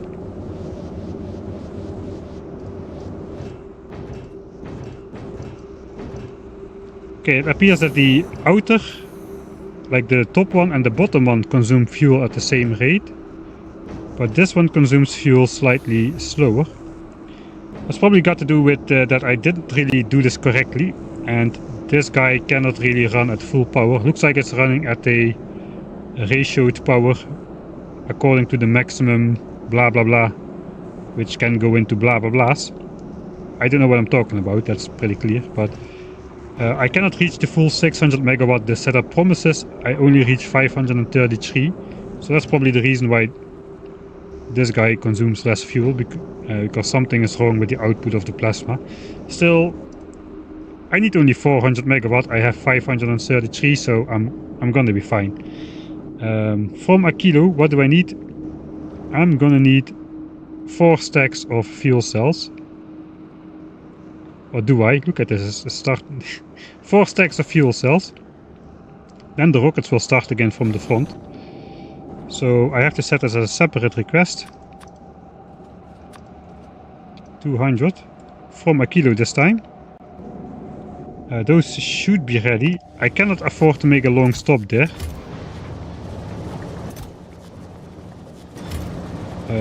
141. Yeah, those are ready. No, 2 more. We need 2 more. But they are being made right now. Alright, so by the time we'll get to a kilo, we have a very quick stop. 2 rockets ready here, 2 rockets ready here. So those will be launched up super fast, I suppose. As fast as these super chargy bots can load them on the ship. And we won't be obliterated by huge oxide asteroids slamming through the sides of my ship like a giant hacksaw. Or one of those Japanese chefs just chopping sausages in mid-air.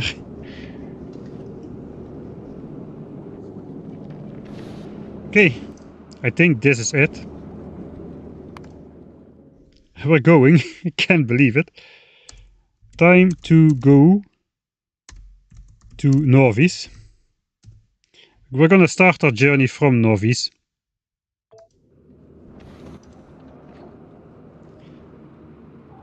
No, no, no. We'll go to Norvis.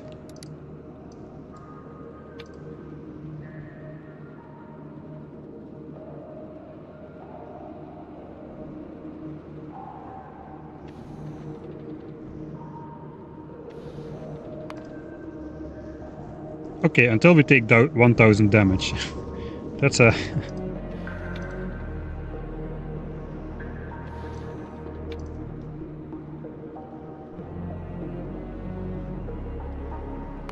let's just use time passed.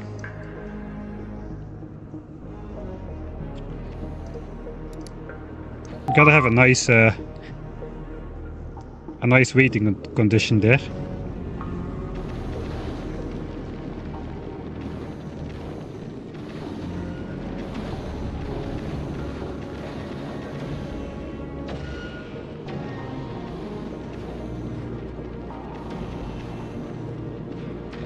Okay, now I gotta find a nice point to stand.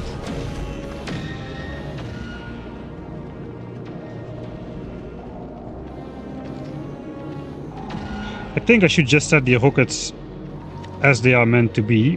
So you make yet another copy. Forgot to send down the bells, that's a shame. I can send them down at Norvis, at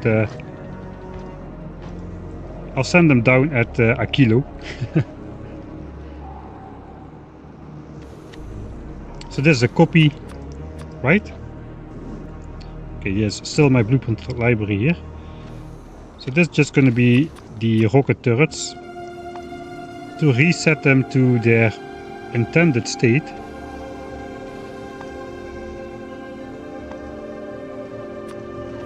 Once we are out a little bit at distance. So for that we only want the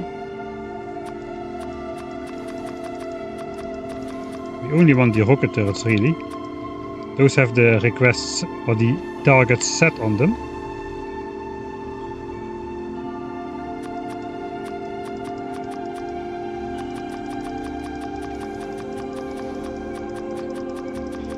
That, and of course again the hub, so it aligns properly automatically. We could do the railguns there as well in case I accidentally reset one.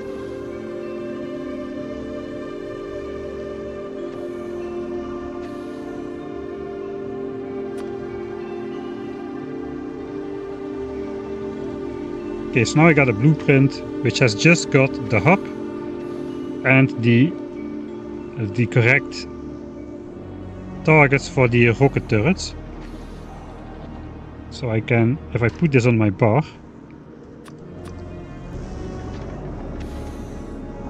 I can just grab this and I will be able to set the request to what it's supposed to be at the click of a mouse without really leaving my vantage point. I'm planning to just stand here.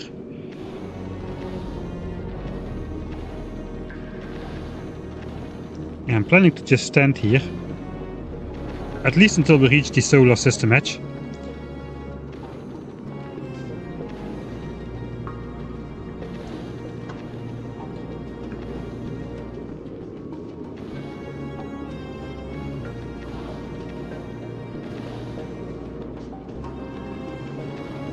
Turret priority and ignore others checkmark can be set with a wire. It's still more, unless I automate when I want to set specific stuff, which is kinda hard to get right, especially those are things you should test out first. But this will just work. I'll just press 6, click Q, and it will take less than a second. 6, click Q, and it will be set.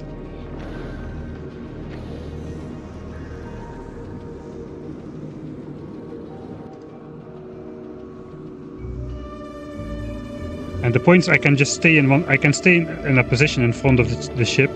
Because if you want to make a time lapse of it later, you cannot be going around and zooming in and out all the time. Then you cannot make a time lapse. For a time lapse you need to be at one vantage point and just stay there.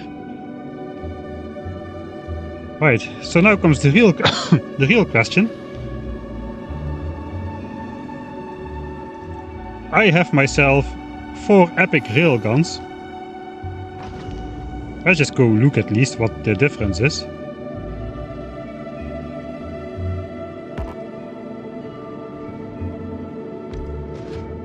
Okay, this is an epic one.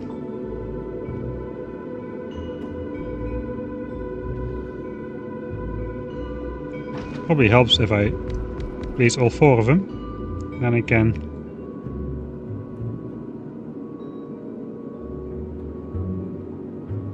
so the epic ones go, let me get to the edge of the range. Okay, they go quite far. I can do it. There we go. I want to have 1 bar only anyway. Okay, this is epic.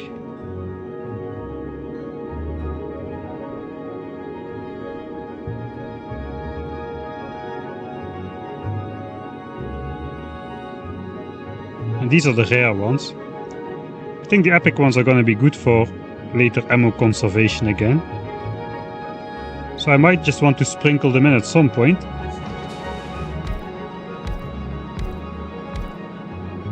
So let me make an upgrade planner to make railgun quality 3 into railgun quality epic. We'll put that on the bar as well.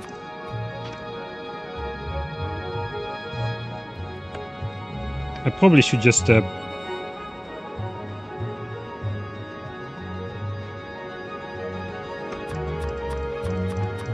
Put those on an unused bar under 1 and 2. Okay, those are things I might want to upgrade mid-flight.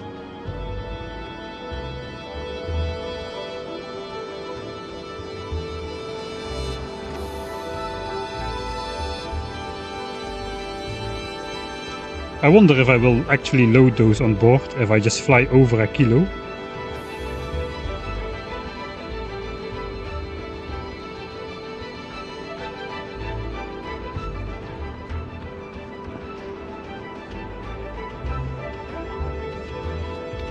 Or if I have to actually do this.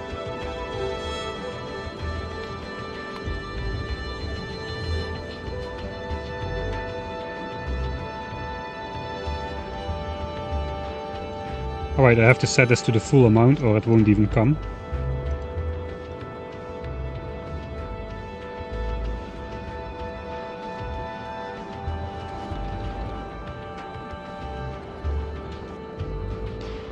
Yeah, questionable.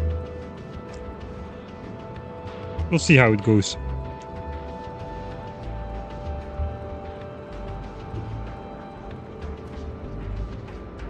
I think I'll just try it like so because it's more epic to just go here.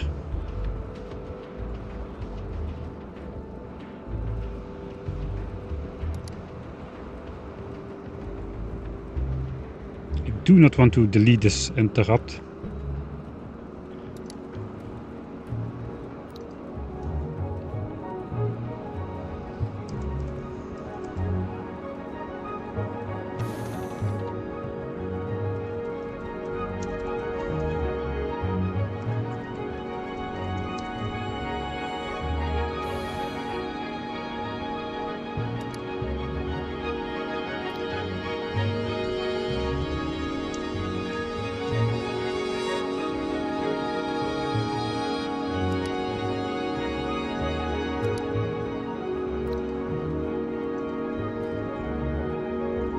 It's going to be a bit confusing.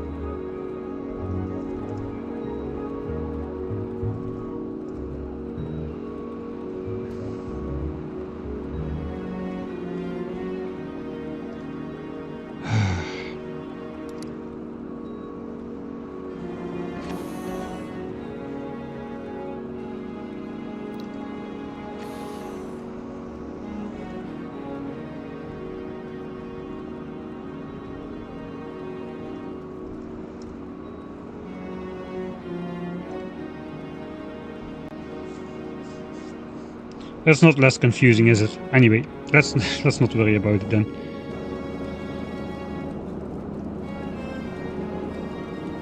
Yeah, Jamie, you're right about that.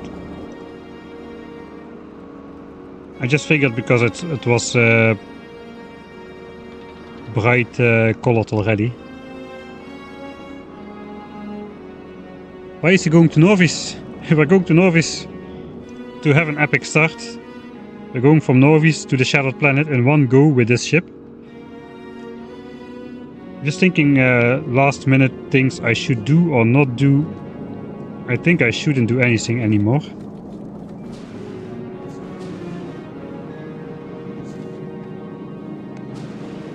Okay, oxide asteroids are filled up and the rest will start up again once we fly out.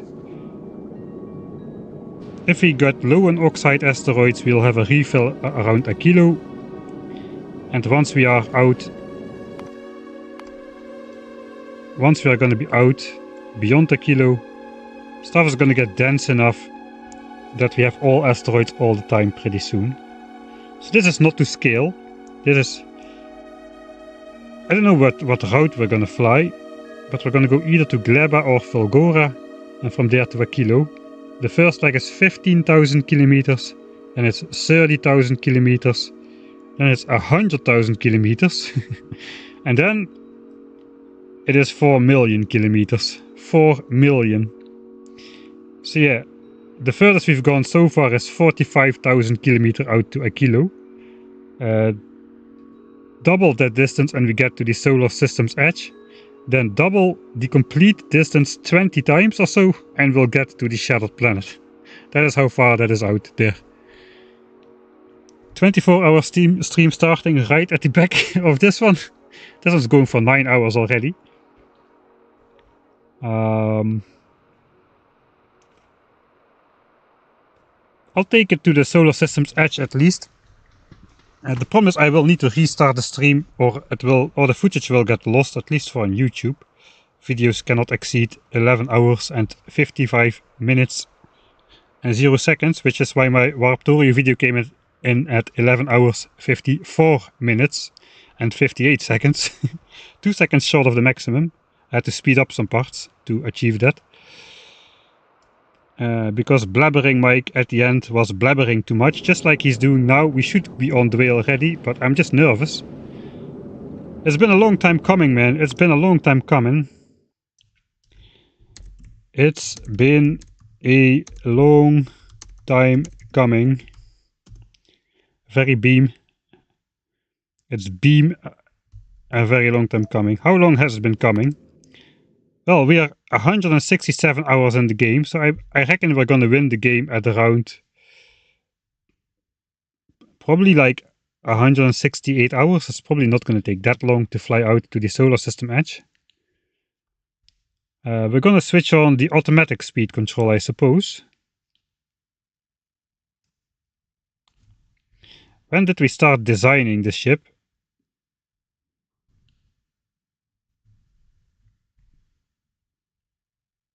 Oh, it's been a long time. 1 week ago, and we were in the design phase. End of stream save.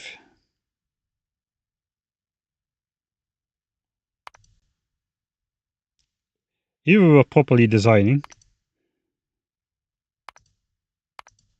Yeah, this is still the very early phases. Bell system, power plant, and that's just about everything.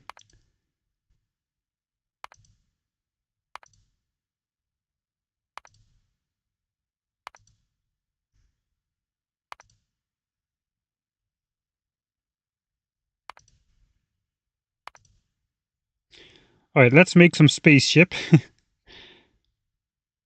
Arrived at Volgora to build the final spaceship, I said 1 week ago, 124 hours in the game.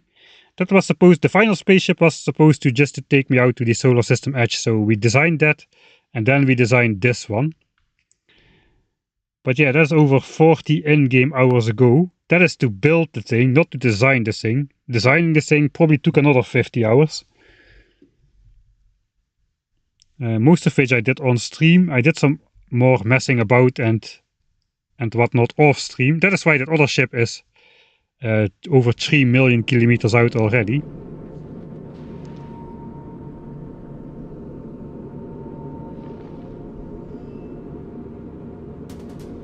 Stream had just started when I went to bed. Stream still going now, I've just woken up. Yeah, we're going 9 hours already. The ship is done. We're arrived at Norvis. Next stop is going to be Shattered Planet. So you missed all the parts where we did everything. And now we get to the part where we do nothing and just watch and admire the beauty of this ship. And hopefully we can admire it for a while before it blows up. Did I reset this properly? Yes. Alright. So I set this to import more rockets. I'm going to set the speed a bit higher though.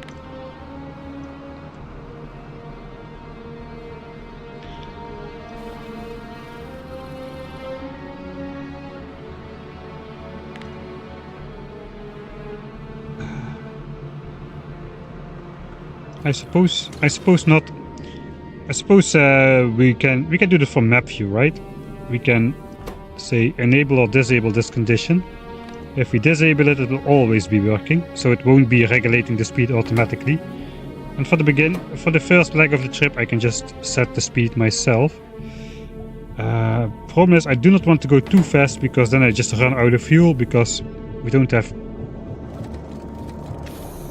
We may have enough asteroids to get to the solar system edge. We can produce the fuel for maximum thruster ability live on the ship.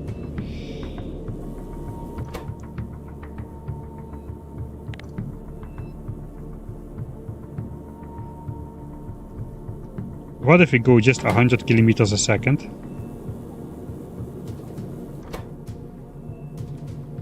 Although the automatic speed is set to 69, so what can I do? My hands are tied. We're gonna go with the automatic speed then. There's just no other way. We have to do it. We're gonna go faster still though, because we're not gonna be using much rockets and we're gonna be making them. Okay, so now I gotta find a nice vantage point where I won't die.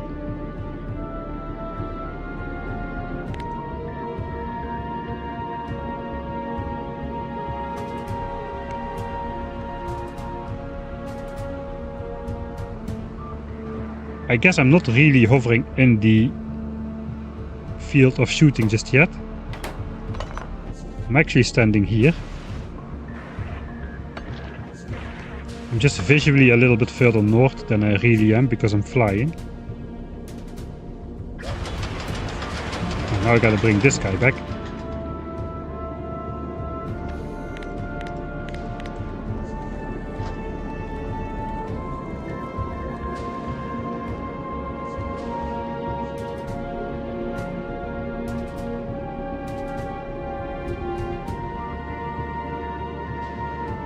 I got some rockets in my inventory here as well. Those I probably just picked up. Honestly, I probably will drop my rocket launcher, because that will happen all the time. I also...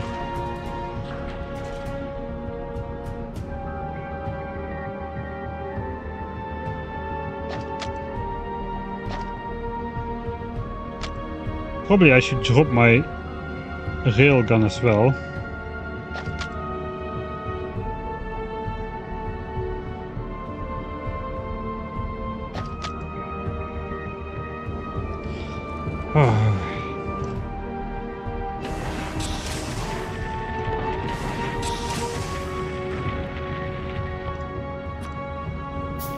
Just put this one in the first slot and I can only do this. Right? Drop it to Norvis. Alright, that means we will be coming back to Norvis if we continue this playthrough, because that's where my railgun is gonna be. Bye bye railgun.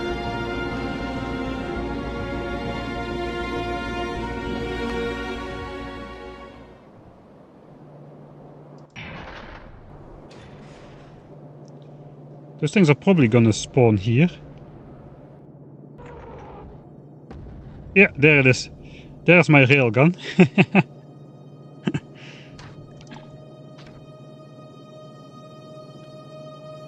Alright. Because my cargo bay is full of signs. Well, it is what it is.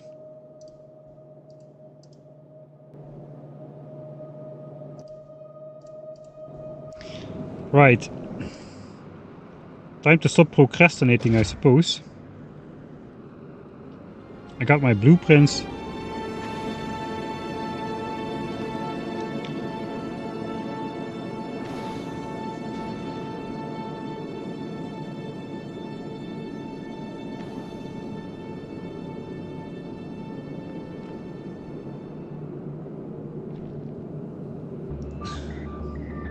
I guess I can stand in the middle. The map will just be in the way of the asteroids a bit. Let's delete this message, because it's visible. This is pretty much it, yes. This is the first legit flight.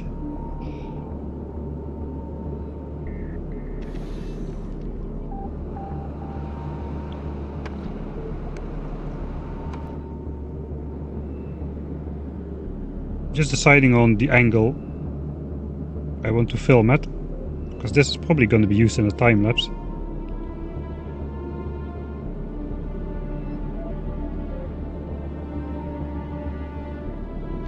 So asteroids will be coming down left and right. Doing this zoom level, or the railguns will shoot too much out of sight, I suppose.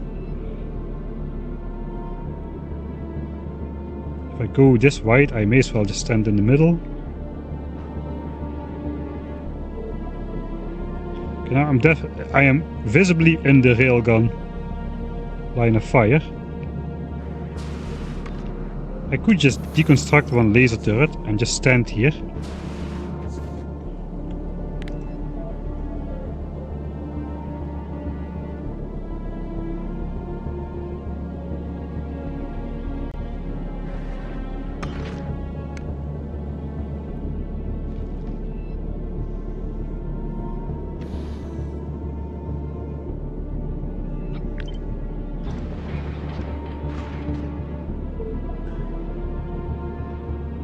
Or we just hover here. We are visually hovering in front of the spaceship, which is kind of cool.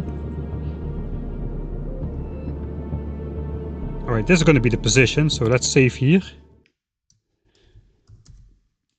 Positioning done. This is also how I film my YouTube clips, by the way. It takes forever to get the right shot sometimes.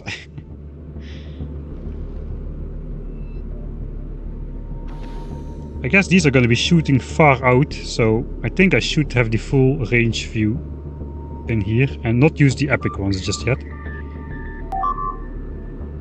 You're now in railgun range. Oh yeah. Okay, so you're not just visually in a different location, apparently. Okay, gotta reload that because now I turned around. You could hide the minimap, that is true. I kinda like that the flashlight design is visible on here though. And asteroids are not gonna be that dense, we will still see some of them come by on the sides. How does it look without minimap?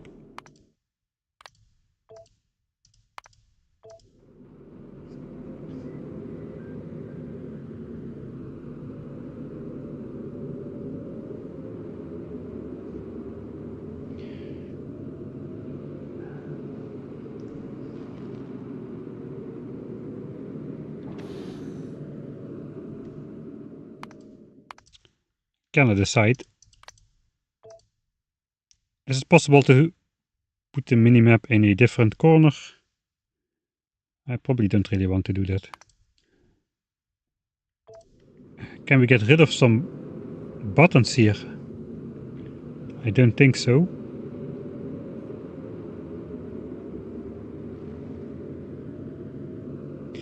It will go like this because we will see. I will see this anyway, right?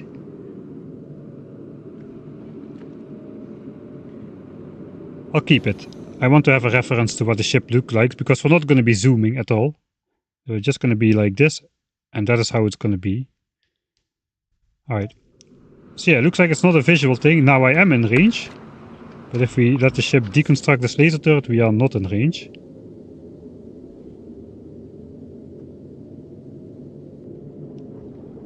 So if this is going to be my personal outpost... Okay, it is sitting at the back, so let's just keep it in there for now. If it was sitting at the front, I would definitely drop it, because we need to have our 4 stacks of power cells, and then there should be starting rockets, and after I lose a stack of fusion power cells, I will cry. Probably. I have to throw them on the belt anyway. Okay, let's throw them on the belt. I can only do that after a kilo. Or the requests will be effed up again. Yeah, okay, so that should net me 200 fuel cells. Those should launch in quick succession. So hopefully we'll stop there automatically. If not, we'll see. I don't want to fly out to try. This is going to be the fly out and try.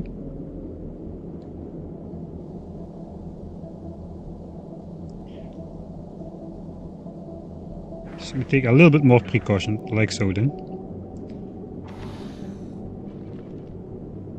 Okay, this is max zoom.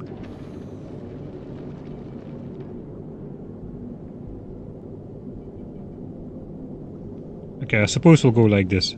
Final save. Final save. Cannot believe it.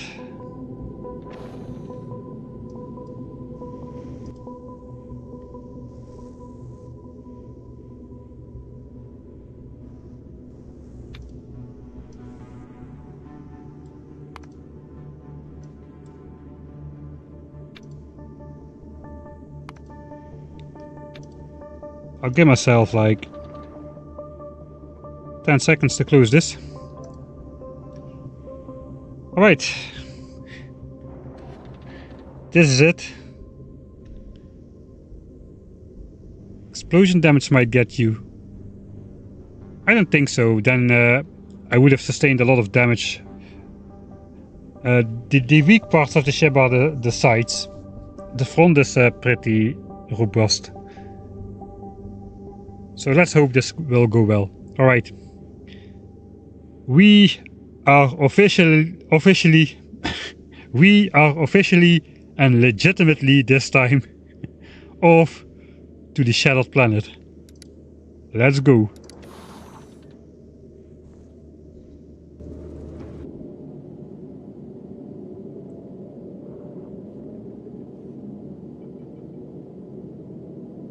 First stop, Gleba.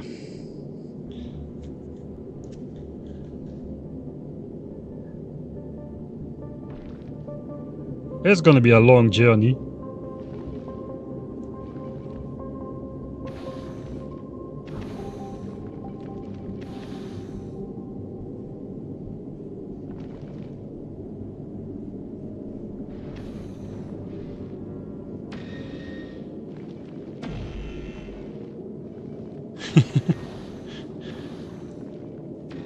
Leaving Novice with railgun as your main ammunition against those paltry few medium asteroids is quite funny.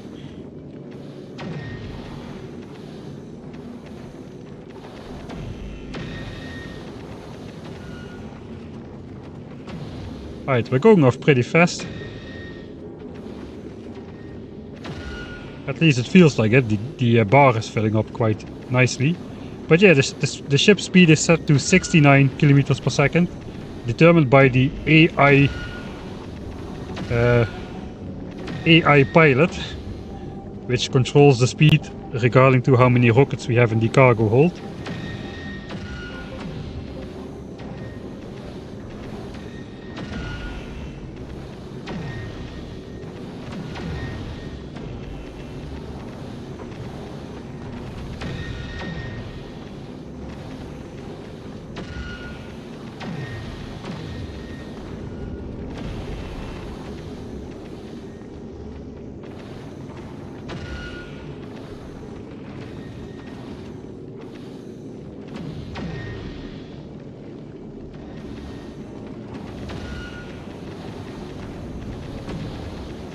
I'm hoping we're gonna be stopping at a kilo anyway, because this is basically like a train schedule. We're not going to the shattered planet according to the destination planet. We're first going to Gleba, then to Aquilo, and on Aquilo we are requesting those fuel cells.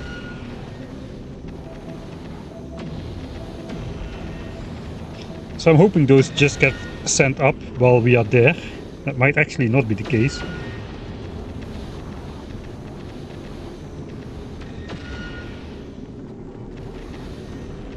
We'll see. I calculated we should get there with 600 fuel cells, and I said to myself I should really check those calculations, and I didn't. So I hope I was correct the first time. So we should get it on 600, we should get back on 600, so that is 1200. So I thought to myself, if I set off with 1500 I should for sure be good.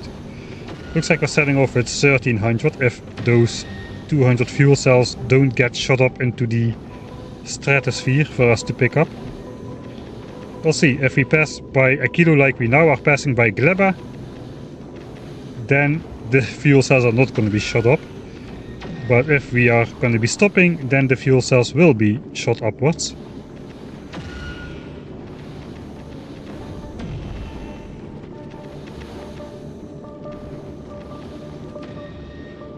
This is the real design. We have just started literally like a couple minutes ago. From Northeast to Gleba, from Gleba to Aquilo, from Aquilo to the solar system edge, which will be the first time we legitimately reach the reach the actual win condition, which we decided not to go for the first time because you don't. Well, you can go there, but what what does it bring you? Nothing really. So we just spent another 100 hours designing this ship and building it. So we can just continue on to the shattered planet. Let's see how far we get.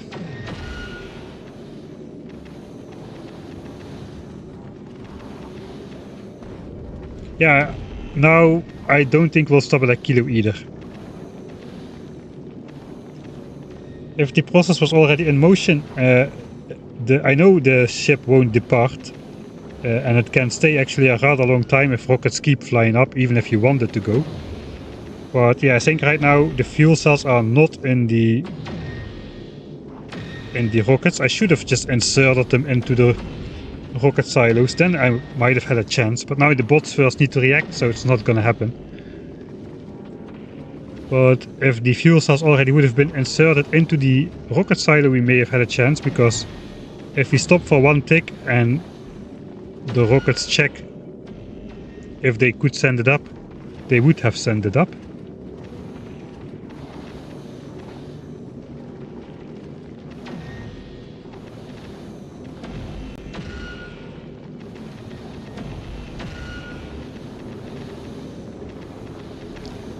I know you can set the requests on the rocket remotely. I can also just request to the chest remotely. But now we're filming this. Now we're just watching the asteroid fields grow denser and denser. The asteroids grow bigger and bigger. Until the blackness of space will be gone completely.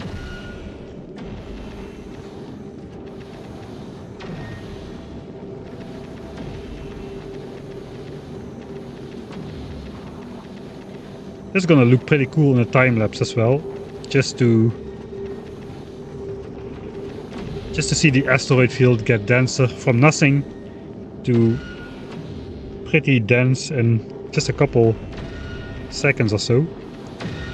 Maybe just a couple real-time sections with some big fast forward in between, like one in the middle from northeast to Gleba, then fast forward to middle Akilo, something like that. We'll see.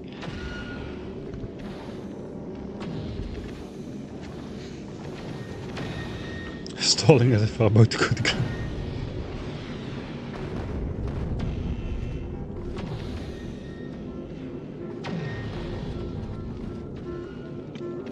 Yeah.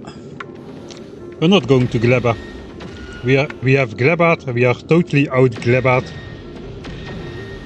At some point we're gonna get alert sounds that the enemies on the Gleba have expanded back into the pollution cloud and they will attack my base. We're just gonna ignore them. They can have it. I have no business on Gleba. I have no business on Norvis. I have no business on Vulcanus. I have no business on Fulgora.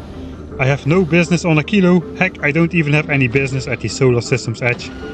The only place where I still have business to do is at the shattered planet. Find out what it's all about.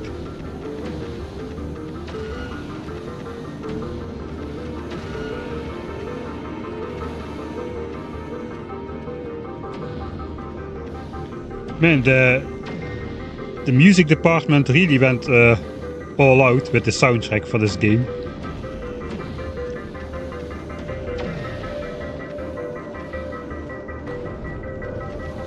We have like 3 different polyrhythms playing on top of each other. We got the 5/8.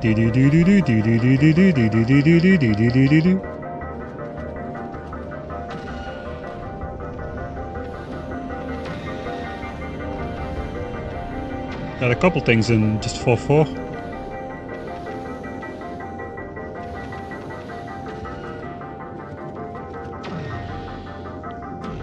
Yeah, I will edit this entire series into a palatable video. I'm not sure, I hope it's not going to be 10 hours long. I hope it's going to be a bit more concise. So I will edit this a lot different than I do Factorio and the Ultimate Dead World Challenge. There I basically film, then I make the story. I already know what I want to film in some situations, so I make some notes. And then I just write the script at the end of the video material when I review it, and then I do the editing after recording the voice script. But here I will do it differently. I will first write the script and then find matching footage, which I guess is how most people do it really. That should quite help me to not put in too many unnecessary details and just get through the game a bit.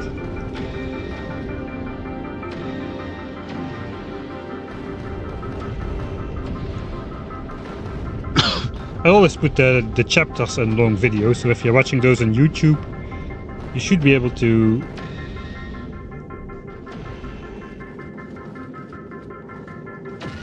see those. Right, we are winning on rockets.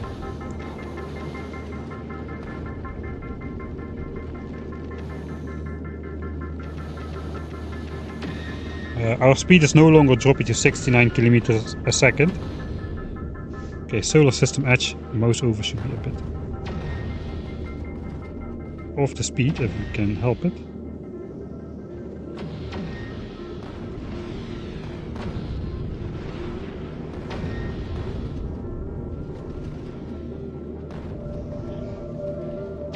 Didn't stop for fuel, yeah. Yeah, it was kind of predictable, I suppose.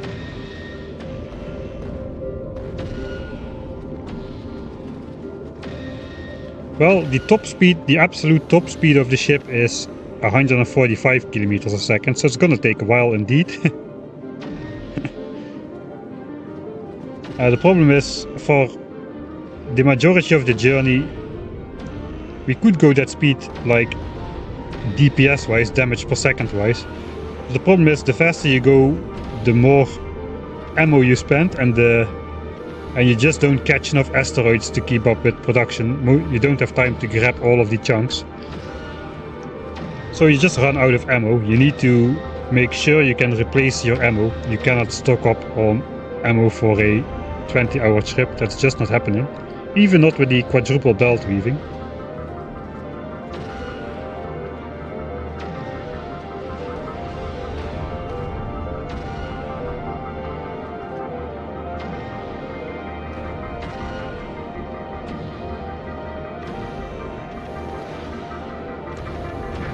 Alright.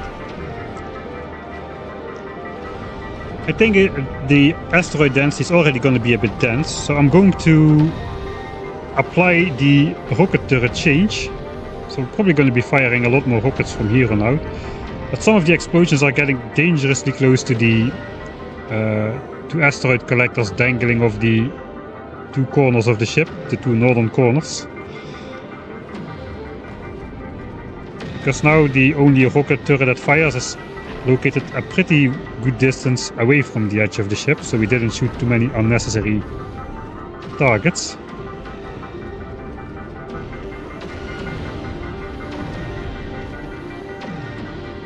We're going to be encountering huge asteroids already on this part of the trip, actually.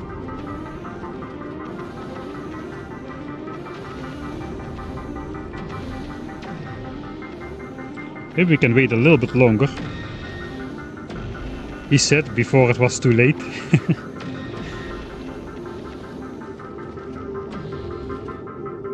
Hey man, we're already out to the solar system edge. That didn't take too long at all.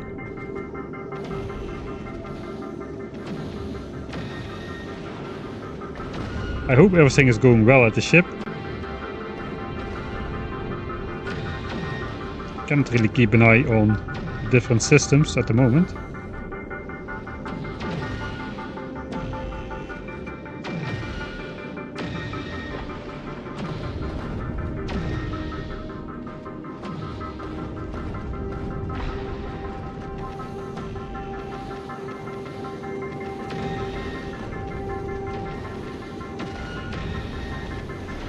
Feels like one laser turret is set home.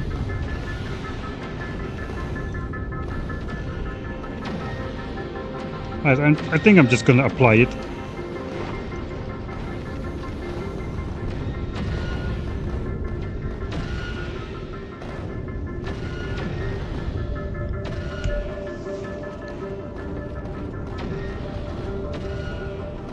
Right, so now all the rockets are shooting at medium and big asteroids.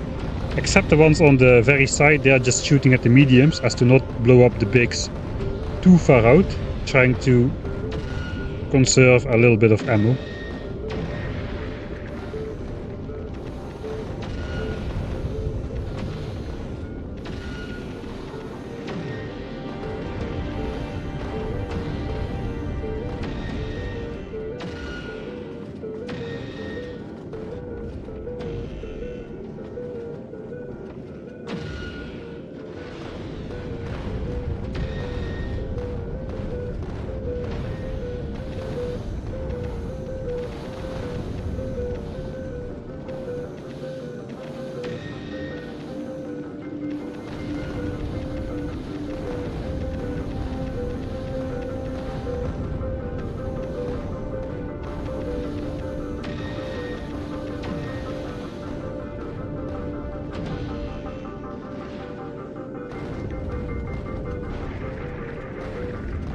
Yeah, we'll see. I guess we can have an overview of how many rockets we used.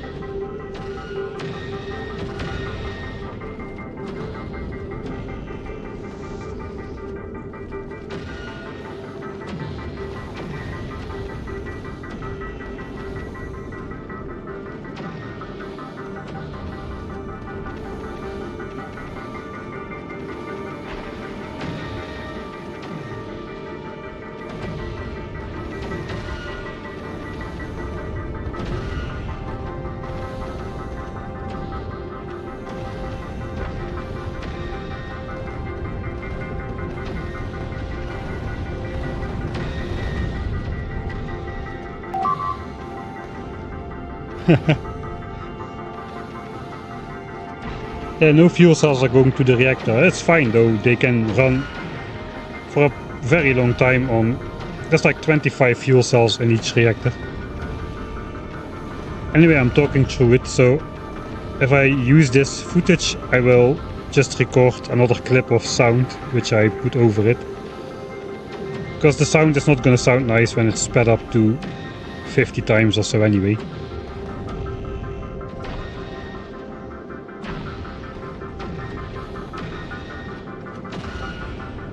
Okay, there's the first big chunky boy in view. This actually has a bunch of sideways momentum, so I hope he doesn't skirt the backside of my ship. It shouldn't. I did not test that on this specific route though, so I don't know if they are more or less slanted. No, it appears it's not going that much sideways, so it looks like we're good.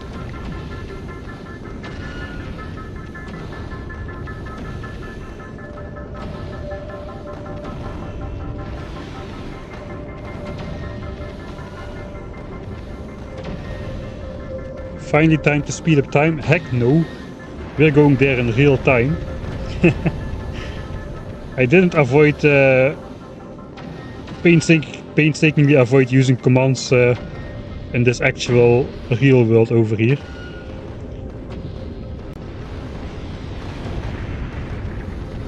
Just to get just to disable achievements. Maybe there's an achievement for getting to the shattered planet. We won't know if we speed up time. And this is probably my only completely vanilla playthrough which I will ever do, meaning I like to have the timer in the top left corner, the Evo G mod, which shows the time, the byte revolution,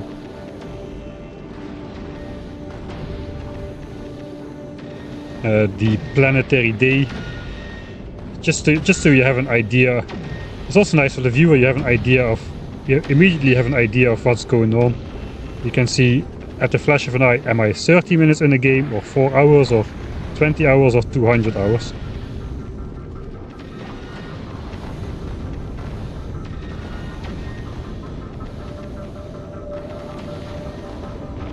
And Sawyer McCall, I do have a mod for that as well. time buttons, which lets me speed up time and slow it down at the touch of a button. Is it cheating? If you use it for cheaty purposes, yes, like if you slow down time to do actions which you couldn't have done in the time real time would take you, like in combat or stuff, that is definitely pretty cheaty. But I usually use it for things which are boring to watch, so I can speed those up on stream. So we don't need to, we can get like some boring part over within 15 minutes instead of an hour. And then I don't really care if people think that's cheating or not. In my book, it's not cheating, it's just for the viewer experience. It doesn't alter anything, it just saves you and me some time.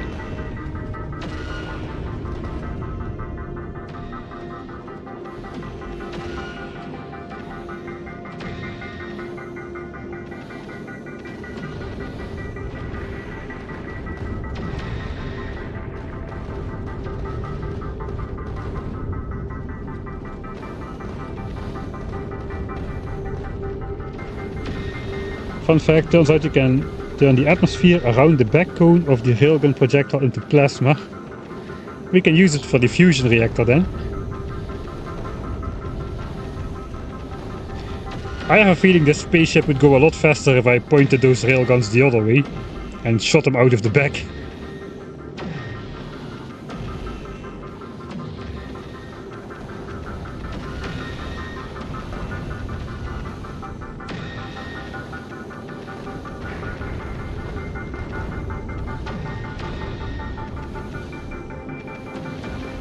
I know, my view might be different on this, but I consider just AFKing to get something done in your factory is less ethical to me than just speeding up time to get through boring parts.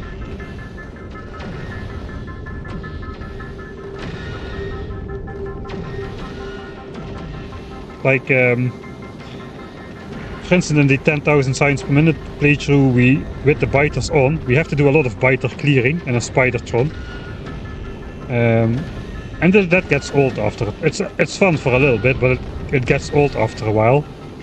So then I just speed up time to 2 times game speed or so, and try to not make my remote controlled spiders walk into a biter death trap at twice the game speed. If anything, it becomes more difficult than anything else.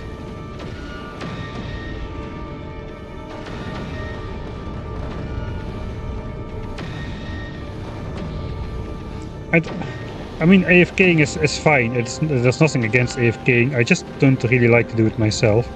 Right, we're starting to throw a lot of asteroids of different types now out of the side of our ship. I think it's time to... We're gonna have enough metallics. I should have made a blueprint for this as well, actually.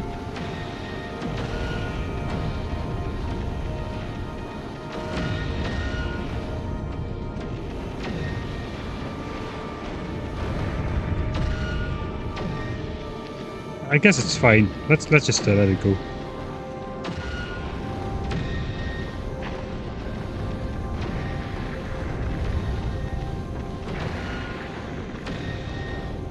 Well, I'm not speeding up a Spidertron, I'm speeding up the actual game, so everything is twice as fast. The biters are twice as fast, the biters eat me twice as fast, the nests spawn enemies twice as fast.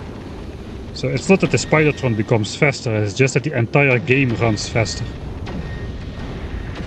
Which, if anything, makes things more difficult rather than more easy. Because my reaction time is still in real time. And I'm not an RTS gamer.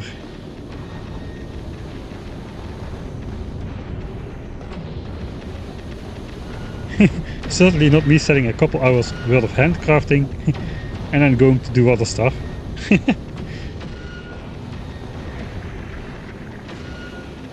I mean, it's single player, who cares what you do? It only starts to matter that things are done in a pure way when you start to claim you achieved something and try to get like recognition for it. in one way or the other. Then it starts to matter how you play the game and what ethics you follow. But if you just play your own single player game, you play exactly how you want to play, and you make the rules yourself.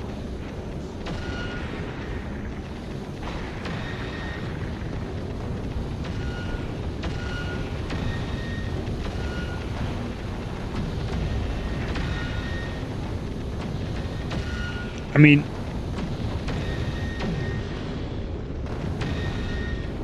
I guess I am going to claim I got to the Shattered Planet legitimately after this run.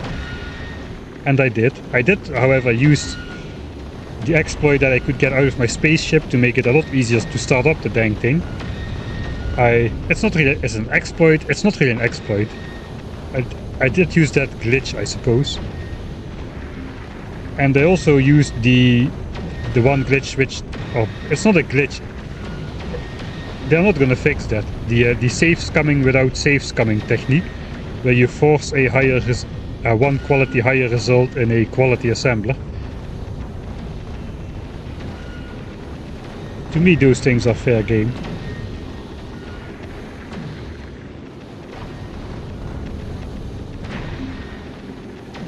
Wait, how do you do that? You basically, let's say you try to make something, you try to get a quality 3 result. You take an assembler, make quality 2 recipe with quality 2 resources. You need to have one quality 3 result already. You use that to block the output, and then if the assembler tries to give you a quality 2 result, it cannot put it in the output slot, so the green bar stays at 100%. The craft is not finished, and you can deconstruct the assembler to get back your ingredients and try again. So you can basically re-roll until you get the one result higher you want. They won't fix that? No, because it's basically saves coming without saving and reloading. So the issue won't go away.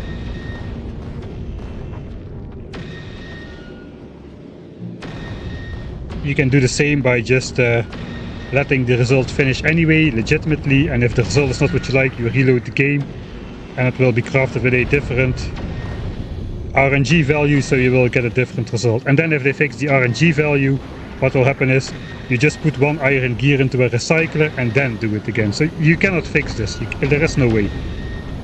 It's not worth to fix it either. It's not automatable because circuit networks don't interrupt crafting in progress, so you cannot reset the recipe or anything like that mid-craft.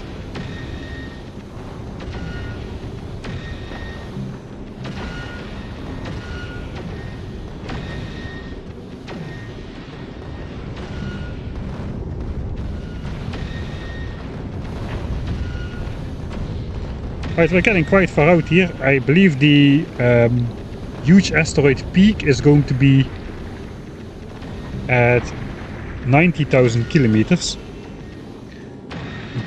Kind of shooting the asteroids already before they get into the screen.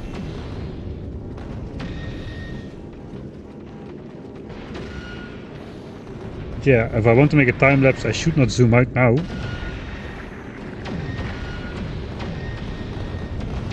Yeah, there's a point to be had to just film in the 16 by 9, the 16 to 10 ratio of my workstation, instead of the default 16 by 9. Then those asteroids would have exactly fitted on screen. On the other side, on the contrary, there would be some black bars on the left and right side to account for that. So would you really see more? Probably not.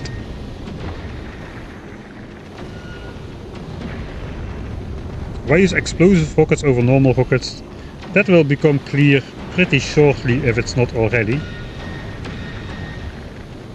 Just try to see the damage that one rocket does if you can follow one out to a target.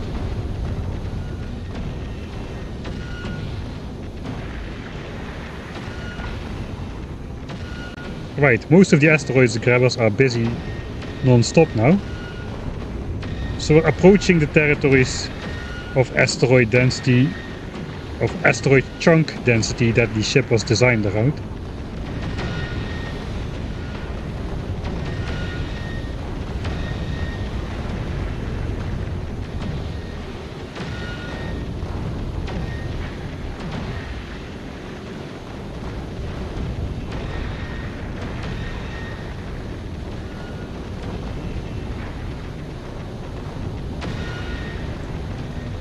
Yeah, and the further we get out, the more asteroids will be in a single explosion blast. At some point it will literally be dozens of asteroids blasted by a single rocket, which saves a whole bunch of ammo.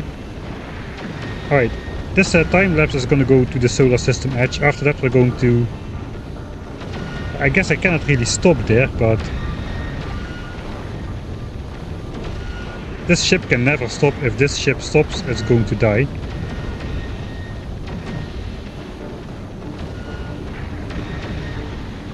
We don't have gun turrets now. We use laser turrets for the small ones, but eventually even the laser turrets are not going to be used anymore due to the explosive rockets just obliterating everything. Alright, we're reaching peak density here. I think I should zoom out to maximum zoom level for the actual video, because just a little bit too much of the action is going on off screen. Don't really like it.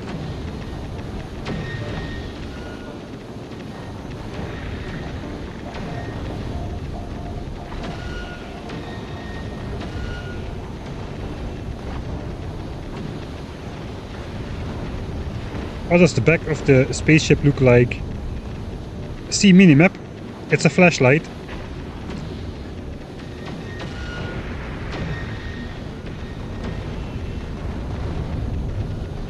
I guess in multiplayer you can use this exploit, that is true, but you cannot save scum.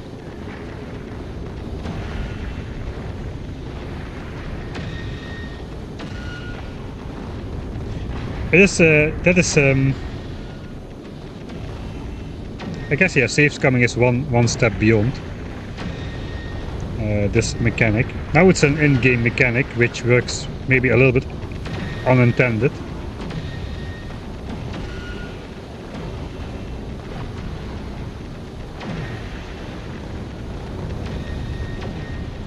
I mean,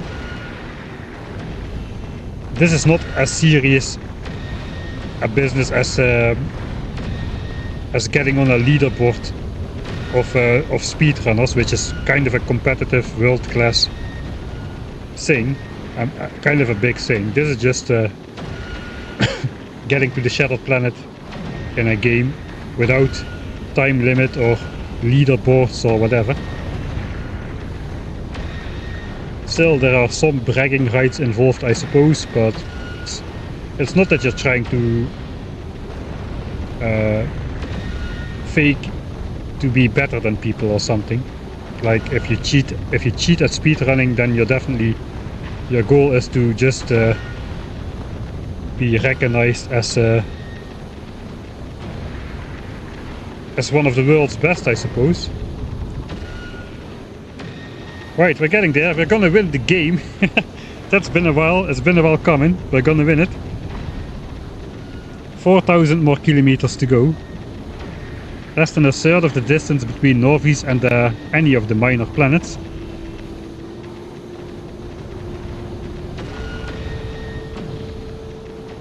Yeah, I'm having a lot of fun with these mechanics, which sometimes don't exactly work as they should.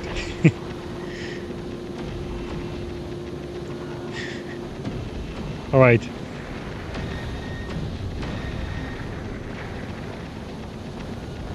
Once we get to the solar system edge, that will actually mean we are about 2 or 3% into the way. Something like that. 2%, 3% from Norvis. Okay, here we go. 8, 7, 6, 5, 400, 300, 200, 100. Where's my victory screen? Hello? Hello? Game? And I was gonna say, and now I am allowed to upload my game to the Hall of Fame. But looks like RIP dreams. Alright, we're gonna turn around though. This is the end of the time lapse.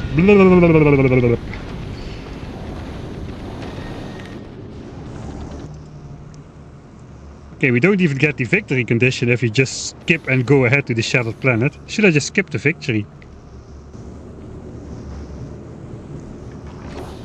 I think for the 12-hour stream or however long it's going to be, probably longer.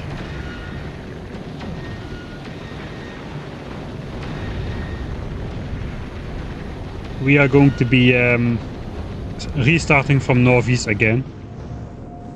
So I guess let's do it. Let's get the victory screen. This is anyway, who needs that?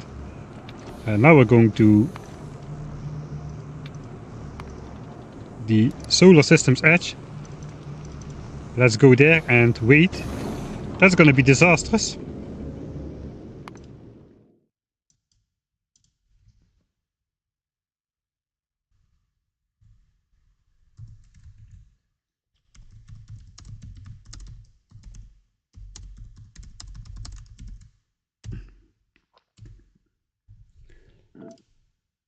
I hate these small enter keys. I don't know.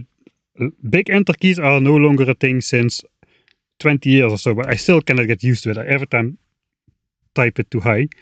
So yeah, we're going to die after that. The spaceship is going to get destroyed. And I think that's going to be the end of the stream for today. This stream has been going for way too long.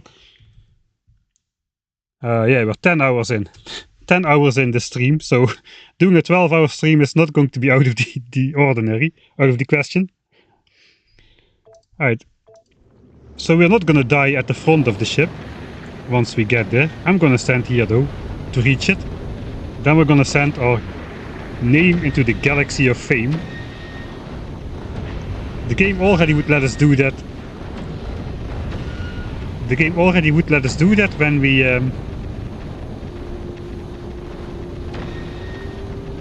we got there in editor mode. That is kinda meh in terms of cheating and stuff.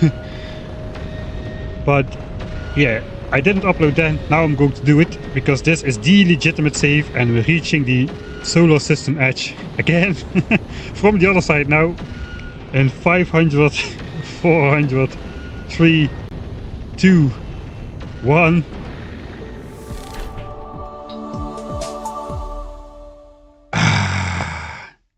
Nice. We got there. Alright, we kinda overshot our goal. Congratulations, you have beaten the game by dispatching an interstellar space platform. You can continue playing this level as long as you like. Okay, level. Although you have won, there is still a lot to accomplish. Grow your factory, research infinite technologies, optimize your production, unlock more achievements. Thanks for playing the Factorio team. Is this supposed to be a squashed? No, this is just a completely separate spaceship. Alright. So now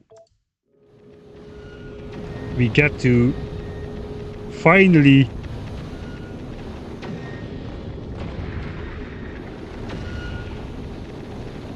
upload our save. Now we can upload a snapshot of your game to the Factorio.com space map. It will contain maps of your planets and platforms, including recipe icons, tags, and station names. Maps of your... So it will have all the biters on Northeast, I suppose. Production, kills, and energy statistics, map seed, player count, and mods. Alright. So it looks like you can only upload one game. I'm gonna upload this one then. I suppose my name is going to be included automatically, like the account name. Yeah, first things I see is the abandoned base in Northeast covered in biters. That's going to be funny. Who needs Northeast anyway? I guess that's going to be the comment. I don't know how long I can make the title. I'm going to go with the stream title. I am become that the destroyer of shattered planets. A bit beyond the goal of just winning the game, I suppose, but at least it's going to be something recognizable. As this title for the stream seems to do way better than the other ones I tried.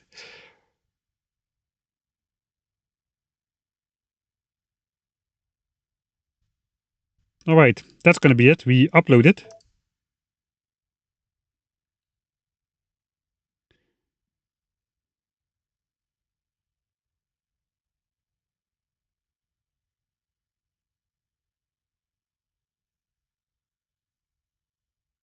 Your princess is in another castle.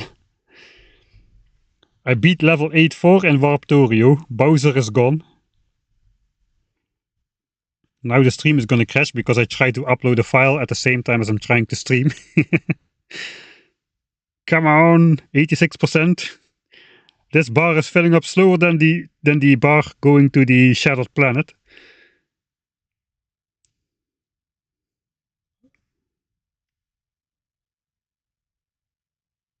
Okay, it's done.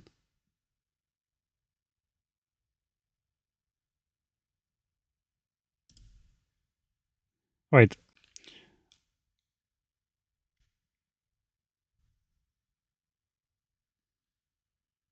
So let's look on the website, I suppose. I can go get over there if I do this.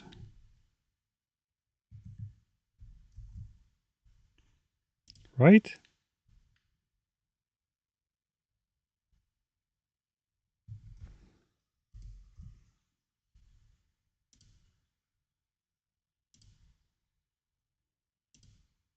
Alright, it's not recognizing the browser. Let's try once more.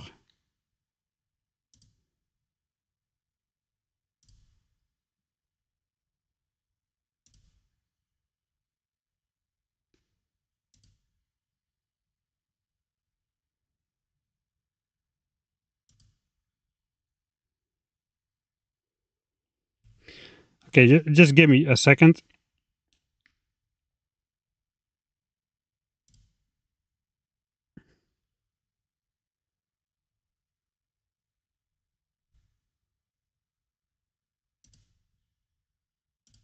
Okay, there we go. I guess I'll switch off the chat on screen because that goes over the... maybe I can move it around. No, I don't want to move it around. Alright.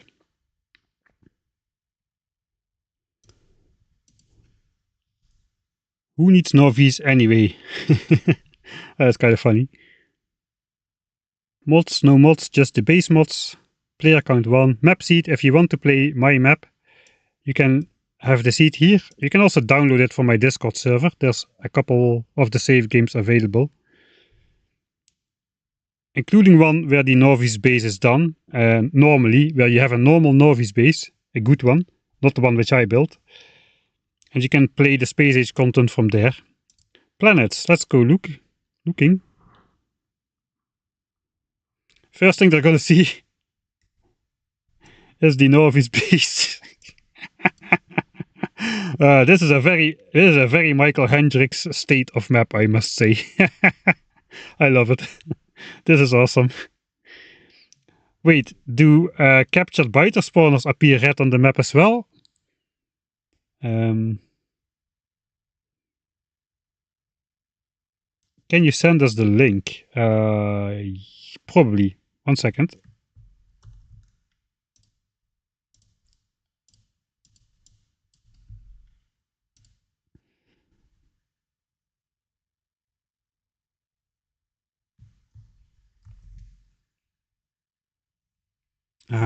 Dang, my chat is on the other screens.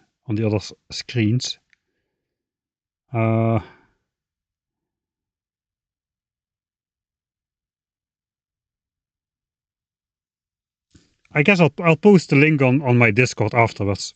For now, just watch along on the screen with me. So yeah, you can zoom out pretty far apparently. You get the entire map. It looks like that world, but it's not. Alright, that's Novice. Fulgora. It actually, I don't know if this is the default order, but this is the order of which I went to the different planets. So what you see when you click on Fulgora, nothing around spawn. Then you zoom out, there's still nothing. Still nothing. Hey, there is a sign of life. But there's nothing really there. Then we go over here. You see some patches, you don't see a railway. And then you see the base over here, I suppose. So yeah, it's a pretty far distance out from spawn. Alright, Vulcanus is gonna look more normal, I suppose. We've got an actual base at spawn. We've got a coal mine with a big bite out of it. Oh, epic! Epic! Our demolisher zoos are there. Heck yeah! Heck yes! Our 3 demolisher zoos are there as well. This is awesome. What a lovely feature. What a lovely feature. Now I'm really glad I went through the effort. I went through the effort to make the 3 zoos. That's pretty cool. And then lastly we went to Gleba. I guess what is there to say for Gleba? Not much. They were still loading sprites.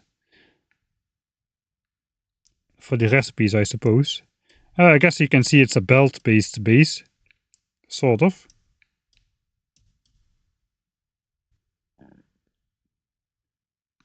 Gleba is massive. I'm now maximum zoomed out. On the other planets I could zoom out and easily have the map on the screen, but here we just explored a pretty far distance out to get the biters to stay away from our base. You can still see the expansions. They're coming for us. They are coming. But they are not there yet. Alright, and a kilo. Finally a kilo. Yeah, a kilo is just a starter island. Everything on the starter island. Very, very basic, really. Make some platforms. Make some rocket fuel. Make some lithium. Make science and quantum processors. And that's it. That's everything we've got.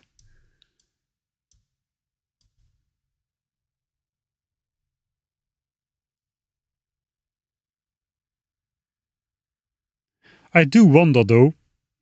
I could very well be the first person to beat Space Age without placing a single piece of rail on any world. Comes to my mind now.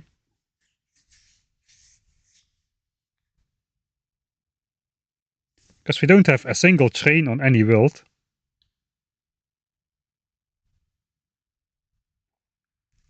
Alright, platforms. Okay, the platforms are gonna be a dog. Oh, this is not looking great, is it? This title is not looking great. Because the A is missing with a flashlight with a what? With an A. Okay. Okay, Doc. First platform making the signs. Doc 2. Second platform making signs above Fulgora. This time with some gun turrets because Fulgora has asteroids. Spacey McSpaceface, the good old spaceship which brought us everywhere in the inner solar system. Then the Glebsky Express, which did the sciencing, bringing the only automated spaceship we ever owned, which automatically brought science over from Gleba to Fulgora. For the entire game, it went tirelessly. This ship may have made the 4 million kilometers already by itself, which we are still about to... It is a flash, you can see this, the mouse over, flashlight with an A, so I don't see anything wrong with this. And then the Yamamoto 3000, because I still cannot remember the name of those fruits on Gleba, and I have already pushed it out of my mind again. I don't even want to remember about it. Yeah, this was the ship which we could use to get to a kilo, which had the rocket turrets on board. And then we've got the flashlight. Flashlight. You can clearly see it's a flashlight, right? This is a flash. That's why it's called a flashlight with an A. It is a flashlight. You can illuminate things with it. This ship is a lot bigger. If you look at our biggest spaceship before, it's this size, and now it's this size. It's a pretty sizable spaceship. I have no idea what this in the front is. Perhaps it's me. It is me standing there.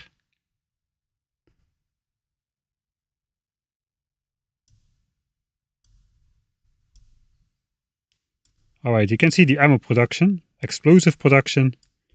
Unfortunately, no sign for turrets or whatnot.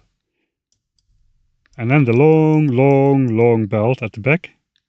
Right, pretty cool. The items, I guess, 47 million scrap. Electronic circuits, 6 million over the entire playthrough. That is not so much. We made more Gleben stuff than electronic circuits actually. Because on normal planets, production just stops when you're not using something, but on Gleba you need to make sure everything keeps going all the time. Or you need to be really good at stopping and starting the systems. I chose the former, just keeping stuff going all the time. Probably the most concrete I ever made in a playthrough. I guess this is because it's one of the elements which is coming from the scrap in Fulgora. All of those are going to be pretty high on the list. Even at 1%, holmium ore should have 473k then, about, because that's a 1% chance. Let's go look.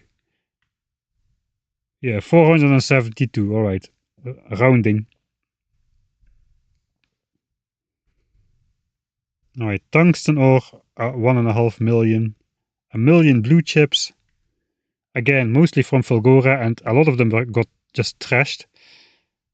What about science? We've got 354,000 agricultural science packs. Again, because I just kept on producing them, and they of course keep on spoiling as intended. But yeah, that means we've got an infinite flow of those, while these just sit in chests and still sit in chests. These actually have rotted away or have been used in the meantime. I made more space science. I made about the same amount of electromagnetic science as space science. Almost by far more than half of all the science is still sitting in chests of the exotic types.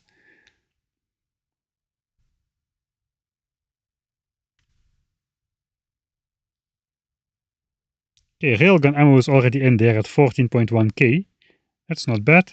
Most of that is also still on the belt, I suppose, or about half of it.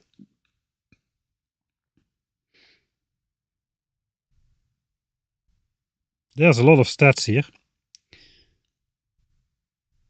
A lot of different items. Every different quality is listed separately.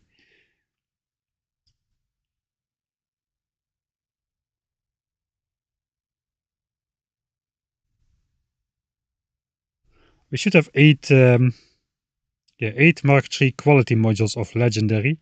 That's all we got. Alright, what did we make one of? 0 science program. We made 1 mech armor. Power armor. Looks like we skipped the normal power armor this time. A rare railgun. Okay, I guess there's 1 uranium ore. Heck yeah, it's on there. One. I love it. I love it. 1 single piece of uranium ore is on there. That's pretty cool. The one piece we stealth missioned our way back to Novus to go mine 1 piece of uranium ore to unlock the nuclear power technology tree. God dang it. I made more centrifuges than that I mined uranium ore. How many fish? I think I took some fish a couple times, but I never ate it. It's not on the list actually.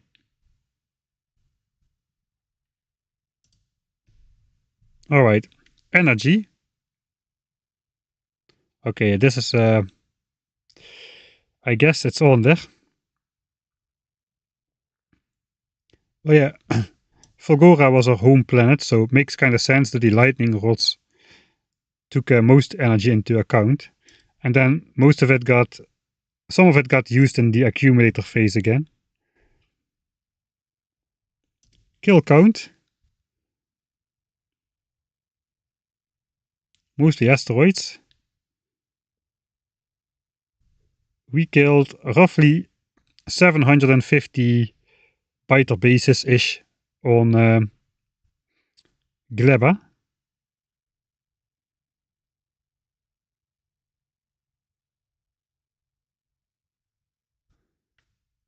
On Norvis, for all those biter bases that are there, we only killed 80 nests. 80, that's it.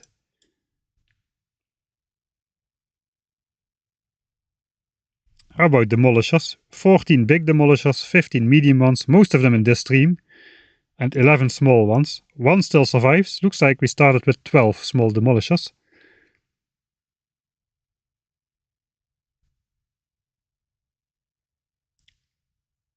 And one the tree. Looks like we already shot down one Prometheum asteroids when we overshot our goal. That is quite funny.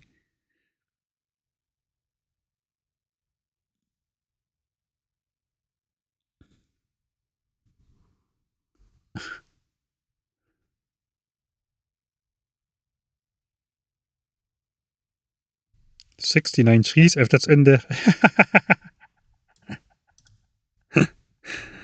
You got a sharp eye. Just morons ruling other morons.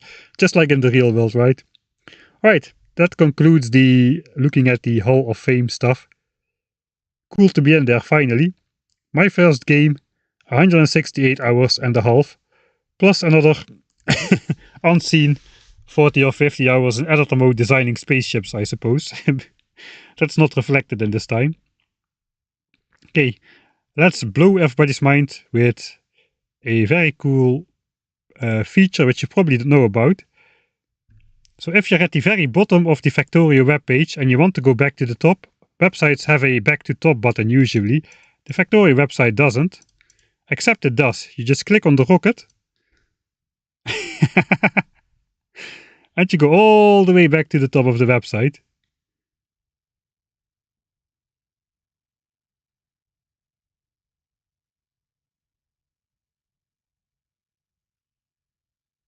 Epic. I know most of you probably knew that, but there's always a couple people who don't know it, and once you know it, you're gonna use it once you're there. Need to update the rocket art. Yeah. I agree. All right.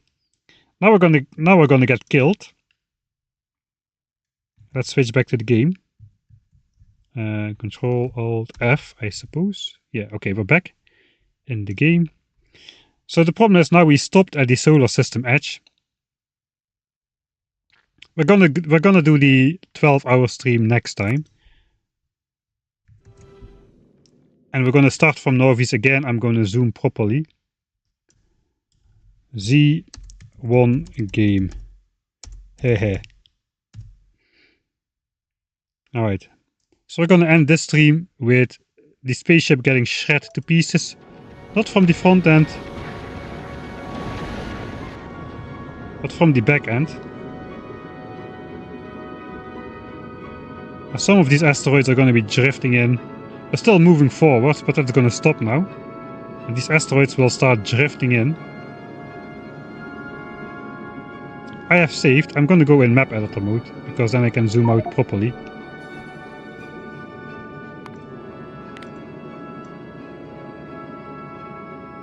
We won the game, now we can use map editor. It's a joke, I'm going to reload this. This is just for the slow cinematic destruction, which is gonna happen. Let's check what is our rocket count. 1, 2, 3, 4, 5, 6, 7, 8k and a little bit. That's more than which we started with, I suppose. How about railgun shells? 9.1k. That means, yes, belts are full. All the belts are full, so we are keeping up with life spendage.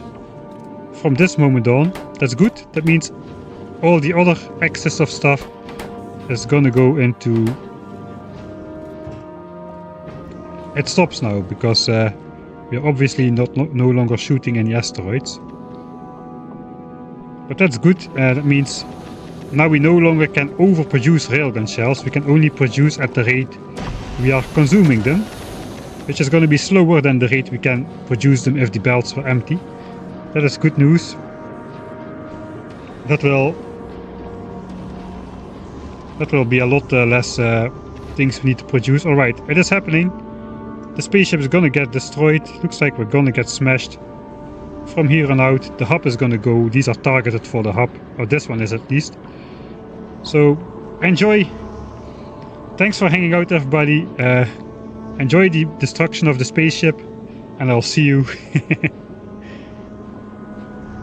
next time.